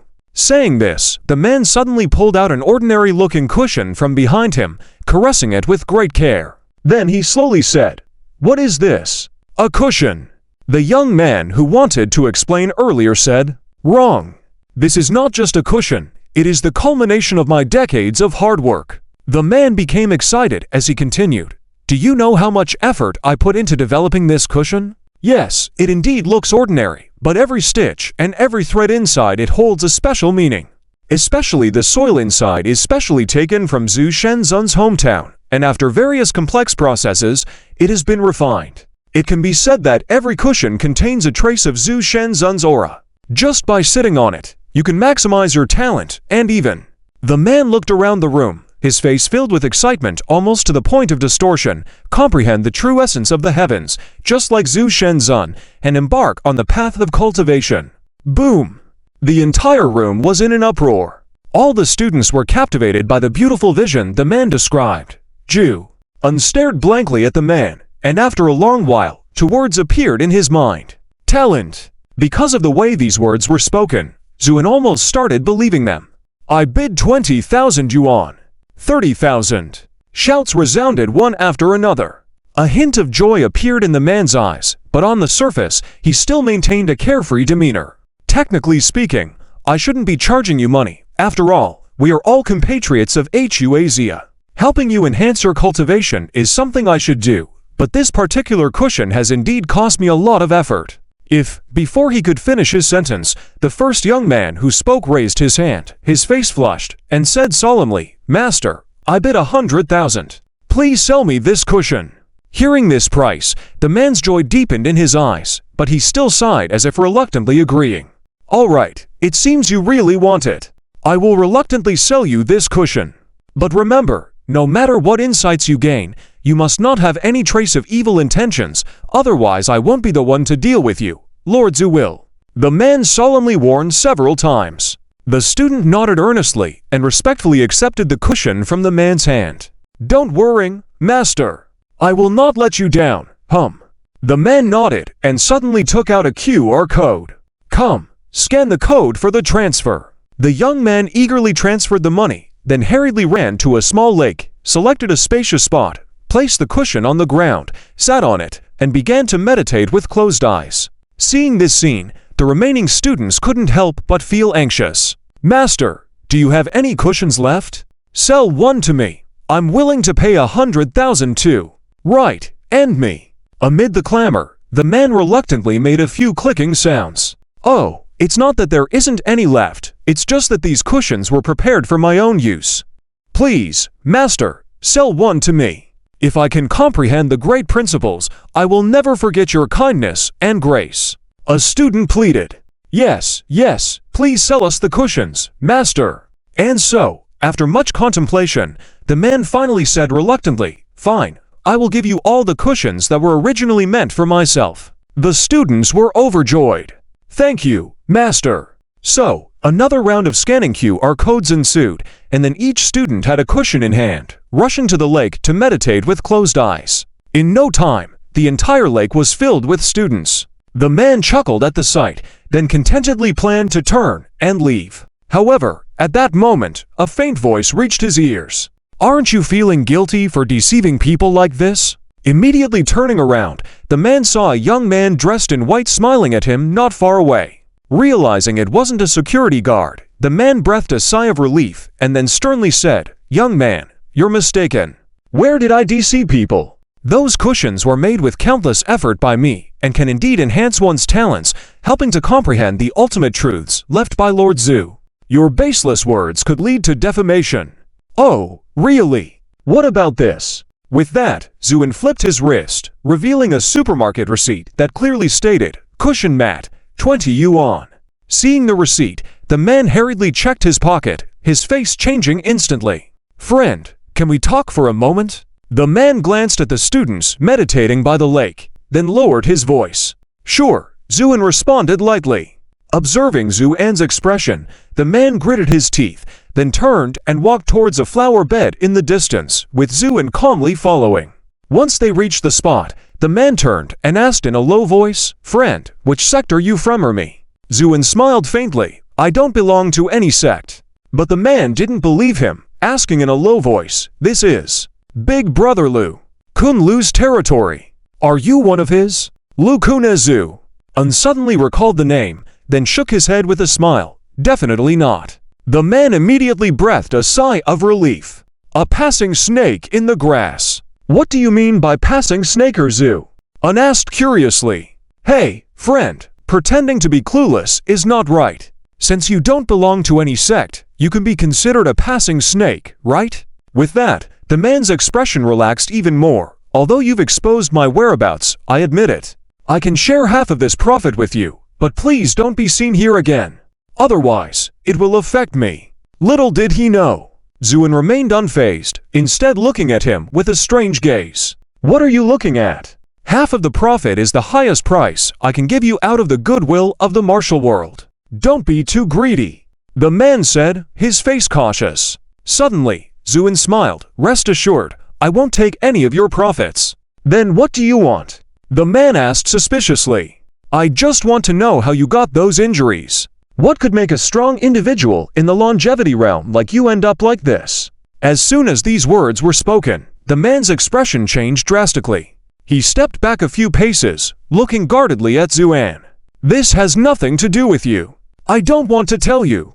With that, he turned and left. But just then, Zuan said calmly, "As a cultivator, if you lack the courage to face things, how can you defy the heavens?" Hearing this, the man stopped in his tracks, pondered for a moment with his head down, then smiled bitterly. "It's useless. Even if I dare to face it, what difference will it make?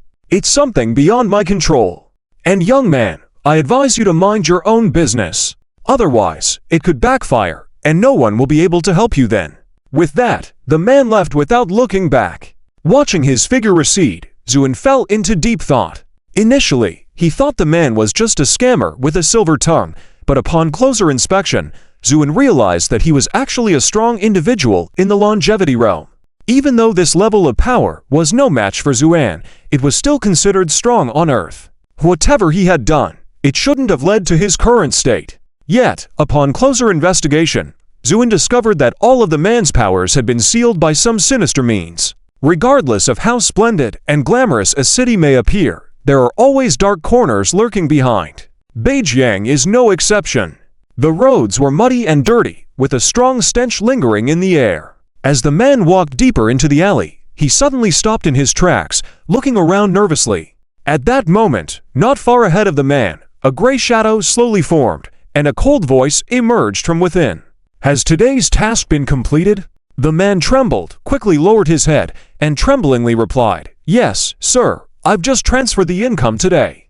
"Good. Here is your antidote." With that, a white light flew out from the gray shadow. The man hurriedly caught it, and a look of relief finally appeared on his face.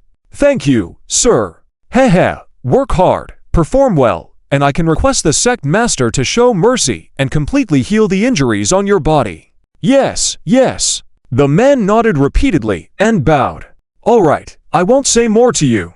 I will be following the sect master to attend a grand banquet tonight, where the young elites from several prominent families in the provincial capital and Beijing will be present. I need to prepare in advance." With that, the gray shadow began to gradually dissipate. However, just then, the space suddenly shook, and the dissipating gray shadow solidified. "What's going on? Who is making a move in secret?" A roar came from the gray shadow. At the entrance of the alley, the figure of Zuin appeared. The man's eyes widened in disbelief. How could it be him?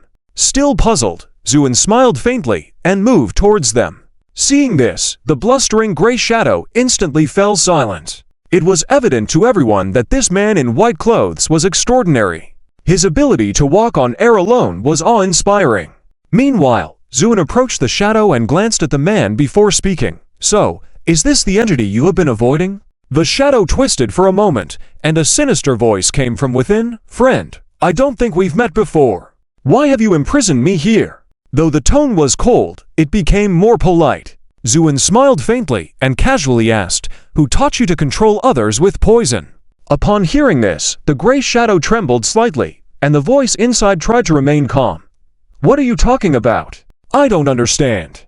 Oh, don't understand? Well, I'll make sure you understand today. With a flash of light in his eyes, Zuin emitted a hint of power. Despite being less than 1% of his true strength, it seemed earth-shattering to the man and the shadow. The shadow shattered instantly, revealing a dim-witted and ugly-looking man in its place. He fell into the mud, unable to move, gazing at Zuan with infinite terror. Zhu remained calm and asked, Do you understand now? If you don't, I have ways to make you understand. Got it. Under the last question, the man turned pale, nodding frantically. Zuin raised his head and looked at the once boastful man. Are you ready to face the truth now? The man was equally puzzled. He never expected the young man in white he met by the lake to possess such power. However, his true identity remained a mystery. Due to Zuan's overwhelming strength, the earthly laws of disguise automatically obscured his appearance, making it hard for anyone to remember his face. Hence, neither the boasting man nor the shadow recognized Zuan. Zuin then turned to the man lying on the ground and inquired, Tell me, what's the deal with the poisons you carry, and who taught you? The man hurriedly replied, Please spare me, sir. It was all taught to me by the sect master. I don't know anything else. Sect master? What sect is this? This, yes. Zuin raised an eyebrow. The man was terrified, but after a moment of hesitation, he sighed deeply. Sir, although it may not be appropriate for me to say, I must advise you that these matters are not your concern. Why do you say that? Because the attendees of tonight's banquet are the distinguished Jews from the provincial capital and Beijing. They are not people of my stature and possess formidable strength. So, you... Though he didn't finish his sentence, the implication was clear, advising Zuin not to meddle further. Tenglong Building. As the new landmark of Beijing, this building is over 1,000 stories high. Compared to it, the previous Beijing landmark, the Longtai Building, seems somewhat inadequate. For anyone else, they would not dare to overshadow the Longtai Building in Beijing's territory, as everyone knows that the Longtai Building belongs to the Qinshi Group. However, the Tenglong Building is an exception because it was built by a group named Qianyuan. Qianyuan. Back then, they grew rapidly with a magical potion and eventually became a behemoth conglomerate that delves into all industries. It is said that the three leaders of the Qianyuan group are classmates and friends of Zhu Shenzhen, making this group an untouchable entity. Therefore, the Tenglong Building quickly became Beijing's deserved gold mine, with numerous high-end restaurants and hotels moving in. Many top chair-refining dojos and martial arts schools have also set up headquarters here. In short, dining at the Tenglong Building has become a symbol of status. Today, in a luxurious suite on the top floor of the Tenglong Building, a group of young talents from the provincial capital and Beijing are gathered, chatting and laughing. Each person's face bears a hint of pride because they do have the qualifications to be proud. After all, to enter here, not only does one's family business need to reach the billion level, but one's own talent and cultivation must surpass the ordinary. Just among these young people, there are already many experts in the realm of longevity, a rarity a few years ago in the entire world. Yet when their gaze sweeps to the sofa in the middle of the room, a touch of awe appears in their eyes. This is because on that sofa sit several individuals, each with a cultivation no weaker than a golden immortal. This reflects their high status and position. At this moment, as these individuals converse, one of them, whose face looks drained and hollowed out, as if emptied by excesses of alcohol and lust, chuckles, Young Master Zhang. After taking the pill concocted by Master Lu last time, I feel my cultivation has improved again. This person is from the Wang family, a rising star from the provincial capital. Indeed, I feel the same way. It seems Master Lu is truly remarkable. Another man, with a sturdy physique, but a somewhat dim light in his eyes, chimes in. This man is Zhao Ganghao, a local in Beijing, from an extraordinary family. However, the highest status among them belongs to the young man seated in the center, exuding an air of superiority. He is the recently popular young master of the Zhang family, Zhang Hongsh. Upon hearing his friend's words, Zhang smiles faintly. Naturally, Master Lu is a person of great skill. I am also quite eager. I wonder what new treasures Master Lu will bring us this time. Zhao Ganghao says with anticipation. Just then, a hoarse and unpleasant laugh is heard from outside the door. Young Master Zhao, there's no need to be so hasty. I have arrived. With these words, the door opens on its own, and a middle-aged man in black clothing drifts in from outside, his whole body suspended in the air like a ghost. It's none other than Lu Yang, the master of the 5 poison sect. He is followed by several disciples. Upon his appearance, including Zhang Hongzhi, everyone stands up. Master Lu. Greetings, Master Lu. Lu Yang chuckles lightly, floating over to the sofa where Zhang Hongzhi and the others are gathered. He nods in satisfaction after circling around them. Good. It seems you have all taken the pills I gave you on time. Of course, but we're curious about what kind of pills you have for us this time. Zhao Ganghao interjects eagerly. Lu Yang teases, young Master Zhao, no need to rush. I have prepared some unusual gifts this time. You will find out soon. Then, he looks toward his disciples behind him. Has Yang Hui arrived yet? Not yet, Master. Lu Yang frowns. Yang Hui usually arrives first. What's going on this time? Just as he wonders, footsteps are heard outside, and Yang Hui enters the room. Master. Lu Yang coldly huffs. Why so late this time? Yang Hui remains silent, his face pale as he stares at Lu Yang. Lu Yang's eyebrows rise in irritation. You dare ignore me when I am speaking to you. Are you out of your mind? In the past, a stern look from Lu Yang would have made Yang Hui kneel immediately under his accumulated prestige. However, this time is different, and it's unclear why. Yang Hui doesn't react and just stares straight at Lu Yang. Lu Yang is suddenly furious. With so many young elites watching, he feels embarrassed about not being able to discipline his disciple. His face darkens, and he demands, "Looks like you need to be taught a lesson today. Kneel." With these words, Lu Yang's eyes turn dark red, and a gray mist starts to surround him, attempting to activate the poison implanted in Yang Hui's body. At this moment, a soft laugh is heard from outside. Do you think you are worthy to be called the master by yourself? Who's talking? Lu Yang roars. Only the calm sound of footsteps replies, and then Zuan enters the room, followed by Shai Tang. Upon seeing Zuan, the whole room falls silent. Due to the laws of Heaven's Tao concealing identities, people do not recognize Zuan, but they all feel strangely familiar with him without being able to pinpoint where they've seen him before. Lu Yang keeps his eyes fixed on Zuan. After a long silence, he lets out a sinister chuckle. Kid, do you know who you are talking to, Mzu? Shakes his head, smiling. No idea. I am Lu Yang, the master of the 5 poison sect. Here is Zhang Hongzhi, the young master of the Zhang family, and others, Lu Yang says in a domineering tone. Zuan, without even glancing at Zhang Hongzhi and the others, looks meaningfully at Lu Yang and suddenly remarks, Do you know who you are talking to? Lu Yang bares his sharp teeth. I don't care who you are. Since you are here today, behave yourself, or I won't be as lenient. That's right, kiddo. Where did you come from? How dare you speak to Master Lu like this? Zhao Genghao's voice cuts through the tense atmosphere. What's going on?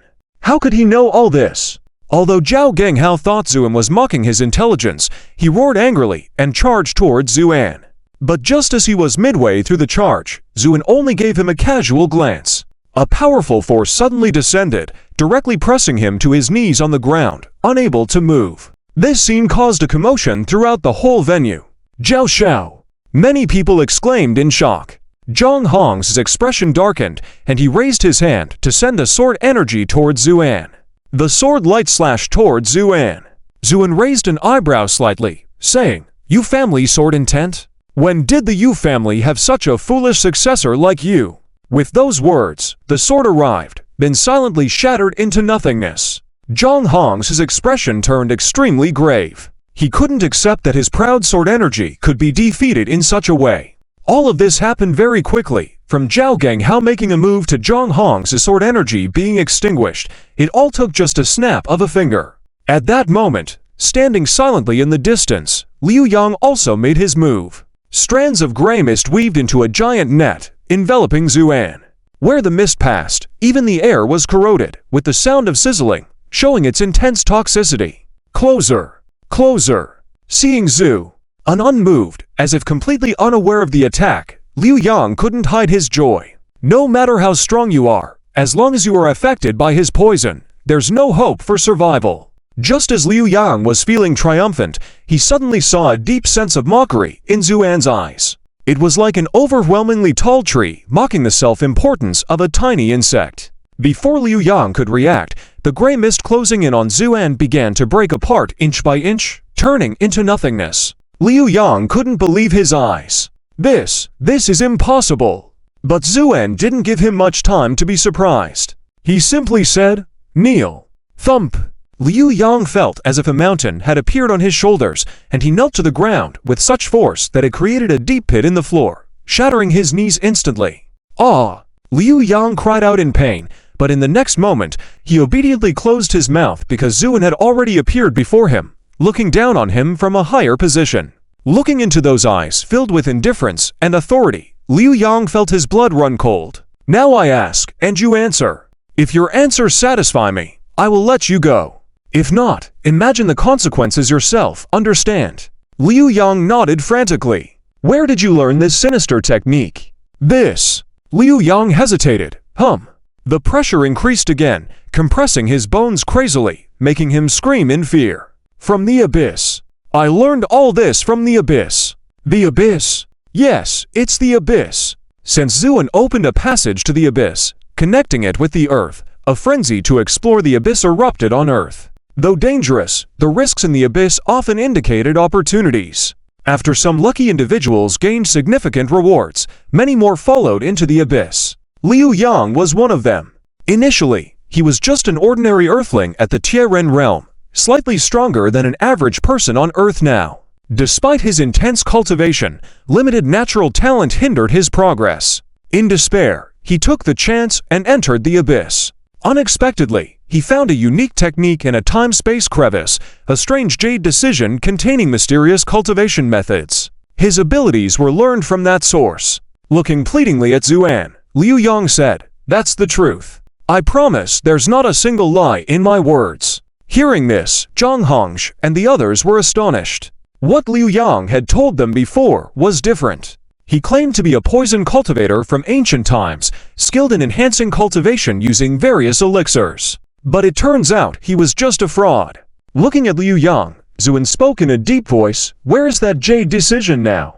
"It's in the pocket on the front." With a swift slash of his sword energy, Liu Yang's clothes shattered, revealing the jade decision that flew into Zuan's hand.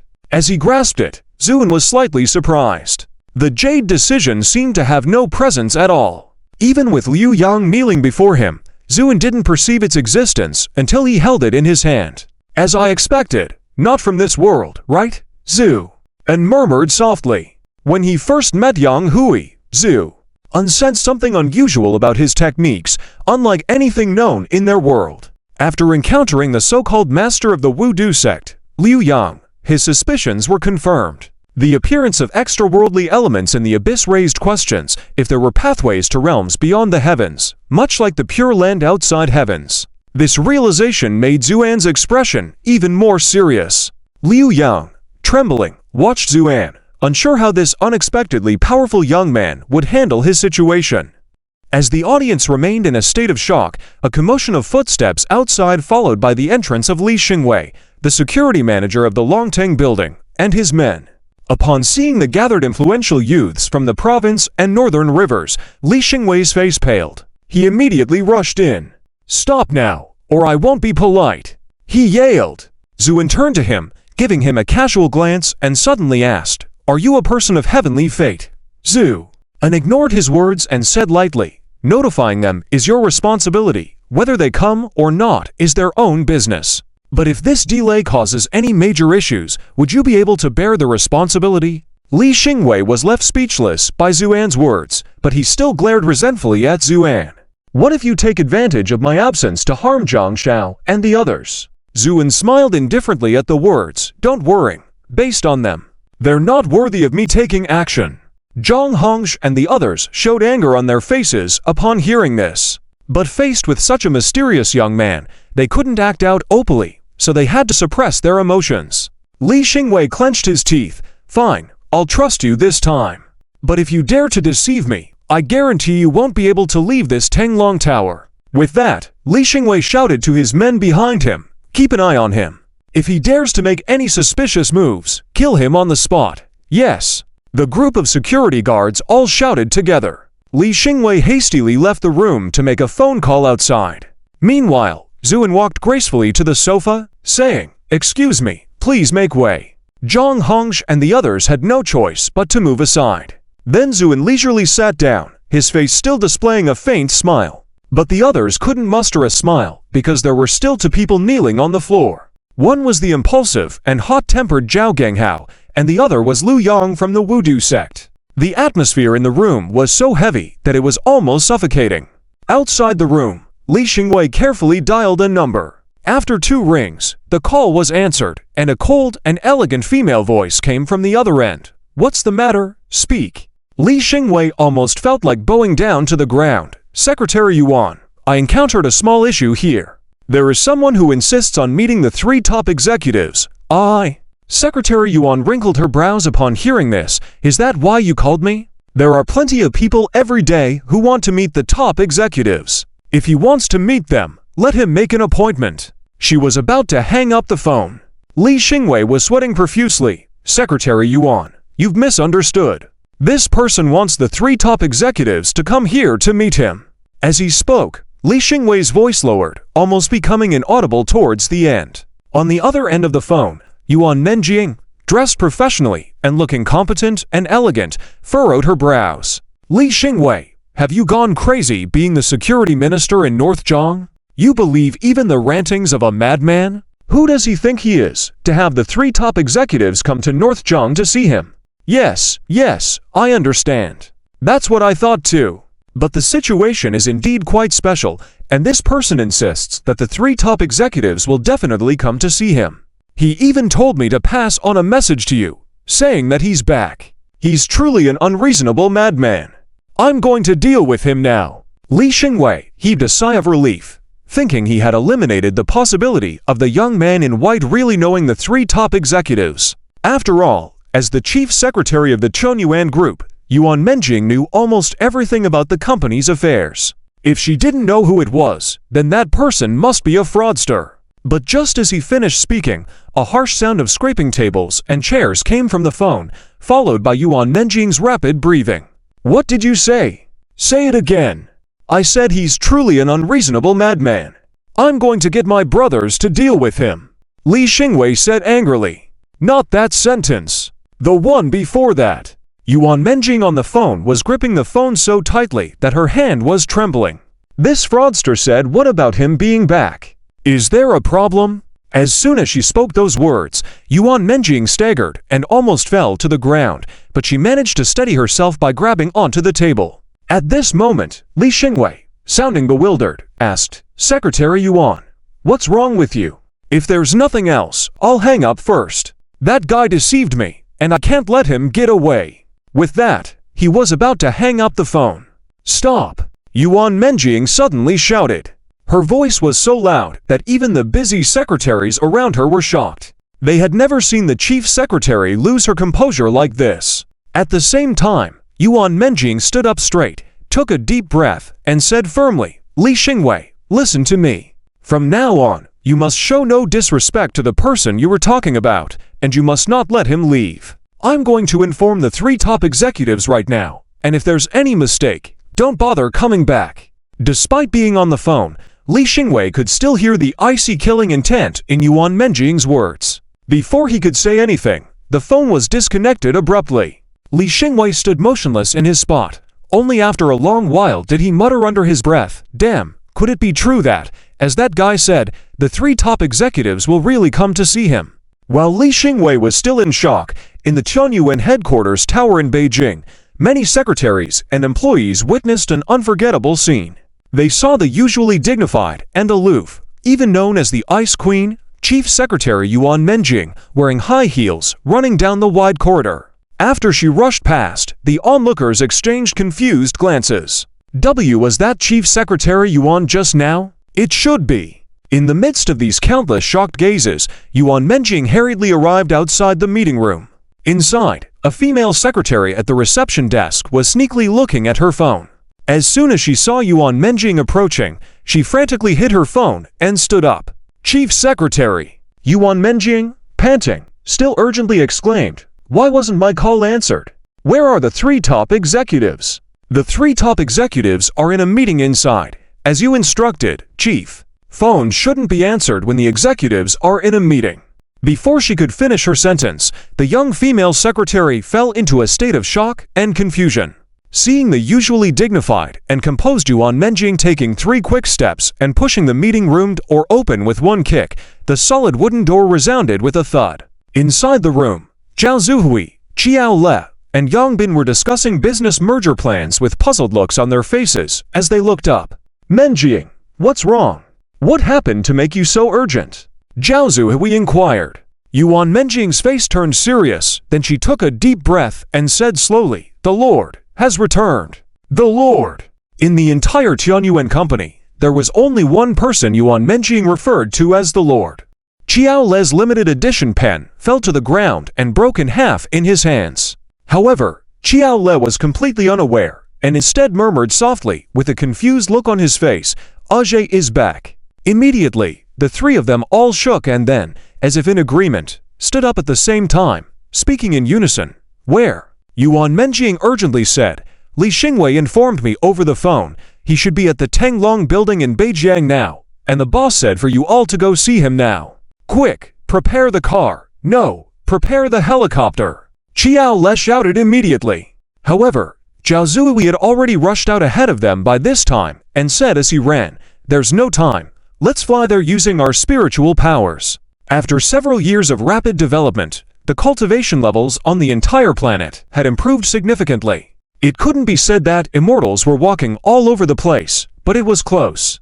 As for Zhao Zuhui and the other 2, as the bosses of the Tianyuan group, a giant conglomerate, with the support of numerous resources, their strength was impressive. The strongest among them, Zhao Zuhui, had already reached a level close to becoming a true immortal. Even the weakest among them, Qiao Le, had achieved the level of a golden immortal. Therefore, flying using their spiritual powers was effortless. Without wasting a single second, the 3 of them kicked open the tall French window of the meeting room, leapt up, and flew into the sky. Without looking back, Yuan Menjing told the numerous security guards and secretaries who had hurried over at the sound, "Wait here and seal off the area. Do not allow anyone else to enter." Without waiting for a response from the others, Yuan Menjing also flew up and followed the 3 of them in the direction of Beijing.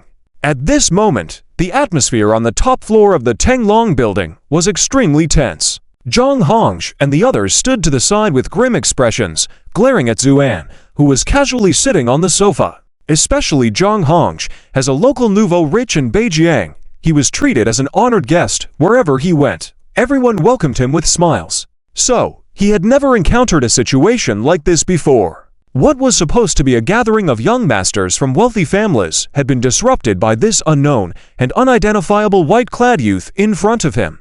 How could he not be furious? Time passed by second.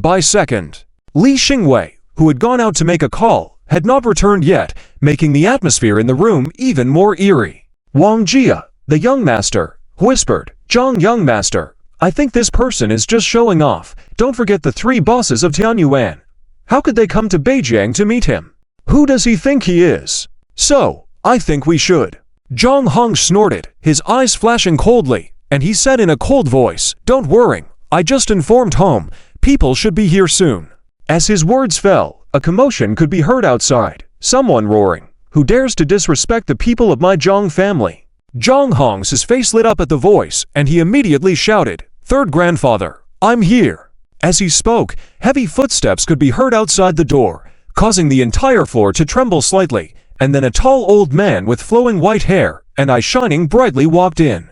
This old man was tall and imposing, with a head of silver hair and eyes that shone with brilliance, exuding an air of authority without showing anger. He was Oh Hai Yang, a top worshipper of the Zhang family. He was originally a wandering cultivator in the world, but after reaching the realm of a true immortal, he was hired by the Zhang family with a hefty sum of money and became the most important ace in the family. Therefore, everyone in the Zhang family treated him like a deity. Even Zhang Hongsh had to address him respectfully as third grandfather.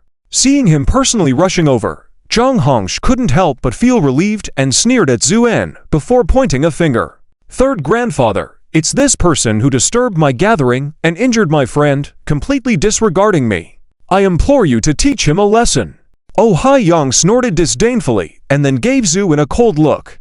Due to the laws of the heavens blocking his sight, he couldn't see Zuan's true appearance, only a plain white-clad youth. Thus, he couldn't help but grin and sneer. Heroes emerge in troubled times. I didn't expect someone to dare to disrespect my Zhang family's territory in Beijiang.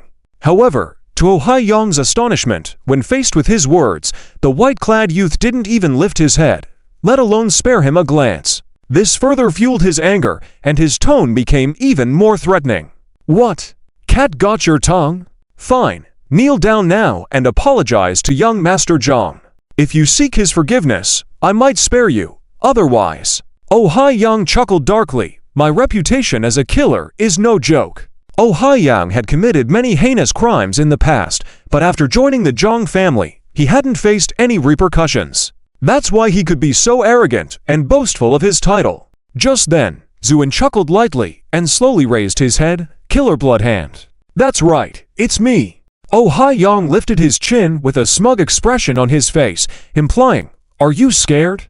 In his eyes, upon hearing his title, the white-clad youth should show fear, change color, and then kneel down to beg for mercy. However, to his surprise, Zuan shook his head with a smile. I really don't know who gave you that uncultured nickname. It's beyond ridiculous. Oh Haiyang's face turned red and green with anger at Zuan's mockery. Then he roared, Kid, don't think you can talk your way out of this. Today, I will show you the might of Blood Hand. With that, his hands turned blood red instantly, and he charged towards Zuan with rage. Seeing this, Zhang Hong's face showed a smug smile. He had full confidence in Oh Haiyang. After all, he was a true immortal, a master-level cultivator in the current world. So, in his eyes, the white-clad youth before him was definitely doomed to die. However, Zuan didn't move at all, just a flicker of light in his eyes. Oh Haiyang suddenly felt his feet go weak and tumbled to the ground like a sack of potatoes. The whole scene was shocked.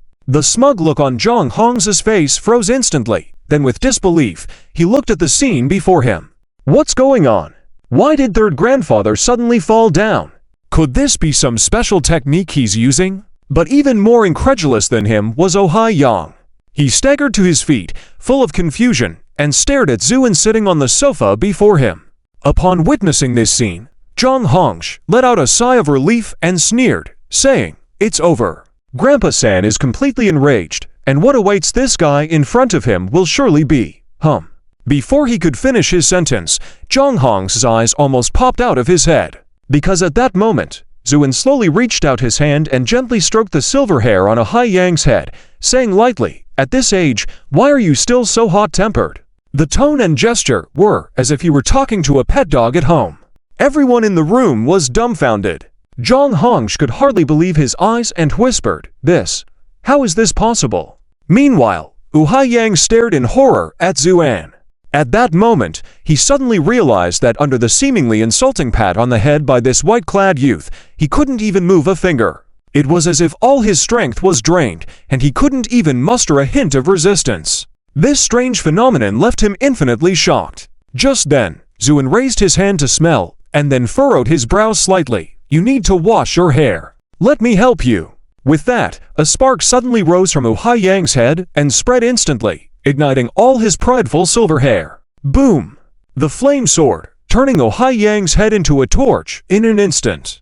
A foul smell of burning hair filled the air. Zhang Hongsh was so scared he could barely stand, and the others also showed looks of horror. But in the blink of an eye, the flames disappeared into thin air. Looking at Oh Haiyang now, all his hair had been burned off, leaving a shiny bald head. Zuan nodded in satisfaction.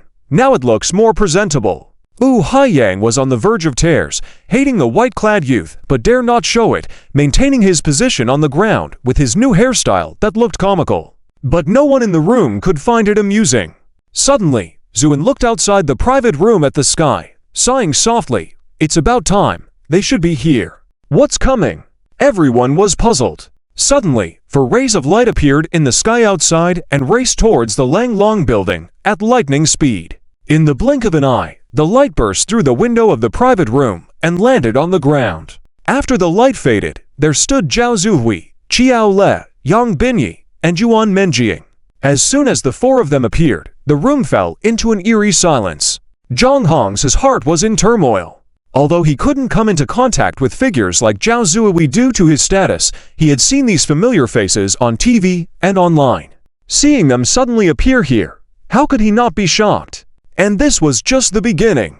As Zhao Zuhui, Qiao Le, and the others entered the private room, they immediately noticed Zhu Un sitting on the nearby sofa. Due to their familiarity, they were not concealed by the laws of heaven and earth. As a result, excitement was visible on their faces. Starting with Zhao Zuhui, the four of them took a deep breath, walked forward, and bowed deeply to Zuan. Greetings, Mr. Zhu. At that moment, they disregarded age and seniority, sincerely showing respect for Zuan's return. After all, Zuan had saved the Earth multiple times from danger and personally opened the first era of cultivation. In the face of such achievements and prestige, even Zhao Zuhui, the eldest among them, had to show his respect. Boom! Their actions were like dropping a bomb in the private room, leaving everyone dizzy with astonishment. What? The three leaders of the Heavenly Destiny group were showing such respect to this white-clad youth and addressing him as Mr. Zhu.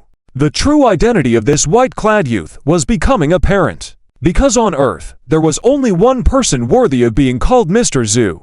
It was none other than the one and only Zhu Shenzhen, unparalleled across the heavens. The moment this realization hit, everyone's expression changed abruptly. Le Yang, the master of the five poison sect who was forced to kneel, had been contemplating how to escape. But after hearing this, he was so frightened that he fainted on the spot. Time Tang, who had been cheating and using Zuan's name to scam money, was dumbfounded. So he was the Zhu Shenzhen. Time Tang suddenly became excited. As for Wu Haiyang, who had been nursing a grudge and planning revenge, upon grasping Zuan's identity, he almost bit his tongue.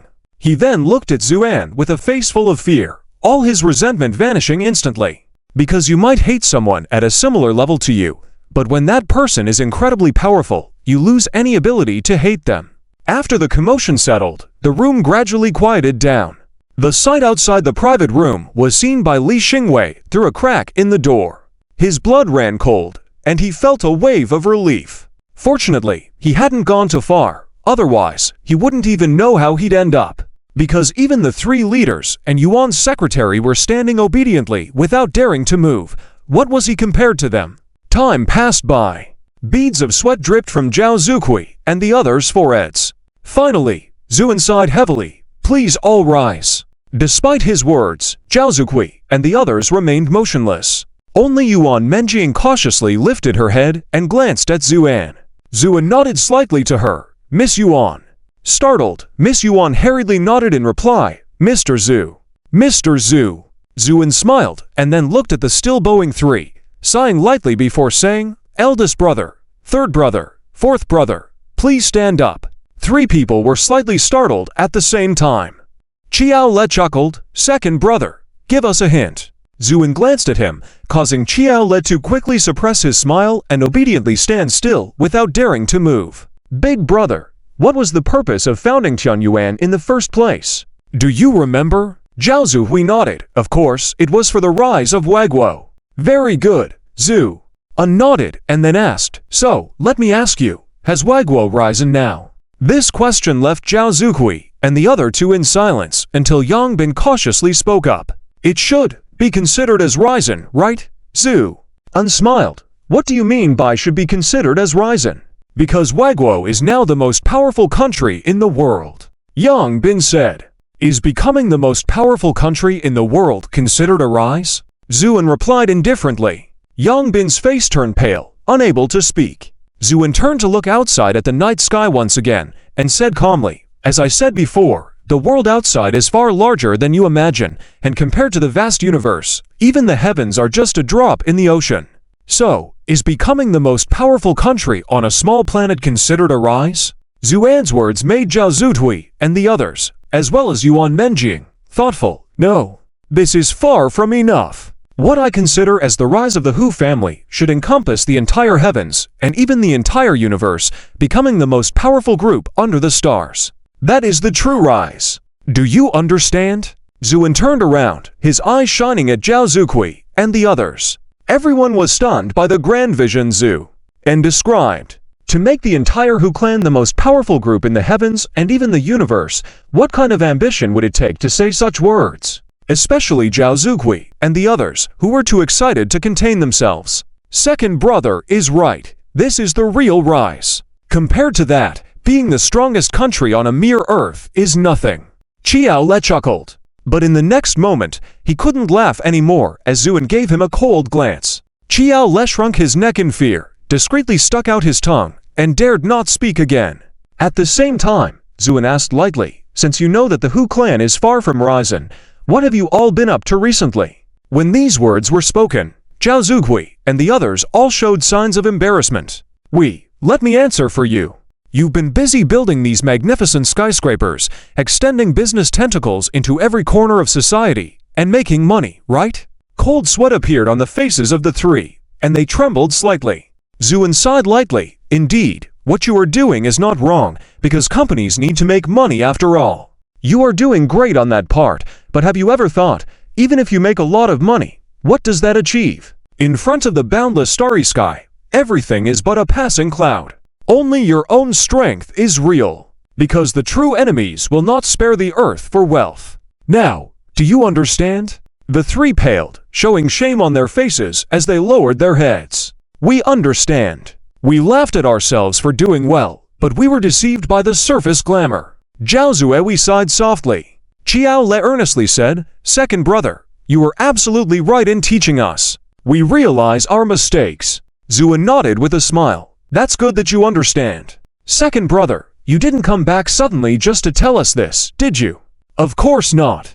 I just happened to return at this time, as there is something very important. Zuan's expression turned serious. Where are Zhuan and the others? Second brother, Miss Zhuan and Miss Jingjing, as well as Miss Xiaorui, are all still grinding monsters in the abyss. Qiao Le said. Grinding monsters? Zuan was slightly stunned, then understood the meaning, and couldn't help but smile. That's quite a metaphorical expression. Heh, you don't know. Ever since you connected the abyss to our earth, all the strong people in the world have gone mad. Countless people have delved deep into the abyss in search of treasures. It can be said that the rapid growth of cultivation on Earth in the past 2 years is largely due to this abyss. Qiao Le explained. Zhu nodded. In that case, I will go to the abyss. Second brother, we will go with you. Qiao Le immediately suggested.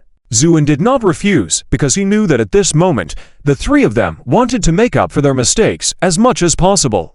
Fine, but before we leave, there are some things that need to be taken care of first. Zuan turned to look at Haiyang, who was kneeling on the ground. At the sight of Zuan's gaze, Haiyang trembled all over, no longer the arrogant demeanor he had before. Zuan said calmly, bullying the weak with strength. Do you know your crime? Haiyang kept bowing repeatedly, unable to say a word. Normally, for your actions, you would be severely punished. However, now is a time to use talents. So, I'll ask you, are you willing to atone for your mistakes by doing something meritorious? Upon hearing Zuan's words, Haiyang suddenly raised his head, looking at Zuan dumbfoundedly. How about it? Willing or not? Zuan's tone was cold. Haiyang was ecstatic and tearful, nodding frantically. Willing. Good. Then stay here and wait obediently. With a wave of his hand, a sword energy pierced Haiyang's forehead. He shuddered, then bowed his head deeply. He knew that from this moment on, his life was no longer his own.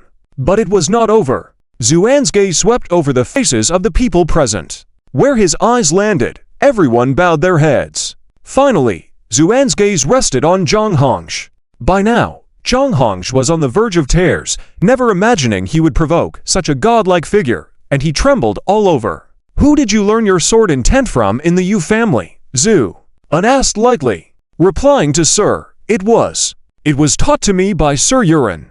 Zhang Hong stammered. "You're in a zoo," muttered softly, then his eyes flashed. Zhang Hong felt as if something had exploded in his mind, all his strength drained in an instant, and he collapsed to the ground. "I won't kill you, but a person like you is not worthy of using a sword." Zhu turned to Yuan Menjing. "Miss Yuan, please investigate the families of the people present in detail. If there are any illegal activities, you know what to do." The air was filled with a damp and nauseating stench, and clusters of fleshball flowers, emitting a dim blue fluorescence, floated around, casting a mysterious and eerie veil over the space. However, at this moment, a small team suddenly disrupted the tranquility here. The fleshball flowers were startled by the sound of footsteps and scattered in all directions. It was only when this team emerged from the darkness that it became clear the leader was a cold-faced girl with twin ponytails dressed in leather. Following behind her were several men in custom-made protective suits, with only their eyes exposed. Despite the harsh environment, the girl seemed completely unfazed, calmly walking deeper into the space. Suddenly, a tentacle monster emerged from the unknown darkness, waving its sticky and foul-smelling tentacles towards the girl. This sudden turn of events caught the girl off guard, leaving her standing in place without any reaction, as if she had been stunned. Just then, a man not far behind her shouted, "Zirui, move away." He then rushed forward, blocking in front of the girl, and wielding a dagger to strike repeatedly. The tentacle was cut into pieces with a nasty smell of blood splattering, but the man agilely dodged the fluid. However, the monster suddenly opened its mouth and spewed a black viscous liquid towards him. The speed of the liquid was so quick that it caught the man off guard. At that moment, the twin-tailed girl stepped forward and slapped the black slime with her hand. The slime attempted to corrode upon contact with the girl's arm, but quickly lost its vitality, turning into pus and splattering onto the ground. Before everyone could relax, the man suddenly shouted, "Quick!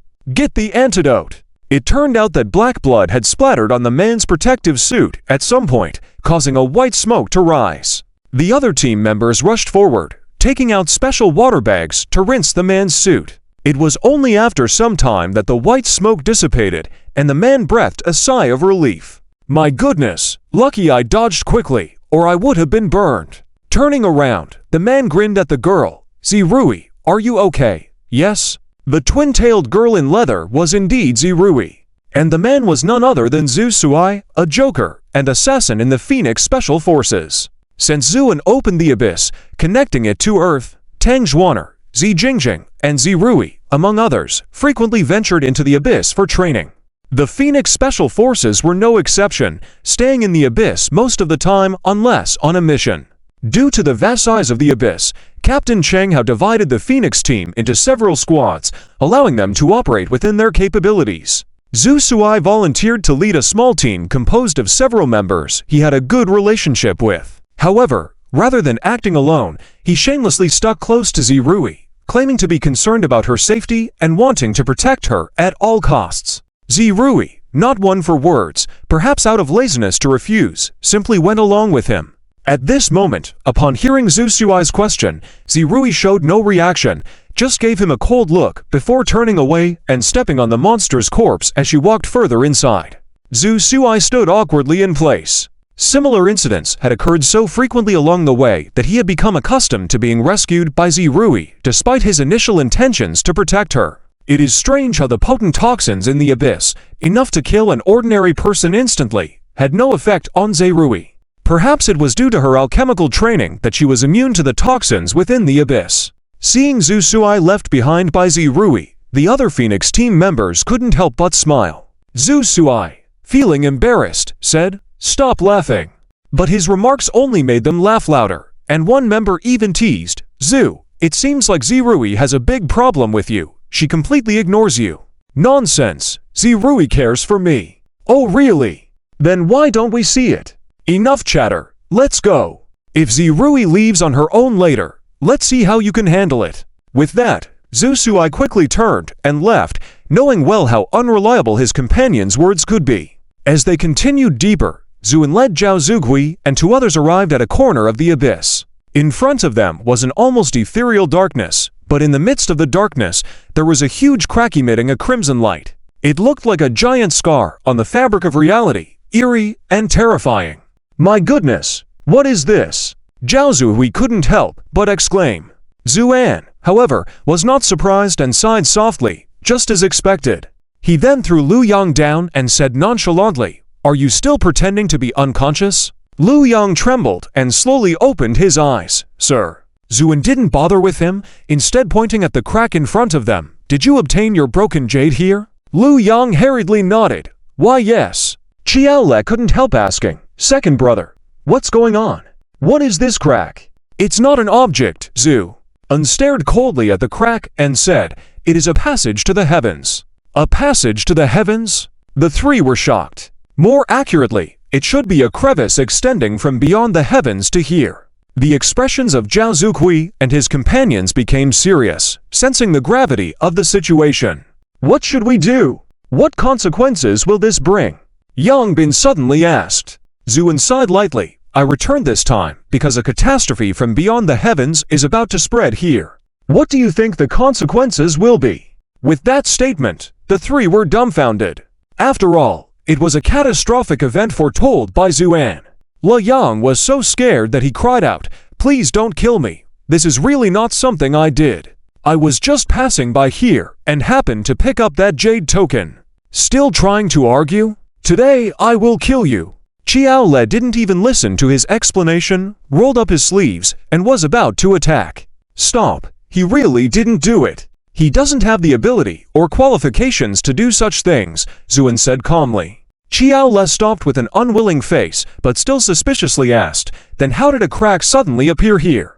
"Hey, Zhu Un sneered. "Some guys had their path blocked earlier and wanted to break in from here." With that, Zuan turned to look at Le Yang, who was trembling all over. Unfortunately, these guys were planning carefully, even sending in the jade token, wanting to find a suitable person to open the passage for them, but ended up with someone who only knows how to bully and is useless. "Since that's the case, then just kill him," Qiao Le said fiercely. Upon hearing this, Le Yang's eyes rolled back, and he fainted again. Zhu Un shook his head. "Forget it. This guy is purely controlled by greed. Killing him is useless. It's better to make him atone for his actions." With that, Zuan waved his hand, and a radiance entered Le Yang's brow. Le Yang trembled, and when he opened his eyes again, the previous fear and panic were gone, replaced by extreme calmness. He stood up slowly and bowed to Zuan. "My lord." Zhu Un nodded. "Go, yes." Le Yang then turned and left the abyss. Qiao Le looked at his back in disbelief and couldn't help but ask, "Brother, what did you do to him? Why is he so obedient now?" "Nothing much. Just cut off the fear and greed from his soul," Zuan said calmly. Qiao Le shivered at the thought and dared not speak again. Zuan seemed to sense his thoughts, but didn't explain, just smiled slightly, and then looked up at the void in front of him. "Second brother, what should we do about this rift? Should we leave it like this?" Zhao Zuhui asked with concern. "Of course not," Zuan said as he formed hand seals, his face suddenly serious. He pointed ahead and commanded, "Close." With his order, darkness surged like a tide. The crack began to move and gradually sealed up. As the crevice closed, faint sounds of reluctant roars could be heard from the void. Finally, after a full 15 minutes, the void returned to normal with no trace of the previous crevice.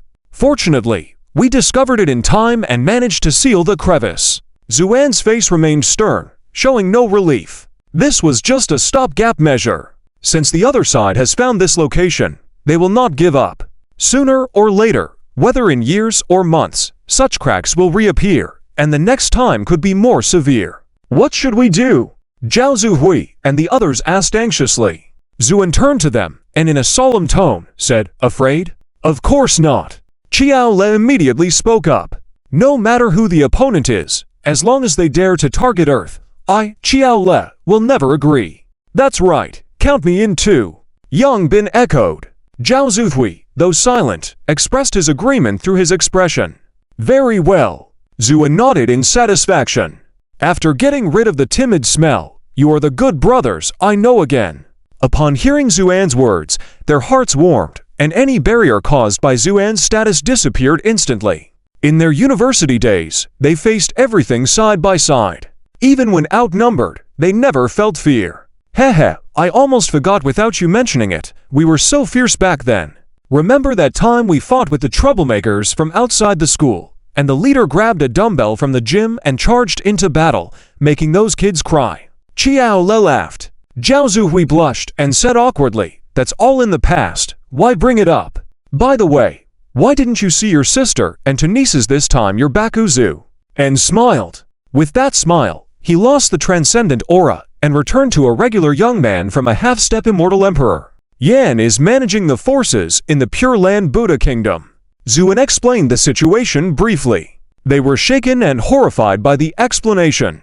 After Zuan finished, Zhao Zui solemnly said, "Second brother, just give us the order. What do you need us to do? Yes, tell us now. We brothers have nothing to say." Qiao Le and Yang Bin chimed in.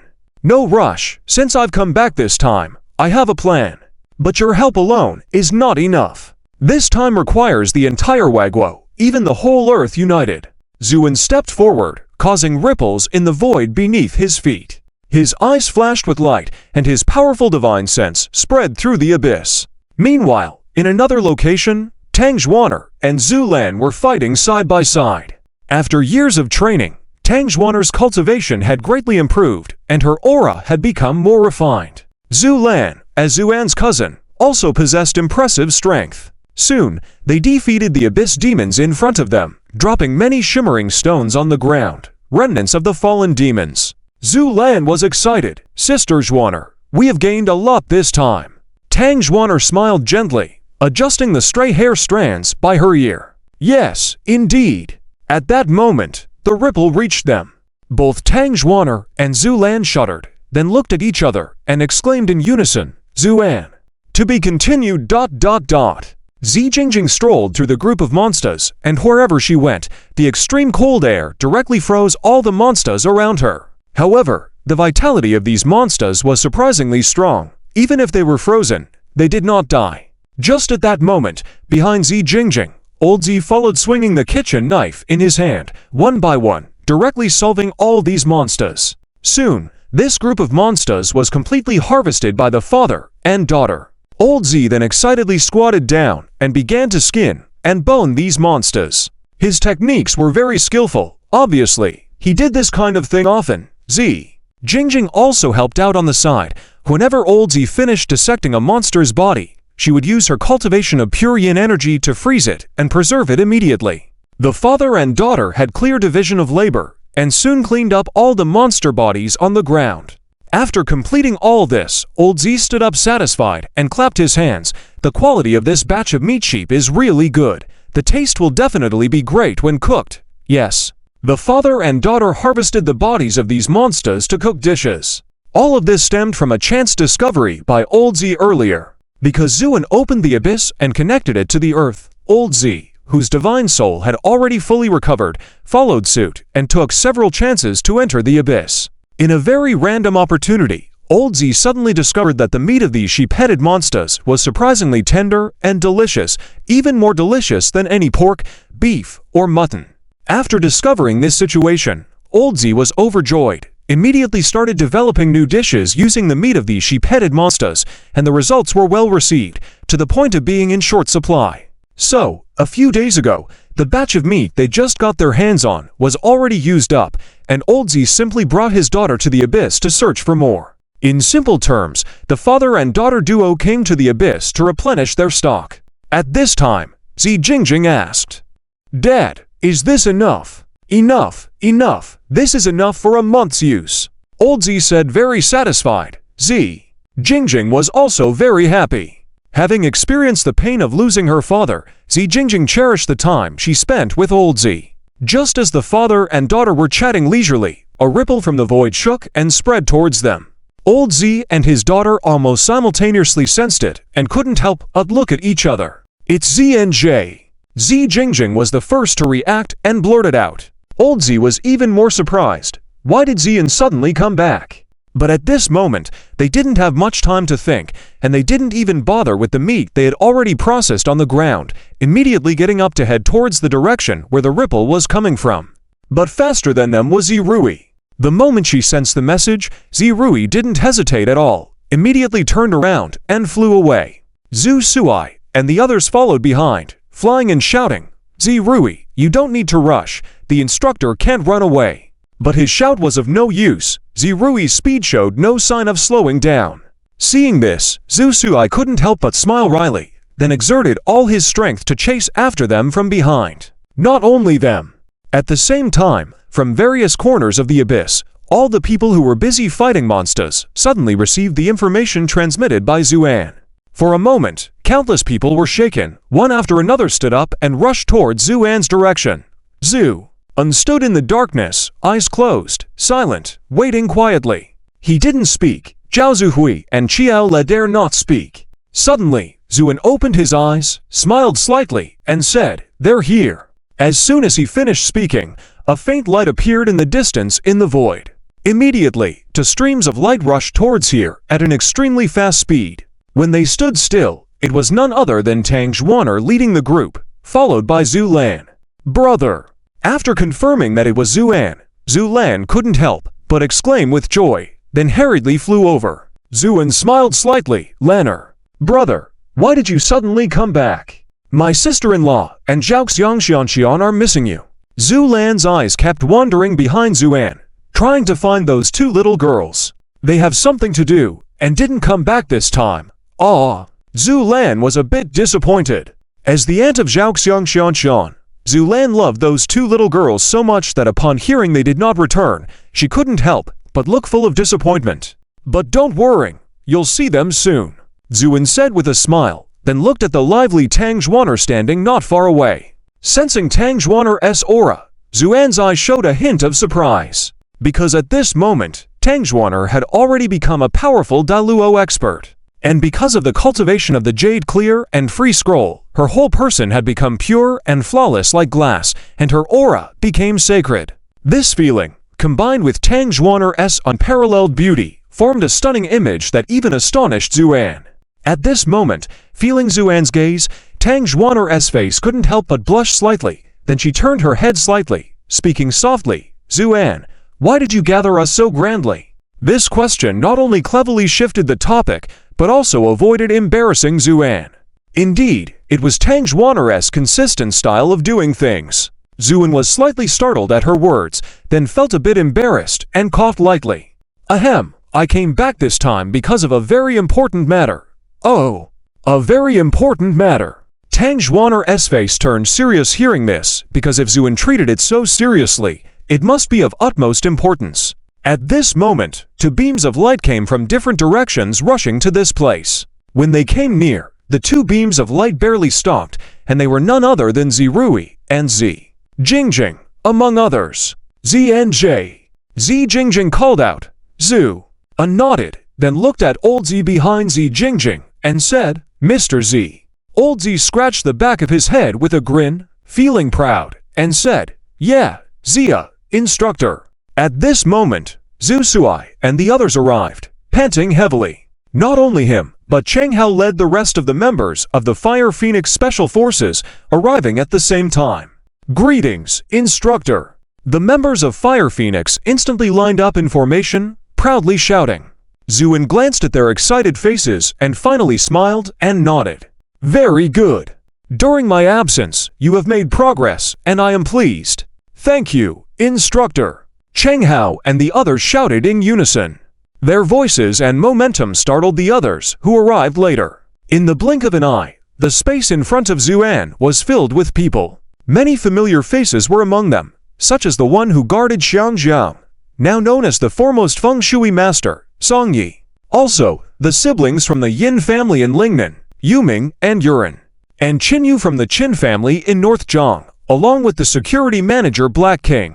There were also figures like Hua Crossing Yu waiting grandfather and granddaughter, Tan Xiaoyu, Shai Zuking, and many others. Even the underground leader of North Zhang, Du Fan, was present. Of course, there were many new faces Zuan did not recognize, but regardless of who they were, they all looked at Zuan with almost worshipful eyes. In the minds of many, this figure, Zhu Shenzhen, who had ushered in an era of prosperity for earth cultivation, was like a creator. Zuan looked at the crowded group with a faint smile. Although he had not spoken yet, the entire gathering fell silent instantly. "I know you are all wondering why I have suddenly returned and gathered you here. It's simple, it's time to test Earth and also to test all of you." This declaration caused a stir throughout the audience. Everyone was shocked and then looked at each other, not understanding the meaning behind Zuan's words. Next, the visuals you are about to see may challenge your existing understanding, but everything is real. With that, Zuan gestured,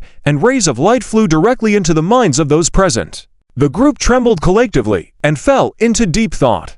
Zuan did not rush but stood still, waiting quietly. Finally, after a full moment, the group gradually came to their senses, their faces becoming solemn. They had witnessed unbelievable scenes through the divine communication just now. Among them were images of the nine-headed snake and the triangular head encountered by Zuan in the Chinku Fox country and the Pure Land Buddha country. The bizarre and incomprehensible fighting techniques and inexplicable powers left everyone in awe. "Did you all see it? What are your thoughts now, Zu?" An asked calmly. The group exchanged glances, and after a while, Songyi stood up and bowed to Zuan respectfully. "Mr. Zu, if what you say is true, will there be many such monsters invading the celestial realms in 10 years? Zu unshook his head and replied slowly, "Not 10 years, but only 8. This statement caused even more commotion. However, soon everyone fell into silent contemplation. Each person's eyes began to show determination. Songyi smiled. "I see. In that case, we have 8 years to prepare, which is ample time." "Exactly." All members of Fire Phoenix pledged to fight to the death. Cheng Hao declared solemnly, "To the death." The rest of Fire Phoenix shouted in unison.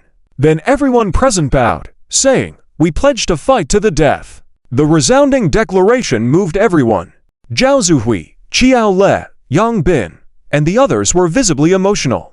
"Damn, I finally realize how foolish I was before, obsessed with making money." Qiao Le cursed softly. Meanwhile, Zuan stood up, laughing heartily. "Good. Truly worthy descendants of my Hua clan. In that case, let us leave this abyss now, and then prepare for global warfare. In Central City, today is just another ordinary day." An Ying sighed softly, then lazily looked towards the wide floor-to-ceiling window in the office. Outside the window, the sky was bustling with personal flying craft zooming back and forth, making the airspace above Central City exceptionally lively. "I wonder how King Ji is doing now. Oh well, being cooped up in the office all day is boring. I really want to go monster hunting in the abyss." An Ying complained with furrowed brows.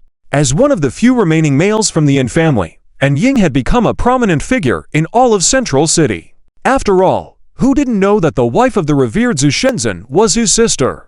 With such a connection, everyone gave him face. An Ying understood the ways of the world. He knew that his survival was all thanks to a good relationship with his brother-in-law back when he was just an ordinary person.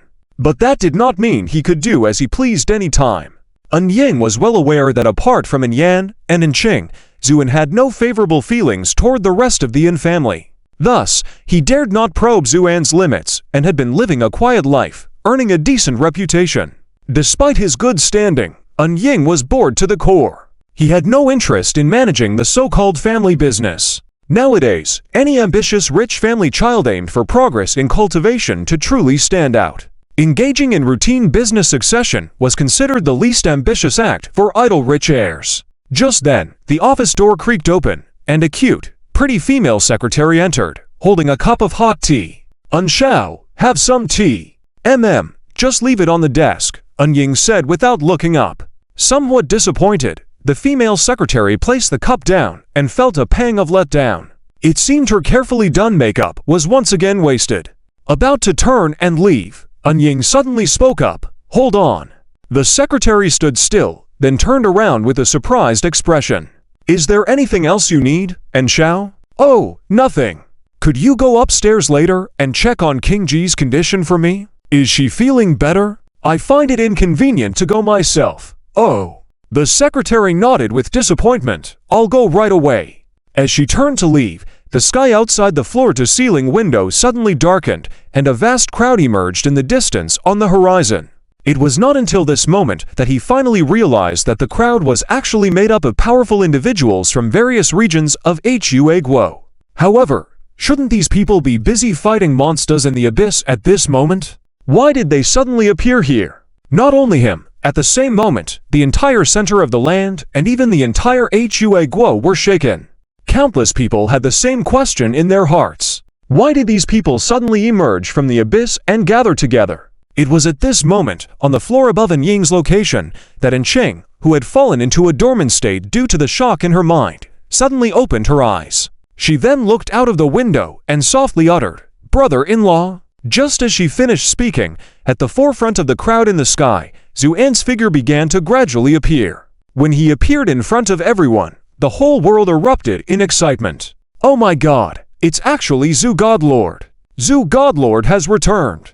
Countless people exclaimed in shock, with some even kneeling directly on the ground, bowing and worshipping Zuan. Zuan's clothes fluttered as he gazed indifferently at the world, and then smiled faintly. "I'm back." With that sentence, the entire world fell silent in an instant. Then, Zuan continued, "I have returned this time to prepare for battle. As for the reason..." Zuan's divine thoughts spread across the entire earth like water, directly imparting the details of the whole situation into everyone's minds. Of course, this was something only Zuan dared to do. After all, communicating divine thoughts with billions of people at the same time could easily lead to the loss of countless souls with a slight mistake. But Zuan casually completed this task. After a while, as people gradually regained consciousness, the whole world was stirred.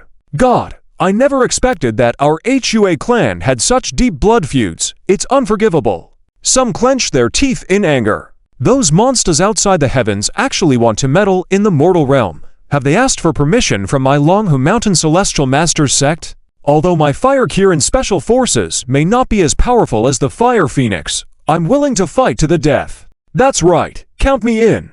Emotions ran high for a moment. Meanwhile, An Qing, who was in the An family's headquarters, had also recovered by this time.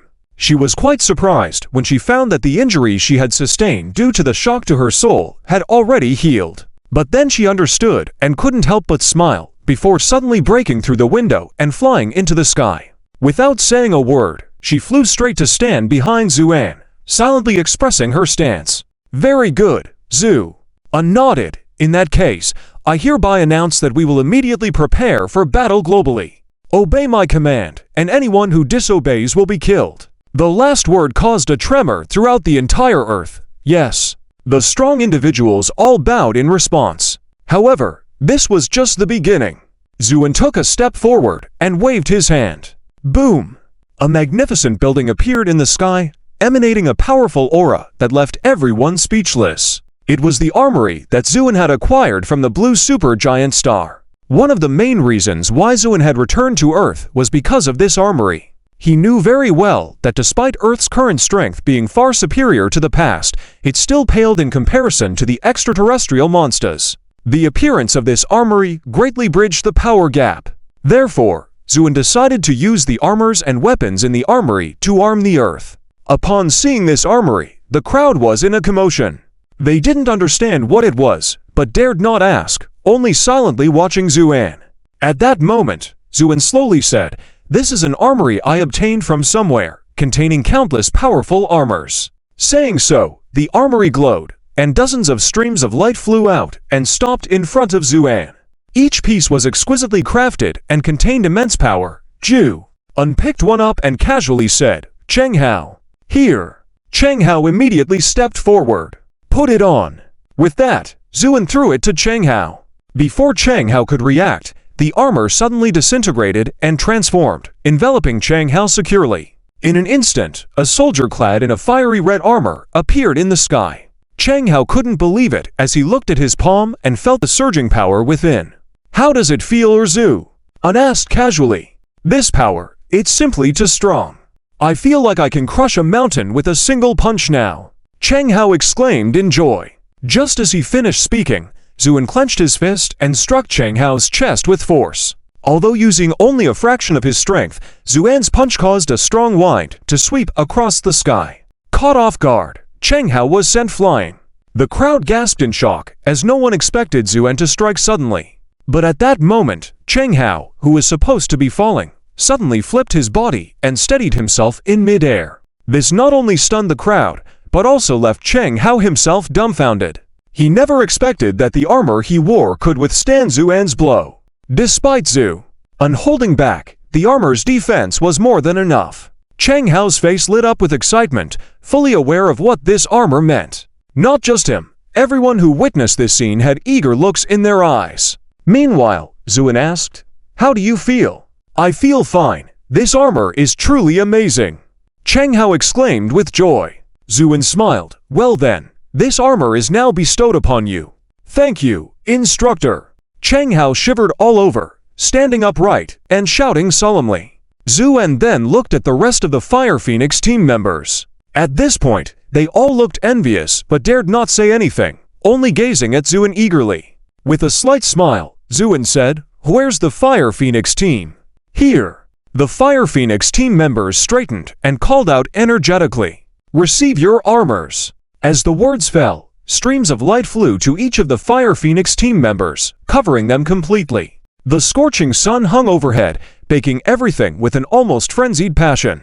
Ying couldn't remember the last time he had a drink of water. The extreme thirst he had been feeling was slowly dissipating, and his lips were becoming moist. However, Ying knew it was because his lips had cracked to a certain degree, causing fresh blood to burst out, creating the illusion of moisture.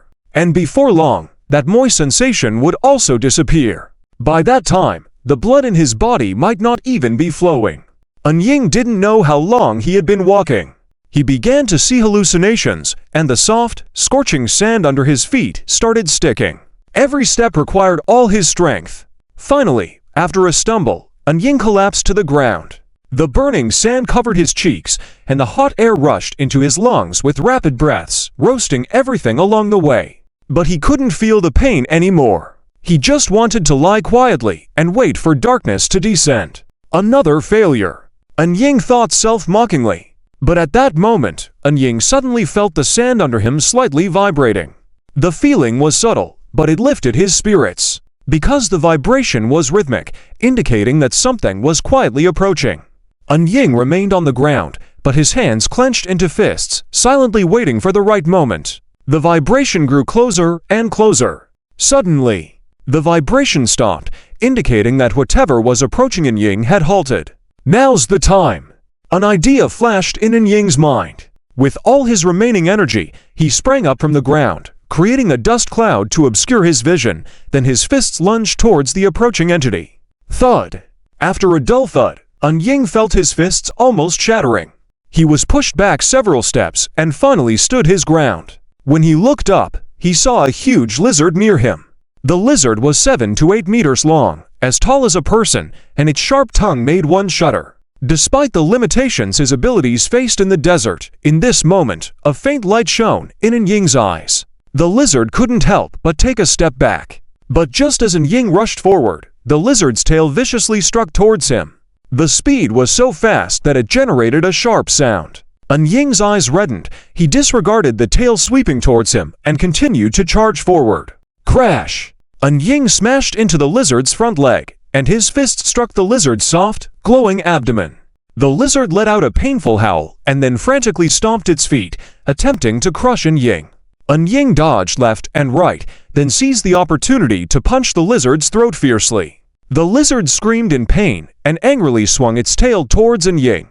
Ying didn't dodge. In fact, he had no strength left to dodge. The previous actions had exhausted all his energy, and at that moment, Ying could collapse at any time.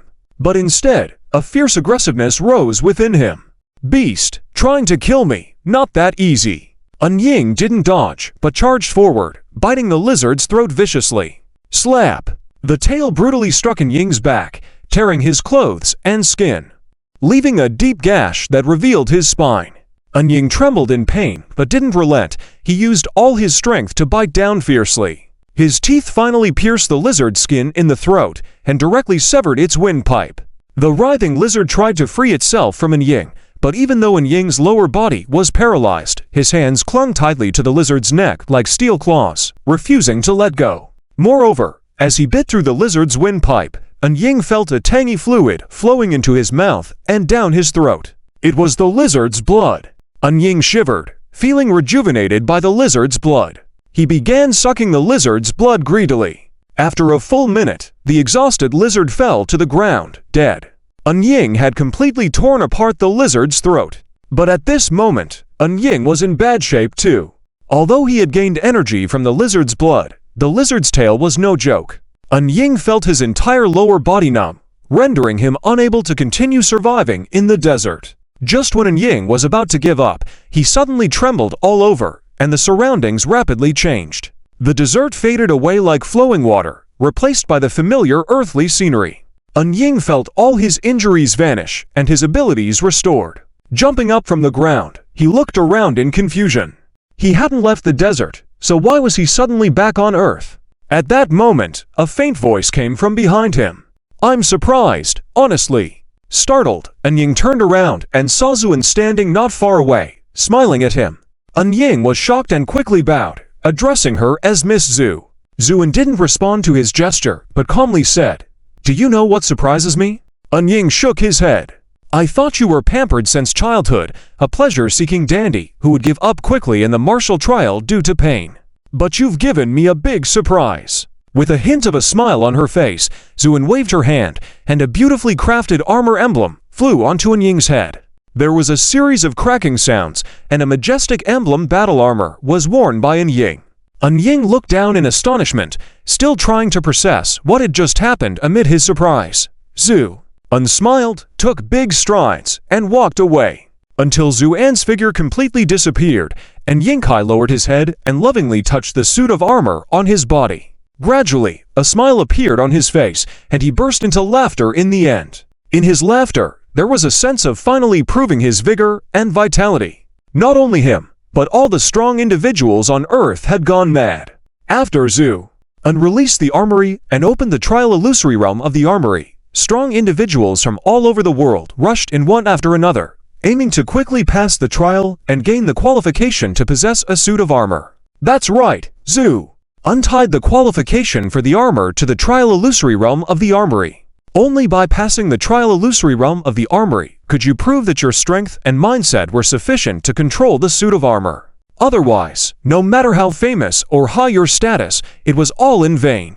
After witnessing the power of the suit of armor firsthand, which strong individual could resist being tempted by such a powerful armor? Especially young people like Ying and his friends were particularly eager for this stylish and powerful armor. Consequently, some people quickly started having ill intentions, attempting to buy off the strong individuals who had obtained the suit of armor with money. However, without exception, they all failed. Not to mention that no one would sell such a treasure. Even if they did, it would be impossible. Once this type of armor was bound, unless you died in battle, it would be impossible to bind it to another person. This eliminated all crooked and evil methods. If you wanted the armor, you could only obtain it by passing the trial. However, this trial was not something easily passed. Many idle sons signed up once, only to cry for their parents and quit. Because in the trial illusory realm of the armory, everything was so real, all the pain was no different from the real world. In such circumstances, many people simply couldn't endure it and quit directly. Therefore, Ying became the envy of his friends. In the eyes of these people, Ying, as Zuan's nephew, would surely receive some special treatment. Maybe just by calling him uncle, Ying wouldn't have to participate in the trial to obtain a suit of armor. But unexpectedly, Ying never even approached Zuan and directly entered the trial. Upon receiving the news, Zuan was somewhat surprised. However, he soon thought that Ying probably wouldn't be able to persevere till the end. Yet, the reality was that Ying not only persisted until the end, but also successfully fought back, passing the trial smoothly. That was the reason for Zuan's surprise. After personally sending out the suit of armor, Zuan casually walked to the command room in the Qianyuan building, the tallest building in Zhongdu, which housed the newly established Global Battle Preparation Headquarters. Mr. Zhu. Greetings, Mr. Zhu.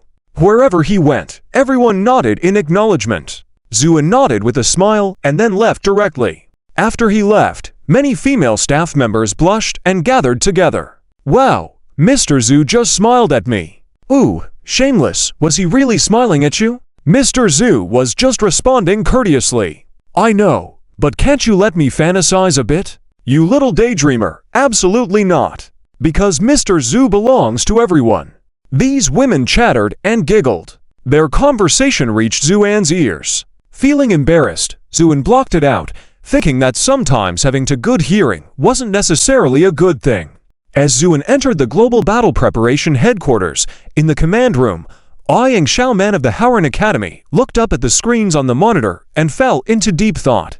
After a while, she couldn't help but sigh softly. Are these guys all insane? How can they be so enthusiastic to participate in the trial? Aren't they tired or in pain? Xu Wenbin, the head of the Howren Academy, stroked his beard in silence until a moment later, he turned to the Grandmother Gongliang of the Qingyang Pavilion.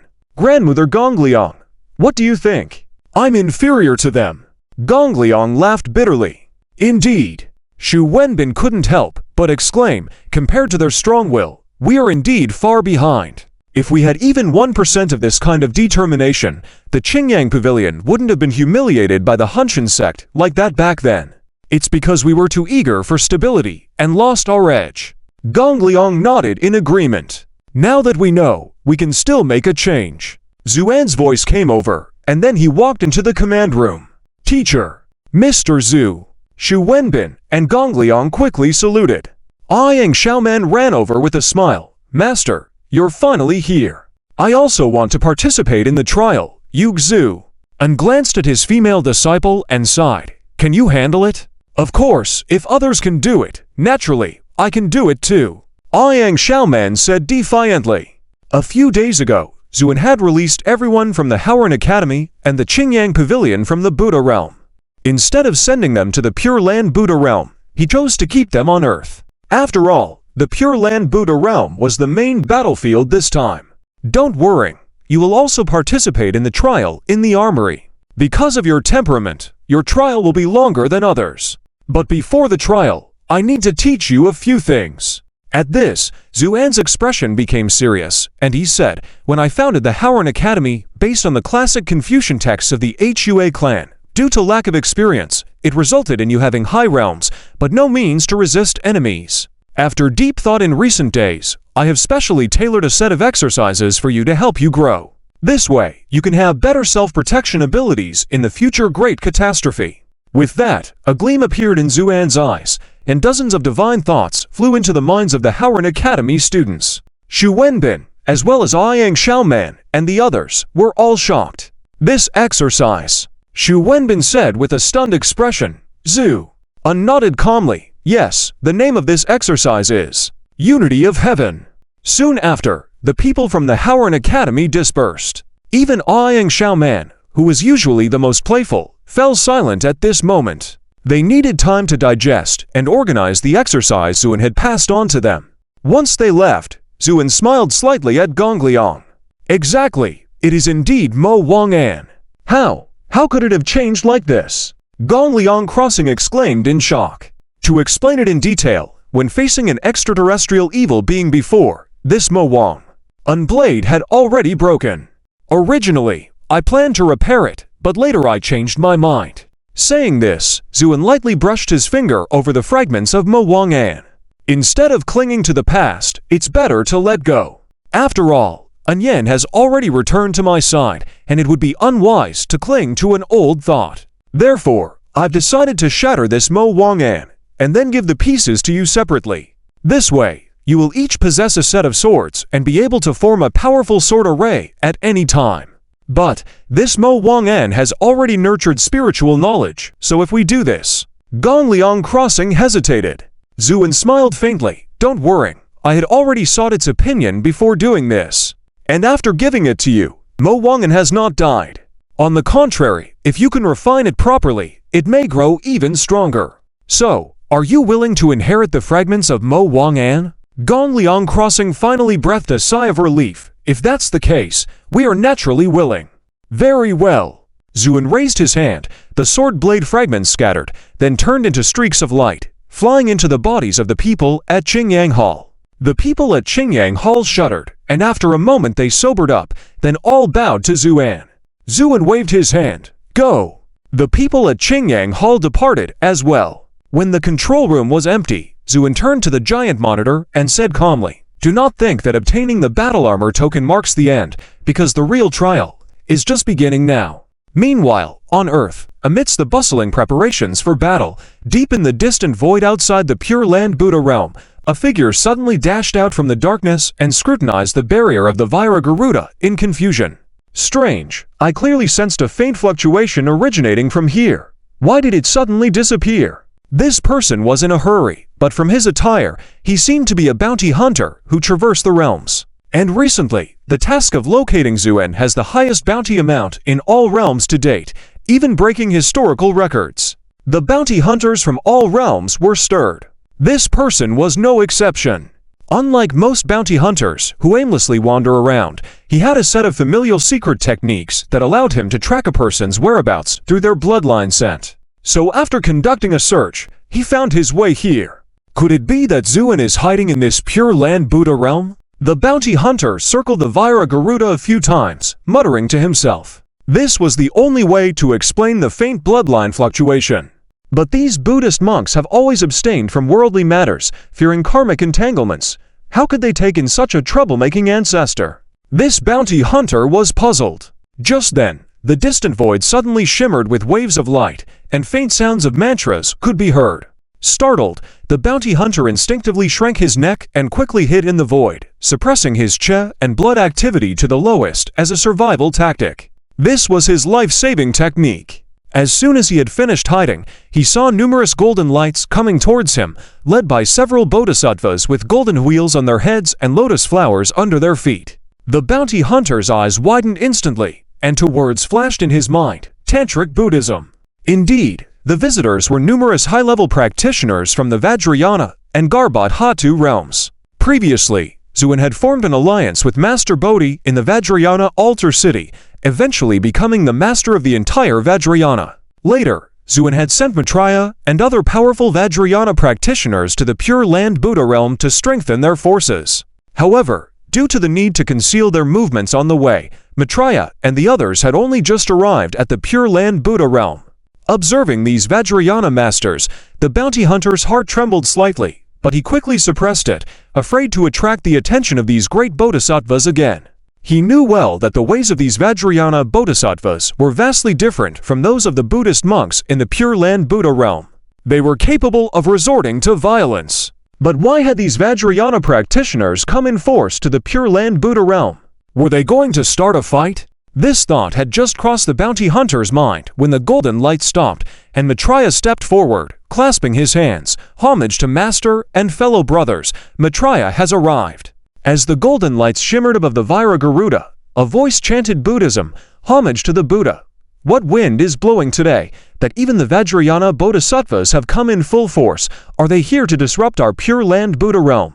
With those words, the golden lights flickered over the Vira Garuda, and then it was seen that Yuag, accompanied by Yue Sha and White Brow Arhit, approached. The two sides stood opposite each other in the air, lotus flowers blooming against each other, hinting at a subtle confrontation.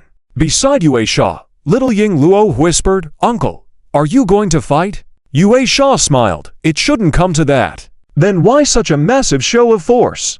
Perhaps for showmanship.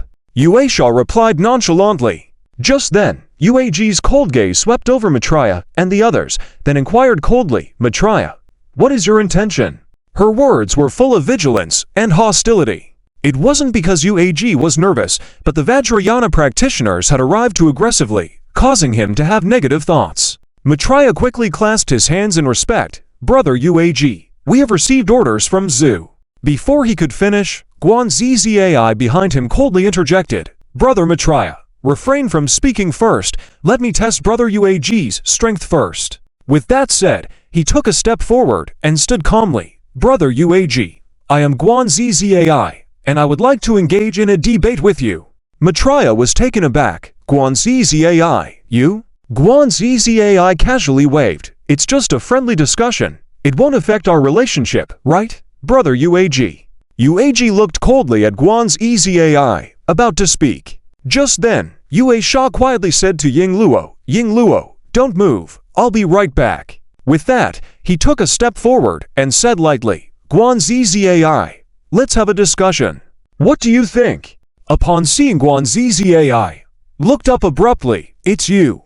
"Indeed, it is me." Yue Sha smiled slightly. "Dare to make a move." When she appeared, the people at Yuji Yue Temple and others all retreated and bowed, paying their respects. Lady Anne. Meanwhile, on the side of the esoteric sect, Maitreya also put his palms together in salute, saying, "Greetings, Lady of the Master." At the same time, he cast a nonchalant glance at Guanzi. Guanzi and the others immediately understood and also bowed in unison. Faced with so many bows, Yen appeared somewhat flustered.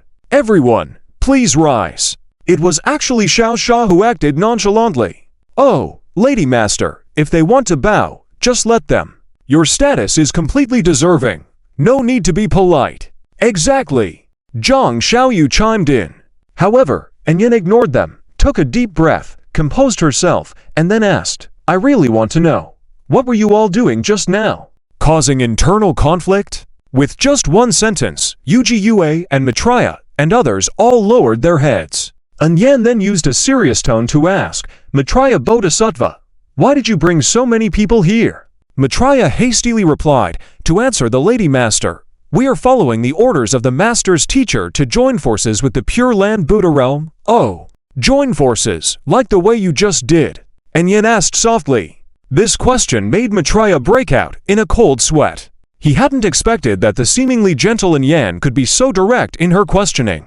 Just then, Guanzi suddenly stepped forward and bowed, saying, "Lady Master, it was all my fault. I now realize my mistake and hope for your and Yuji's forgiveness." With that, he bowed down to the ground, waiting motionless. This scene also caught the Pure Land Buddha realm off guard. Meanwhile, Yen turned to Yuji, speaking softly, "Yuji, what do you have to say?" Yuji, with a look of shame, quickly stepped forward and returned Guanzi's bow, saying, "Senior Guan, I also bear responsibility for this matter." Thus, the storm dissipated. Yuji looked in surprise at the calm Yen, thinking to himself that she truly deserved to be the wife of the Red Lotus Immortal, handling matters decisively. At that moment, two little maids suddenly peeked out from behind Yen. "Mom, what are these big monks doing?" asked Nini curiously. Yen smiled faintly. "These big monks are all your dad's good friends who came to help out." "Oh, I see." Nini nodded before going off to play with Xiangluo. But none of them noticed the bounty hunter hiding in the void. When he saw Nini and Xiangluo, his heart trembled, almost exposing his whereabouts. It wasn't until a moment later that he managed to calm his mind, a thought arising in his head. This time, he had hit the jackpot, because the bounty hunter keenly felt the bloodline aura emanating from Nini and Xiangluo. This kind of bloodline aura had only one explanation: the two little maids were descendants of the Red Lotus Immortal. This discovery thrilled the bounty hunter, causing him to tremble. Meanwhile, Maitreya and the expert monks of the esoteric sect accompanied Yen and her group as they flew away from the Pure Land Buddha realm. After they left, the bounty hunter snapped out of his invisible state, whispering to himself, "Although I didn't find Xuan's whereabouts, discovering his bloodline is good news. I must report this to the elders." With that, he vanished into the vast space. Bounty hunters like him had unique methods of travel, otherwise, they would be too slow. Soon, the bounty hunter left the jurisdiction of the Pure Land Buddha realm and arrived at Cayenne Palace. The atmosphere in Cayenne Palace was bustling.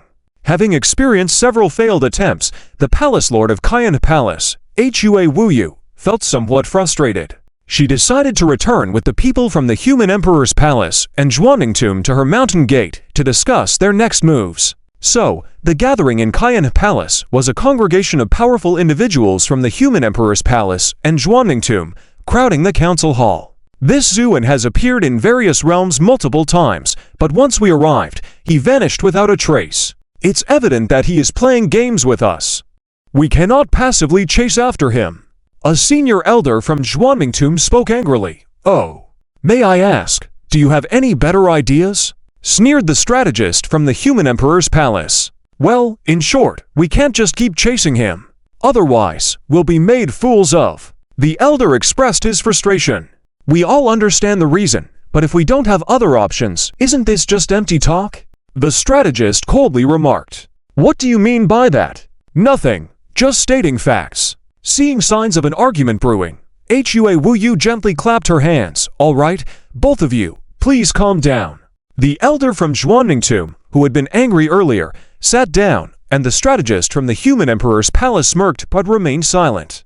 I understand both of your frustrations. We are all here to capture Zuan, and his disappearing act is unsettling. If we can't eliminate him, I doubt any of us will rest easy. Therefore, we cannot afford to doubt each other at this moment. Once solidarity is lost, dealing with Zuan will be even more challenging. Well said, Palace Master Hua.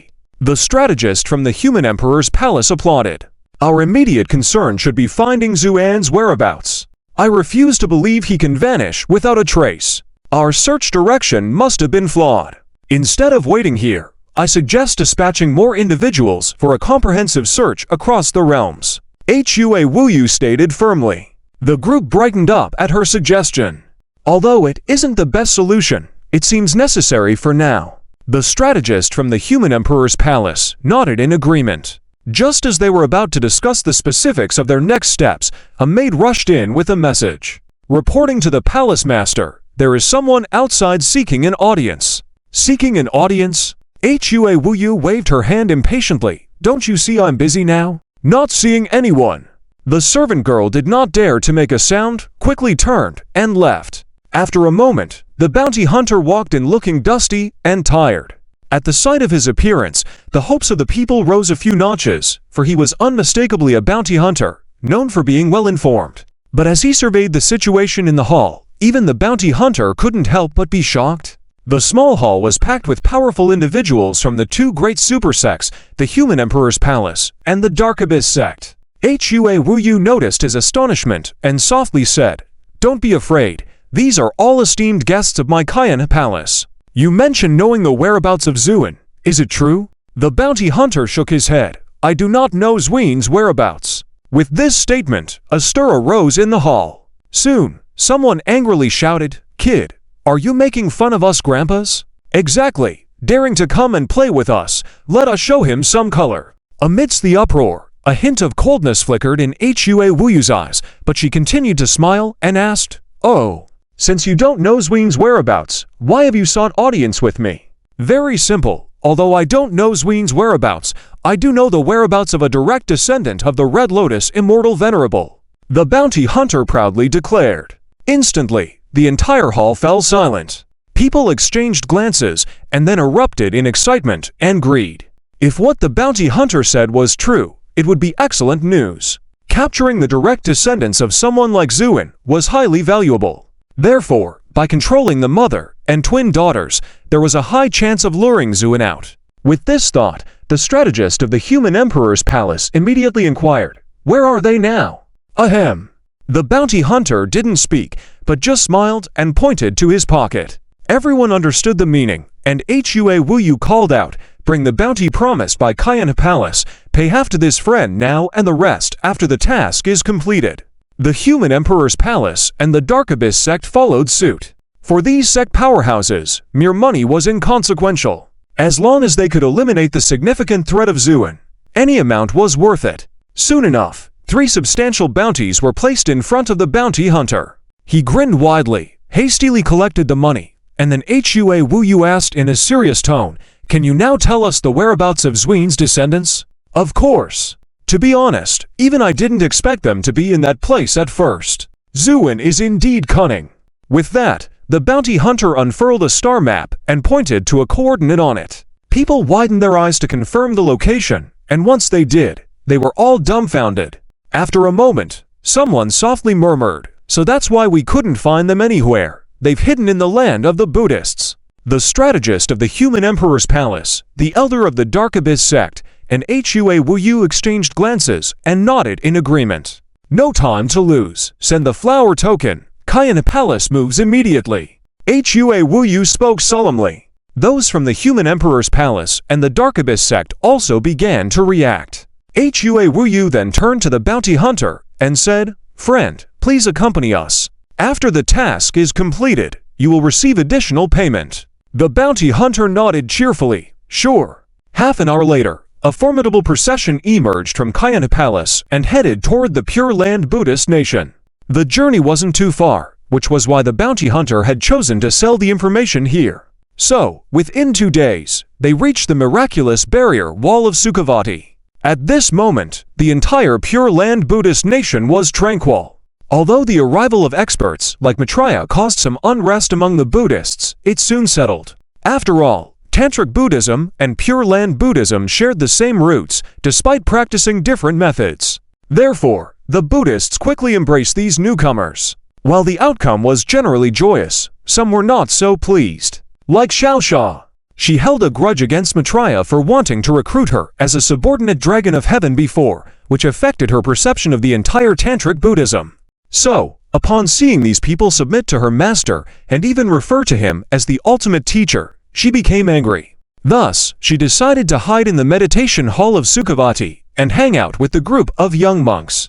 Currently, Xiaosha was leaning against the Buddha niche in the main hall of the meditation hall, nibbling on offerings and casually shouting, "Hey, little monks, is this all the offerings you have? Is there anything else tasty?" Hu Tong was picking up fruit peels discarded by Xiaosha with a troubled expression and said from below the niche, "There are no other offerings. Miss, could you please come down from the niche? It is disrespectful to the Buddha." Xiaosha dismissed his concerns. HMPH. What's the big deal about disrespect? How could it compare to my master's greatness? Right, Yuan Tong.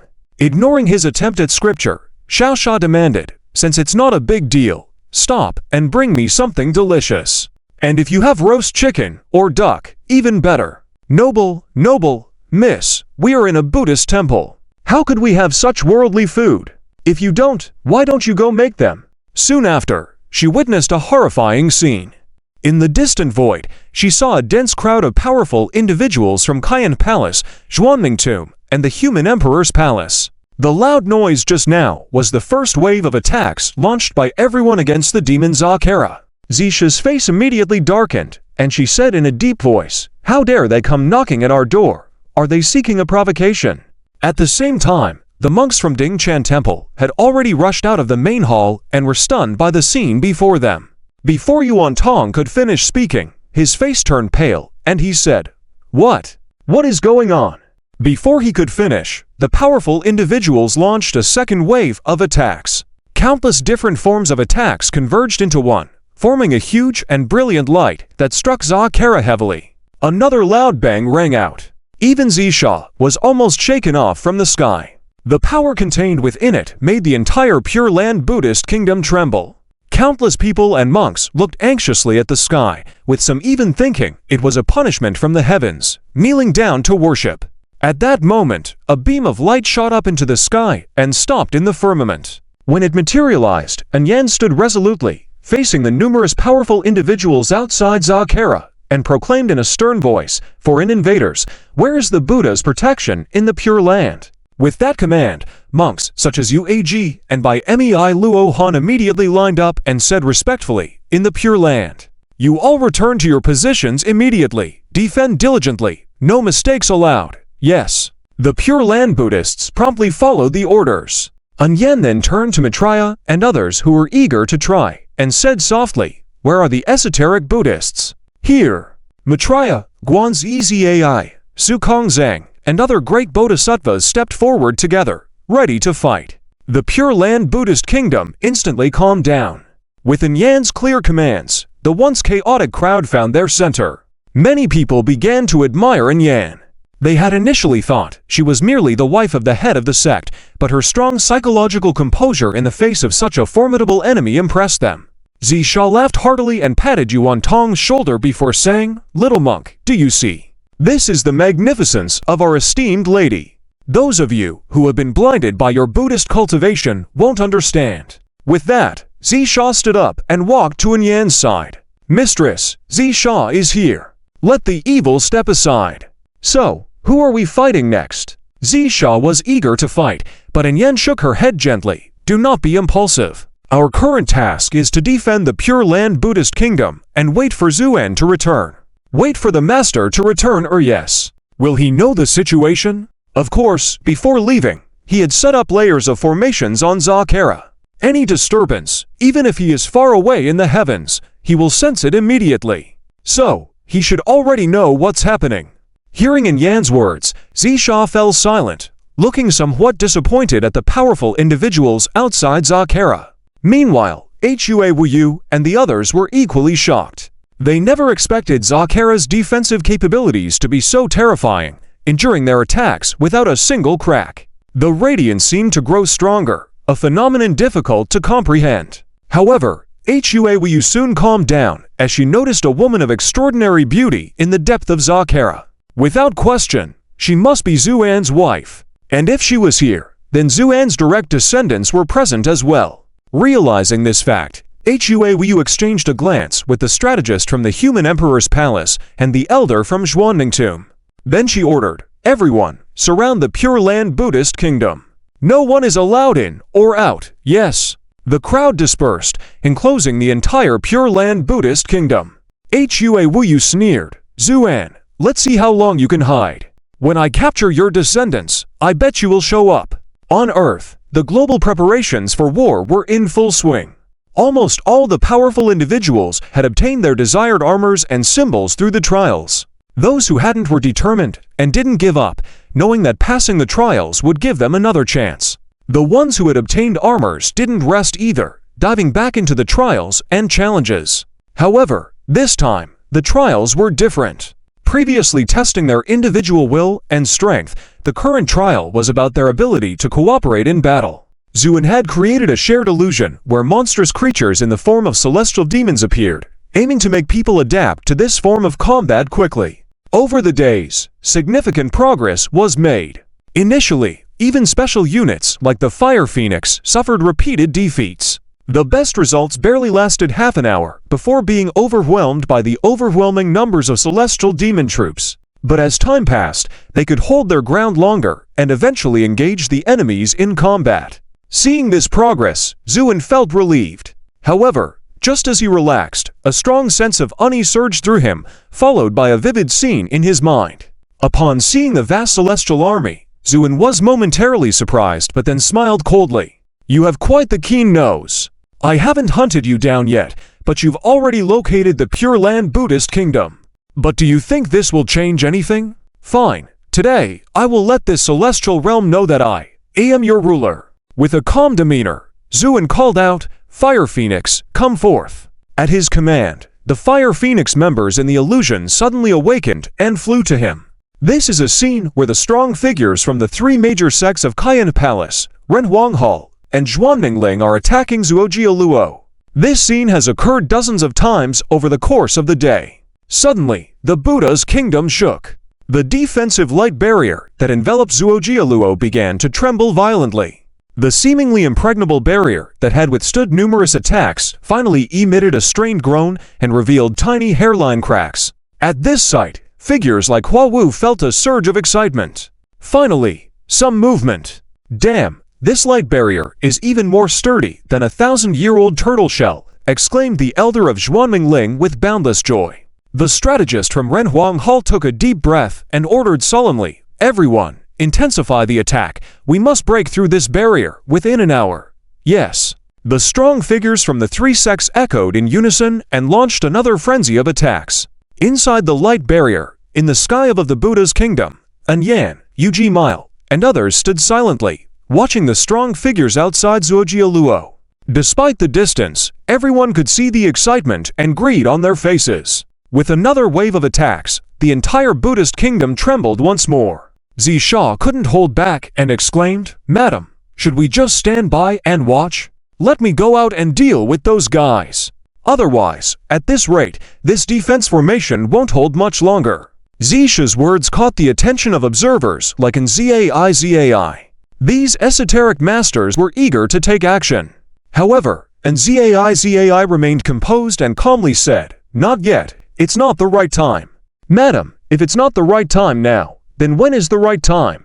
Do we have to wait until they break in?" Zisha complained. "Yes," Anyan said softly, "I'm waiting for them to come in." Zisha was about to say something more, but upon seeing Anyan's stern expression, she held back her words and remained silent. Despite appearing gentle and amiable, Anyan exuded a chilling aura in critical moments. Meanwhile, outside Zuojialuo, the strong figures from the three sects regrouped and launched their most powerful attacks. With a thunderous boom, countless lights gathered together to form a mighty torrent that surged towards the defense barrier.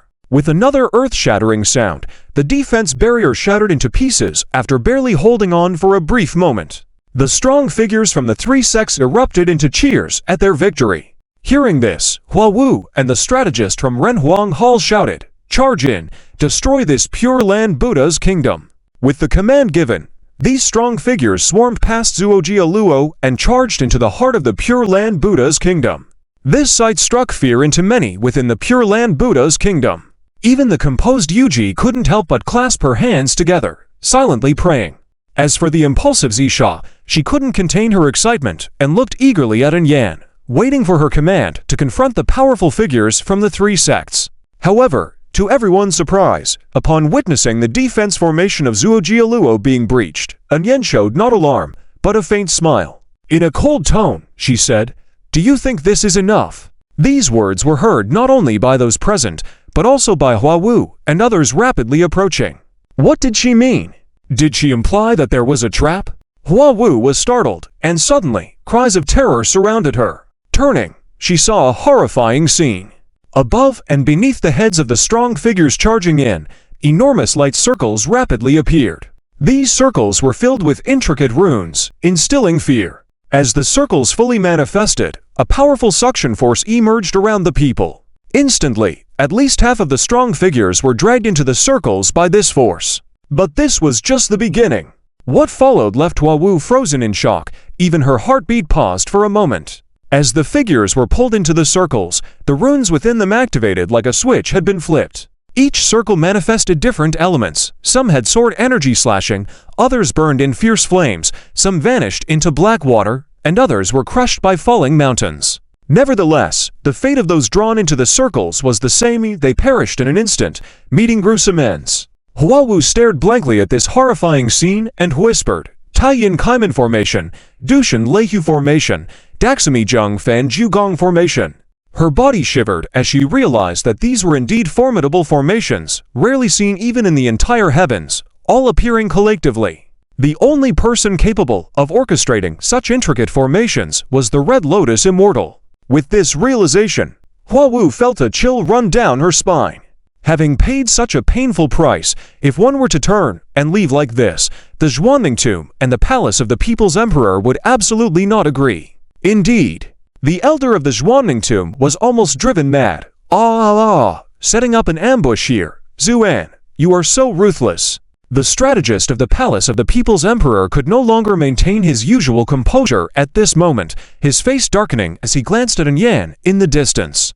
Keep charging forward. Let's see what else she can come up with. The three powerful factions came roaring again in anger. Seeing this scene, the people from the Pure Land Buddha Kingdom, who were also shocked, suddenly came to their senses. It wasn't until then that they understood why Yan had behaved so calmly. It turned out that, within the Zuojialuo, preparations had already been made for the arrival of these powerful individuals with a big gift. Zisha was overjoyed, punching the air excitedly, so the master had already anticipated this and had prepared in advance, making me worrying so much before. But as soon as she finished speaking, Yan lightly shook her arm, followed by a set of stunning and cool armor covering Yan's body like flowing water. Yan then used her hand to close the face mask and said lightly, "No more nonsense. Didn't you want to have a big fight with these people earlier? Now's your chance. Let's go." Zisha immediately saluted, "Yes, sir." With that, she raised her head and swayed her body. In an instant, a huge dragon appeared in front of everyone, facing the incoming three powerful factions. "Do not be arrogant. I, Uncle Zisha, am here." Zisha shouted excitedly as she charged. Hearing this, Zhang Xiaoyu behind her pursed his lips. "Uncle Zisha. I think it should be called Aunt Zisha." Of course, Zisha couldn't hear such words, and Zhang Xiaoyu dared not let her know, or a beating was definitely inevitable. After seeing Zisha take the lead in charging, Yueji and Maitreya exchanged a glance, then chanted Buddhist prayers, "Namo the Buddha! Namo to our teacher!" Then they emitted golden light, stepped on lotus pedestals, and charged forward together. But what was even faster than them was Yan. Although Yan's true strength might not even match that of the ordinary monks in the Dingchan temple, when she put on this alchemical armor, her strength increased by more than double. This alchemical wonder, which was just 2 pieces away from completing the 12 zodiac armor set, had unpredictable abilities. Once worn, one's reaction speed and reflexes were greatly enhanced. For example, at this moment, Onion almost charged ahead right after Zisha. Bang! As their bodies made contact, a series of intense explosions continued to resound one after another. Onion moved amidst them, waving the frying pan in her hands incessantly. Speaking of which, this frying pan had been through a lot, almost never coming to rest since falling into Onyan's hands. And whenever she acted, it was usually against opponents much stronger than her. So in this chaotic battle, the spirit within the pan, Lazun, remained calm, even feeling like singing. In terms of absolute strength comparison, the three powerful factions were undoubtedly in the upper hand, just by the presence of Hua Wuyu alone, who was already a Divine King level powerhouse. Moreover, with the involvement of the high-level members of the Palace of the People's Emperor and the Zhuanming Tomb, the situation was dire. Unexpectedly, after the clash began, the three powerful factions not only failed to gain the advantage, but were pushed back throughout. For example, the moment Hua Wuyu exchanged a blow with Maitreya, Observant Zen had already appeared behind her, silently approaching to strike a blow at her back. The whole process was calm and unexpected. Just as the touch was about to happen, Hua Wuyu instinctively sensed danger. But by then, it was too late to dodge, so she could only gather all her strength in her back to resist the strike. With a muffled bang, Observant Zen was pushed back a few steps. Hua Wuyu's face paled as she staggered forward a few steps. Not only her, but also the strategist of the Palace of the People's Emperor and the Elder of the Zhuanming Tomb faced a similar predicament, almost being besieged by attacks, leaving them dizzy and overwhelmed. Seeing this, Hua Wuyu couldn't help but shout, "Continuing like this will not only fail to capture the descendants of Zuan, but will also entrap us all here. Act quickly!" Upon hearing this, the strategist of the Palace of the People's Emperor and the Elder of the Zhuanming Tomb exchanged glances, then nodded in unison. Following that, the strategist of the Palace of the People's Emperor took a deep breath, suddenly stepped back, and withdrew from the battle ring. The space he left behind was instantly filled by the Elder of the Zhuanming Tomb, blocking Maitreya, Uag, and others from advancing further. At the same time, the strategist of the Palace of the People's Emperor pulled a quaint-looking scroll from his bosom and slowly unfolded it. The moment the scroll completely opened, countless golden lights soared into the sky, intertwining in the air to form a huge seal image. Then the strategist of the Palace of the People's Emperor solemnly recited, "There are evildoers who profane the dragon's authority. Their sins shall be punished and judged by beheading. So it is decreed." After these brief and concise words, the enormous seal crashed down, directly suppressing the natural order of the Pure Land Buddha Kingdom. In an instant, Maitreya, Uag, and others felt their bodies sink, and even their cultivation within their bodies became sluggish. On the contrary, the momentum of the three powerful factions skyrocketed several times. With this sudden change in balance, Maitreya and others felt immense pressure. Only Yan was unaffected, but with her lone effort, she couldn't change much and could only keep shuttling back and forth like a firefighter. Seeing this situation, the strategist of the Palace of the People's Emperor smirked, then said sternly, "Don't mind the others, first capture this woman."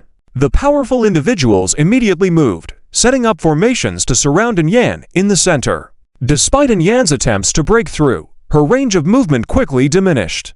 From a distance, Yan, clad in the golden alchemical armor, looked like a butterfly trapped in a net, evoking a sense of heartache. Mama called out Xiang and Chan are standing in the distance as they witnessed the scene. "Charge up and capture these two little girls first," the military advisor of the emperor said in a deep voice. Before he could finish speaking, Hua Wuyu had already rushed out, full of sneering, and pounced toward Xiang and Nayan. Yan's heart sank. "Xiang, Nayan, run quickly!"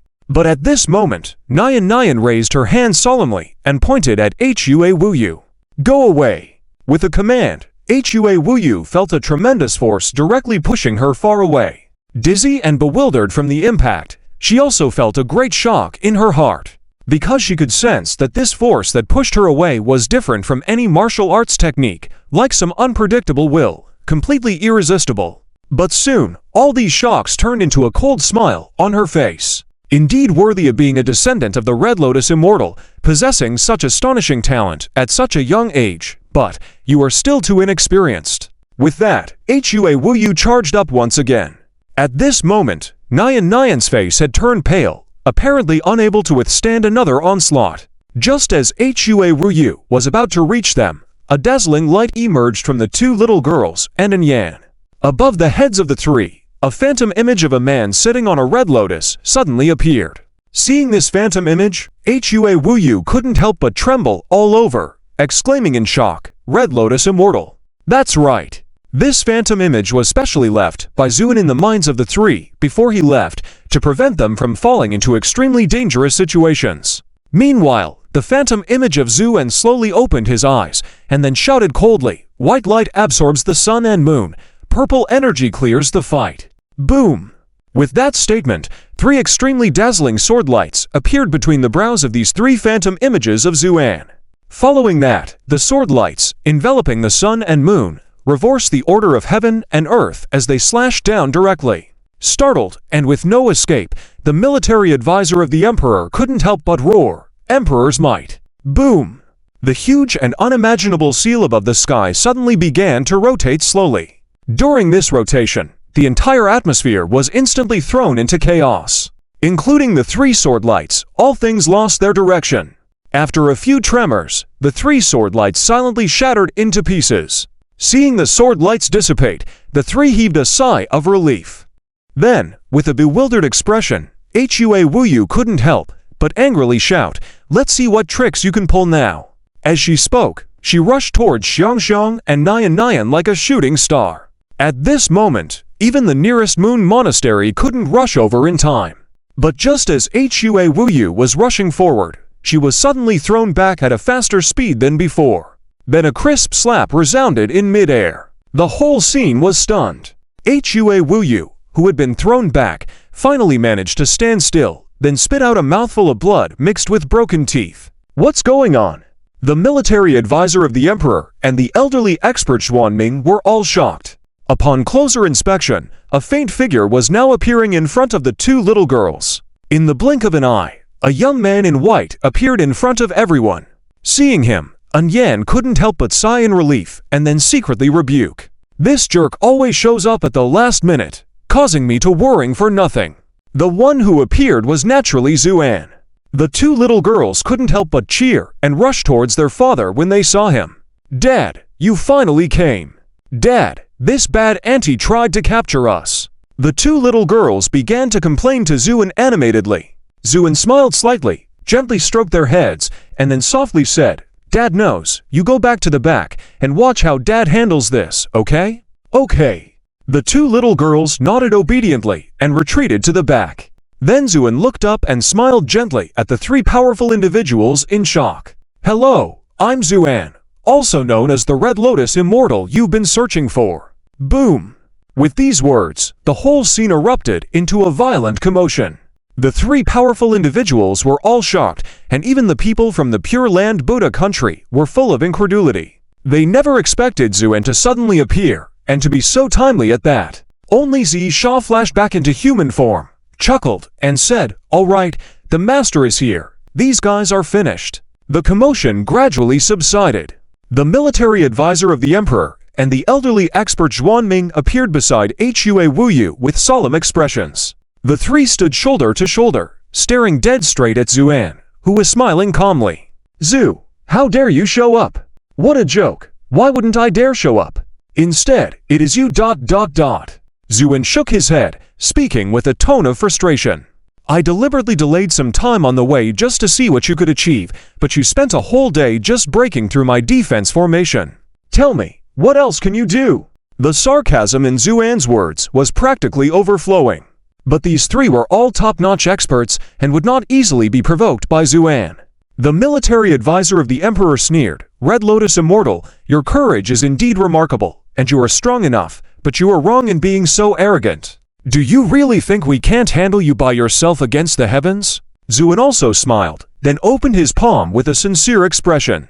Please, deal with me. I've been a bit bored recently, so let's have some fun." Seeking death. The military advisor of the Emperor's eyes burst with infinite anger, then he suddenly unfurled the scroll in his hand. "Emperor's order. Kill this one." To his surprise, there was no response from the outside world, not even the huge seal in the sky made a sound. The military advisor of the emperor was stunned. Zuan, on the other hand, smiled and said, "I'm sorry, were you planning to use this against me? How is this possible? Why wouldn't it be?" Zuenyu said indifferently, "Do you really think you can suppress me with just this broken seal? Even if your human emperor himself came, I wouldn't be afraid. Let alone, this is just a small virtual image." With that, a hint of extreme coldness appeared in the corner of Zuenyu's mouth as it slightly curved upward.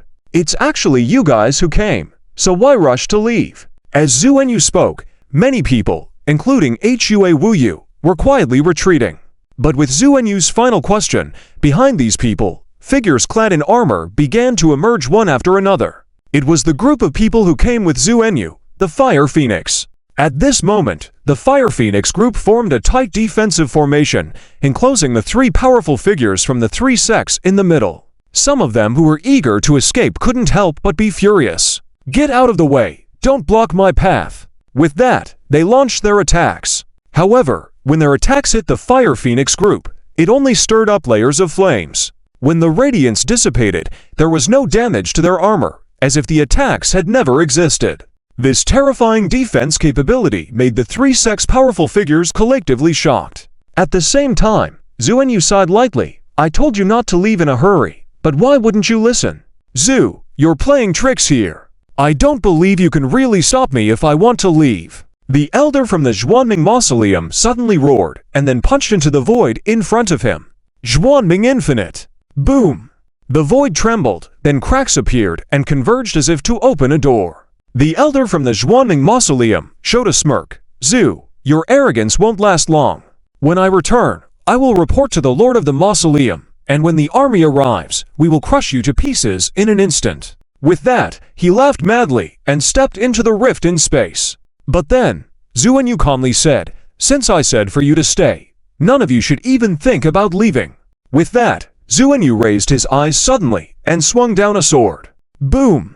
A huge sword descended as if to cut the world in half, but oddly, no one was harmed by it. Yet, at the moment the sword fell, the spatial rift in front of the elder from the Zhuanming Mausoleum shattered and disappeared. Not only that, these powerful figures felt the surrounding space suddenly solidify and become extremely strong. This was because Zuenyu's sword cut off all connections between this world and the surrounding void. The strategist from the temple of the human emperor's face turned iron blue and said coldly, "A sword cutting through the sky? Zuenyu, it seems you really want to exterminate us. Ridiculous, did so many of you come bearing such momentum just to enjoy the scenery?" Zuenyu sneered, then said, "If I hadn't arrived timely, who knows what you would have done? So tit for tat, now I will not be blamed for ruthlessness in killing you all." Hearing this, many of the powerful figures from the three sects showed despair. Hua Wuyu, the strategist of the human emperor, and the elder from the Zhuanming Mausoleum exchanged glances, then suddenly shouted loudly, "Let's fight him." With that, the three of them mobilized all their cultivation and rushed towards Zuenyu.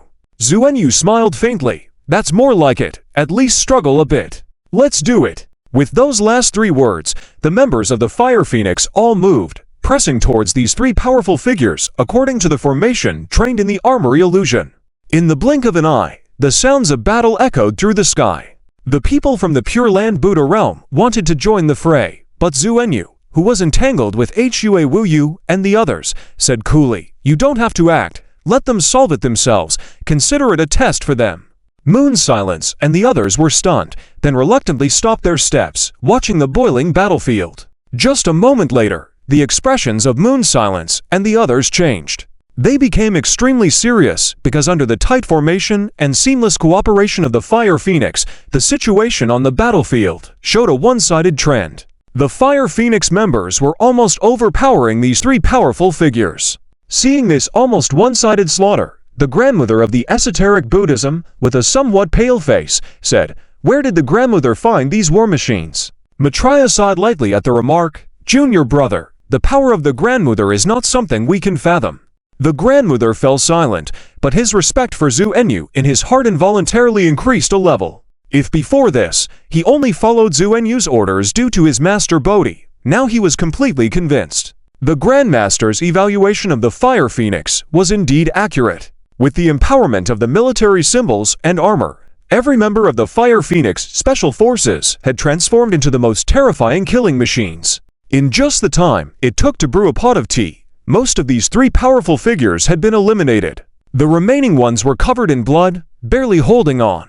Hua Wuyu and the others who were fighting with Zhu and Yu couldn't help but steal a glance at this scene, feeling a chill running through their bodies, struck by a sense of horror. Wasn't this Red Lotus immortal somewhat isolated, with no other power except for his own strength being exceptionally formidable? So, who were these fierce individuals now, and where did their armor come from? These questions made Hua Wuyu and the others shudder. But at that moment, a resoundingly cold voice echoed in their ears. The game is over. With that statement, an extremely cold sword light streaked across the firmament. Thud. The first to fall was the elder from the Zhuanming Mausoleum. He hadn't even had time to groan before his head was cleanly cut off by the sword energy. His large head soared into the sky, followed by a fountain-like surge of blood gushing from the neck cavity, splattering over the face of the grandmother of the human emperor, who was nearby. But before the grandmother of the human emperor could scream out, a condensed and silent divine sense, like a needle pierced into his sea of consciousness. This impactful scene left Hua Wuyu speechless, her whole body turning ice-cold, instantly losing all resistance. She could only look at Zuan with a pale face, waiting for her fate. But Zuan didn't immediately move to kill her. Instead, she gave Hua Wuyu a slight smile. "Are you afraid?" Hua Wuyu trembled all over, then nodded like garlic being mashed. Afraid. That's right, be afraid, yes? A hint of flattery squeezed out on Hua Wuyu's face, her brain spinning quickly. Why isn't she killing me? Could it be? Hua Wuyu suddenly remembered that she was a stunning woman after all. Although she was slightly older, her profound cultivation not only kept her from showing signs of aging, but also added some mature charm. Could it be that this Red Lotus Fairy Sovereign has taken a fancy to her? That's very likely. With this thought, the smile on Hua Wuyu's face grew even more. Then she coyly lowered her head. Red Lotus Lady, earlier this servant was deceived by the Emperor's palace and the Abyssal Tomb, leading to this heinous mistake. Now, this servant awaits your judgment. As she spoke, she even glanced coquettishly at Zuan. However, to her surprise, Zuan remained unmoved, just watching her with a knowing smile. Oh, await my judgment. Yes, as long as this servant can keep her life, I'll do anything you ask. When a woman who still retains her allure says she'd do anything for you, the temptation is enough to make many ordinary men instantly fall. But Zuan's gaze gradually turned cold, then he calmly said, "If that's the case, then tell me, who is behind all of this?" With these words, Hua Wuyu, who was initially flaunting her charm, was shocked, then looked at Zuan with a face full of horror. "What? Surprised how I know?" Zuan gave a cold smile. "No. I just don't know what you're talking about." Hua Wuyu forced a smile. "Don't know what I'm talking about? Fine, let me rephrase it then." Saying this, Zuan suddenly approached, standing in front of Hua Wuyu, then lifted her chin, raising her face. Hua Wuyu trembled slightly, but showed a hint of joy in her eyes. As long as she could survive, what's a little physical price to pay? However, the whole scene began to stir slightly. Zhang Xiaoyu muttered quietly, "What's wrong with the boss? Could it be that he's really attracted to this older woman? But he shouldn't act like this in front of the lady." Before she could finish her words, Xiao Sha fiercely knocked her head.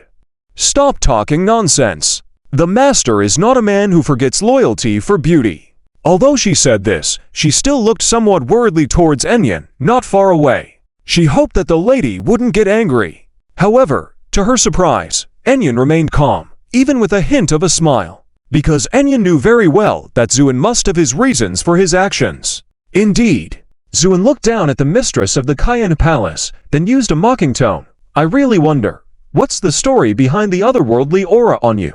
With these words, Hua Wuyu's earlier self-satisfaction turned into shock and fear. Zuan raised an eyebrow slightly. "What? Still not willing to talk?" Hua Wuyu's body shivered all over, feeling a sharp sword check cutting through her.